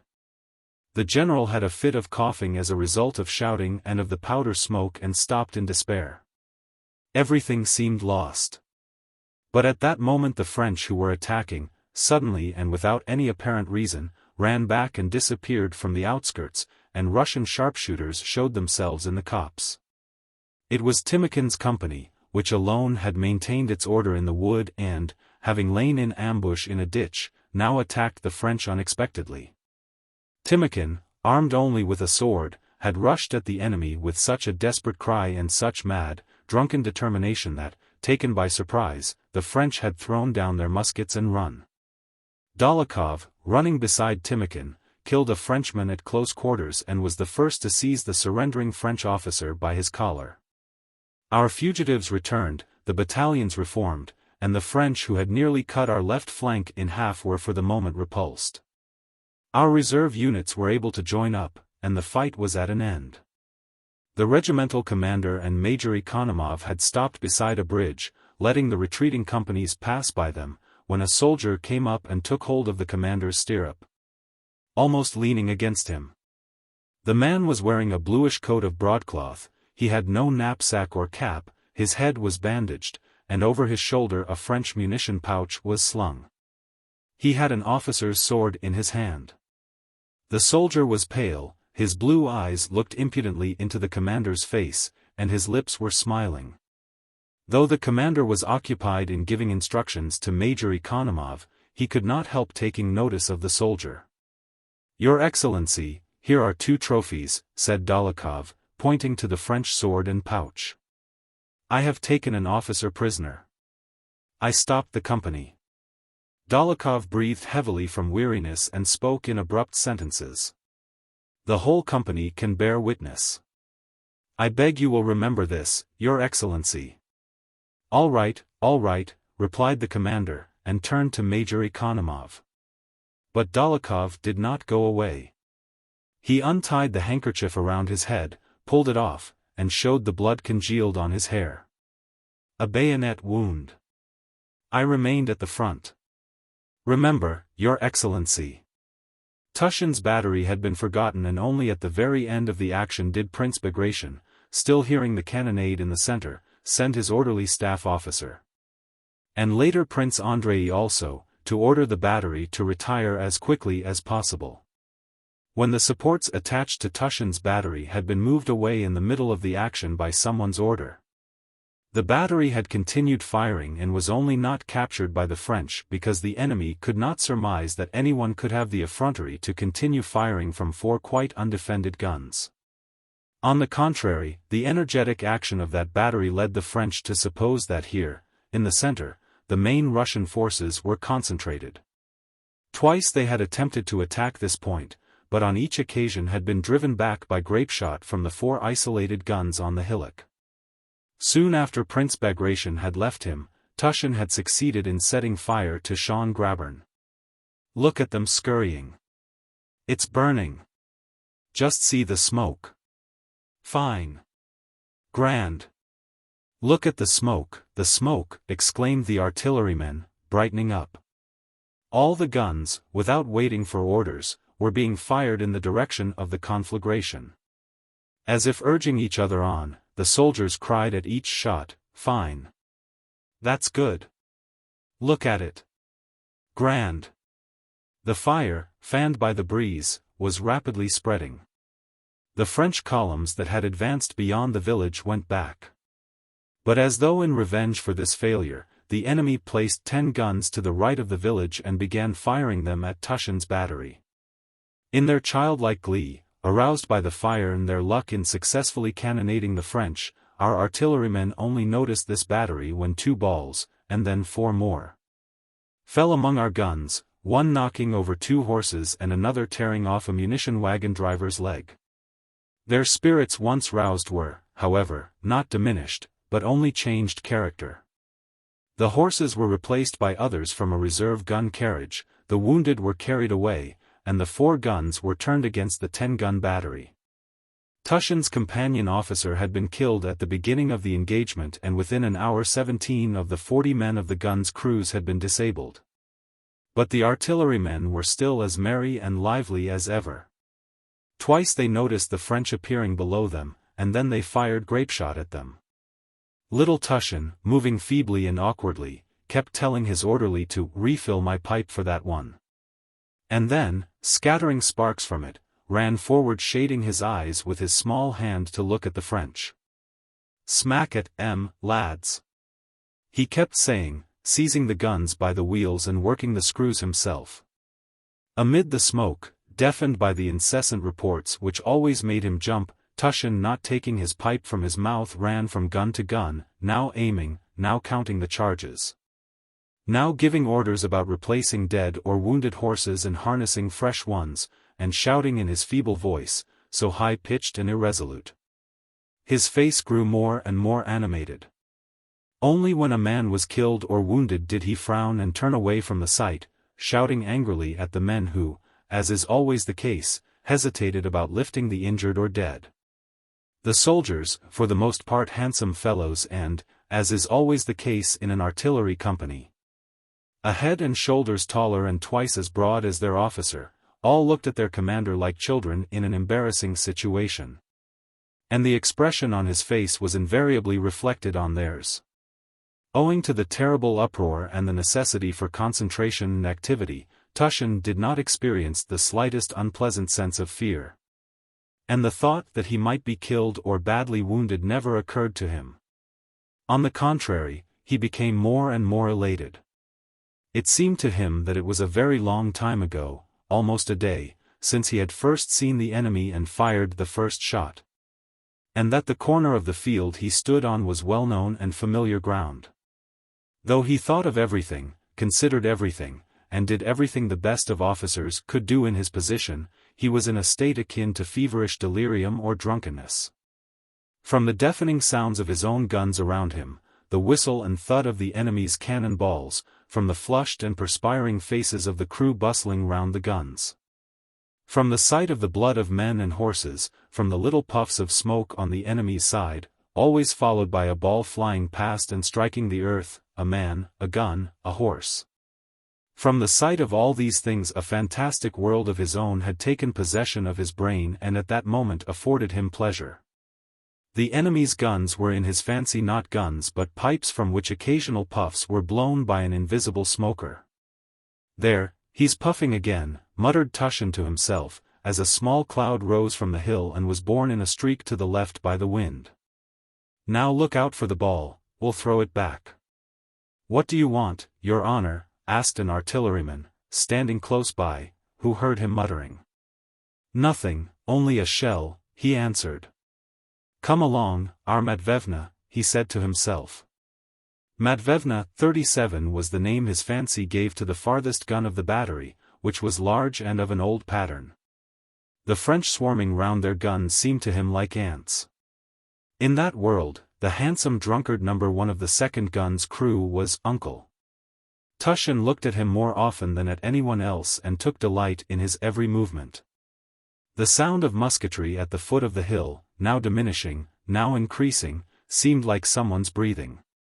He listened intently to the ebb and flow of these sounds. "Ah! Breathing again, breathing," he muttered to himself. He imagined himself as an enormously tall, powerful man who was throwing cannon balls at the French with both hands. "Now then, Matvevna, dear old lady, don't let me down," he was saying as he moved from the gun, when a strange, unfamiliar voice called above his head, "Captain Tushin." "Captain!" Tushin turned round in dismay. It was the staff officer who had turned him out of the booth at Grunth. He was shouting in a gasping voice. "Are you mad? You have twice been ordered to retreat, and you—" "Why are they down on me?" thought Tushin, looking in alarm at his superior. "I don't," he muttered, holding up 2 fingers to his cap. But the staff officer did not finish what he wanted to say. A cannon ball, flying close to him, caused him to duck and bend over his horse. He paused, and just as he was about to say something more, another ball stopped him. He turned his horse and galloped off. "Retire! All to retire," he shouted from a distance. The soldiers laughed. A moment later, an adjutant arrived with the same order. It was Prince Andrei. The first thing he saw on riding up to the space where Tushin's guns were stationed was an unharnessed horse with a broken leg, that lay screaming piteously beside the harnessed horses. Blood was gushing from its leg as from a spring. Among the limbers lay several dead men. One ball after another passed over as he approached and he felt a nervous shudder run down his spine. But the mere thought of being afraid roused him again. "I cannot be afraid," thought he, and dismounted slowly among the guns. He delivered the order and did not leave the battery. He decided to have the guns removed from their positions and withdrawn in his presence. Together with Tushin, stepping across the bodies and under a terrible fire from the French, he attended to the removal of the guns. "A staff officer was here a minute ago, but skipped off," said an artilleryman to Prince Andrei. "Not like your honor." Prince Andrei said nothing to Tushin. They were both so busy as to seem not to notice one another. When having limbered up the only 2 cannon that remained uninjured out of the 4, they began moving down the hill. 1 shattered gun and 1 unicorn were left behind. Prince Andrei rode up to Tushin. "Well, till we meet again," he said, holding out his hand to Tushin. "Goodbye, my dear fellow," said Tushin. "Dear soul." "Goodbye, my dear fellow." And for some unknown reason tears suddenly filled his eyes. Chapter 21. The wind had fallen and black clouds, merging with the powder smoke, hung low over the field of battle on the horizon. It was growing dark and the glow of two conflagrations was the more conspicuous. The cannonade was dying down, but the rattle of musketry behind and on the right sounded oftener and nearer. As soon as Tushin with his guns, continually driving round or coming upon wounded men, was out of range of fire and had descended into the dip, he was met by some of the staff. Among them the staff officer and Zherkov, who had been twice sent to Tushin's battery but had never reached it. Interrupting one another, they all gave, and transmitted, orders as to how to proceed, reprimanding and reproaching him. Tushin gave no orders, and, silently, fearing to speak because at every word he felt ready to weep without knowing why, rode behind on his artillery nag. Though the orders were to abandon the wounded, many of them dragged themselves after troops and begged for seats on the gun carriages. The jaunty infantry officer who just before the battle had rushed out of Tushin's wattle shed was laid, with a bullet in his stomach, on Medvedevna's carriage. At the foot of the hill, a pale hussar cadet, supporting one hand with the other, came up to Tushin and asked for a seat. "Captain, for God's sake." "I've hurt my arm," he said timidly. "For God's sake." "I can't walk." "For God's sake." It was plain that this cadet had already repeatedly asked for a lift and been refused. He asked in a hesitating, piteous voice. "Tell them to give me a seat, for God's sake." "Give him a seat," said Tushin. "Lay a cloak for him to sit on, lad," he said, addressing his favorite soldier. "And where is the wounded officer?" "He has been set down." "He died," replied someone. "Help him up." "Sit down, dear fellow, sit down." "Spread out the cloak, Antonov." The cadet was Rostov. With one hand he supported the other. He was pale and his jaw trembled, shivering feverishly. He was placed on Medvedevna, the gun from which they had removed the dead officer. The cloak they spread under him was wet with blood which stained his breeches and arm. "What, are you wounded, my lad?" said Tushin, approaching the gun on which Rostov sat. "No, it's a sprain." "Then what is this blood on the gun carriage?" inquired Tushin. "It was the officer, your honor, stained it," answered the artilleryman, wiping away the blood with his coat sleeve, as if apologizing for the state of his gun. It was all that they could do to get the guns up the rise aided by the infantry, and having reached the village of Gruntersdorf they halted. It had grown so dark that one could not distinguish the uniforms 10 paces off, and the firing had begun to subside. Suddenly, nearby on the right, shouting and firing were again heard. Flashes of shot gleamed in the darkness. This was the last French attack and was met by soldiers who had sheltered in the village houses. They all rushed out of the village again, but Tushin's guns could not move, and the artillerymen, Tushin, and the cadet exchanged silent glances as they awaited their fate. The firing died down and soldiers, talking eagerly, streamed out of a side street. "Not hurt, Petrov?" asked one. "We've given it hot, mate." "They won't make another push now," said another. "You couldn't see a thing." "How they shot at their own fellows." "Nothing could be seen." "Pitch dark, brother." "Isn't there something to drink?" The French had been repulsed for the last time. And again in the complete darkness Tushin's guns moved forward, surrounded by the humming infantry as by a frame. In the darkness, it seemed as though a gloomy unseen river was flowing always in one direction, humming with whispers and talk and the sound of hoofs and wheels. Amid the general rumble, the groans and voices of the wounded were more distinctly heard than any other sound in the darkness of the night. The gloom that enveloped the army was filled with their groans, which seemed to melt into one with the darkness of the night. After a while the moving mass became agitated, someone rode past on a white horse followed by his suite, and said something in passing. What did he say?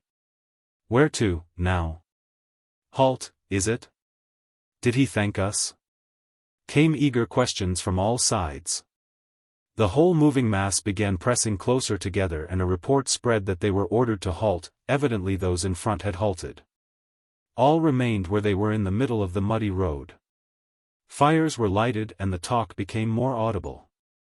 Captain Tushin, having given orders to his company, sent a soldier to find a dressing station or a doctor for the cadet, and sat down by a bonfire the soldiers had kindled on the road. Rostov, too, dragged himself to the fire. From pain, cold, and damp, a feverish shivering shook his whole body. Drowsiness was irresistibly mastering him, but he kept awake by an excruciating pain in his arm, for which he could find no satisfactory position. He kept closing his eyes and then again looking at the fire, which seemed to him dazzlingly red, and at the feeble, round-shouldered figure of Tushin, who was sitting cross-legged like a Turk beside him. Tushin's large, kind, intelligent eyes were fixed with sympathy and commiseration on Rostov, who saw that Tushin with his whole heart wished to help him but could not. From all sides were heard the footsteps and talk of the infantry, who were walking, driving past, and settling down all around. The sound of voices, the tramping feet, the horses' hoofs moving in mud, the crackling of wood fires near and afar, merged into one tremulous rumble. It was no longer, as before, a dark, unseen river flowing through the gloom, but a dark sea swelling and gradually subsiding after a storm. Rostov looked at and listened listlessly to what passed before and around him. An infantryman came to the fire, squatted on his heels, held his hands to the blaze, and turned away his face. "You don't mind, your honor?" he asked Tushin. "I've lost my company, your honor. I don't know where, such bad luck." With the soldier, an infantry officer with a bandaged cheek came up to the bonfire, and addressing Tushin asked him to have the guns moved a trifle to let a wagon go past. After he had gone, two soldiers rushed to the campfire. They were quarreling and fighting desperately, each trying to snatch from the other a boot they were both holding on to. "You picked it up?" "I dare say." "You're very smart," one of them shouted hoarsely. Then a thin, pale soldier, his neck bandaged with a blood-stained leg band, came up and in angry tones asked the artillerymen for water. "Must one die like a dog?" said he. Tushin told them to give the man some water. Then a cheerful soldier ran up, begging a little fire for the infantry. "A nice little hot torch for the infantry. Good luck to you, fellow countrymen." "Thanks for the fire, we'll return it with interest," said he, carrying away into the darkness a glowing stick. Next came four soldiers, carrying something heavy on a cloak, and passed by the fire.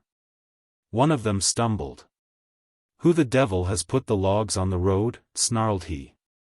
"He's dead, why carry him?" said another. "Shut up." And they disappeared into the darkness with their load. "Still aching?" Tushin asked Rostov in a whisper.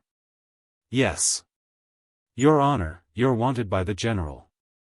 "He is in the hut here," said a gunner, coming up to Tushin. "Coming, friend." Tushin rose and, buttoning his greatcoat and pulling it straight, walked away from the fire.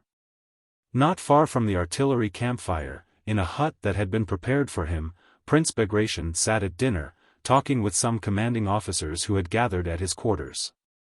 The little old man with the half-closed eyes was there greedily gnawing a mutton bone, and the general who had served blamelessly for 22 years, flushed by a glass of vodka and the dinner. And the staff officer with the signet ring, and Zherkov, uneasily glancing at them all, and Prince Andrei, pale, with compressed lips and feverishly glittering eyes. In a corner of the hut stood a standard captured from the French, and the accountant with the naive face was feeling its texture. Shaking his head in perplexity, perhaps because the banner really interested him, perhaps because it was hard for him, hungry as he was, to look on at a dinner where there was no place for him. In the next hut there was a French colonel who had been taken prisoner by our dragoons. Our officers were flocking in to look at him. Prince Bagration was thanking the individual commanders and inquiring into details of the action and our losses. The general whose regiment had been inspected at Braunau was informing the prince that as soon as the action began he had withdrawn from the wood, mustered the men who were woodcutting, and, allowing the French to pass him, had made a bayonet charge with 2 battalions and had broken up the French troops. When I saw, Your Excellency, that their 1st battalion was disorganized, I stopped in the road and thought, I'll let them come on and we'll meet them with the fire of the whole battalion, and that's what I did. The general had so wished to do this and was so sorry he had not managed to do it that it seemed to him as if it had really happened. Perhaps it might really have been so? Could one possibly make out amid all that confusion what did or did not happen? By the way, Your Excellency, I should inform you, he continued, remembering Dólokhov's conversation with Kutuzov and his last interview with the gentleman ranker, that Private Dólokhov, who was reduced to the ranks, took a French officer prisoner in my presence and particularly distinguished himself. I saw the Pavlograd Hussars attack there, Your Excellency, chimed in Zherkov, looking uneasily around. He had not seen the Hussars all that day, but had heard about them from an infantry officer. They broke up 2 squares, Your Excellency. Several of those present smiled at Zherkov's words, expecting one of his usual jokes, but noticing that what he was saying redounded to the glory of our arms and of the day's work. They assumed a serious expression, though many of them knew that what he was saying was a lie devoid of any foundation.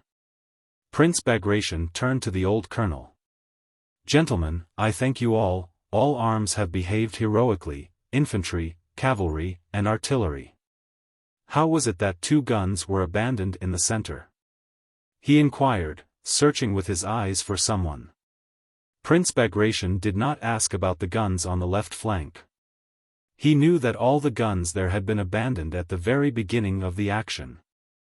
I think I sent you, he added, turning to the staff officer on duty. One was damaged, answered the staff officer, and the other I can't understand. I was there all the time giving orders and had only just left. It is true that it was hot there, he added, modestly. Someone mentioned that Captain Tushin was bivouacking close to the village and had already been sent for. Oh, but you were there? Said Prince Bagration, addressing Prince Andrei. Of course, we only just missed one another, said the staff officer, with a smile to Bolkonsky. I had not the pleasure of seeing you, said Prince Andrei, coldly and abruptly. All were silent. Tushin appeared at the threshold and made his way timidly from behind the backs of the generals. As he stepped past the generals in the crowded hut, feeling embarrassed as he always was by the sight of his superiors, he did not notice the staff of the banner and stumbled over it. Several of those present laughed.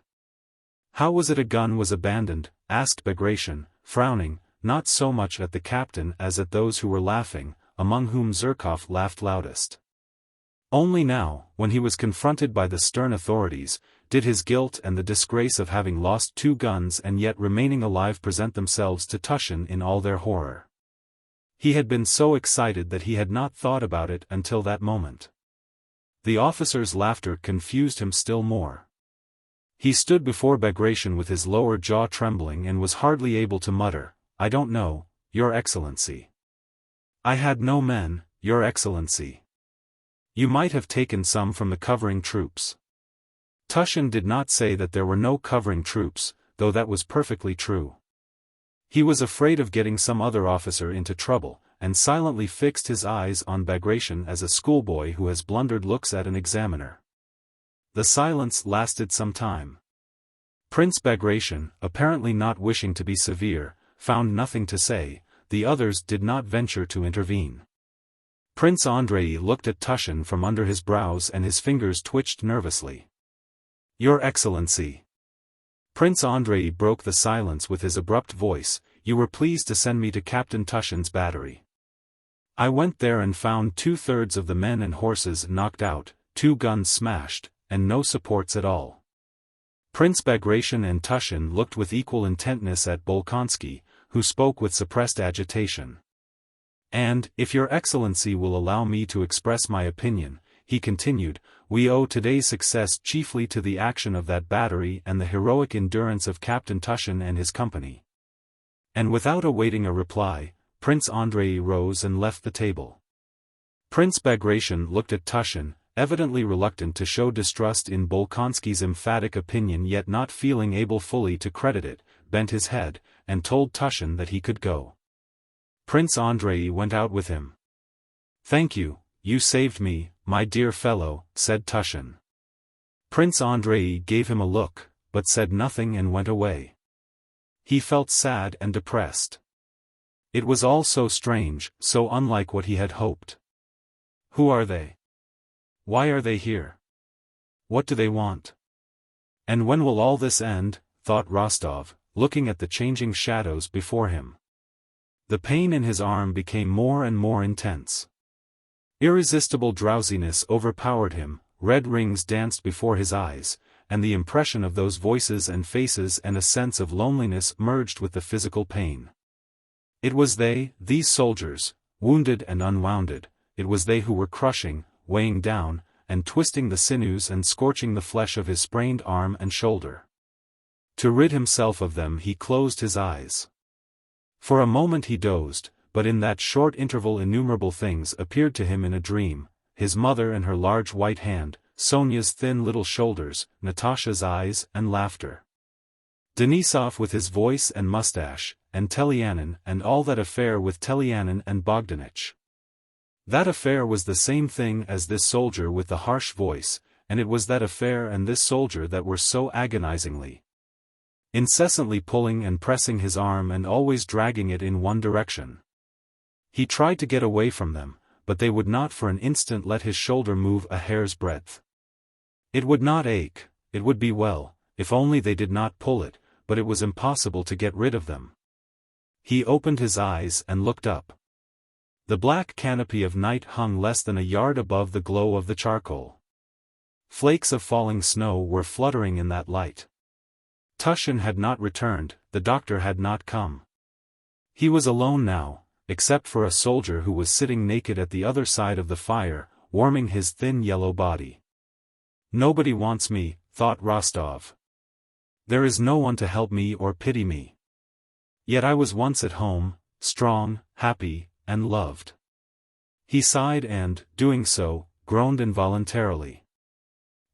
Is anything hurting you? Asked the soldier, shaking his shirt out over the fire, and not waiting for an answer he gave a grunt and added, "What a lot of men have been crippled today, frightful." Rostov did not listen to the soldier. He looked at the snowflakes fluttering above the fire and remembered a Russian winter at his warm, bright home, his fluffy fur coat, his quickly gliding sleigh, his healthy body. And all the affection and care of his family. And why did I come here, he wondered. Next day the French army did not renew their attack, and the remnant of Bagration's detachment was reunited to Kutuzov's army.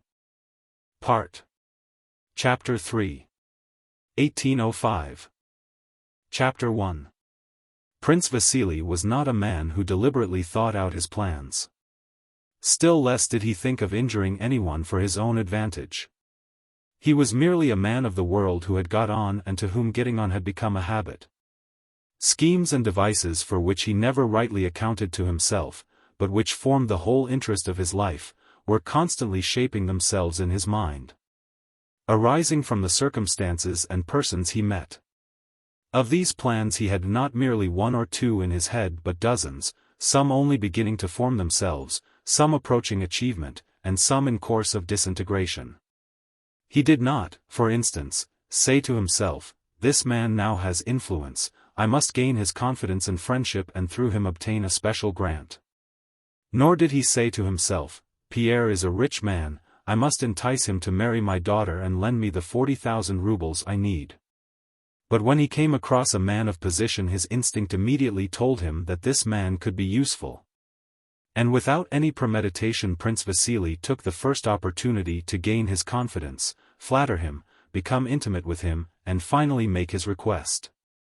He had Pierre at hand in Moscow and procured for him an appointment as gentleman of the bedchamber, which at that time conferred the status of Counselor of State, and insisted on the young man accompanying him to Petersburg and staying at his house. With apparent absent-mindedness, yet with unhesitating assurance that he was doing the right thing, Prince Vasily did everything to get Pierre to marry his daughter. Had he thought out his plans beforehand, he could not have been so natural and shown such unaffected familiarity in intercourse with everybody both above and below him in social standing. Something always drew him toward those richer and more powerful than himself, and he had rare skill in seizing the most opportune moment for making use of people. Pierre, on unexpectedly becoming Count Bezukhov and a rich man, felt himself after his recent loneliness and freedom from cares so beset and preoccupied that only in bed was he able to be by himself. He had to sign papers, to present himself at government offices, the purpose of which was not clear to him, to question his chief steward, to visit his estate near Moscow, and to receive many people who formerly did not even wish to know of his existence but would now have been offended and grieved had he chosen not to see them. These different people, businessmen, relations, and acquaintances alike, were all disposed to treat the young heir in the most friendly and flattering manner. They were all evidently firmly convinced of Pierre's noble qualities. He was always hearing such words as, "with your remarkable kindness," or, "with your excellent heart, you are yourself so honorable, Count," or, "were he as clever as you," and so on, till he began sincerely to believe in his own exceptional kindness and extraordinary intelligence. The more so as in the depth of his heart it had always seemed to him that he really was very kind and intelligent. Even people who had formerly been spiteful toward him and evidently unfriendly now became gentle and affectionate. The angry eldest princess, with the long waist and hair plastered down like a doll's, had come into Pierre's room after the funeral. With drooping eyes and frequent blushes she told him she was very sorry about their past misunderstandings and did not now feel she had a right to ask him for anything, except only for permission, after the blow she had received, to remain for a few weeks longer in the house she so loved and where she had sacrificed so much. She could not refrain from weeping at these words. Touched that this statuesque princess could so change, Pierre took her hand and begged her forgiveness, without knowing what for.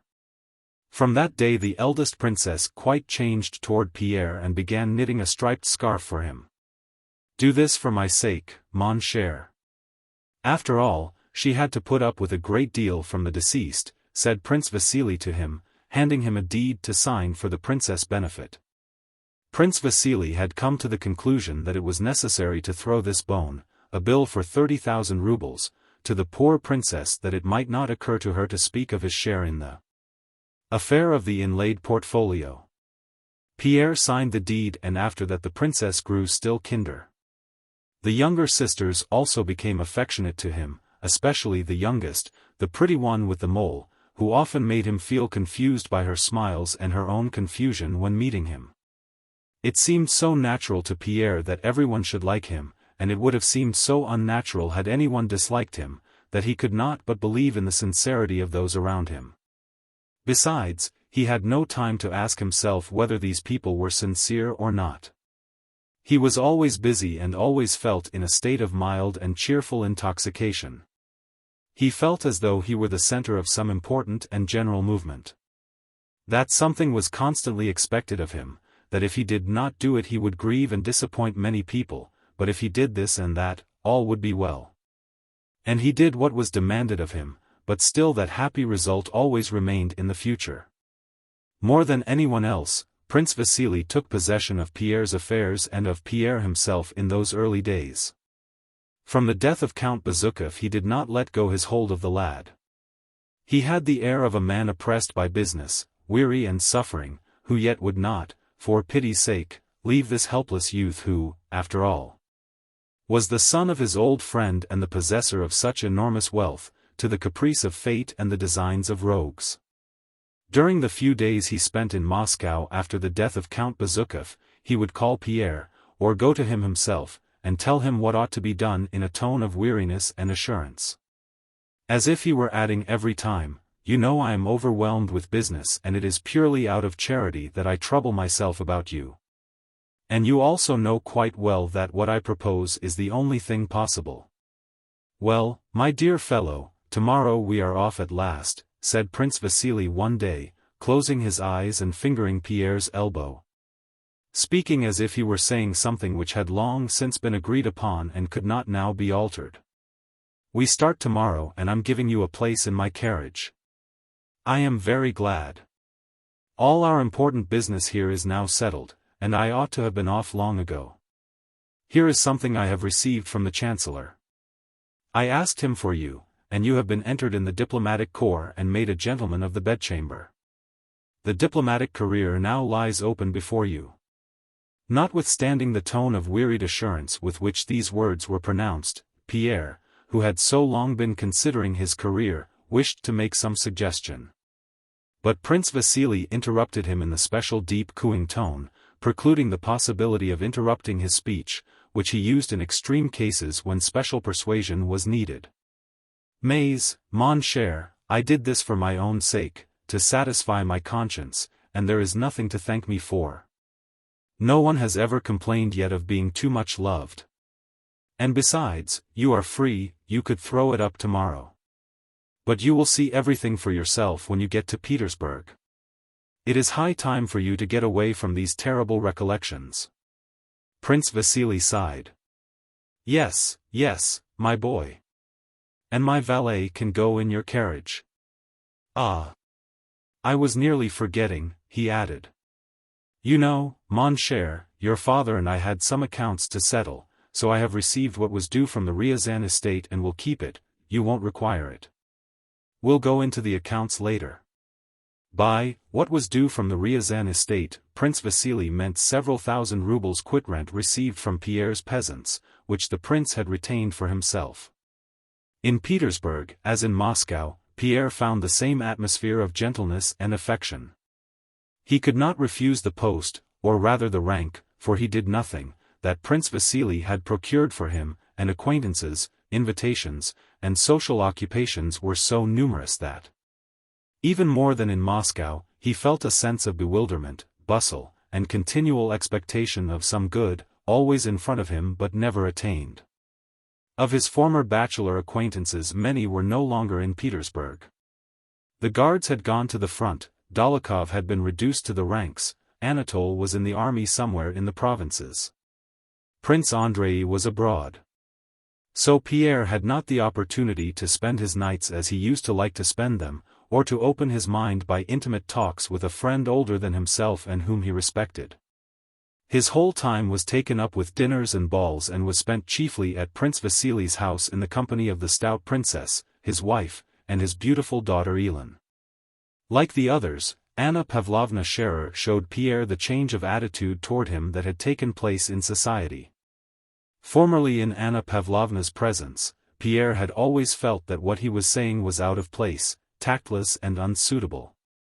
That remarks which seemed to him clever while they formed in his mind became foolish as soon as he uttered them, while on the contrary Ippolet's stupidest remarks came out clever and apt. Now everything Pierre said was charmant. Even if Anna Pavlovna did not say so, he could see that she wished to and only refrained out of regard for his modesty. In the beginning of the winter of 1805-6 Pierre received one of Anna Pavlovna's usual pink notes with an invitation to which was added, "You will find the beautiful Helene here, whom it is always delightful to see." When he read that sentence, Pierre felt for the first time that some link which other people recognized had grown up between himself and Elin, and that thought both alarmed him. As if some obligation were being imposed on him which he could not fulfill, and pleased him as an entertaining supposition. Anna Pavlovna's, at home, was like the former one, only the novelty she offered her guests this time was not Mortemart, but a diplomatist fresh from Berlin with the very latest details of the Emperor Alexander's visit to Potsdam, and of how the two august friends had pledged themselves in an indissoluble alliance to uphold the cause of justice against the enemy of the human race. Anna Pavlovna received Pierre with a shade of melancholy, evidently relating to the young man's recent loss by the death of Count Bezukhov. Everyone constantly considered it a duty to assure Pierre that he was greatly afflicted by the death of the father he had hardly known. And her melancholy was just like the august melancholy she showed at the mention of her most august majesty the Empress Maria Feodorovna. Pierre felt flattered by this. Anna Pavlovna arranged the different groups in her drawing room with her habitual skill. The large group, in which were Prince Vasily and the generals, had the benefit of the diplomat. Another group was at the tea table. Pierre wished to join the former. But Anna Pavlovna, who was in the excited condition of a commander on a battlefield to whom thousands of new and brilliant ideas occur which there is hardly time to put in action, seeing Pierre, touched his sleeve with her finger, saying, "Wait a bit, I have something in view for you this evening." She glanced at Elin and smiled at her. "My dear Helene, be charitable to my poor aunt who adores you. Go and keep her company for 10 minutes. And that it will not be too dull, here is the dear Count who will not refuse to accompany you." The beauty went to the aunt, but Anna Pavlovna detained Pierre, looking as if she had to give some final necessary instructions. "Isn't she exquisite?" she said to Pierre, pointing to the stately beauty as she glided away. "And how she carries herself! For so young a girl, such tact, such masterly perfection of manner. It comes from her heart. Happy the man who wins her. With her the least worldly of men would occupy a most brilliant position in society. Don't you think so? I only wanted to know your opinion," and Anna Pavlovna let Pierre go. Pierre, in reply, sincerely agreed with her as to Elin's perfection of manner. If he ever thought of Elin, it was just of her beauty and her remarkable skill in appearing silently dignified in society. The old aunt received the two young people in her corner, but seemed desirous of hiding her adoration for Elin and inclined rather to show her fear of Anna Pavlovna. She looked at her niece, as if inquiring what she was to do with these people. On leaving them, Anna Pavlovna again touched Pierre's sleeve, saying, "I hope you won't say that it is dull in my house again," and she glanced at Elin. Elin smiled, with a look implying that she did not admit the possibility of anyone seeing her without being enchanted. The aunt coughed, swallowed, and said in French that she was very pleased to see Elin, then she turned to Pierre with the same words of welcome and the same look. In the middle of a dull and halting conversation, Elin turned to Pierre with the beautiful bright smile that she gave to everyone.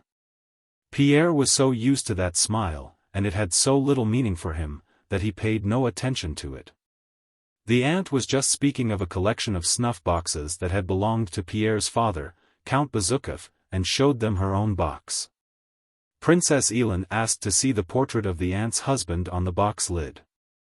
"That is probably the work of Vaness," said Pierre, mentioning a celebrated miniaturist. And he leaned over the table to take the snuff-box while trying to hear what was being said at the other table. He half rose, meaning to go round, but the aunt handed him the snuff-box, passing it across Elin's back. Elin stooped forward to make room, and looked round with a smile. She was, as always at evening parties, wearing a dress such as was then fashionable, cut very low at front and back. Her bust, which had always seemed like marble to Pierre, was so close to him that his short-sighted eyes could not but perceive the living charm of her neck and shoulders. So near to his lips that he need only have bent his head a little to have touched them. He was conscious of the warmth of her body, the scent of perfume, and the creaking of her corset as she moved. He did not see her marble beauty forming a complete whole with her dress, but all the charm of her body only covered by her garments. And having once seen this he could not help being aware of it, just as we cannot renew an illusion we have once seen through. "So you have never noticed before how beautiful I am?" Elin seemed to say. "You had not noticed that I am a woman?" "Yes, I am a woman who may belong to anyone, to you too," said her glance.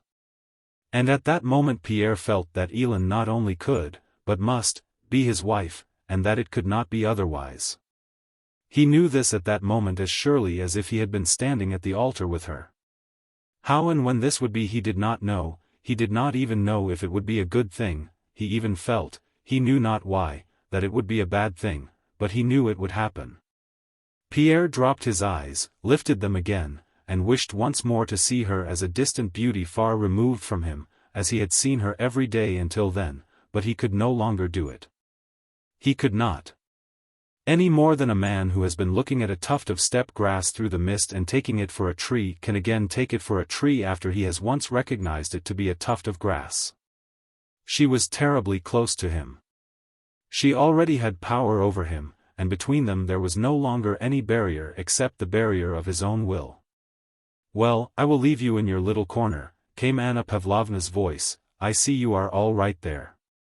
And Pierre, anxiously trying to remember whether he had done anything reprehensible, looked round with a blush. It seemed to him that everyone knew what had happened to him as he knew it himself. A little later, when he went up to the large circle, Anna Pavlovna said to him, "I hear you are refitting your Petersburg house?" This was true. The architect had told him that it was necessary, and Pierre, without knowing why, was having his enormous Petersburg house done up. "That's a good thing, but don't move from Prince Basil's." "It is good to have a friend like the prince," she said, smiling at Prince Vasily. "I know something about that. Don't I? And you are still so young. You need advice. Don't be angry with me for exercising an old woman's privilege." She paused, as women always do, expecting something after they have mentioned their age. "If you marry it will be a different thing," she continued, uniting them both in one glance. Pierre did not look at Elin nor she at him. But she was just as terribly close to him. He muttered something and colored. When he got home he could not sleep for a long time for thinking of what had happened. What had happened? Nothing. He had merely understood that the woman he had known as a child, of whom when her beauty was mentioned he had said absent-mindedly, "Yes, she's good-looking." He had understood that this woman might belong to him. "But she's stupid. I have myself said she is stupid," he thought. "There is something nasty, something wrong, in the feeling she excites in me. I have been told that her brother Anatole was in love with her and she with him, that there was quite a scandal and that's why he was sent away. Ippolit is her brother. Prince Vasily is her father. It's bad." He reflected, but while he was thinking this, the reflection was still incomplete. He caught himself smiling and was conscious that another line of thought had sprung up. And while thinking of her worthlessness he was also dreaming of how she would be his wife, how she would love him and become quite different. And how all he had thought and heard of her might be false.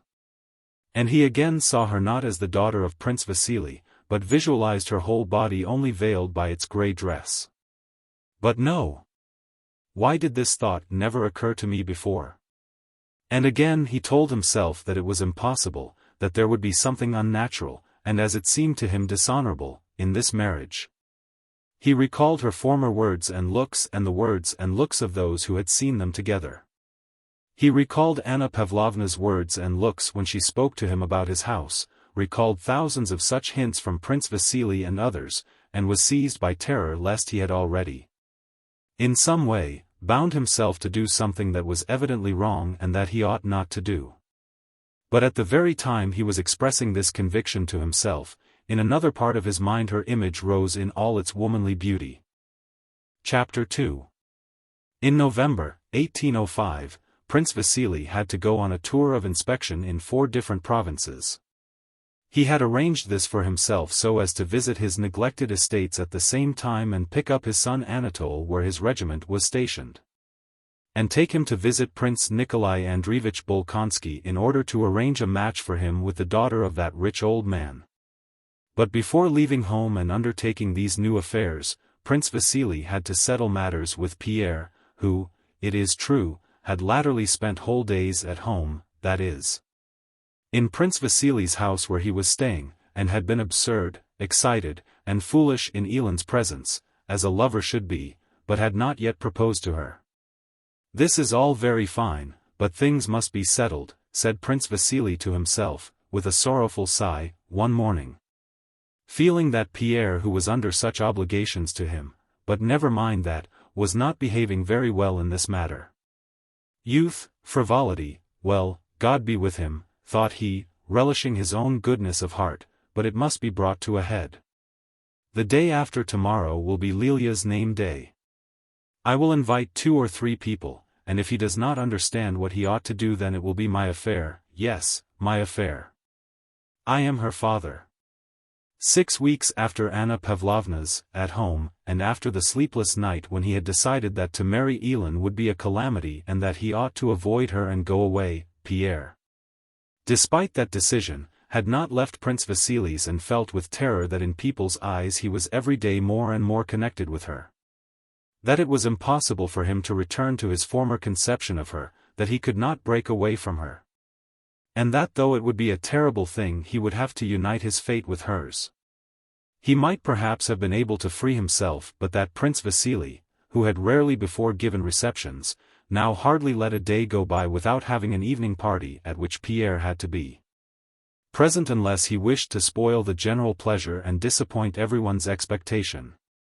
Prince Vasily, in the rare moments when he was at home, would take Pierre's hand in passing and draw it downwards, or absent-mindedly hold out his wrinkled, clean-shaven cheek for Pierre to kiss and would say, "Till tomorrow," or, "Be in to dinner or I shall not see you," or, "I am staying in for your sake," and so on.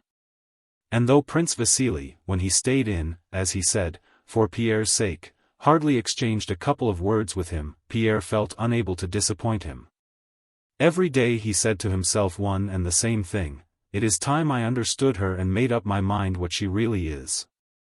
Was I mistaken before, or am I mistaken now? No, she is not stupid, she is an excellent girl," he sometimes said to himself. "She never makes a mistake, never says anything stupid. She says little, but what she does say is always clear and simple, so she is not stupid. She never was abashed and is not abashed now, so she cannot be a bad woman." He had often begun to make reflections or think aloud in her company. And she had always answered him either by a brief but appropriate remark, showing that it did not interest her, or by a silent look and smile which more palpably than anything else showed Pierre her superiority. She was right in regarding all arguments as nonsense in comparison with that smile. She always addressed him with a radiantly confiding smile meant for him alone, in which there was something more significant than in the general smile that usually brightened her face. Pierre knew that everyone was waiting for him to say a word and cross a certain line, and he knew that sooner or later he would step across it. But an incomprehensible terror seized him at the thought of that dreadful step. 1,000 times during that month and a half while he felt himself drawn nearer and nearer to that dreadful abyss, Pierre said to himself, "What am I doing? I need resolution. Can it be that I have none?" He wished to take a decision, but felt with dismay that in this matter he lacked that strength of will which he had known in himself and really possessed. Pierre was one of those who are only strong when they feel themselves quite innocent. And since that day when he was overpowered by a feeling of desire while stooping over the snuff-box at Anna Pavlovna's, an unacknowledged sense of the guilt of that desire paralyzed his will. On Elin's name day, a small party of just their own people, as his wife said, met for supper at Prince Vasily's. All these friends and relations had been given to understand that the fate of the young girl would be decided that evening. The visitors were seated at supper. Princess Kuragina, a portly imposing woman who had once been handsome, was sitting at the head of the table. On either side of her sat the more important guests, an old general and his wife, and Anna Pavlovna Scherer. At the other end sat the younger and less important guests, and there too sat the members of the family, and Pierre and Elin, side by side. Prince Vasily was not having any supper. He went round the table in a merry mood, sitting down now by one, now by another, of the guests. To each of them he made some careless and agreeable remark except to Pierre and Elin, whose presence he seemed not to notice. He enlivened the whole party. The wax candles burned brightly, the silver and crystal gleamed, so did the ladies' toilets and the gold and silver of the men's epaulets. Servants in scarlet liveries moved round the table, the clatter of plates, knives, and glasses mingled with the animated hum of several conversations. At one end of the table, the old chamberlain was heard assuring an old baroness that he loved her passionately, at which she laughed. At the other could be heard the story of the misfortunes of some Maria Viktorovna or other. At the center of the table, Prince Vasily attracted everybody's attention. With a facetious smile on his face, he was telling the ladies about last Wednesday's meeting of the Imperial Council, at which Sergei Kuzmich Vyazmitynov, the new military governor-general of Petersburg, had received and read the then famous rescript of the Emperor Alexander from the army to Sergei Kuzmich, in which the emperor said that he was receiving from all sides declarations of the people's loyalty, that the declaration from Petersburg gave him particular pleasure, and that he was proud to be at the head of such a nation and would endeavor to be worthy of it. This rescript began with the words, "Sergei Kuzmich, from all sides reports reach me," etc. "Well, and so he never got farther then, Sergei Kuzmich?" asked one of the ladies. "Exactly, not a hair's breadth farther," answered Prince Vasily, laughing, "Sergei Kuzmich. From all sides. From all sides." Sergei Kuzmich, poor Vyazmitynov, could not get any farther. He began the rescript again and again, but as soon as he uttered "Sergei," he sobbed, Kuzmich, tears, and "from all sides" was smothered in sobs and he could get no farther. And again his handkerchief, and again, "Sergei Kuzmich, from all sides," and tears, till at last somebody else was asked to read it. "Kuzmich. From all sides," and then tears, someone repeated laughing. "Don't be unkind," cried Anna Pavlovna from her end of the table holding up a threatening finger. "He is such a worthy and excellent man, our dear Vyazmitynov." Everybody laughed a great deal. At the head of the table, where the honored guests sat, everyone seemed to be in high spirits and under the influence of a variety of exciting sensations. Only Pierre and Elin sat silently side by side almost at the bottom of the table, a suppressed smile brightening both their faces. A smile that had nothing to do with Sergei Kuzmich, a smile of bashfulness at their own feelings. But much as all the rest laughed, talked, and joked, much as they enjoyed their Rhine wine, sauté, and ices, and however they avoided looking at the young couple, and heedless and unobservant as they seemed of them, one could feel by the occasional glances they gave that the story about Sergei Kuzmich, the laughter, and the food were all a pretense, and that the whole attention of that company was directed to Pierre and Elin. Prince Vasily mimicked the sobbing of Sergei Kuzmich, and at the same time his eyes glanced toward his daughter, and while he laughed the expression on his face clearly said, "Yes, it's getting on. It will all be settled today." Anna Pavlovna threatened him on behalf of our dear Vyazmitynov, and in her eyes, which, for an instant, glanced at Pierre, Prince Vasily read a congratulation on his future son-in-law and on his daughter's happiness. The old princess sighed sadly as she offered some wine to the old lady next to her and glanced angrily at her daughter, and her sigh seemed to say, "Yes. There's nothing left for you and me but to sip sweet wine, my dear, now that the time has come for these young ones to be thus boldly, provocatively happy." "And what nonsense all this is that I am saying," thought a diplomatist, glancing at the happy faces of the lovers. "That's happiness. Into the insignificant, trifling, and artificial interests uniting that society had entered the simple feeling of the attraction of a healthy and handsome young man and woman for one another. And this human feeling dominated everything else and soared above all their affected chatter. Jests fell flat, news was not interesting, and the animation was evidently forced.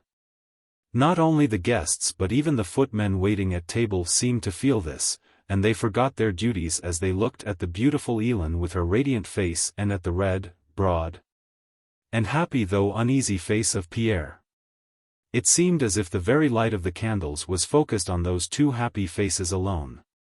Pierre felt that he was the center of it all, and this both pleased and embarrassed him. He was like a man entirely absorbed in some occupation. He did not see, hear, or understand anything clearly. Only now and then detached ideas and impressions from the world of reality shot unexpectedly through his mind. "So it is all finished," he thought. "And how has it all happened? How quickly! Now I know that not because of her alone, nor of myself alone, but because of everyone, it must inevitably come about. They are all expecting it, they are so sure that it will happen that I cannot, I cannot disappoint them. But how will it be?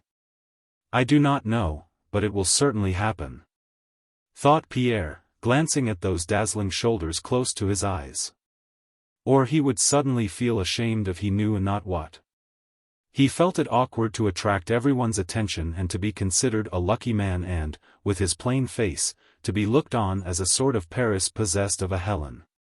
But no doubt it always is and must be so, he consoled himself. And besides, what have I done to bring it about? How did it begin? I traveled from Moscow with Prince Vasily. Then there was nothing. So why should I not stay at his house? Then I played cards with her and picked up her reticule and drove out with her. How did it begin? When did it all come about? And here he was sitting by her side as her betrothed, seeing, hearing, feeling her nearness, her breathing, her movements, her beauty. Then it would suddenly seem to him that it was not she but he was so unusually beautiful, and that was why they all looked so at him. And flattered by this general admiration he would expand his chest, raise his head, and rejoice at his good fortune. Suddenly he heard a familiar voice repeating something to him a second time. But Pierre was so absorbed that he did not understand what was said. I am asking you when you last heard from Bolkonsky, repeated Prince Vasily a third time. How absent-minded you are, my dear fellow. Prince Vasily smiled, and Pierre noticed that everyone was smiling at him and Elin.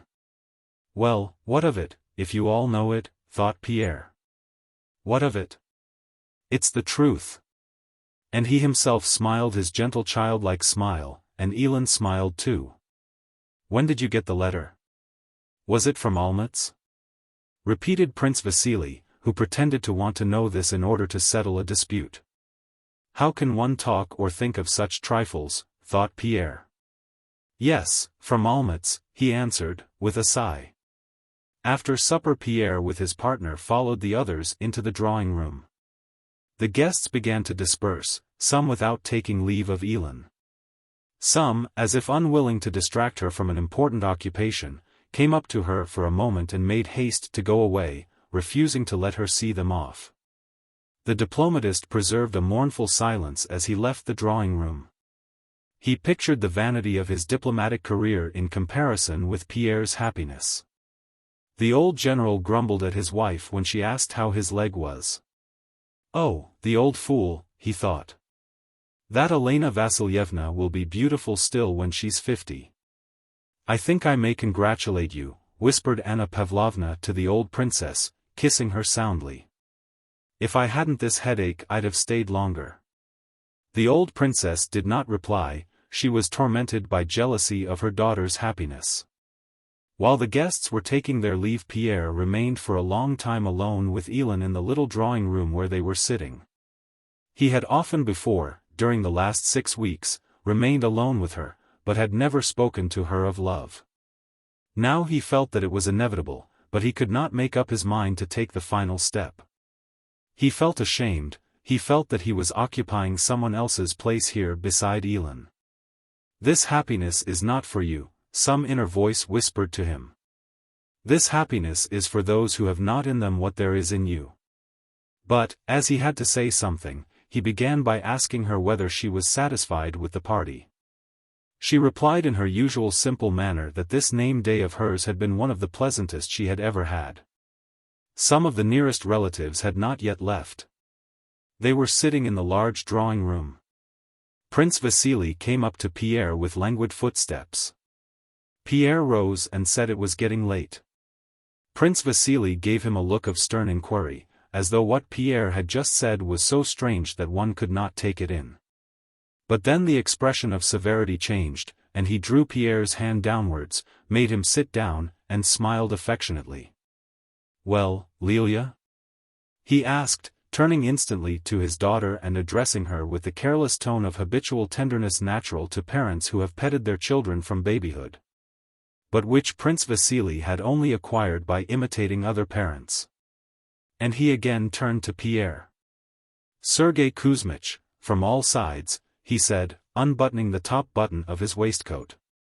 Pierre smiled, but his smile showed that he knew it was not the story about Sergei Kuzmich that interested Prince Vasily just then, and Prince Vasily saw that Pierre knew this. He suddenly muttered something and went away. It seemed to Pierre that even the prince was disconcerted. The sight of the discomposure of that old man of the world touched Pierre. He looked at Elin and she too seemed disconcerted, and her look seemed to say, "Well, it is your own fault. The step must be taken, but I cannot, thought Pierre, and he again began speaking about indifferent matters, about Sergei Kuzmich, asking what the point of the story was as he had not heard it properly. Elin answered with a smile that she too had missed it. When Prince Vasily returned to the drawing room, the princess, his wife, was talking in low tones to the elderly lady about Pierre. "Of course, it is a very brilliant match, but happiness, my dear. Marriages are made in heaven," replied the elderly lady. Prince Vasily passed by, seeming not to hear the ladies, and sat down on a sofa in a far corner of the room. He closed his eyes and seemed to be dozing. His head sank forward and then he roused himself. "Aline," he said to his wife, "go and see what they are about." The princess went up to the door, passed by it with a dignified and indifferent air, and glanced into the little drawing room. Pierre and Elin still sat talking just as before. "Still the same," she said to her husband. Prince Vasily frowned, twisting his mouth, his cheeks quivered and his face assumed the coarse, unpleasant expression peculiar to him. Shaking himself, he rose, threw back his head, and with resolute steps went past the ladies into the little drawing room. With quick steps he went joyfully up to Pierre. His face was so unusually triumphant that Pierre rose in alarm on seeing it. "Thank God," said Prince Vasily. "My wife has told me everything." He put one arm around Pierre and the other around his daughter. "My dear boy. Lilia.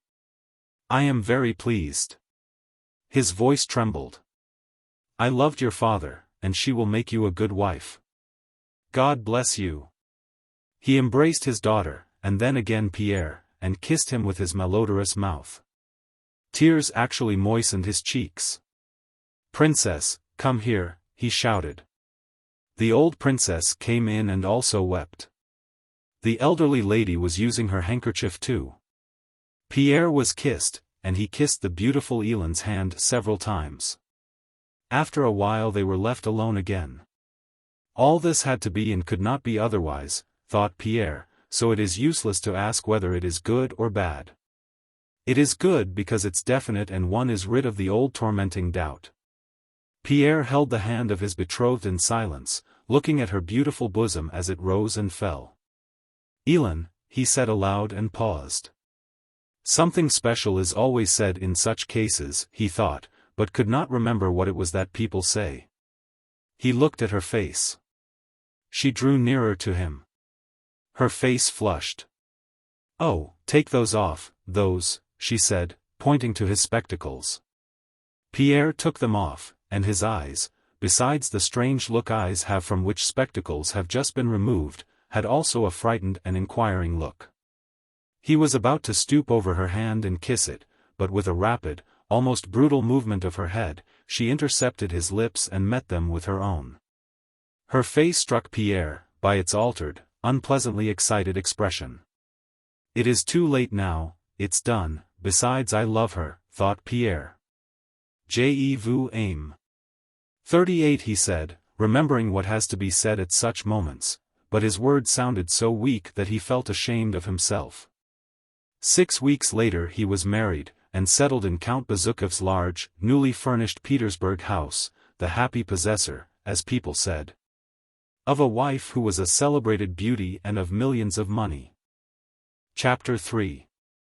Old Prince Nikolai Andreevich Bolkonsky received a letter from Prince Vasily in November, 1805, announcing that he and his son would be paying him a visit. "I am starting on a journey of inspection, and of course I shall think nothing of an extra 70 miles to come and see you at the same time, my honored benefactor," wrote Prince Vasily. "My son Anatole is accompanying me on his way to the army, so I hope you will allow him personally to express the deep respect that, emulating his father, he feels for you. It seems that there will be no need to bring Marya out, suitors are coming to us of their own accord, incautiously remarked the little princess on hearing the news. Prince Nikolai Andreevich frowned, but said nothing. A fortnight after the letter Prince Vasili's servants came one evening in advance of him, and he and his son arrived next day. Old Bolkonsky had always had a poor opinion of Prince Vasili's character, but more so recently, since in the new reigns of Paul and Alexander Prince Vasili had risen to high position and honors. And now, from the hints contained in his letter and given by the little princess, he saw which way the wind was blowing, and his low opinion changed into a feeling of contemptuous ill will. He snorted whenever he mentioned him. On the day of Prince Vasili's arrival, Prince Bolkonsky was particularly discontented and out of temper. Whether he was in a bad temper because Prince Vasili was coming, or whether his being in a bad temper made him specially annoyed at Prince Vasili's visit, he was in a bad temper. And in the morning Tikhon had already advised the architect not to go to the prince with his report. "Do you hear how he's walking?" said Tikhon, drawing the architect's attention to the sound of the prince's footsteps. "Stepping flat on his heels, we know what that means." However, at 9 o'clock the prince, in his velvet coat with a sable collar and cap, went out for his usual walk. It had snowed the day before and the path to the hothouse, along which the prince was in the habit of walking, had been swept. The marks of the broom were still visible in the snow and a shovel had been left sticking in one of the soft snowbanks that bordered both sides of the path. The prince went through the conservatories, the serfs' quarters, and the outbuildings, frowning and silent. "Can a sleigh pass?" he asked his overseer, a venerable man, resembling his master in manners and looks, who was accompanying him back to the house. "The snow is deep. I am having the avenue swept, your honor." The prince bowed his head and went up to the porch. "God be thanked," thought the overseer, "the storm has blown over. It would have been hard to drive up, your honor," he added. "I heard, your honor, that a minister is coming to visit your honor." The prince turned round to the overseer and fixed his eyes on him, frowning. "What? A minister? What minister? Who gave orders?" he said in his shrill, harsh voice. "The road is not swept for the princess my daughter, but for a minister.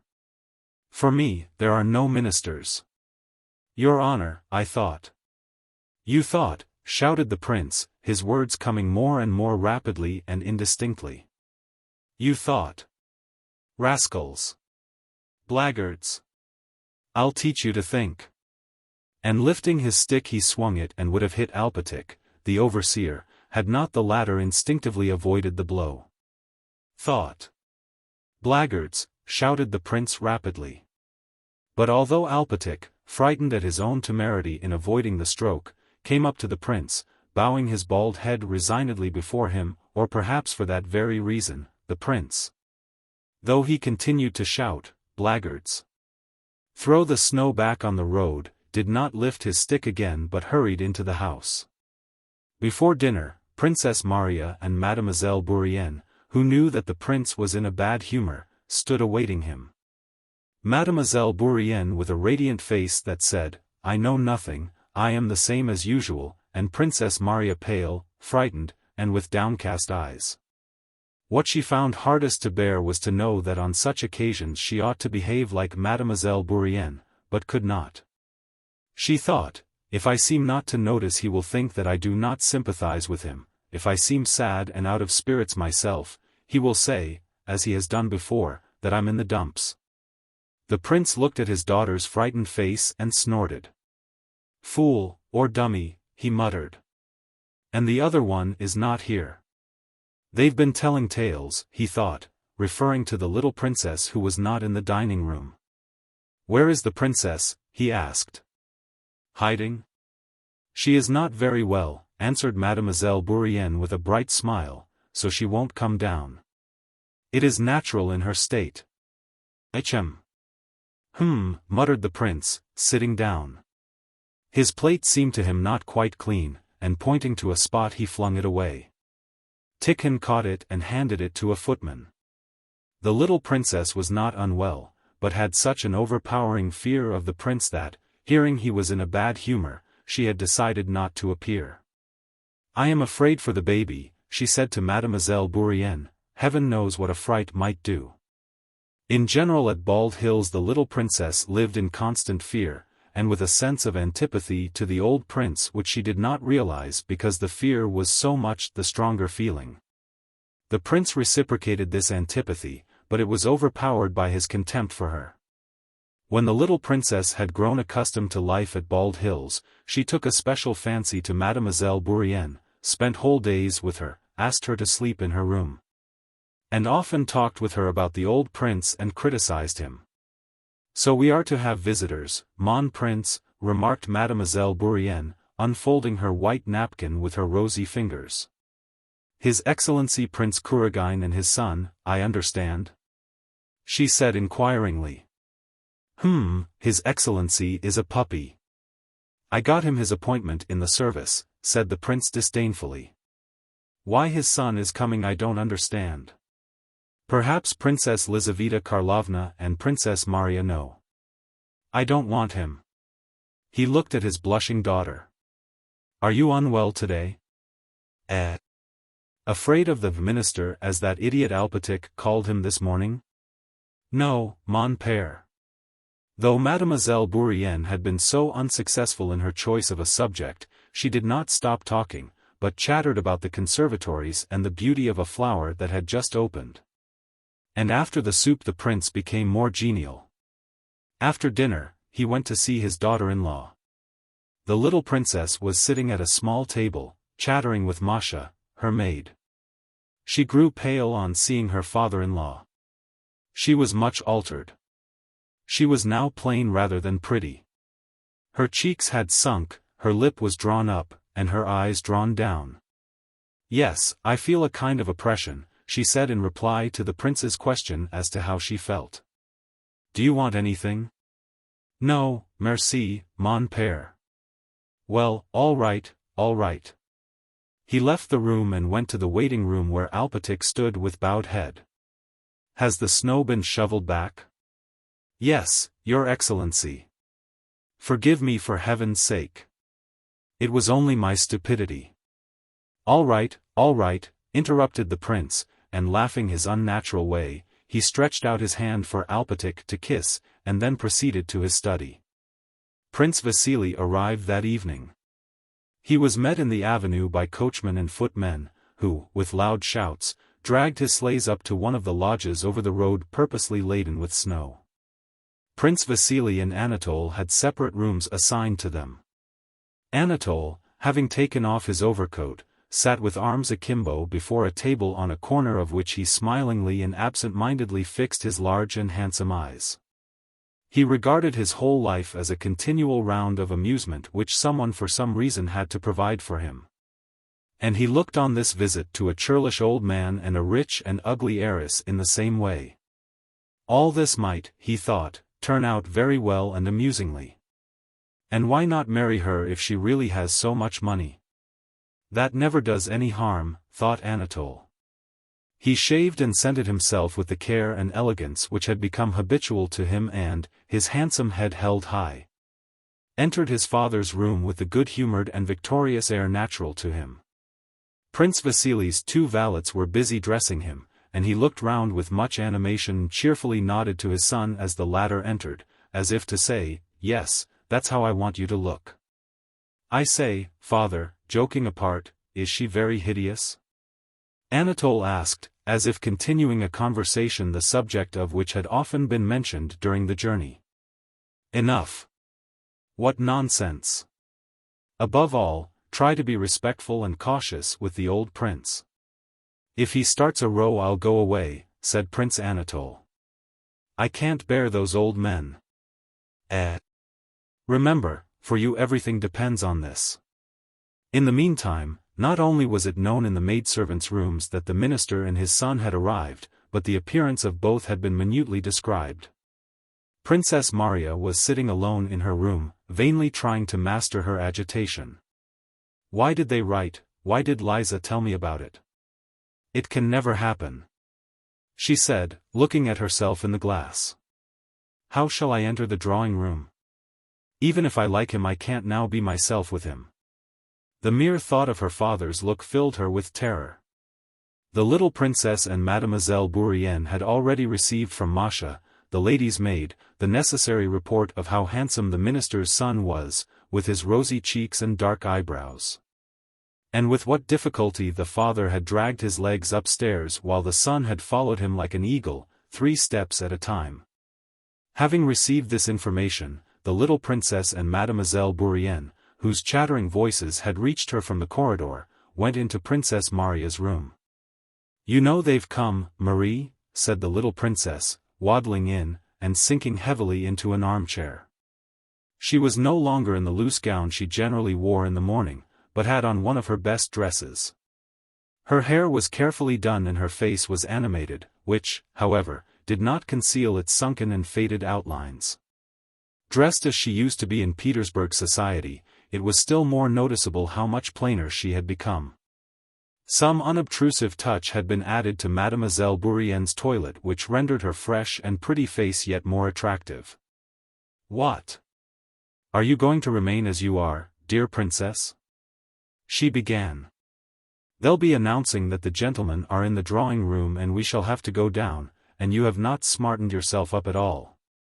The little princess got up, rang for the maid, and hurriedly and merrily began to devise and carry out a plan of how Princess Maria should be dressed.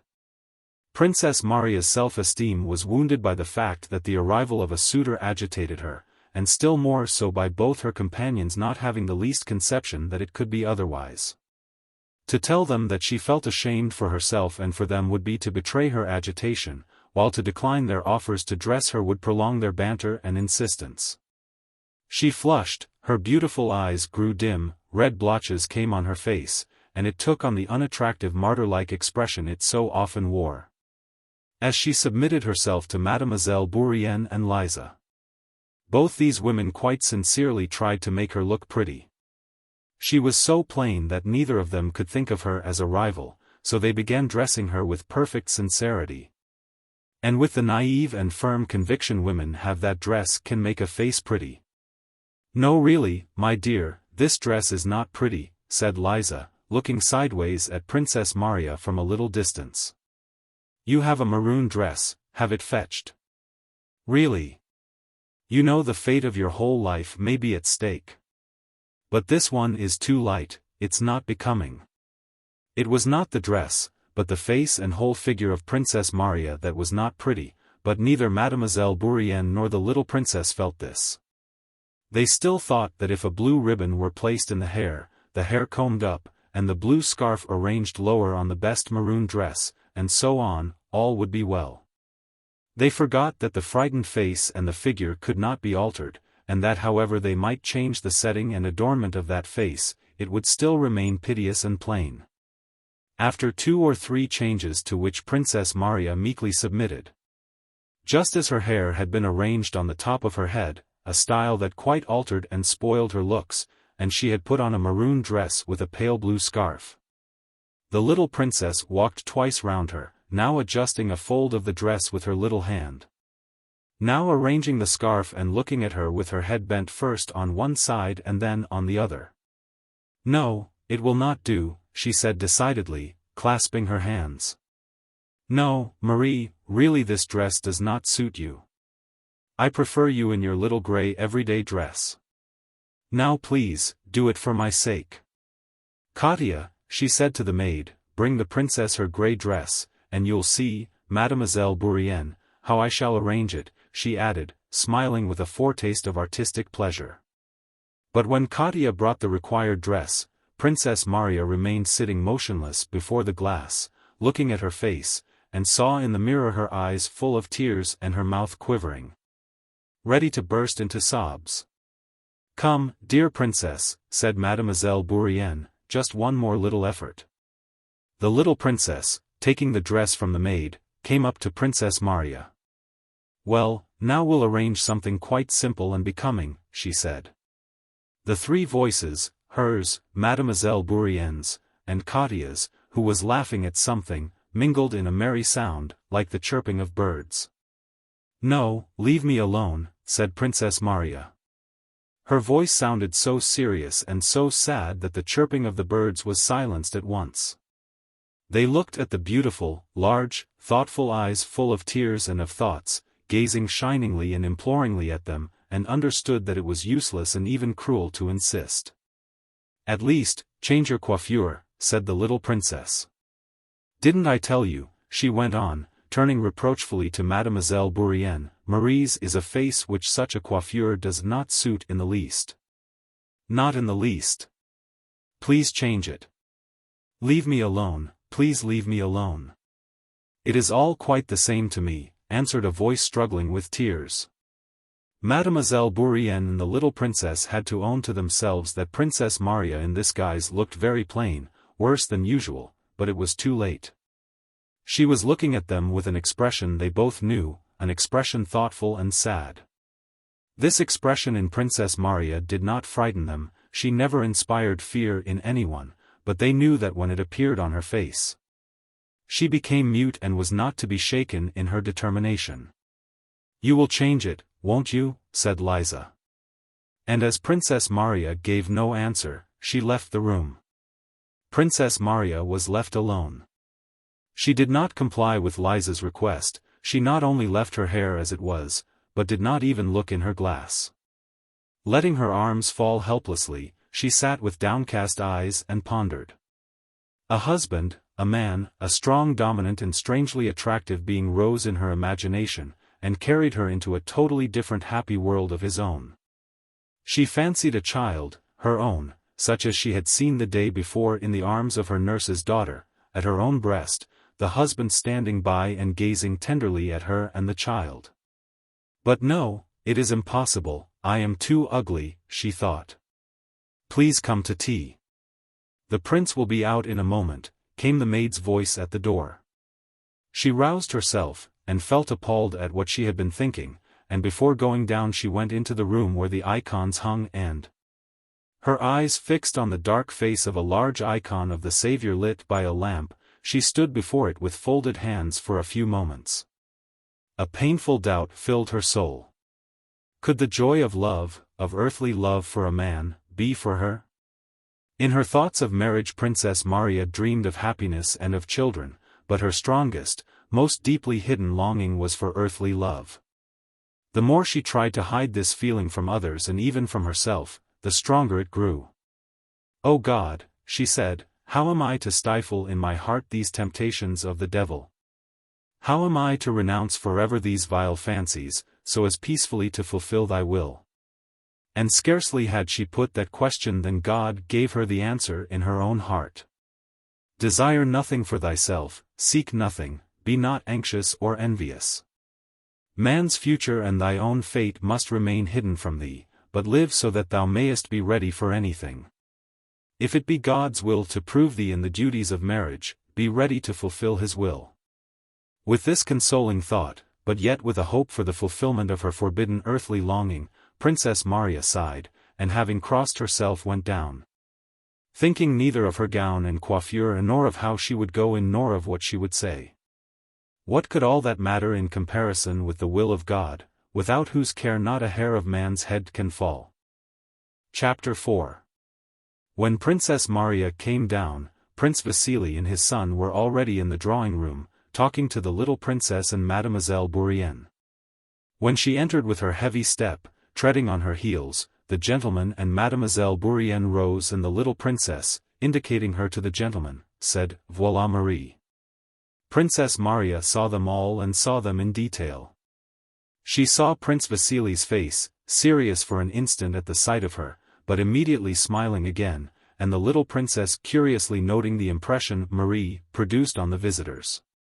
And she saw Mademoiselle Bourienne, with her ribbon and pretty face, and her unusually animated look which was fixed on him, but him she could not see, she only saw something large, brilliant, and handsome moving toward her as she entered the room.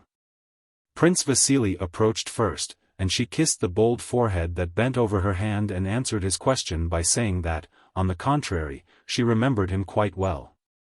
Then Anatole came up to her. She still could not see him. She only felt a soft hand taking hers firmly, and she touched with her lips a white forehead, over which was beautiful light brown hair smelling of pomade. When she looked up at him she was struck by his beauty. Anatole stood with his right thumb under a button of his uniform, his chest expanded and his back drawn in, slightly swinging one foot, and, with his head a little bent, looked with beaming face at the princess without speaking and evidently not thinking about her at all.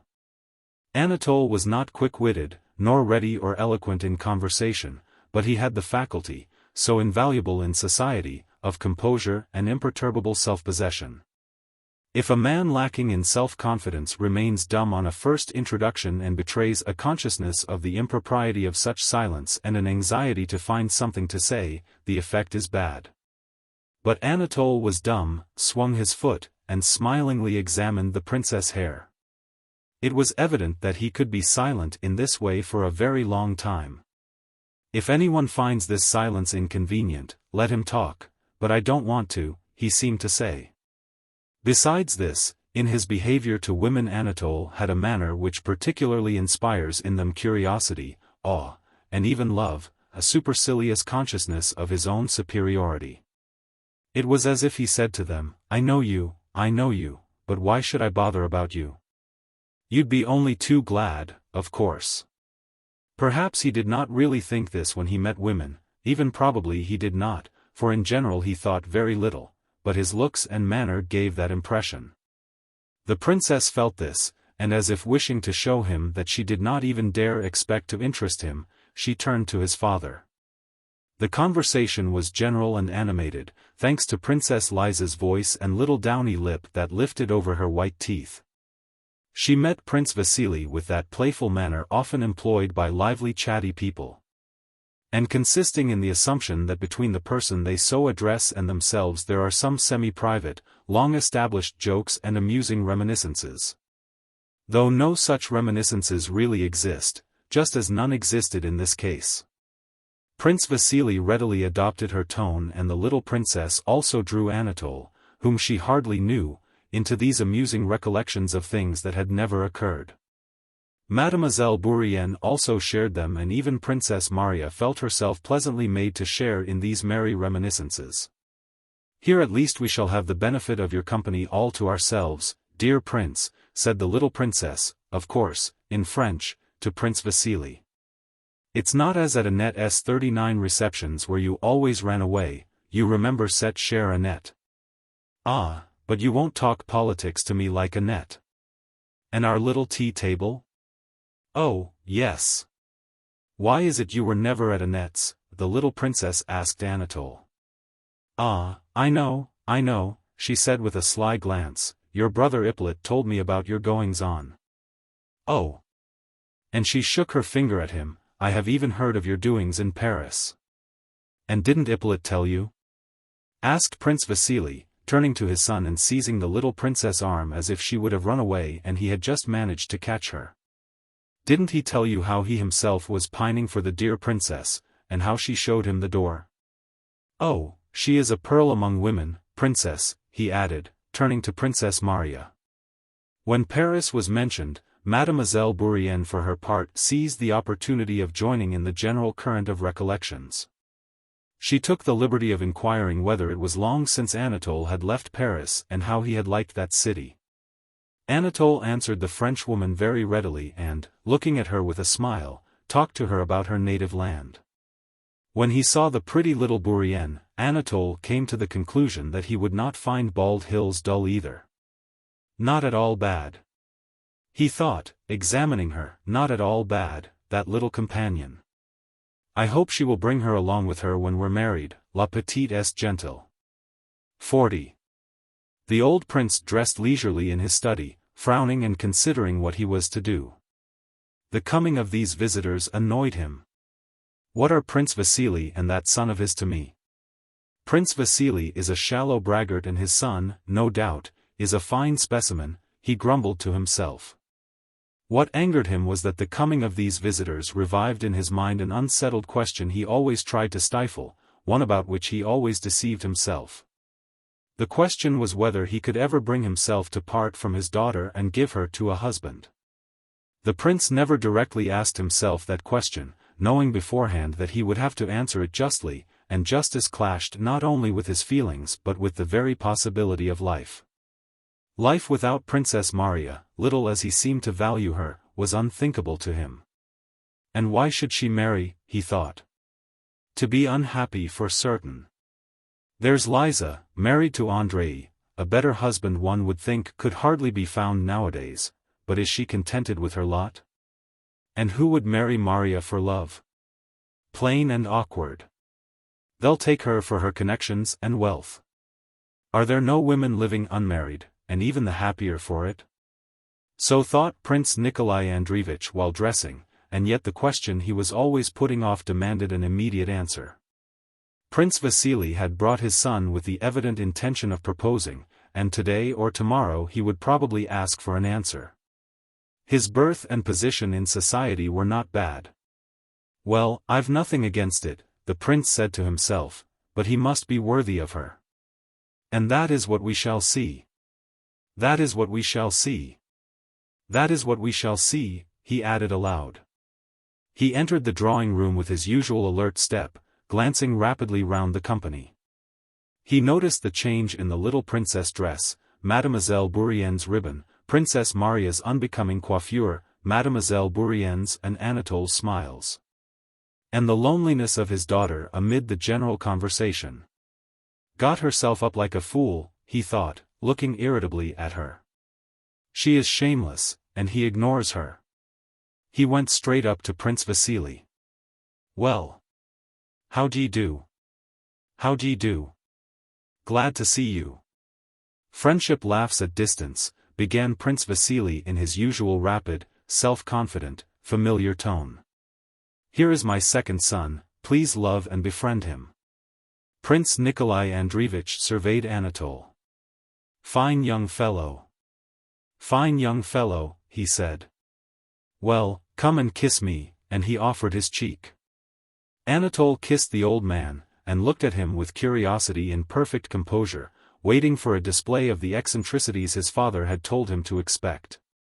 Prince Bolkonsky sat down in his usual place in the corner of the sofa and, drawing up an armchair for Prince Vasily, pointed to it and began questioning him about political affairs and news. He seemed to listen attentively to what Prince Vasily said, but kept glancing at Princess Maria. And so they are writing from Potsdam already, he said, repeating Prince Vasily's last words. Then rising, he suddenly went up to his daughter. Is it for visitors you've got yourself up like that, said he. Fine, very fine. You have done up your hair in this new way for the visitors, and before the visitors I tell you that in future you are never to dare to change your way of dress without my consent. It was my fault, mon père, interceded the little princess, with a blush.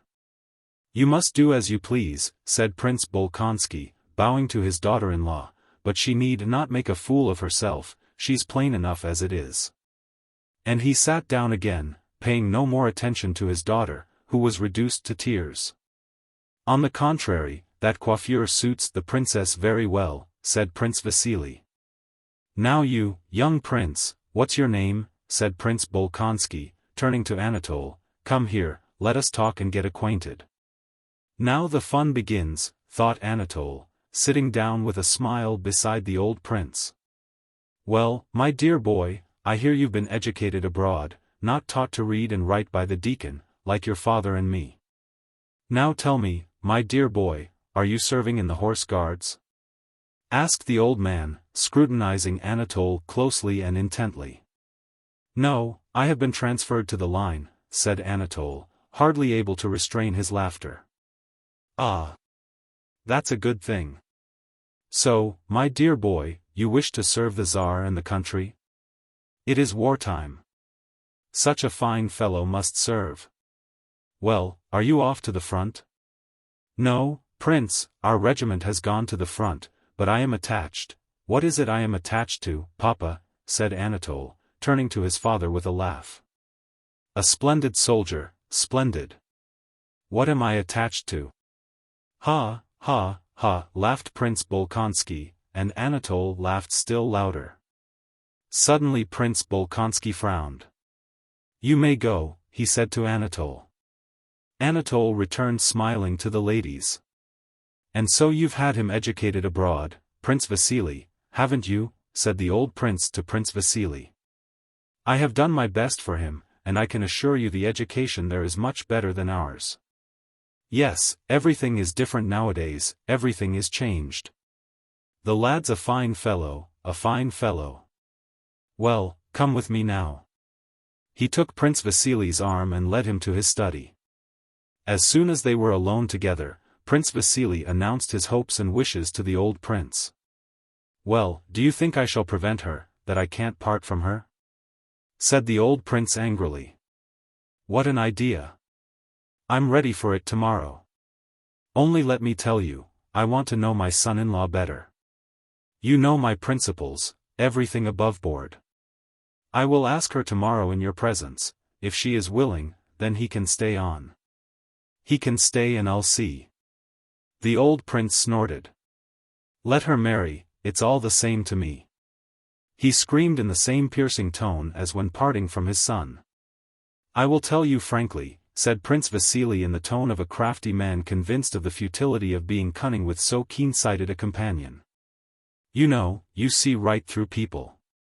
Anatole is no genius, but he is an honest, good-hearted lad, an excellent son or kinsman. All right, we'll see." As always happens when women lead lonely lives for any length of time without male society. On Anatole's appearance all the three women of Prince Nikolai Andreevich's household felt that their life had not been real till then. Their powers of reasoning, feeling, and observing immediately increased tenfold, and their life, which seemed to have been passed in darkness, was suddenly lit up by a new brightness. Full of significance. Princess Maria grew quite unconscious of her face and coiffure. The handsome open face of the man who might perhaps be her husband absorbed all her attention. He seemed to her kind, brave, determined, manly, and magnanimous. She felt convinced of that. Thousands of dreams of a future family life continually rose in her imagination. She drove them away and tried to conceal them. "But am I not too cold with him?" thought the princess. "I try to be reserved because in the depth of my soul I feel too near to him already, but then he cannot know what I think of him and may imagine that I do not like him." And Princess Maria tried, but could not manage, to be cordial to her new guest. "Poor girl, she's devilish ugly," thought Anatole. Mademoiselle Bourienne, also roused to great excitement by Anatole's arrival, thought in another way. Of course, she, a handsome young woman without any definite position, without relations or even a country, did not intend to devote her life to serving Prince Nikolai Andreevich. To reading aloud to him and being friends with Princess Maria. Mademoiselle Bourienne had long been waiting for a Russian prince who, able to appreciate at a glance her superiority to the plain, badly dressed, ungainly Russian princesses, would fall in love with her and carry her off. And here at last was a Russian prince. Mademoiselle Bourienne knew a story, heard from her aunt but finished in her own way, which she liked to repeat to herself. It was the story of a girl who had been seduced, and to whom her poor mother, sa pauvre mère, appeared, and reproached her for yielding to a man without being married. Mademoiselle Bourienne was often touched to tears as in imagination she told this story to him, her seducer. And now he, a real Russian prince, had appeared. He would carry her away and then sa pauvre mère would appear and he would marry her. So her future shaped itself in Mademoiselle Bourienne's head at the very time she was talking to Anatole about Paris. It was not calculation that guided her, she did not even for a moment consider what she should do, but all this had long been familiar to her. And now that Anatole had appeared it just grouped itself around him and she wished and tried to please him as much as possible. The little princess, like an old war horse that hears the trumpet, unconsciously and quite forgetting her condition, prepared for the familiar gallop of coquetry. Without any ulterior motive or any struggle, but with naive and light-hearted gaiety.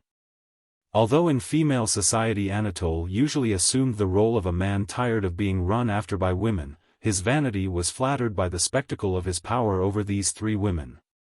Besides that, he was beginning to feel for the pretty and provocative Mademoiselle Bourienne that passionate animal feeling which was apt to master him with great suddenness and prompt him to the coarsest and most reckless actions. After tea, the company went into the sitting-room and Princess Maria was asked to play on the clavichord. Anatole, laughing and in high spirits, came and leaned on his elbows, facing her and beside Mademoiselle Bourienne. Princess Maria felt his look with a painfully joyous emotion. Her favorite sonata bore her into a most intimately poetic world, and the look she felt upon her made that world still more poetic. But Anatole's expression, though his eyes were fixed on her, referred not to her but to the movements of Mademoiselle Bourienne's little foot, which he was then touching with his own under the clavichord. Mademoiselle Bourienne was also looking at Princess Maria, and in her lovely eyes there was a look of fearful joy and hope that was also new to the princess. "How she loves me!" thought Princess Maria. "How happy I am now, and how happy I may be with such a friend and such a husband." Husband? Can it be possible? She thought, not daring to look at his face, but still feeling his eyes gazing at her. In the evening, after supper, when all were about to retire, Anatole kissed Princess Maria's hand. She did not know how she found the courage, but she looked straight into his handsome face as it came near to her short-sighted eyes. Turning from Princess Maria he went up and kissed Mademoiselle Bourienne's hand. This was not etiquette, but then he did everything so simply and with such assurance. Mademoiselle Bourienne flushed, and gave the princess a frightened look. "What delicacy," thought the princess. "Is it possible that Amélie, Mademoiselle Bourienne, thinks I could be jealous of her, and not value her pure affection and devotion to me?" She went up to her and kissed her warmly. Anatole went up to kiss the little princess' hand. "No. No. No. When your father writes to tell me that you are behaving well I will give you my hand to kiss." "Not till then," she said. And smilingly raising a finger at him, she left the room. Chapter 5. They all separated, but, except Anatole who fell asleep as soon as he got into bed, all kept awake a long time that night. "Is he really to be my husband, this stranger who is so kind?" "Yes, kind, that is the chief thing," thought Princess Maria, and fear, which she had seldom experienced, came upon her. She feared to look round. It seemed to her that someone was there standing behind the screen in the dark corner. And this someone was he, the devil, and he was also this man with the white forehead, black eyebrows, and red lips. She rang for her maid and asked her to sleep in her room. Mademoiselle Bourienne walked up and down the conservatory for a long time that evening, vainly expecting someone, now smiling at someone, now working herself up to tears with the imaginary words of her pauvre mère rebuking her for her fall. The little princess grumbled to her maid that her bed was badly made. She could not lie either on her face or on her side. Every position was awkward and uncomfortable. And her burden oppressed her now more than ever because Anatole's presence had vividly recalled to her the time when she was not like that and when everything was light and gay. She sat in an armchair in her dressing jacket and nightcap, and Katia, sleepy and disheveled, beat and turned the heavy feather bed for the third time, muttering to herself. "I told you it was all lumps and holes," the little princess repeated. "I should be glad enough to fall asleep, so it's not my fault," and her voice quivered like that of a child about to cry. The old prince did not sleep either. Tikhon, half asleep, heard him pacing angrily about and snorting. The old prince felt as though he had been insulted through his daughter.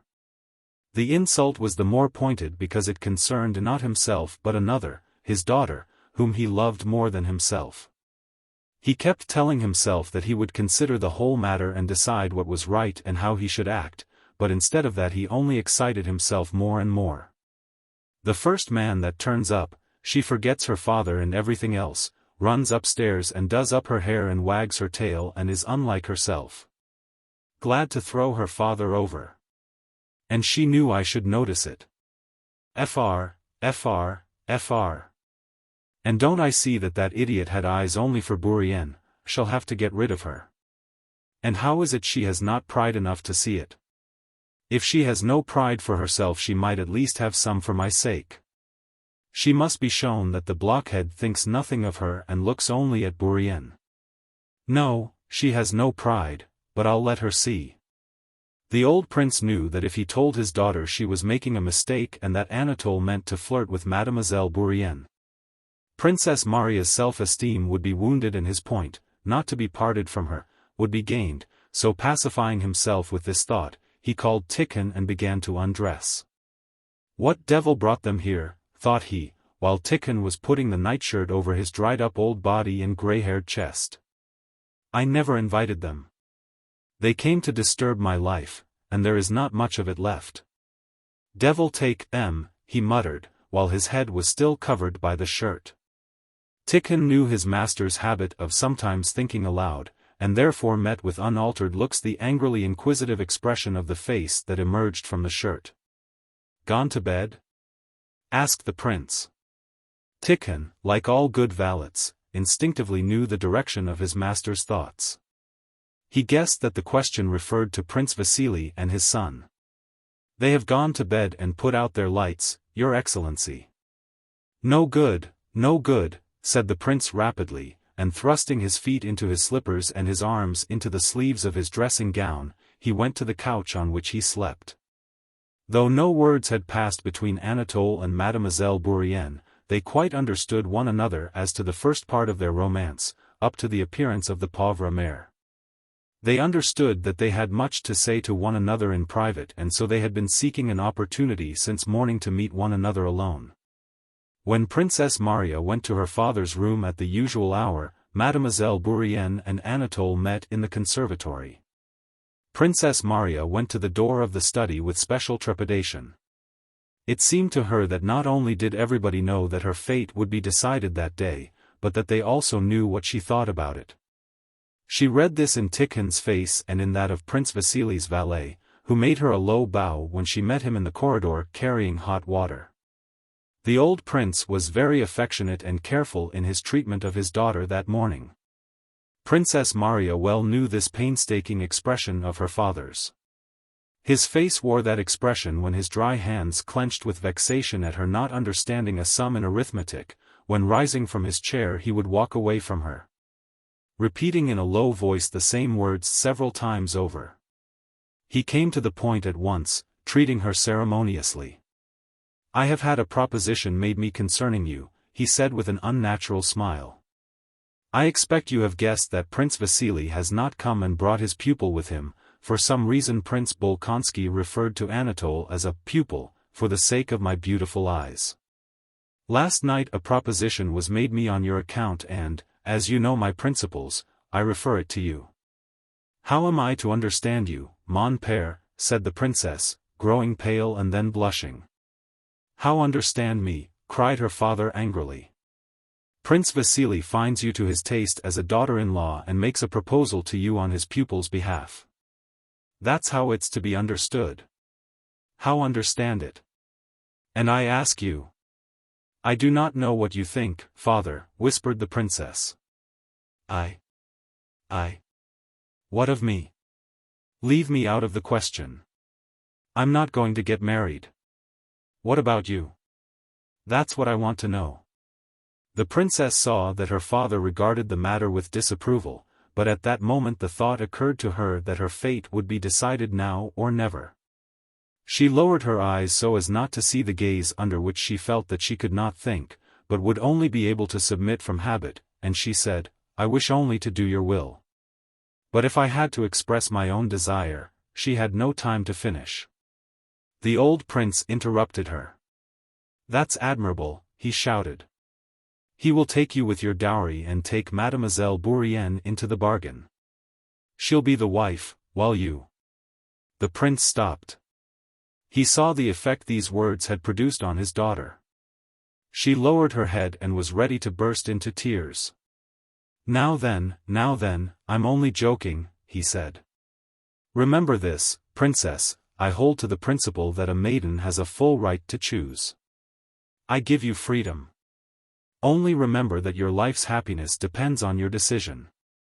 Never mind me. But I do not know, father. There's no need to talk. He receives his orders and will marry you or anybody. But you are free to choose. Go to your room, think it over, and come back in an hour and tell me in his presence, yes or no. I know you will pray over it. Well, pray if you like, but you had better think it over. Go. Yes or no, yes or no, yes or no, he still shouted when the princess, as if lost in a fog, had already staggered out of the study. Her fate was decided and happily decided. But what her father had said about Mademoiselle Bourienne was dreadful. It was untrue to be sure, but still it was terrible, and she could not help thinking of it. She was going straight on through the conservatory, neither seeing nor hearing anything, when suddenly the well-known whispering of Mademoiselle Bourienne aroused her. She raised her eyes, and 2 steps away saw Anatole embracing the Frenchwoman and whispering something to her. With a horrified expression on his handsome face, Anatole looked at Princess Maria, but did not at once take his arm from the waist of Mademoiselle Bourienne, who had not yet seen her. "Who's that? Why? Wait a moment." Anatole's face seemed to say. Princess Maria looked at them in silence. She could not understand it. At last Mademoiselle Bourienne gave a scream and ran away. Anatole bowed to Princess Maria with a gay smile, as if inviting her to join in a laugh at this strange incident, and then shrugging his shoulders went to the door that led to his own apartments. An hour later, Tikhon came to call Princess Maria to the old prince. He added that Prince Vasily was also there. When Tikhon came to her, Princess Maria was sitting on the sofa in her room, holding the weeping Mademoiselle Bourienne in her arms and gently stroking her hair. The princess' beautiful eyes with all their former calm radiance were looking with tender affection and pity at Mademoiselle Bourienne's pretty face. "No, princess, I have lost your affection forever," said Mademoiselle Bourienne. "Why?" "I love you more than ever," said Princess Maria, "and I will try to do all I can for your happiness. But you despise me. You who are so pure can never understand being so carried away by passion." "Oh, only my poor mother." "I quite understand," answered Princess Maria, with a sad smile. "Calm yourself, my dear. I will go to my father," she said, and went out. Prince Vasily, with one leg thrown high over the other and a snuff-box in his hand, was sitting there with a smile of deep emotion on his face. As if stirred to his heart's core and himself regretting and laughing at his own sensibility, when Princess Maria entered. He hurriedly took a pinch of snuff. "Ah, my dear," he began, rising and taking her by both hands. Then, sighing, he added, "My son's fate is in your hands. Decide, my dear, good, gentle Marie, whom I have always loved as a daughter." He drew back and a real tear appeared in his eye. "Fr, snorted Prince Bolkonsky. "The prince is making a proposition to you in his pupil's, I mean, his son's, name. Do you wish or not to be Prince Anatole Kuragin's wife? Reply, yes or no," he shouted, "and then I shall reserve the right to state my opinion also." "Yes, my opinion, and only my opinion," added Prince Bolkonsky, turning to Prince Vasily and answering his imploring look. "Yes, or no. My desire is never to leave you, father, never to separate my life from yours." "I don't wish to marry," she answered positively, glancing at Prince Vasily and at her father with her beautiful eyes. "Humbug! Nonsense! Humbug, humbug, humbug," cried Prince Bolkonsky, frowning and taking his daughter's hand. He did not kiss her, but only bending his forehead to hers just touched it, and pressed her hand so that she winced and uttered a cry. Prince Vasily rose. "My dear, I must tell you that this is a moment I shall never, never forget.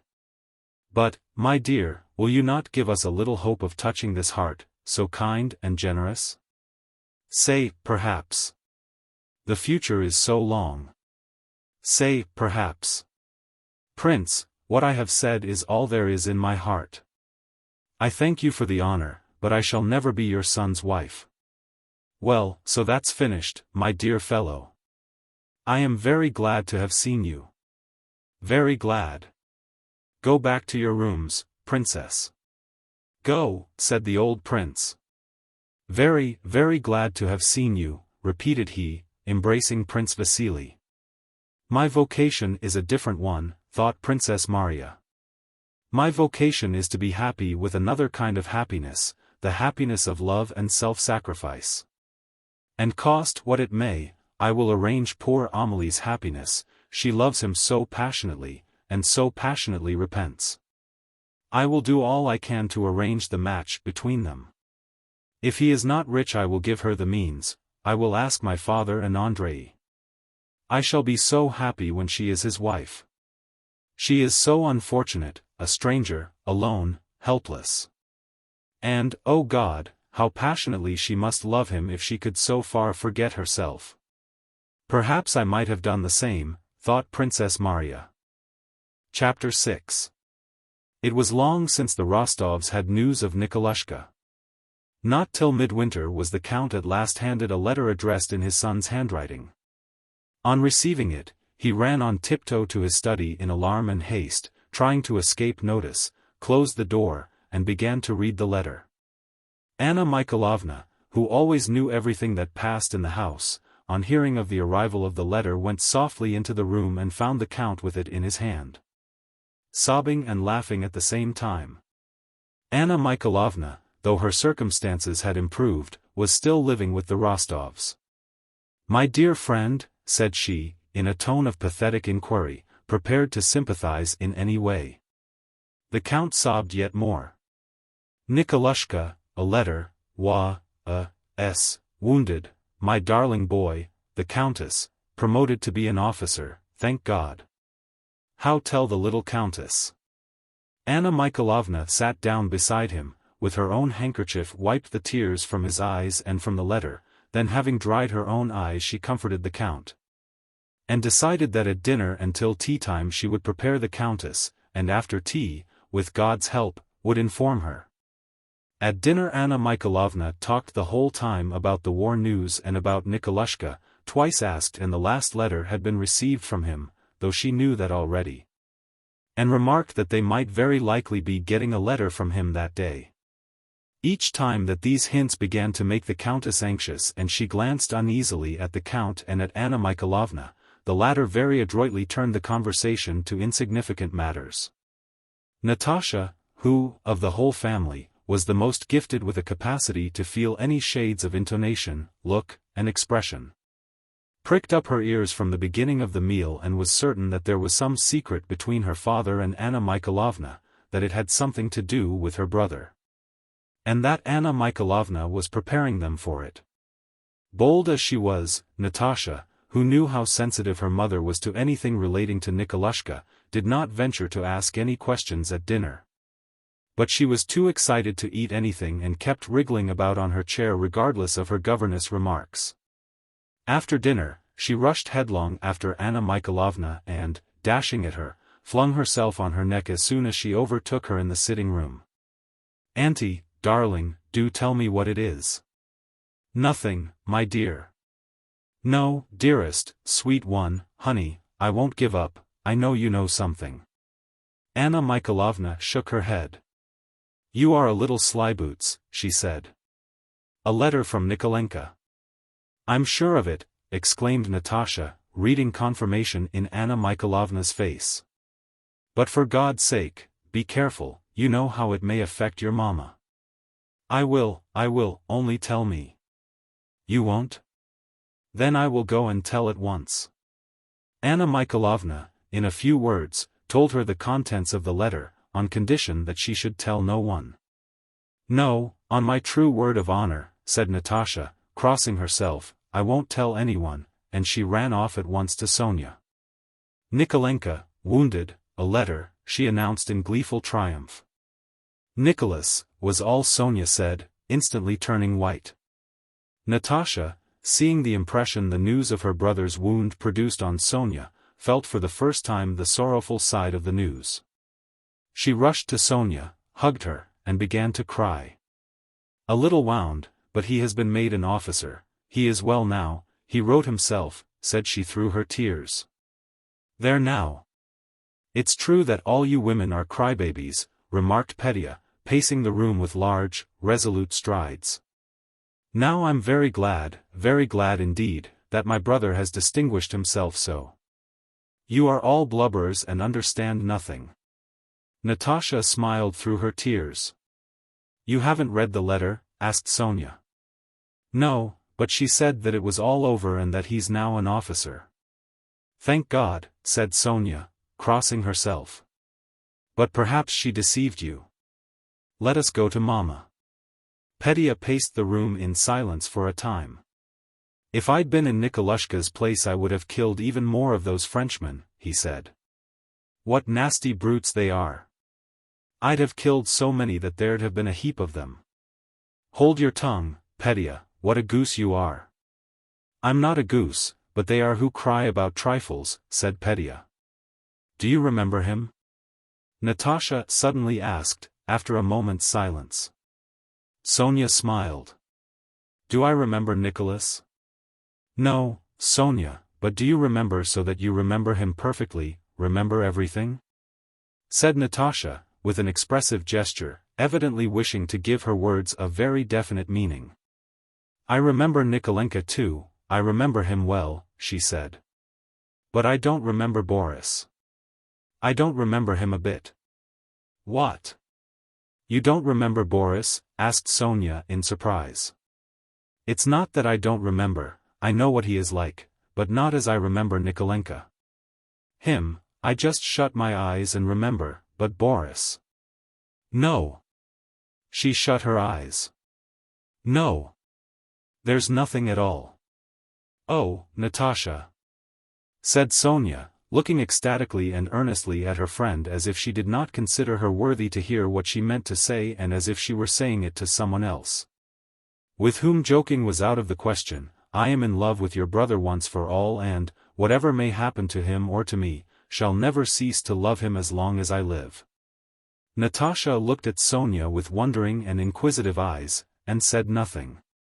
She felt that Sonia was speaking the truth, that there was such love as Sonia was speaking of. But Natasha had not yet felt anything like it. She believed it could be, but did not understand it. Shall you write to him? She asked. Sonia became thoughtful. The question of how to write to Nicholas, and whether she ought to write, tormented her.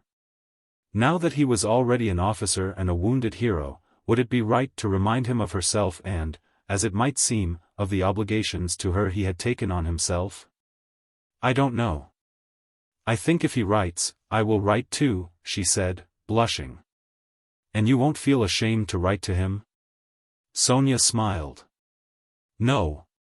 And I should be ashamed to write to Boris. I'm not going to. Why should you be ashamed? Well, I don't know. It's awkward and would make me ashamed. And I know why she'd be ashamed, said Petya, offended by Natasha's previous remark. It's because she was in love with that fat one in spectacles, that was how Petya described his namesake.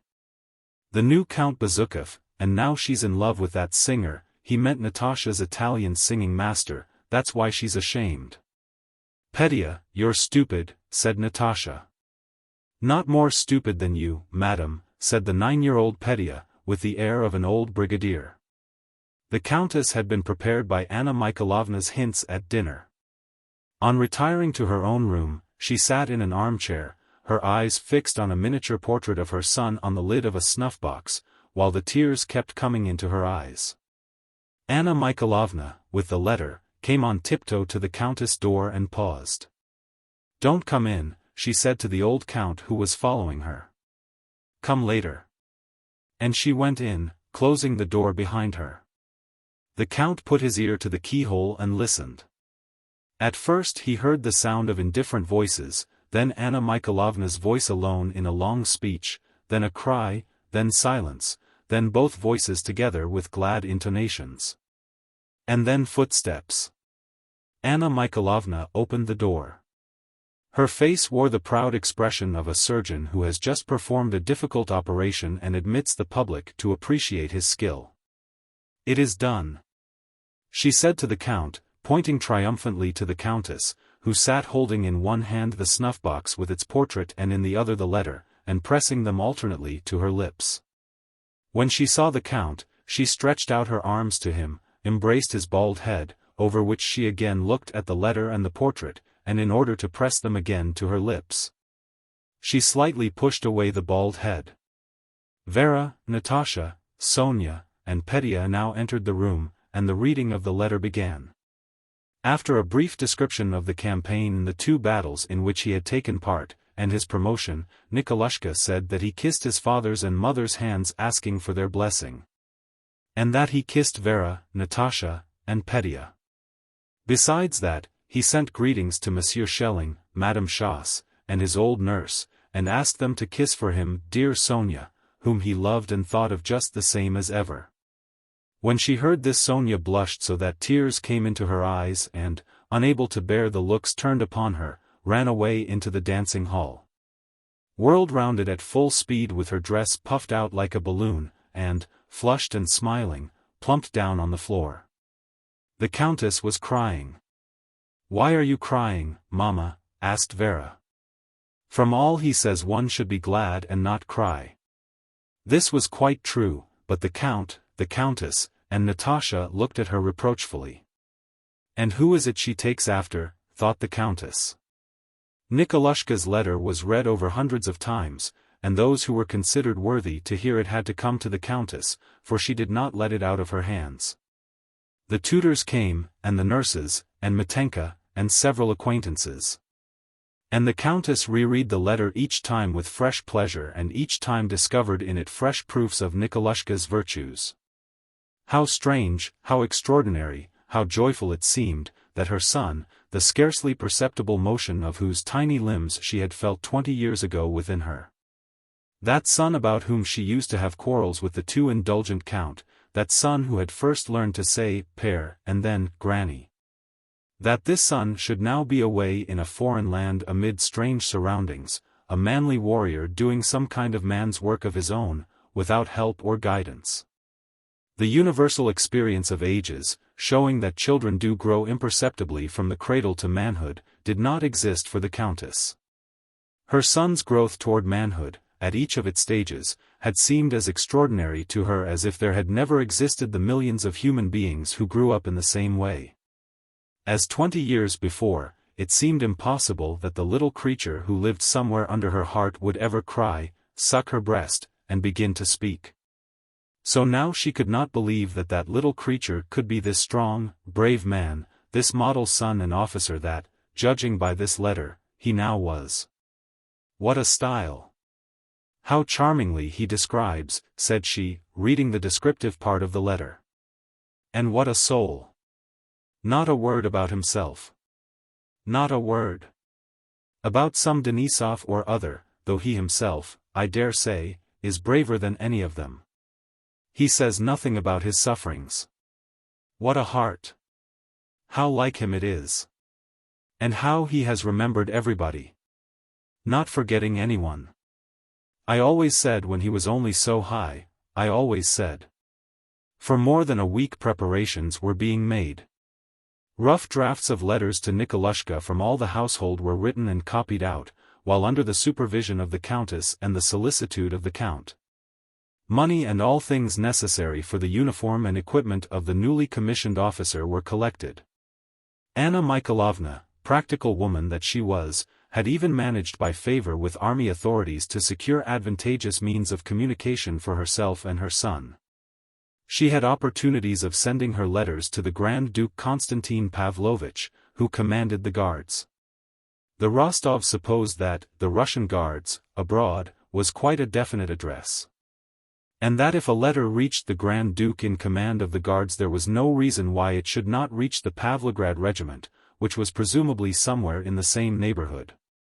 And so it was decided to send the letters and money by the Grand Duke's courier to Boris, and Boris was to forward them to Nikolushka. The letters were from the old count, the countess, Petya, Vera, Natasha, and Sonia, and finally there were 6,000 rubles for his outfit and various other things the old count sent to his son. Chapter 7. On the 12th of November, Kutuzov's active army, in camp before Olmütz, was preparing to be reviewed next day by the two emperors, the Russian and the Austrian. The Guards, just arrived from Russia, spent the night 10 miles from Olmütz and next morning were to come straight to the review, reaching the field at Olmütz by 10 o'clock. That day Nikolai Rostov received a letter from Boris, telling him that the Ismailov regiment was quartered for the night 10 miles from Olmütz and that he wanted to see him as he had a letter and money for him.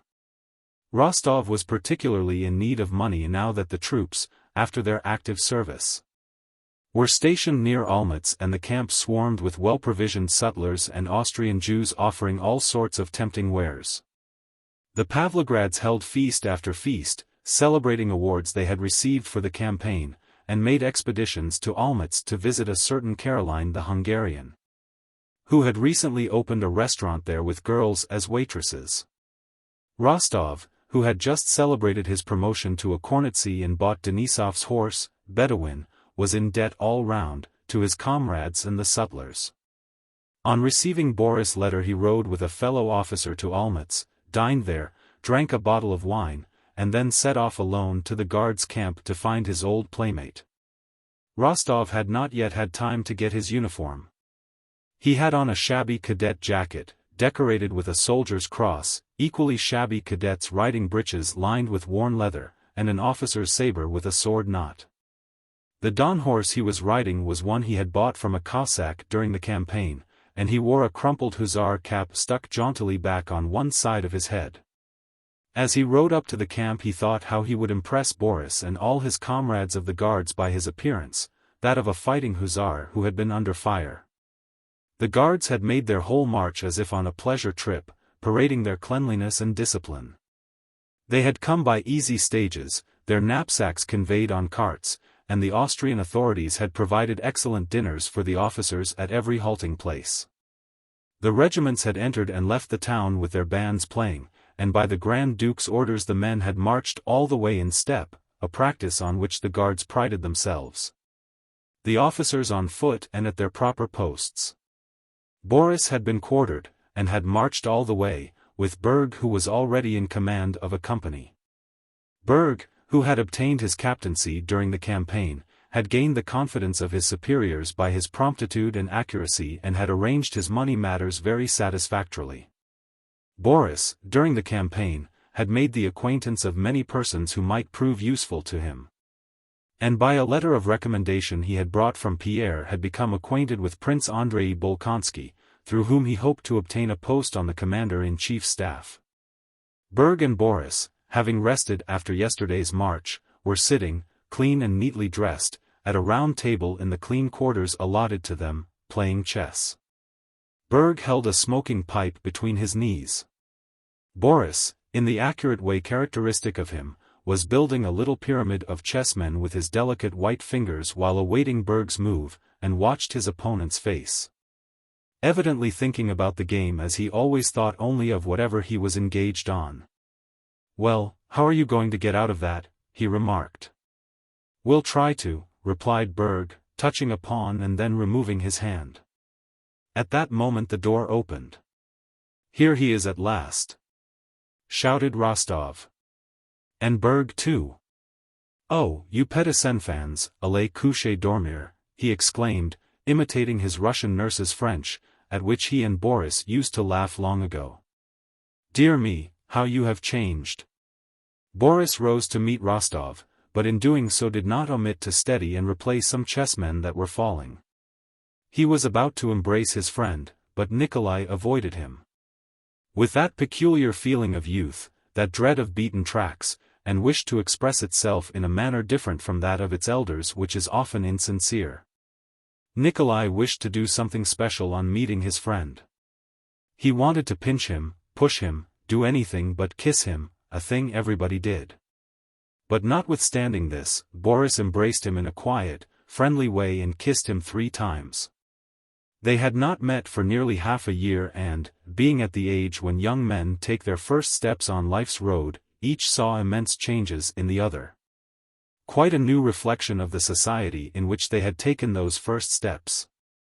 Both had changed greatly since they last met, and both were in a hurry to show the changes that had taken place in them. "Oh, you damn dandies! Clean and fresh as if you'd been to a fête, not like us sinners of the line," cried Rostov, with martial swagger and with baritone notes in his voice, new to Boris, pointing to his own mud-bespattered breeches. The German landlady, hearing Rostov's loud voice, popped her head in at the door. Is she pretty?" he asked with a wink. "Why do you shout so?" "You'll frighten them," said Boris. "I did not expect you today," he added. "I only sent you the note yesterday by Bolkonsky, an adjutant of Kutuzov's, who's a friend of mine. I did not think he would get it to you so quickly." "Well, how are you? Been under fire already?" asked Boris. Without answering, Rostov shook the soldier's cross of his tea. George fastened to the cording of his uniform and, indicating a bandaged arm, glanced at Berg with a smile. "As you see," he said. "Indeed?" Yes, said Boris, with a smile. "And we too have had a splendid march. You know, of course, that His Imperial Highness rode with our regiment all the time, so that we had every comfort and every advantage. What receptions we had in Poland! What dinners and balls! I can't tell you. And the Tsarevich was very gracious to all our officers." And the two friends told each other of their doings, the one of his hussar revels and life in the fighting line, the other of the pleasures and advantages of service under members of the imperial family. "Oh, you guards," said Rostov. "I say, send for some wine." Boris made a grimace. "If you really want it," said he. He went to his bed, drew a purse from under the clean pillow, and sent for wine. "Yes, and I have some money and a letter to give you," he added. Rostov took the letter and, throwing the money on the sofa, put both arms on the table and began to read. After reading a few lines, he glanced angrily at Berg, then, meeting his eyes, hid his face behind the letter. "Well, they've sent you a tidy sum," said Berg, eyeing the heavy purse that sank into the sofa. "As for us, Count, we get along on our pay. I can tell you for myself." "I say, Berg, my dear fellow," said Rostov, "when you get a letter from home and meet one of your own people whom you want to talk everything over with, and I happen to be there, I'll go at once, to be out of your way. Do go somewhere, anywhere, to the devil," he exclaimed, and immediately seizing him by the shoulder and looking amiably into his face, evidently wishing to soften the rudeness of his words, he added, "Don't be hurt, my dear fellow. You know I speak from my heart as to an old acquaintance." "Oh, don't mention it, Count." "I quite understand," said Berg, getting up and speaking in a muffled and guttural voice. "Go across to our hosts, they invited you," added Boris. Berg put on the cleanest of coats, without a spot or speck of dust, stood before a looking-glass and brushed the hair on his temples upwards, in the way affected by the Emperor Alexander, and, having assured himself from the way Rostov looked at it that his coat had been noticed, left the room with a pleasant smile. "Oh dear, what a beast I am," muttered Rostov, as he read the letter. "Why? Oh, what a pig I am, not to have written and to have given them such a fright. Oh, what a pig I am," he repeated, flushing suddenly. "Well, have you sent Gavril for some wine? All right, let's have some."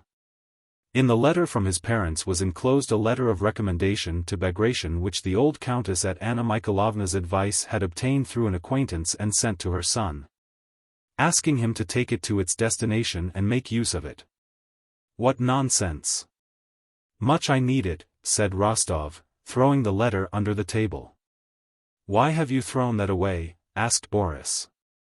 "It is some letter of recommendation. What the devil do I want it for?" "Why, what the devil," said Boris, picking it up and reading the address. "This letter would be of great use to you." "I want nothing, and I won't be anyone's adjutant." "Why not?" inquired Boris. "It's a lackey's job." "You are still the same dreamer, I see," remarked Boris, shaking his head. And you're still the same diplomatist. But that's not the point. Come, how are you? Asked Rostov. Well, as you see. So far everything's all right, but I confess I should much like to be an adjutant and not remain at the front. Why? Because when once a man starts on military service, he should try to make as successful a career of it as possible. Oh, that's it, said Rostov, evidently thinking of something else. He looked intently and inquiringly into his friend's eyes, evidently trying in vain to find the answer to some question. Old Gavril brought in the wine. Shouldn't we now send for Alphonse Karlovich? Asked Boris. He would drink with you. I can't. Well, send for him, and how do you get on with that German? Asked Rostov, with a contemptuous smile. He is a very, very nice, honest, and pleasant fellow, answered Boris. Again Rostov looked intently into Boris' eyes and sighed. Berg returned, and over the bottle of wine conversation between the three officers became animated. The guardsmen told Rostov of their march and how they had been made much of in Russia, Poland, and abroad. They spoke of the sayings and doings of their commander, the Grand Duke, and told stories of his kindness and irascibility. Berg, as usual, kept silent when the subject did not relate to himself. But in connection with the stories of the Grand Duke's quick temper he related with gusto how in Galicia he had managed to deal with the Grand Duke when the latter made a tour of the regiments and was annoyed at the irregularity of a movement. With a pleasant smile Berg related how the Grand Duke had ridden up to him in a violent passion, shouting, "Arnauts!" Arnauts was the Tsarevich's favorite expression when he was in a rage, and called for the company commander. Would you believe it, Count, I was not at all alarmed, because I knew I was right. Without boasting, you know, I may say that I know the army orders by heart and know the regulations as well as I do the Lord's Prayer. So, Count, there never is any negligence in my company, and so my conscience was at ease. I came forward. Berg stood up and showed how he presented himself, with his hand to his cap, and really it would have been difficult for a face to express greater respect and self-complacency than his did. Well, he stormed at me, as the saying is, stormed and stormed and stormed. It was not a matter of life but rather of death, as the saying is. Albanians, and devils, and to Siberia, said Berg with a sagacious smile. I knew I was in the right so I kept silent. Was not that best, Count? Hey, are you dumb? He shouted. Still I remained silent. And what do you think, Count? The next day it was not even mentioned in the orders of the day. That's what keeping one's head means. That's the way, Count, said Berg, lighting his pipe and emitting rings of smoke. Yes, that was fine, said Rostov, smiling. But Boris noticed that he was preparing to make fun of Berg, and skillfully changed the subject. He asked him to tell them how and where he got his wound. This pleased Rostov and he began talking about it, and as he went on became more and more animated. He told them of his Sean Grabern affair, just as those who have taken part in a battle generally do describe it, that is, as they would like it to have been. As they have heard it described by others, and as sounds well, but not at all as it really was. Rostov was a truthful young man and would on no account have told a deliberate lie. He began his story meaning to tell everything just as it happened, but imperceptibly, involuntarily, and inevitably he lapsed into falsehood. If he had told the truth to his hearers, who like himself had often heard stories of attacks and had formed a definite idea of what an attack was and were expecting to hear just such a story, they would either not have believed him or, still worse, would have thought that Rostov was himself to blame since what generally happens to the narrators of cavalry attacks had not happened to him. He could not tell them simply that everyone went at a trot and that he fell off his horse and sprained his arm and then ran as hard as he could from a Frenchman into the wood. Besides, to tell everything as it really happened, it would have been necessary to make an effort of will to tell only what happened. It is very difficult to tell the truth, and young people are rarely capable of it. His hearers expected a story of how beside himself and all aflame with excitement, he had flown like a storm at the square, cut his way in, slashed right and left. How his saber had tasted flesh and he had fallen exhausted, and so on. And so he told them all that. In the middle of his story, just as he was saying, "You cannot imagine what a strange frenzy one experiences during an attack," Prince Andrei, whom Boris was expecting, entered the room. Prince Andrei, who liked to help young men, was flattered by being asked for his assistance and being well disposed toward Boris, who had managed to please him the day before. He wished to do what the young man wanted. Having been sent with papers from Kutuzov to the Tsarevich, he looked in on Boris, hoping to find him alone. When he came in and saw an hussar of the line recounting his military exploits, Prince Andrei could not endure that sort of man. He gave Boris a pleasant smile. Frowned as with half-closed eyes he looked at Rostov, bowed slightly and wearily, and sat down languidly on the sofa. He felt it unpleasant to have dropped in on bad company. Rostov flushed up on noticing this, but he did not care, this was a mere stranger. Glancing, however, at Boris, he saw that he too seemed ashamed of the hussar of the line. In spite of Prince Andrei's disagreeable, ironical tone, in spite of the contempt with which Rostov, from his fighting army point of view, regarded all these little adjutants on the staff of whom the newcomer was evidently one, Rostov felt confused, blushed, and became silent. Boris inquired what news there might be on the staff, and what, without indiscretion, one might ask about our plans. "We shall probably advance," replied Bolkonsky, evidently reluctant to say more in the presence of a stranger. Berg took the opportunity to ask, with great politeness, whether, as was rumored, the allowance of forage money to captains of companies would be doubled. To this Prince Andrei answered with a smile that he could give no opinion on such an important government order, and Berg laughed gaily. "As to your business," Prince Andrei continued, addressing Boris, "we will talk of it later," and he looked round at Rostov. "Come to me after the review and we will do what is possible." And, having glanced round the room, Prince Andrei turned to Rostov, whose state of unconquerable childish embarrassment now changing to anger he did not condescend to notice, and said, "I think you were talking of the Schön-Grabern affair? Were you there?" "I was there," said Rostov angrily, as if intending to insult the aide-de-camp. Bolkonsky noticed the hussar's state of mind, and it amused him. With a slightly contemptuous smile, he said, "Yes, there are many stories now told about that affair." "Yes, stories," repeated Rostov loudly, looking with eyes suddenly grown furious, now at Boris, now at Bolkonsky. "Yes, many stories. But our stories are the stories of men who have been under the enemy's fire. Our stories have some weight, not like the stories of those fellows on the staff who get rewards without doing anything." "Of whom you imagine me to be one," said Prince Andrei, with a quiet and particularly amiable smile. A strange feeling of exasperation and yet of respect for this man's self-possession mingled at that moment in Rostov's soul. "I am not talking about you," he said, "I don't know you and, frankly, I don't want to. I am speaking of the staff in general. And I will tell you this," Prince Andrei interrupted in a tone of quiet authority, "you wish to insult me. And I am ready to agree with you that it would be very easy to do so if you haven't sufficient self-respect, but admit that the time and place are very badly chosen.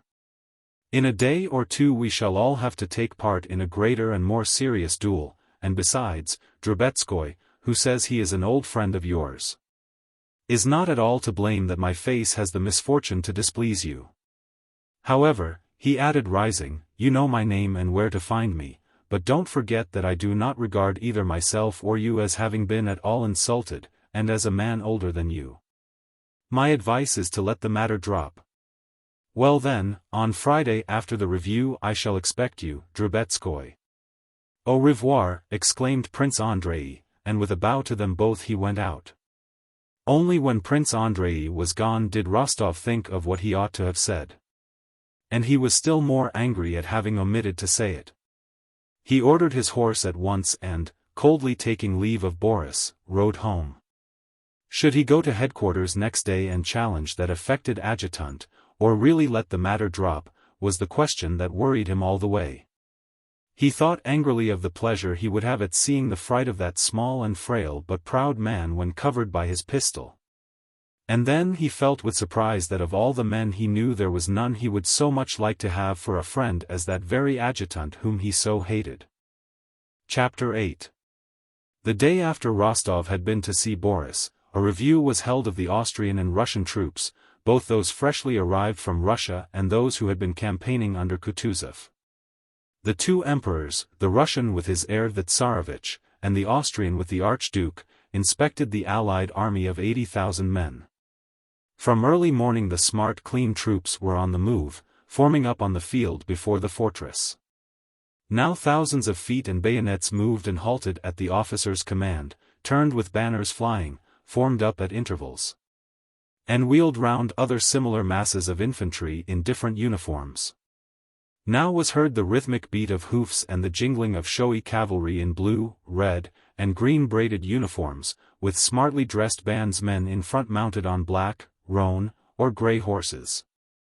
Then again, spreading out with the brazen clatter of the polished shining cannon that quivered on the gun carriages and with the smell of linstocks, came the artillery which crawled between the infantry and cavalry and took up its appointed position.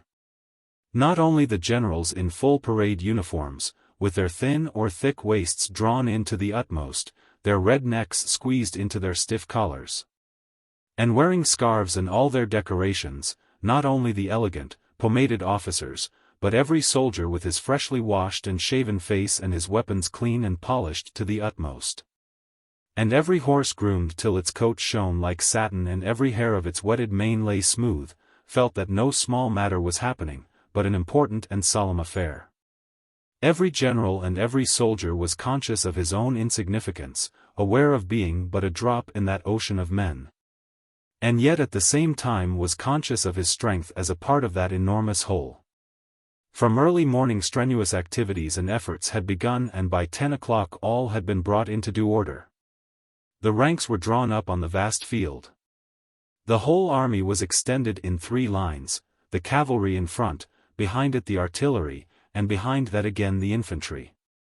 A space like a street was left between each 2 lines of troops. The 3 parts of that army were sharply distinguished: Kutuzov's fighting army, with the Pavlograds on the right flank of the front. Those recently arrived from Russia, both guards and regiments of the line, and the Austrian troops. But they all stood in the same lines, under one command, and in a like order. Like wind over leaves ran an excited whisper, "They're coming! They're coming!" Alarmed voices were heard, and a stir of final preparation swept over all the troops. From the direction of Olmütz in front of them, a group was seen approaching. And at that moment, though the day was still, a light gust of wind blowing over the army slightly stirred the streamers on the lances and the unfolded standards fluttered against their staffs. It looked as if by that slight motion the army itself was expressing its joy at the approach of the emperors. One voice was heard shouting, "Eyes front!" Then, like the crowing of cocks at sunrise, this was repeated by others from various sides and all became silent. In the death-like stillness only the tramp of horses was heard. This was the emperor's suites. The emperors rode up to the flank, and the trumpets of the 1st Cavalry Regiment played the general march. It seemed as though not the trumpeters were playing, but as if the army itself, rejoicing at the emperor's approach, had naturally burst into music. Amid these sounds, only the youthful kindly voice of the Emperor Alexander was clearly heard. He gave the words of greeting, and the 1st Regiment roared, "Hurrah!" so deafeningly, continuously, and joyfully that the men themselves were awed by their multitude and the immensity of the power they constituted. Rostov, standing in the front lines of Kutuzov's army which the Tsar approached first, experienced the same feeling as every other man in that army, a feeling of self-forgetfulness, a proud consciousness of might, and a passionate attraction to him who was the cause of this triumph. He felt that at a single word from that man all this vast mass, and he himself an insignificant atom in it, would go through fire and water, commit crime, die, or perform deeds of highest heroism. And so he could not but tremble and his heart stand still at the imminence of that word. Hurrah! Hurrah! Hurrah! Thundered from all sides, one regiment after another greeting the Tsar with the strains of the march, and then, hurrah! Then the general march, and again, hurrah! Hurrah, growing ever stronger and fuller and merging into a deafening roar. Till the Tsar reached it, each regiment in its silence and immobility seemed like a lifeless body, but as soon as he came up it became alive. Its thunder joining the roar of the whole line along which he had already passed. Through the terrible and deafening roar of those voices, amid the square masses of troops standing motionless as if turned to stone, hundreds of riders composing the suites moved carelessly but symmetrically and above all freely, and in front of them two men, the emperors. Upon them the undivided, tensely passionate attention of that whole mass of men was concentrated. The handsome young Emperor Alexander, in the uniform of the Horse Guards, wearing a cocked hat with its peaks front and back, with his pleasant face and resonant though not loud voice, attracted everyone's attention. Rostov was not far from the trumpeters, and with his keen sight had recognized the Tsar and watched his approach. When he was within 20 paces, and Nikolai could clearly distinguish every detail of his handsome, happy young face, he experienced a feeling of tenderness and ecstasy such as he had never before known. Every trait and every movement of the Tsar's seemed to him enchanting. Stopping in front of the Pavlograds, the Tsar said something in French to the Austrian emperor and smiled. Seeing that smile, Rostov involuntarily smiled himself and felt a still stronger flow of love for his sovereign. He longed to show that love in some way, and knowing that this was impossible was ready to cry. The Tsar called the colonel of the regiment and said a few words to him. "Oh God, what would happen to me if the emperor spoke to me?" thought Rostov. "I should die of happiness." The Tsar addressed the officers also. "I thank you all, gentlemen, I thank you with my whole heart." To Rostov every word sounded like a voice from heaven. How gladly would he have died at once for his Tsar. "You have earned the St. George's standards and will be worthy of them." Oh, to die for him, thought Rostov. The Tsar said something more which Rostov did not hear, and the soldiers, straining their lungs, shouted, "Hurrah!" Rostov too, bending over his saddle, shouted, "Hurrah!" With all his might, feeling that he would like to injure himself by that shout, if only to express his rapture fully. The Tsar stopped a few minutes in front of the hussars as if undecided. How can the emperor be undecided, thought Rostov, but then even this indecision appeared to him majestic and enchanting, like everything else the Tsar did. That hesitation lasted only an instant. The Tsar's foot, in the narrow pointed boot then fashionable, touched the groin of the bob-tailed bay mare he rode, his hand in a white glove gathered up the reins. And he moved off accompanied by an irregularly swaying sea of aides-de-camp. Farther and farther he rode away, stopping at other regiments, till at last only his white plumes were visible to Rostov from amid the suites that surrounded the emperors. Among the gentlemen of the suite, Rostov noticed Bolkonsky, sitting his horse indolently and carelessly. Rostov recalled their quarrel of yesterday, and the question presented itself whether he ought or ought not to challenge Bolkonsky. Of course not, he now thought. Is it worth thinking or speaking of it at such a moment? At a time of such love, such rapture, and such self-sacrifice, what do any of our quarrels and affronts matter? I love and forgive everybody now. When the emperor had passed nearly all the regiments, the troops began a ceremonial march past him, and Rostov on Bedouin, recently purchased from Denisov, rode past too. At the rear of his squadron, that is, alone and in full view of the emperor. Before he reached him, Rostov, who was a splendid horseman, spurred Bedouin twice and successfully put him to the showy trot in which the animal went when excited. Bending his foaming muzzle to his chest, his tail extended, Bedouin, as if also conscious of the emperor's eye upon him, passed splendidly, lifting his feet with a high and graceful action, as if flying through the air without touching the ground. Rostov himself, his legs well back and his stomach drawn in and feeling himself one with his horse, rode past the emperor with a frowning but blissful face like a viewy devil. As Denisov expressed it. "Fine fellows, the Pavlograds," remarked the emperor. "My God, how happy I should be if he ordered me to leap into the fire this instant," thought Rostov. When the review was over, the newly arrived officers, and also Kutuzovs, collected in groups and began to talk about the awards, about the Austrians and their uniforms, about their lines. About Bonaparte, and how badly the latter would fare now, especially if the Essen Corps arrived and Prussia took our side.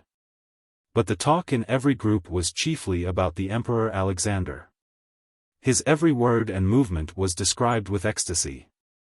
They all had but one wish, to advance as soon as possible against the enemy under the Emperor's command. Commanded by the Emperor himself, they could not fail to vanquish anyone, be it whom it might, so thought Rostov and most of the officers after the review. All were then more confident of victory than the winning of 2 battles would have made them. Chapter 9.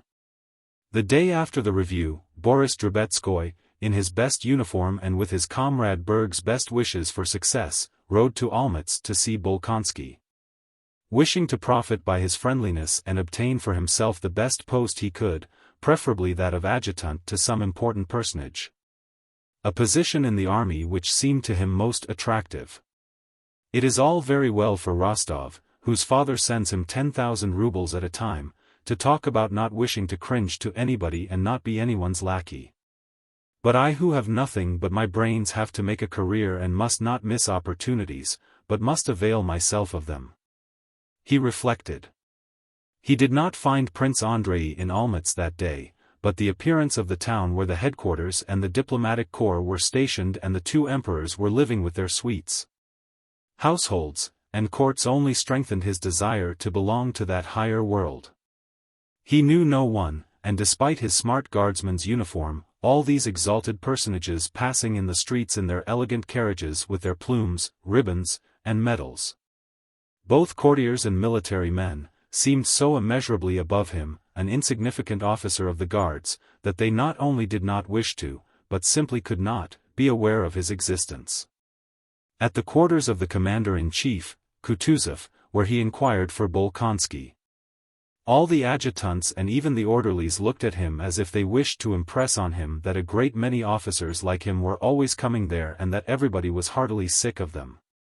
In spite of this, or rather because of it, next day, November 15th, after dinner he again went to Olmütz and, entering the house occupied by Kutuzov, asked for Bolkonsky. Prince Andrei was in and Boris was shown into a large hall probably formerly used for dancing, but in which 5 beds now stood, and furniture of various kinds, a table, chairs, and a clavichord. One adjutant, nearest the door, was sitting at the table in a Persian dressing gown, writing. Another, the red, stout Nesvitsky, lay on a bed with his arms under his head, laughing with an officer who had sat down beside him. A third was playing a Viennese waltz on the clavichord, while a fourth, lying on the clavichord, sang the tune. Bolkonsky was not there. None of these gentlemen changed his position on seeing Boris. The one who was writing and whom Boris addressed turned round crossly and told him Bolkonsky was on duty and that he should go through the door on the left into the reception room if he wished to see him. Boris thanked him and went to the reception room, where he found some 10 officers and generals. When he entered, Prince Andrei, his eyes drooping contemptuously, with that peculiar expression of polite weariness which plainly says, "If it were not my duty I would not talk to you for a moment," was listening to an old Russian general with decorations, who stood very erect, almost on tiptoe, with a soldier's obsequious expression on his purple face, reporting something. "Very well, then, be so good as to wait," said Prince Andrei to the general, in Russian, speaking with the French intonation he affected when he wished to speak contemptuously, and noticing Boris. Prince Andrei, paying no more heed to the general who ran after him imploring him to hear something more, nodded and turned to him with a cheerful smile. At that moment Boris clearly realized what he had before surmised, that in the army, besides the subordination and discipline prescribed in the military code, which he and the others knew in the regiment, there was another, more important, subordination, which made this tight-laced, purple-faced general wait respectfully while Captain Prince Andrei, for his own pleasure, chose to chat with Lieutenant Drubetskoy. More than ever was Boris resolved to serve in future not according to the written code, but under this unwritten law. He felt now that merely by having been recommended to Prince Andrei he had already risen above the general who at the front had the power to annihilate him, a lieutenant of the guards. Prince Andrei came up to him and took his hand. "I am very sorry you did not find me in yesterday. I was fussing about with Germans all day. We went with Weyrother to survey the dispositions. When Germans start being accurate, there's no end to it." Boris smiled, as if he understood what Prince Andrei was alluding to as something generally known. But it was the first time he had heard Weyrother's name, or even the term dispositions. "Well, my dear fellow, so you still want to be an adjutant? I have been thinking about you." "Yes, I was thinking," for some reason Boris could not help blushing, "of asking the commander-in-chief. He has had a letter from Prince Kuragin about me. I only wanted to ask because I fear the guards won't be in action," he added as if in apology. All right. We'll talk it over," replied Prince Andrei. "Only let me report this gentleman's business, and I shall be at your disposal." While Prince Andrei went to report about the purple-faced general, that gentleman, evidently not sharing Boris' conception of the advantages of the unwritten code of subordination, looked so fixedly at the presumptuous lieutenant who had prevented his finishing what he had to say to the adjutant that Boris felt uncomfortable. He turned away and waited impatiently for Prince Andrei's return from the commander-in-chief's room. "You see, my dear fellow, I have been thinking about you," said Prince Andrei when they had gone into the large room where the clavichord was. "It's no use your going to the commander-in-chief. He would say a lot of pleasant things, ask you to dinner, that would not be bad as regards the unwritten code," thought Boris, "but nothing more would come of it. There will soon be a battalion of us aides-de-camp and adjutants. But this is what we'll do, I have a good friend, an adjutant general and an excellent fellow, Prince Dolgorukov. And though you may not know it, the fact is that now Kutuzov with his staff and all of us count for nothing. Everything is now centered round the emperor. So we will go to Dolgorukov. I have to go there anyhow and I have already spoken to him about you. We shall see whether he cannot attach you to himself or find a place for you somewhere nearer the sun." Prince Andrei always became specially keen when he had to guide a young man and help him to worldly success. Under cover of obtaining help of this kind for another, which from pride he would never accept for himself, he kept in touch with the circle which confers success and which attracted him. He very readily took up Boris' cause and went with him to Dolgorukov. It was late in the evening when they entered the palace at Olmutz occupied by the emperors and their retinues. That same day a council of war had been held in which all the members of the Hofkriegsrath and both emperors took part. At that council, contrary to the views of the old generals Kutuzov and Prince Schwarzenberg, it had been decided to advance immediately and give battle to Bonaparte. The council of war was just over when Prince Andrei accompanied by Boris arrived at the palace to find Dolgorukov. Everyone at headquarters was still under the spell of the day's council, at which the party of the young had triumphed. The voices of those who counseled delay and advised waiting for something else before advancing had been so completely silenced and their arguments confuted by such conclusive evidence of the advantages of attacking that what had been discussed at the council, the coming battle and the victory that would certainly result from it, no longer seemed to be in the future but in the past. All the advantages were on our side. Our enormous forces, undoubtedly superior to Napoleon's, were concentrated in one place, the troops inspired by the emperor's presence were eager for action.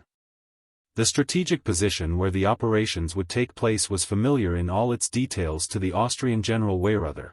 A lucky accident had ordained that the Austrian army should maneuver the previous year on the very fields where the French had now to be fought. The adjacent locality was known and shown in every detail on the maps, and Bonaparte, evidently weakened, was undertaking nothing. Dolgorukov, one of the warmest advocates of an attack, had just returned from the council, tired and exhausted but eager and proud of the victory that had been gained. Prince Andrei introduced his protégé, but Prince Dolgorukov politely and firmly pressing his hand said nothing to Boris and, evidently unable to suppress the thoughts which were uppermost in his mind at that moment, addressed Prince Andrei in French. "Ah, my dear fellow, what a battle we have gained!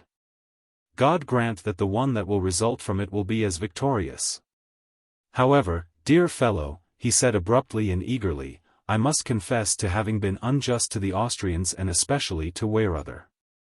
What exactitude, what minuteness, what knowledge of the locality, what foresight for every eventuality, every possibility even to the smallest detail. No, my dear fellow, no conditions better than our present ones could have been devised. This combination of Austrian precision with Russian valor, what more could be wished for?" "So the attack is definitely resolved on?" asked Bolkonsky. "And do you know, my dear fellow, it seems to me that Bonaparte has decidedly lost bearings. You know that a letter was received from him today for the Emperor." Dolgorukov smiled significantly. "Is that so? And what did he say?" inquired Bolkonsky. "What can he say? Tradire and so on, merely to gain time. I tell you he is in our hands, that's certain. But what was most amusing," he continued, with a sudden, good-natured laugh, "was that we could not think how to address the reply. If not as consul and of course not as emperor, it seemed to me it should be to General Bonaparte. But between not recognizing him as emperor and calling him General Bonaparte, there is a difference," remarked Bolkonsky. "That's just it," interrupted Dolgorukov quickly, laughing. "You know Bilibin, he's a very clever fellow. He suggested addressing him as usurper and enemy of mankind." Dolgorukov laughed merrily. "Only that?" said Bolkonsky. "All the same, it was Bilibin who found a suitable form for the address. He is a wise and clever fellow." "What was it?" "To the head of the French government." "Au chef du gouvernement français," said Dolgorukov, with grave satisfaction. "Good, wasn't it?" "Yes, but he will dislike it extremely," said Bolkonsky. "Oh yes, very much. My brother knows him, he's dined with him, the present emperor, more than once in Paris, and tells me he never met a more cunning or subtle diplomatist, you know. A combination of French adroitness and Italian play-acting. Do you know the tale about him and Count Markov? Count Markov was the only man who knew how to handle him. You know the story of the handkerchief? It is delightful." And the talkative Dolgorukov, turning now to Boris, now to Prince Andrei, told how Bonaparte, wishing to test Markov, our ambassador, purposely dropped a handkerchief in front of him and stood looking at Markov, probably expecting Markov to pick it up for him. And how Markov immediately dropped his own beside it and picked it up without touching Bonaparte's. "Delightful," said Bolkonsky. "But I have come to you, Prince, as a petitioner on behalf of this young man. You see," but before Prince Andrei could finish, an aide-de-camp came in to summon Dolgorukov to the Emperor. "Oh, what a nuisance," said Dolgorukov, getting up hurriedly and pressing the hands of Prince Andrei and Boris. "You know I should be very glad to do all in my power both for you and for this dear young man." Again he pressed the hand of the latter with an expression of good-natured, sincere, and animated levity. "But you see, another time." Boris was excited by the thought of being so close to the higher powers as he felt himself to be at that moment. He was conscious that here he was in contact with the springs that set in motion the enormous movements of the mass of which in his regiment he felt himself a tiny, obedient, and insignificant atom. They followed Prince Dolgorukov out into the corridor and met, coming out of the door of the Emperor's room by which Dolgorukov had entered, a short man in civilian clothes with a clever face and sharply projecting jaw which, without spoiling his face, gave him a peculiar vivacity and shiftiness of expression. This short man nodded to Dolgorukov as to an intimate friend and stared at Prince Andrei with cool intensity, walking straight toward him and evidently expecting him to bow or to step out of his way. Prince Andrei did neither, a look of animosity appeared on his face and the other turned away and went down the side of the corridor. "Who was that?" asked Boris. "He is one of the most remarkable, but to me most unpleasant of men, the Minister of Foreign Affairs, Prince Adam Czartoryski. It is such men as he who decide the fate of nations," added Bolkonsky with a sigh he could not suppress, as they passed out of the palace. Next day, the army began its campaign, and up to the very battle of Austerlitz, Boris was unable to see either Prince Andrei or Dolgorukov again and remained for a while with the Ismailov regiment.